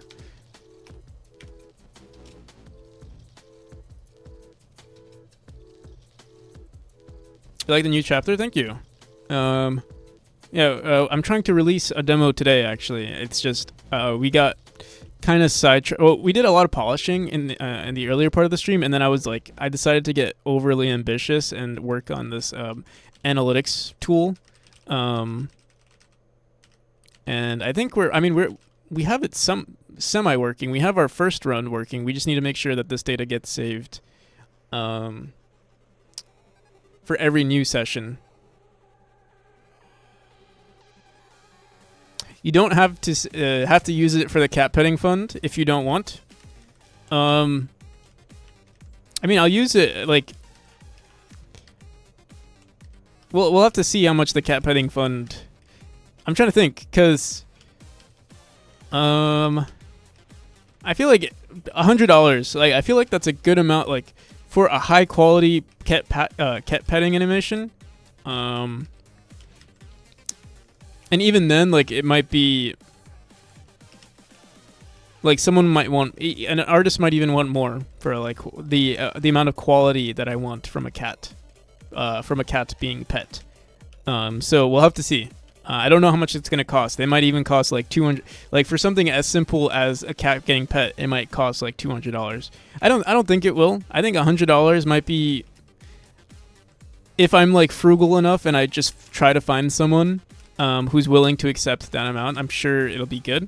But I'll just throw it in there, at least for now. That it'll be considered the cat petting fund. Maybe we'll have different animations, or maybe what I'll do. I don't know. I don't know if I told you guys, but oops. I gotta go. Actually, bye. All right, I'll see you, EXO. Peace.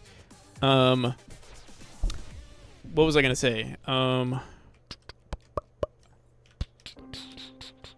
So, yeah, I don't know if some of you guys might know that I'm actually working with Styx.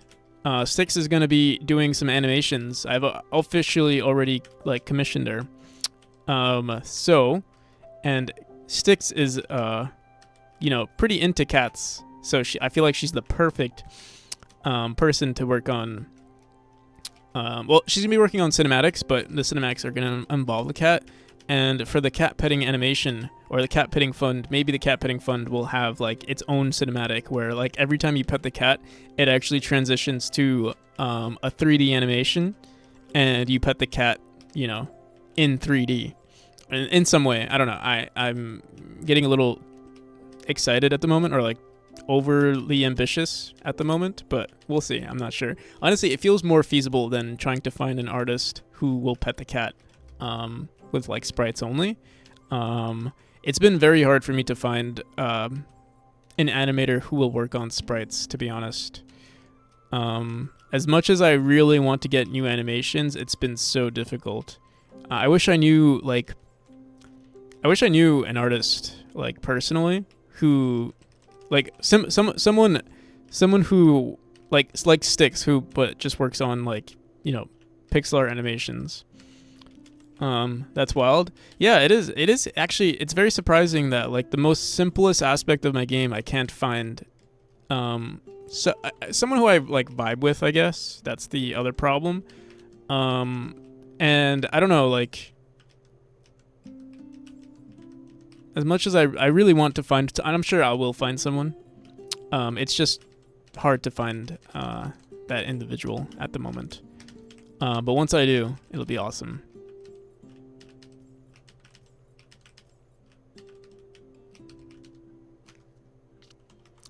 It starts a 3D scene when you pet it. Yeah, we'll see. It might be, again, that might right now. It might, like how I'm seeing things. That seems more feasible than finding someone to make a like an, because you have to do animate, like, you know, the player, and then you also have to animate the cat.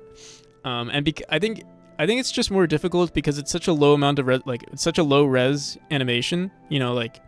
The player is only 12 by 20 pixels, and then the cat is like, you know, 10 by 12 pixels or 12 by 10 pixels. So it's a very small amount of pixels, and to make it look good, or to make it have a high quality, I think it's difficult. I'm sure it's possible, but there aren't too many people who are like making things that look really good that's such low res. But I know it's somewhere out there. Well, yeah, we'll figure it out. In the meantime, let's finish up this analytics tool. We're oh my god, it's almost 2 a.m. already. I feel like I started like a few hours ago. We've been streaming for 8 hours already. That's kind of crazy.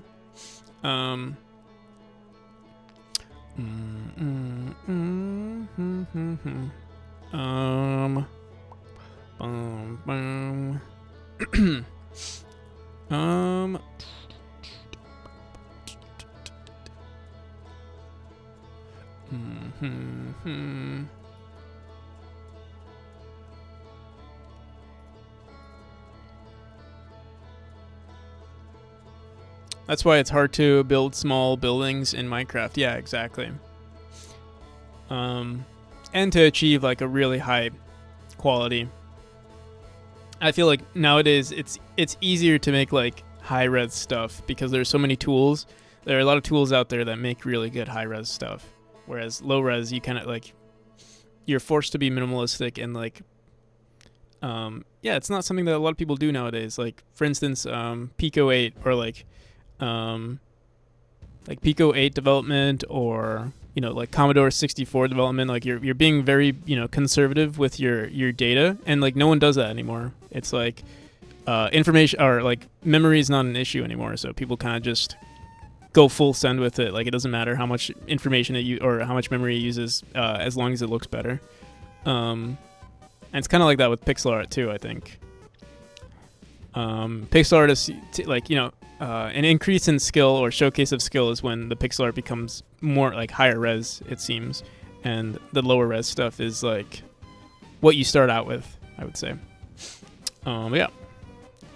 How's it going, Craverted? Welcome. I'll try to fix my posture. And thank you for the follow.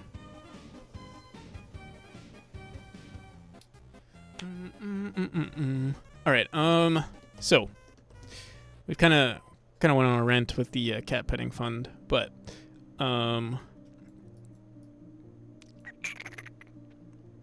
always good to see some Godot. See Godot get some love on Twitch. Yeah, we definitely give Godot a lot of love. I stream strictly only Godot, actually. Mostly only Godot. Sometimes we play games, but yeah, it's just Godot. It's Godot or Godot Home.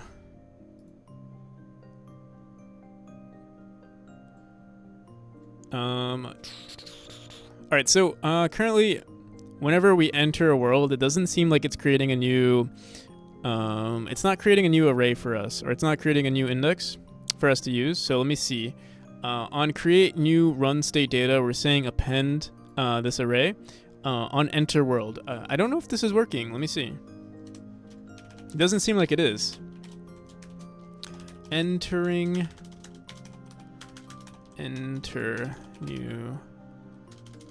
Alright, I'll just print out creating a new run data array, or creating a new run data dictionary. Have any thoughts on working on 3D games? Currently, my mentality on it is no. I don't see, unless it's... Yeah, I don't see myself working on 3D games on my next game either. Mainly because I think there's so much potential for 2D games. Maybe there are less people that are into 2D games versus 3D games, but yeah, I see there's like... I don't know. I don't feel like I haven't even I haven't breached the surface of like what can be reached with 2D games.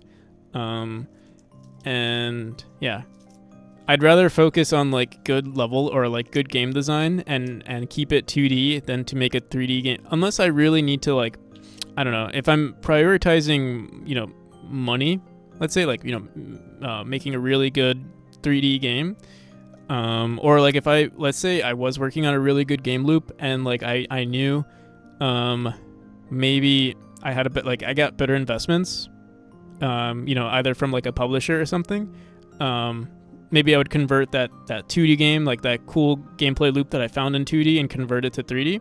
I think that's the only thing I would consider. So yeah, like if I'm prototyping a game, I'm like, hey, wait, this has potential, then maybe I would make a 3D game.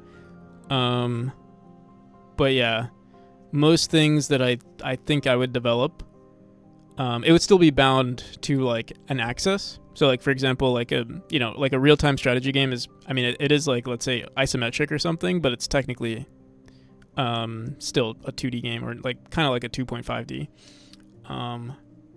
That's the only type of 3D game I think I would make. But who knows? Who knows what the future holds? Okay, why is this not working? Creating a new run data dictionary. Let's see. Every time we enter a world, we should see this being printed.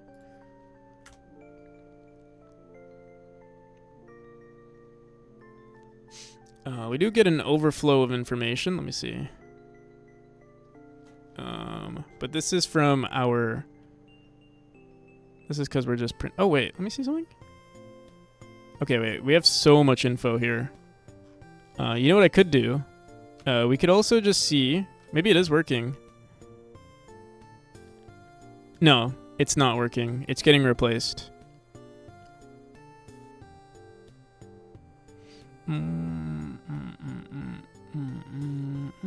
Why? Why? Bum bum.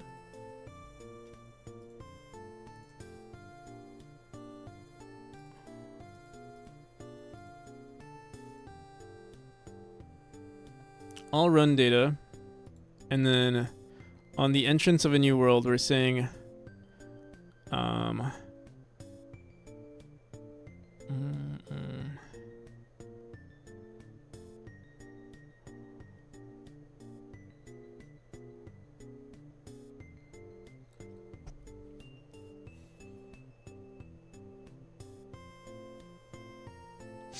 My lack of 2D or 3D art skills makes me want to flip back and forth. Oh yeah, that's another thing. Yeah, my 2D skills. I only have 2D art skills. So prototyping is so much easier, or like even editing assets. I have 0 3D art skills. So yeah, that is a problem because I would have to work with someone in order to make it, which I don't mind doing, but yeah, like it would have to be a project that I'm very, passionate about, and I would also need to rely on another like developer or artist to make the 3D assets.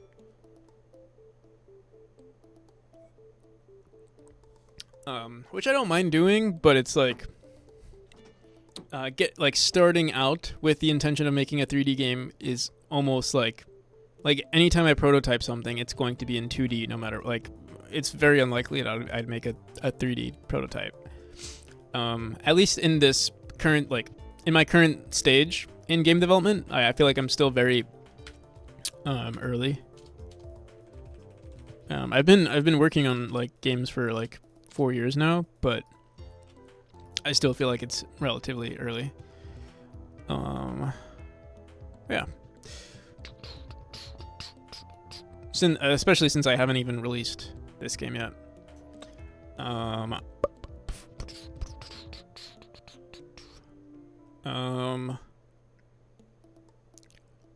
Alright, so something is wrong here. All run data -1.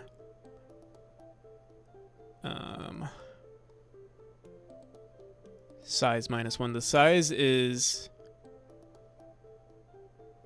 when we append it. We are setting it to 0. If the size, but no, it should be. Yeah, I guess we'll print this out. Print the size of this info here. I don't know. I didn't think to do that earlier.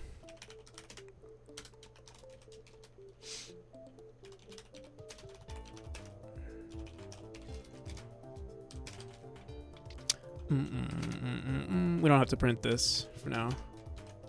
Data array size. All right. Boom, boom, boom, boom.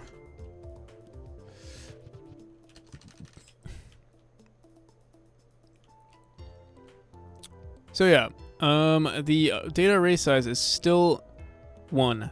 Let's see what happens. I don't know why it's not working.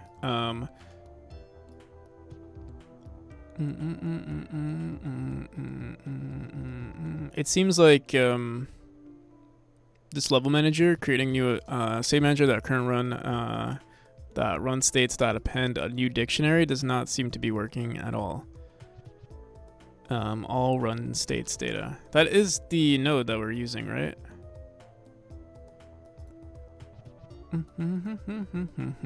Yeah, all run states data. All run states data of size -1 is equal to our current run. I'm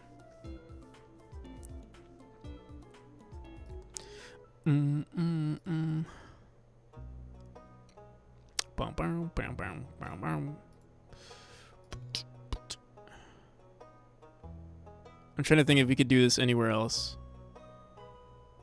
On the entrance, we could put this on the ready function. I don't know why it's not working on enter world, but if we just put this on the ready function of our worlds every time, it should work. I guess I just don't have the patience at the moment to figure out why open world. Maybe I don't know. Let's see. Level manager. So create new state run data. I mean, we could leave this here, but just not run it on enter world. We'll run it. Maybe we're not running enter world. Maybe we're doing something else on the first instance. But yeah, let's go into our world demo. Chapter 1. What do we call the script? What is it called now? Oh, it's called World 0. It's always been called World 0. So on the entrance of on the ready function right here, we'll just say this. What do we say? Save level manager. Dot create new run world. Create new run state data. And I think we should be good now. Moment of truth. Let's see. Okay, so we can see. Oh yeah, there we go. Data array size is 2. Okay, so we just hit 2. Let me see something. And that data does get saved every time. It's actually a little too much. But now we can see our data array size. Okay, now it's 3. So and it's been saved, I'm pretty sure. So if we go, let's yeah, we can restart game. We can do whatever we want. And you can see. Oh wait, let me see. Is it 4 now? Okay, yeah. Now data array size is 4. So every run now is being saved. So yeah, I think we're good. Let's go into the menu, start, quit. And if we go into save file,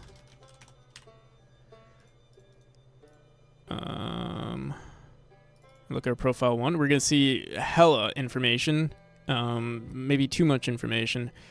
I don't even know where to begin. But let me see. Let me just make sure. Okay, yeah, we can see several instances of empty arrays here. 8, 9, 10, and then over here we also see in this one 10, 11, 12, 13, up to 19. So yeah, it is working. Also, I just realized these are strings, not I guess it doesn't really matter what they are, but they are strings, not integers. Okay. I think the next step is to make sure that we're. I want to save this differently. Right now, every time we run this data, we're sending it to our JSON file. This is way too much. Like,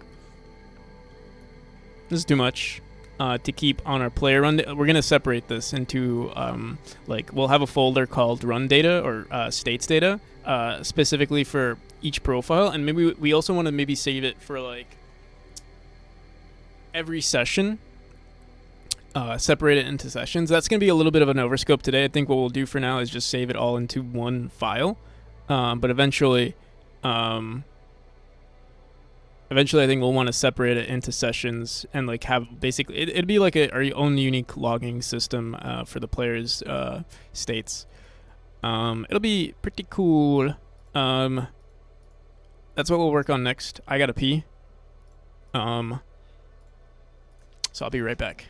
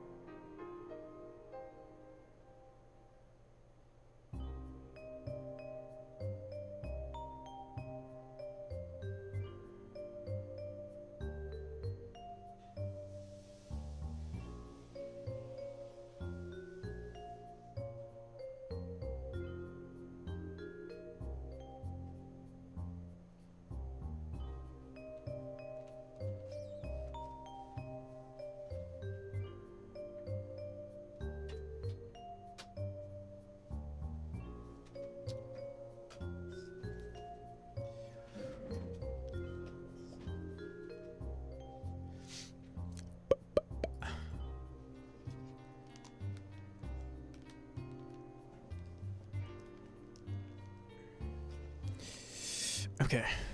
Roy Monroy and Fu124. Thank you for the follows.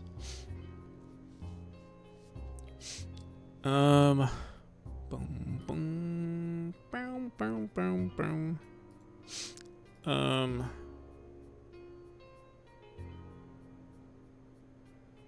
Hello there. Hello there.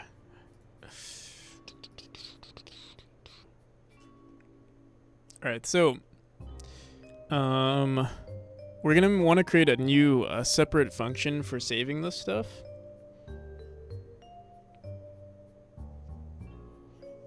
And we're gonna have to make a new file. I don't know, what's the best type of file? Is it a JSON? What's like, I think we'll just save it to a JSON for now. It doesn't need to be... I'm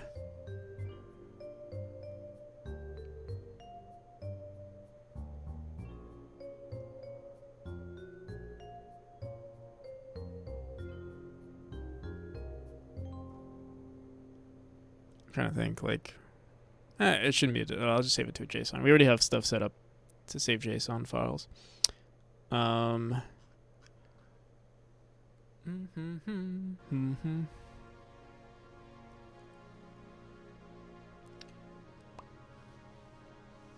getting hungry though. I do have food in my room. I just feel like the only issue is if I start eating, I might get lazy. But we've been streaming. Yo, how's it going, Pixis? Nearly 9 hours. Yeah, I'm trying to release a new demo today, and then we got super distracted because now I wanted to add another feature, and we're like 50% done with the feature, but it is a lot. And then I still have other things to finish up. Like we still have to make some, like there's some bugs I need to fix, and I also need to update some of the art. I'm trying to get everything done today.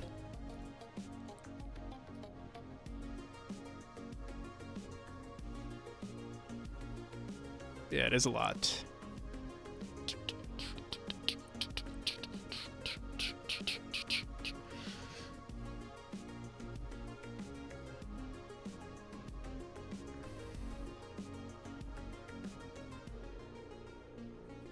Let me finish up saving this stuff, and then I'll eat, and we'll see how I feel after that.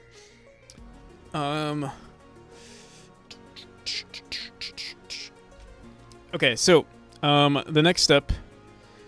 But yeah, how have you been, Pixis?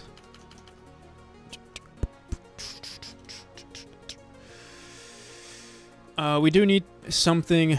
So right now we're saying load. How do we save stuff here? Save to JSON. We say the path. Oh, we also have to update it. Oh my god, there's gonna be some other stuff that we need to do. A file is equal to file.new, file.open path. What are we? When are we writing this? Save to JSON. Save profile. Okay, so yeah, let's make a new function here. We're gonna call it save states data onto our profile.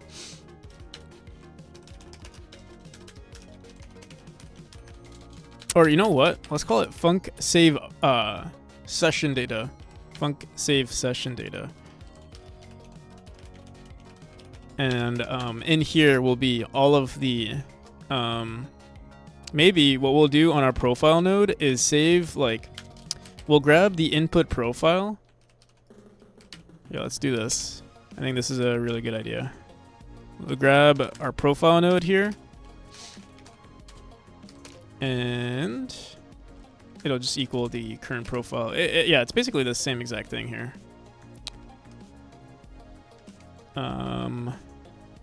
Almost everything except the profile name we're going to be updating. It's not going to be, we'll say the file name is profile name dot str, and I think we'll want to add like what the session is, but for now I'm just going to say plus or comma here. We'll say maybe session or test session. And we'll save everything to this, you know what? Let's just call it session. Underscore session. Underscore, yeah, fuck it. I'm like overcomplicating this. And then we just save that file name to .json, and then that's it. Right now, everything is being saved here. Let me go back into, I wonder if this will make anything crash, but let's go back into our profile node, and we have data to save, and we're also going to create session data to save.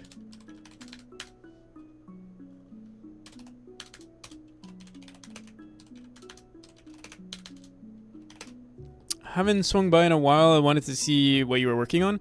Here, I can actually show you some of the gameplay. Might be hard to explain what I was explaining it, but it might, like, sometimes it's not it's hard to put into words sometimes. But you see, like, this, I have like this debugger, or like this basically shows all of our info, like all of our states, the position of the player states, and it's just recording for debugging purposes. You can see, you know, like, one, you can see the distances, or like the distances of your dash, or the distances of your neutral state, stuff like that. Mainly the lines. I'm not even talking about these other state, but these other things you could see, like, for example, if we're in the move state, it's a white line. If we're in the jump state, it's a blue line. If it's a fall state, it's a green line, etc., etc. Dash is red. And basically, I mean, it's mainly been for visual purposes until today. Now we have, you know, this info saved, or it's about to be saved to a profile, and anyone who's playtesting my game can send me these files, and I'll be able to basically, I'm not sure if we can actually replicate a run, but we can just see how their run went. And we can see the exact positions where they died. So, like, if someone died right here, I would know. Or, like, if they consistently died right there, for instance, like, if people kept dying right here, I would know exactly. Maybe I want to update this room. And it's mainly for analytics. I think it'll be really good to have. And eventually, so right now it's just going to be stored locally on the player's computer. Eventually, I'll have, like, a thing that says, hey, do you want to share your data with the developer? And if they say yes, we'll have it communicate either with, like, the Steam server, or like, you know, the Steam cloud, or some other service. If the Steam cloud doesn't support this, maybe I'll have it communicate with some remote server that I make. But I think you can do it via Steam. There are also some other services that you can do. I'm not entirely sure. I don't have a solution yet, but I'm sure there's so many resources out there that could help us with that. Make it easy to get the scripted feedback from people without having them say exactly. Because that's the most important version of feedback, I would say. Like, I know, like, you can get game devs who maybe sometimes people don't even want to say, like, honestly, for me, the most valuable piece of information is just seeing someone play the game, rather than them saying, like, hey, I didn't like this part, or this part was too hard for me. I'd rather just see, oh, you know, maybe just kept dying right there. So maybe I should just, and it's good for, like, statistics, because, like, maybe statistically, you know, maybe someone struggles with this area, but that could have just been, you know, some fluke, or, like, some random phenomenon, whatever you want to call it. Whereas, like, you know, someone might constantly die, and it might be the same exact, like, you see how we're making this sort of, like, rhombus shape here.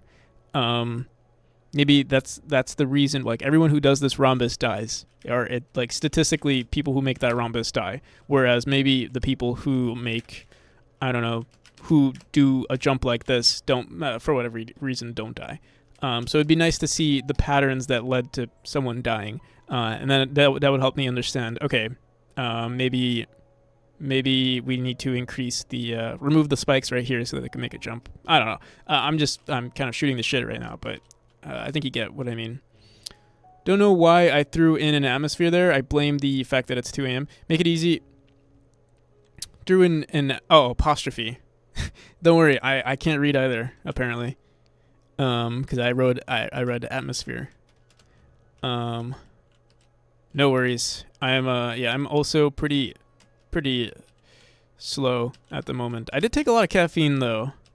That's why you might think I'm, like, I have a little bit more energy than usual, especially at 2 a.m. Especially during a 9-hour stream. But yeah, I'm really excited for this. I think this was something that will help me a lot. And I mean, as much as I want to release this demo today, or like show off this new version of the game, I want to finish this first because I think it's very important. All right.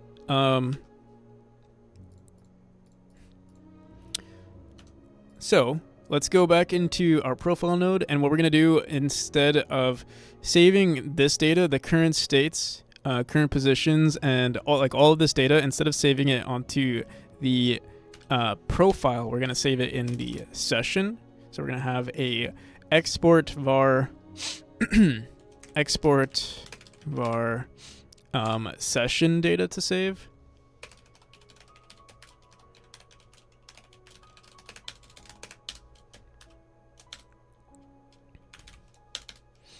And I'm wondering, we might not even need, well, we'll have to see. Because right now what I'm doing is I'm rewriting all data on our JSON. I know we can do something better than that. We can say, oh wait, what the hell? What am I doing? So it's supposed to be an array. What we can do instead is just append the information. I'll have to, I mean, I'm sure it's literally just like one line difference. We'll see. We'll see how it works. Okay. Export var session data to save is equal to this. Right now we will replace all the data, but I'm sure it'll be just as easy to append the data. Okay. And then reading the data is going to be another story. But we won't need to do that at least not yet. I won't, like, we can work on that in 2 days or something, or like, if we finish all this today, or like, I'm sure I'll fix some bugs tomorrow as well. After we fix all of the info, I'll create a tool for, reading all of this data.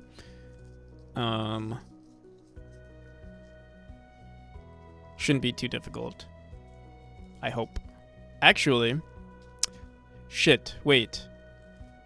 I think I have a smooth brain. I think I'm dumb.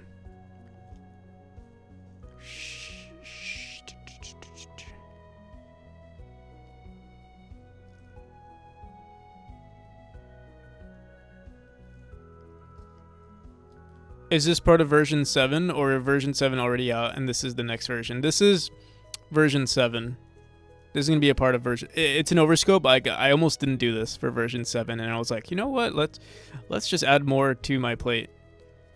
So originally, this was actually going to be part of version 8, but I think because I'm really happy with this new demo, I'd rather add this to the new demo. That way... Because, like, that would mean... usually, it means that the content that I add to the game won't be here until, like, next month. So I'd rather just add it now. That way people that play the game will have the data now rather than next month. I could just release another update, but yeah, I want to finish everything, make everything perfect for this release of this demo. That way, I'll just have more info to go off of. But yeah, I think I actually have a smooth brain. I think I messed something up.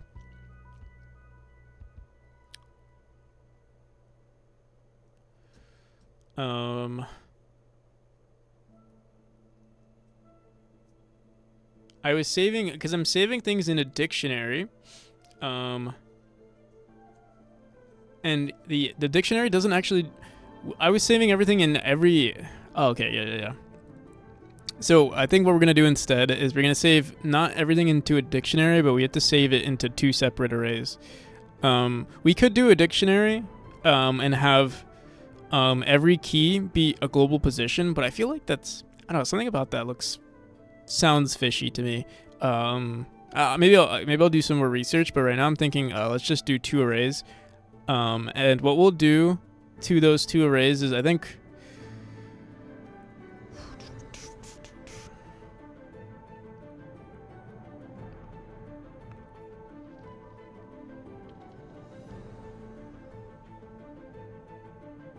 Wait, I'm trying to think.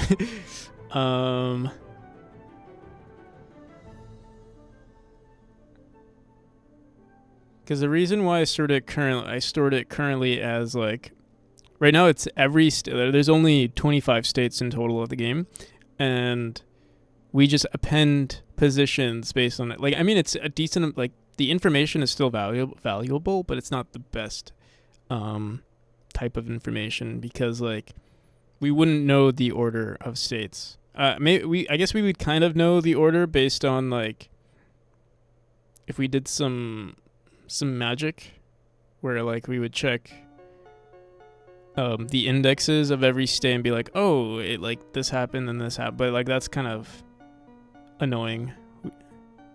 I wouldn't want to guess, especially if you like jump around in the same area for a long enough. Like if you keep just dashing up and down, there's no way to know the history of the player. And saving the history would be a good idea. So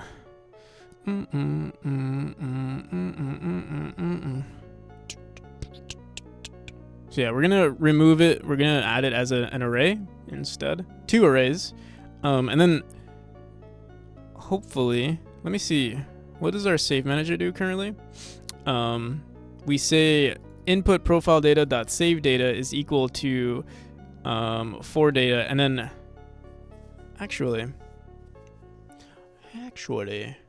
let me see something. If we, let's say, I'm curious. Actually, we might be fine here. Maybe I was a little, because we're saying save to JSON. Save to JSON says, what does our save to JSON do? Store to string to JSON the data, and then we close it. So actually, yeah, I think this is fine. We would just create a new session every time.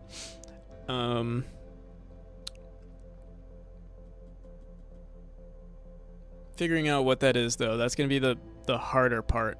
But actually, it would just be an array of arrays. I think we'll be fine. I'm just not excited for it. I'm like...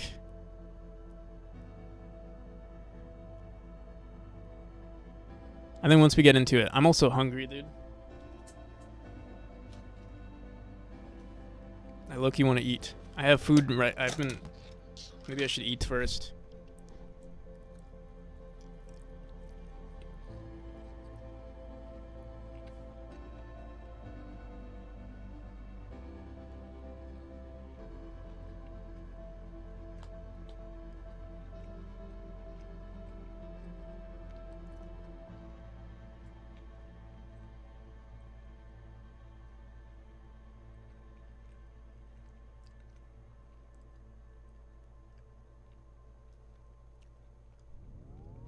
Let's finish it.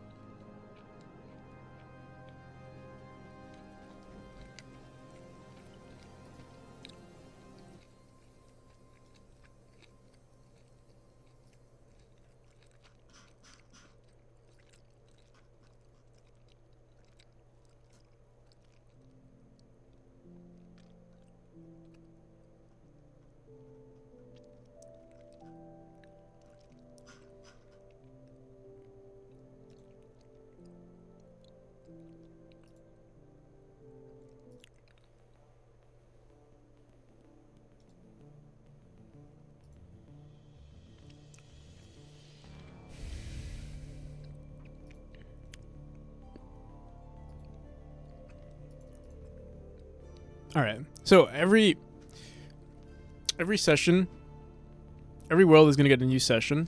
So we have to append it. How are we appending this information? New data. It's going to be a completely different variable. The name of the dictionary needs to change, or the name of the array needs to change.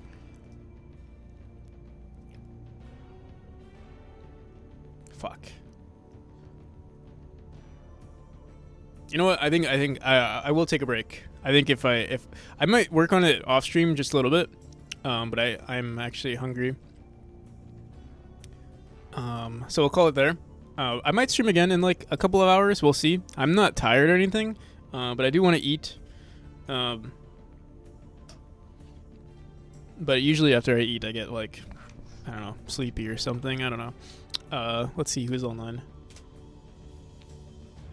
Mm, mm, mm. Mm, mm, mm. Mm, mm, mm. Bum, bum, mm. Mm, mm, mm, mm, mm. Who is online? Who is this person? Addy Code? Mm, mm, mm. There's also Quantum Apprentice. Is this a game dev? Mm, mm, mm. It is a game dev. Incarn. We also got Arya, who does a lot of Godot dev, but I think she's currently playing games.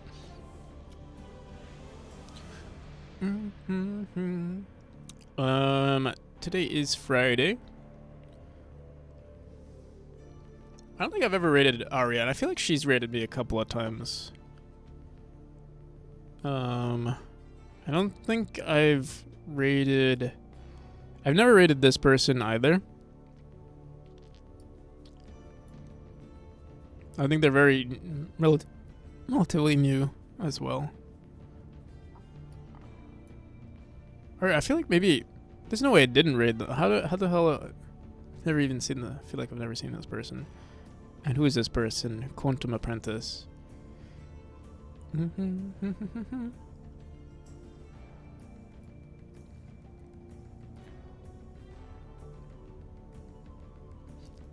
I feel like ads play forever. Oh, I have rated this person before. I think this is the guy who I said looks like so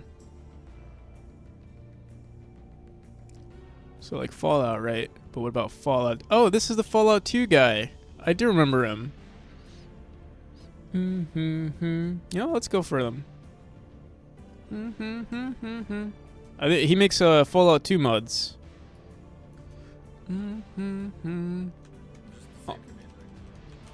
Alrighty, people.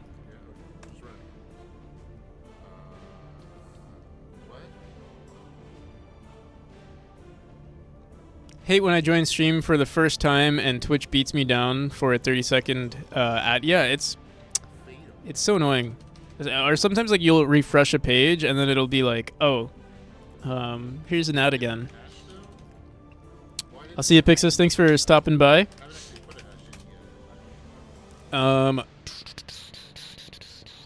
And thank you for everyone who was watching today. And if you guys want to wishlist memory, it would be greatly appreciated. It does help with the algorithm, even if you don't want to buy the game. Yeah.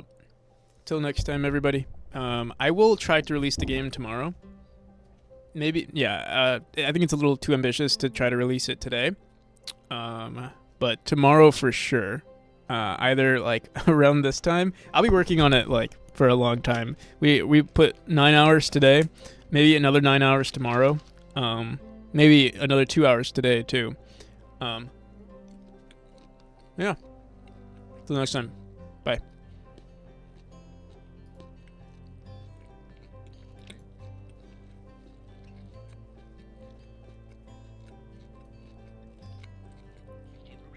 Oh my god.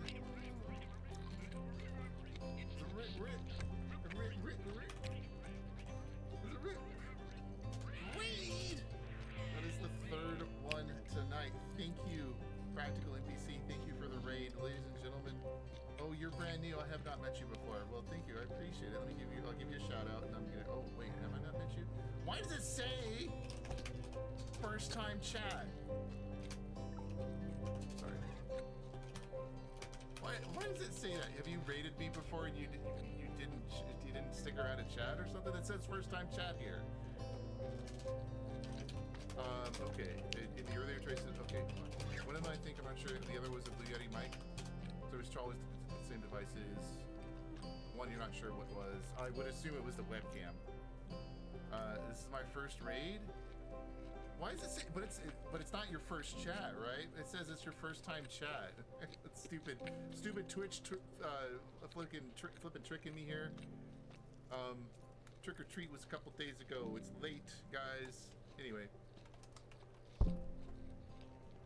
ladies and gentlemen, if you don't know who Practical NPC is, go check him out. Making a precision platform in Godot. Nice. There's somebody else I think was switching over to Godot as well. think a programmer Jeff was switching over to Godot. Pixis, nice to meet you. I'm going to assume that's actually the first time chat. I don't know, maybe it's not, but anyway. The webcam was listed. This one doesn't have a name that's obvious. Oh, okay. Twitch got to mention, yeah. Twitch forgetting who it knows and who it doesn't.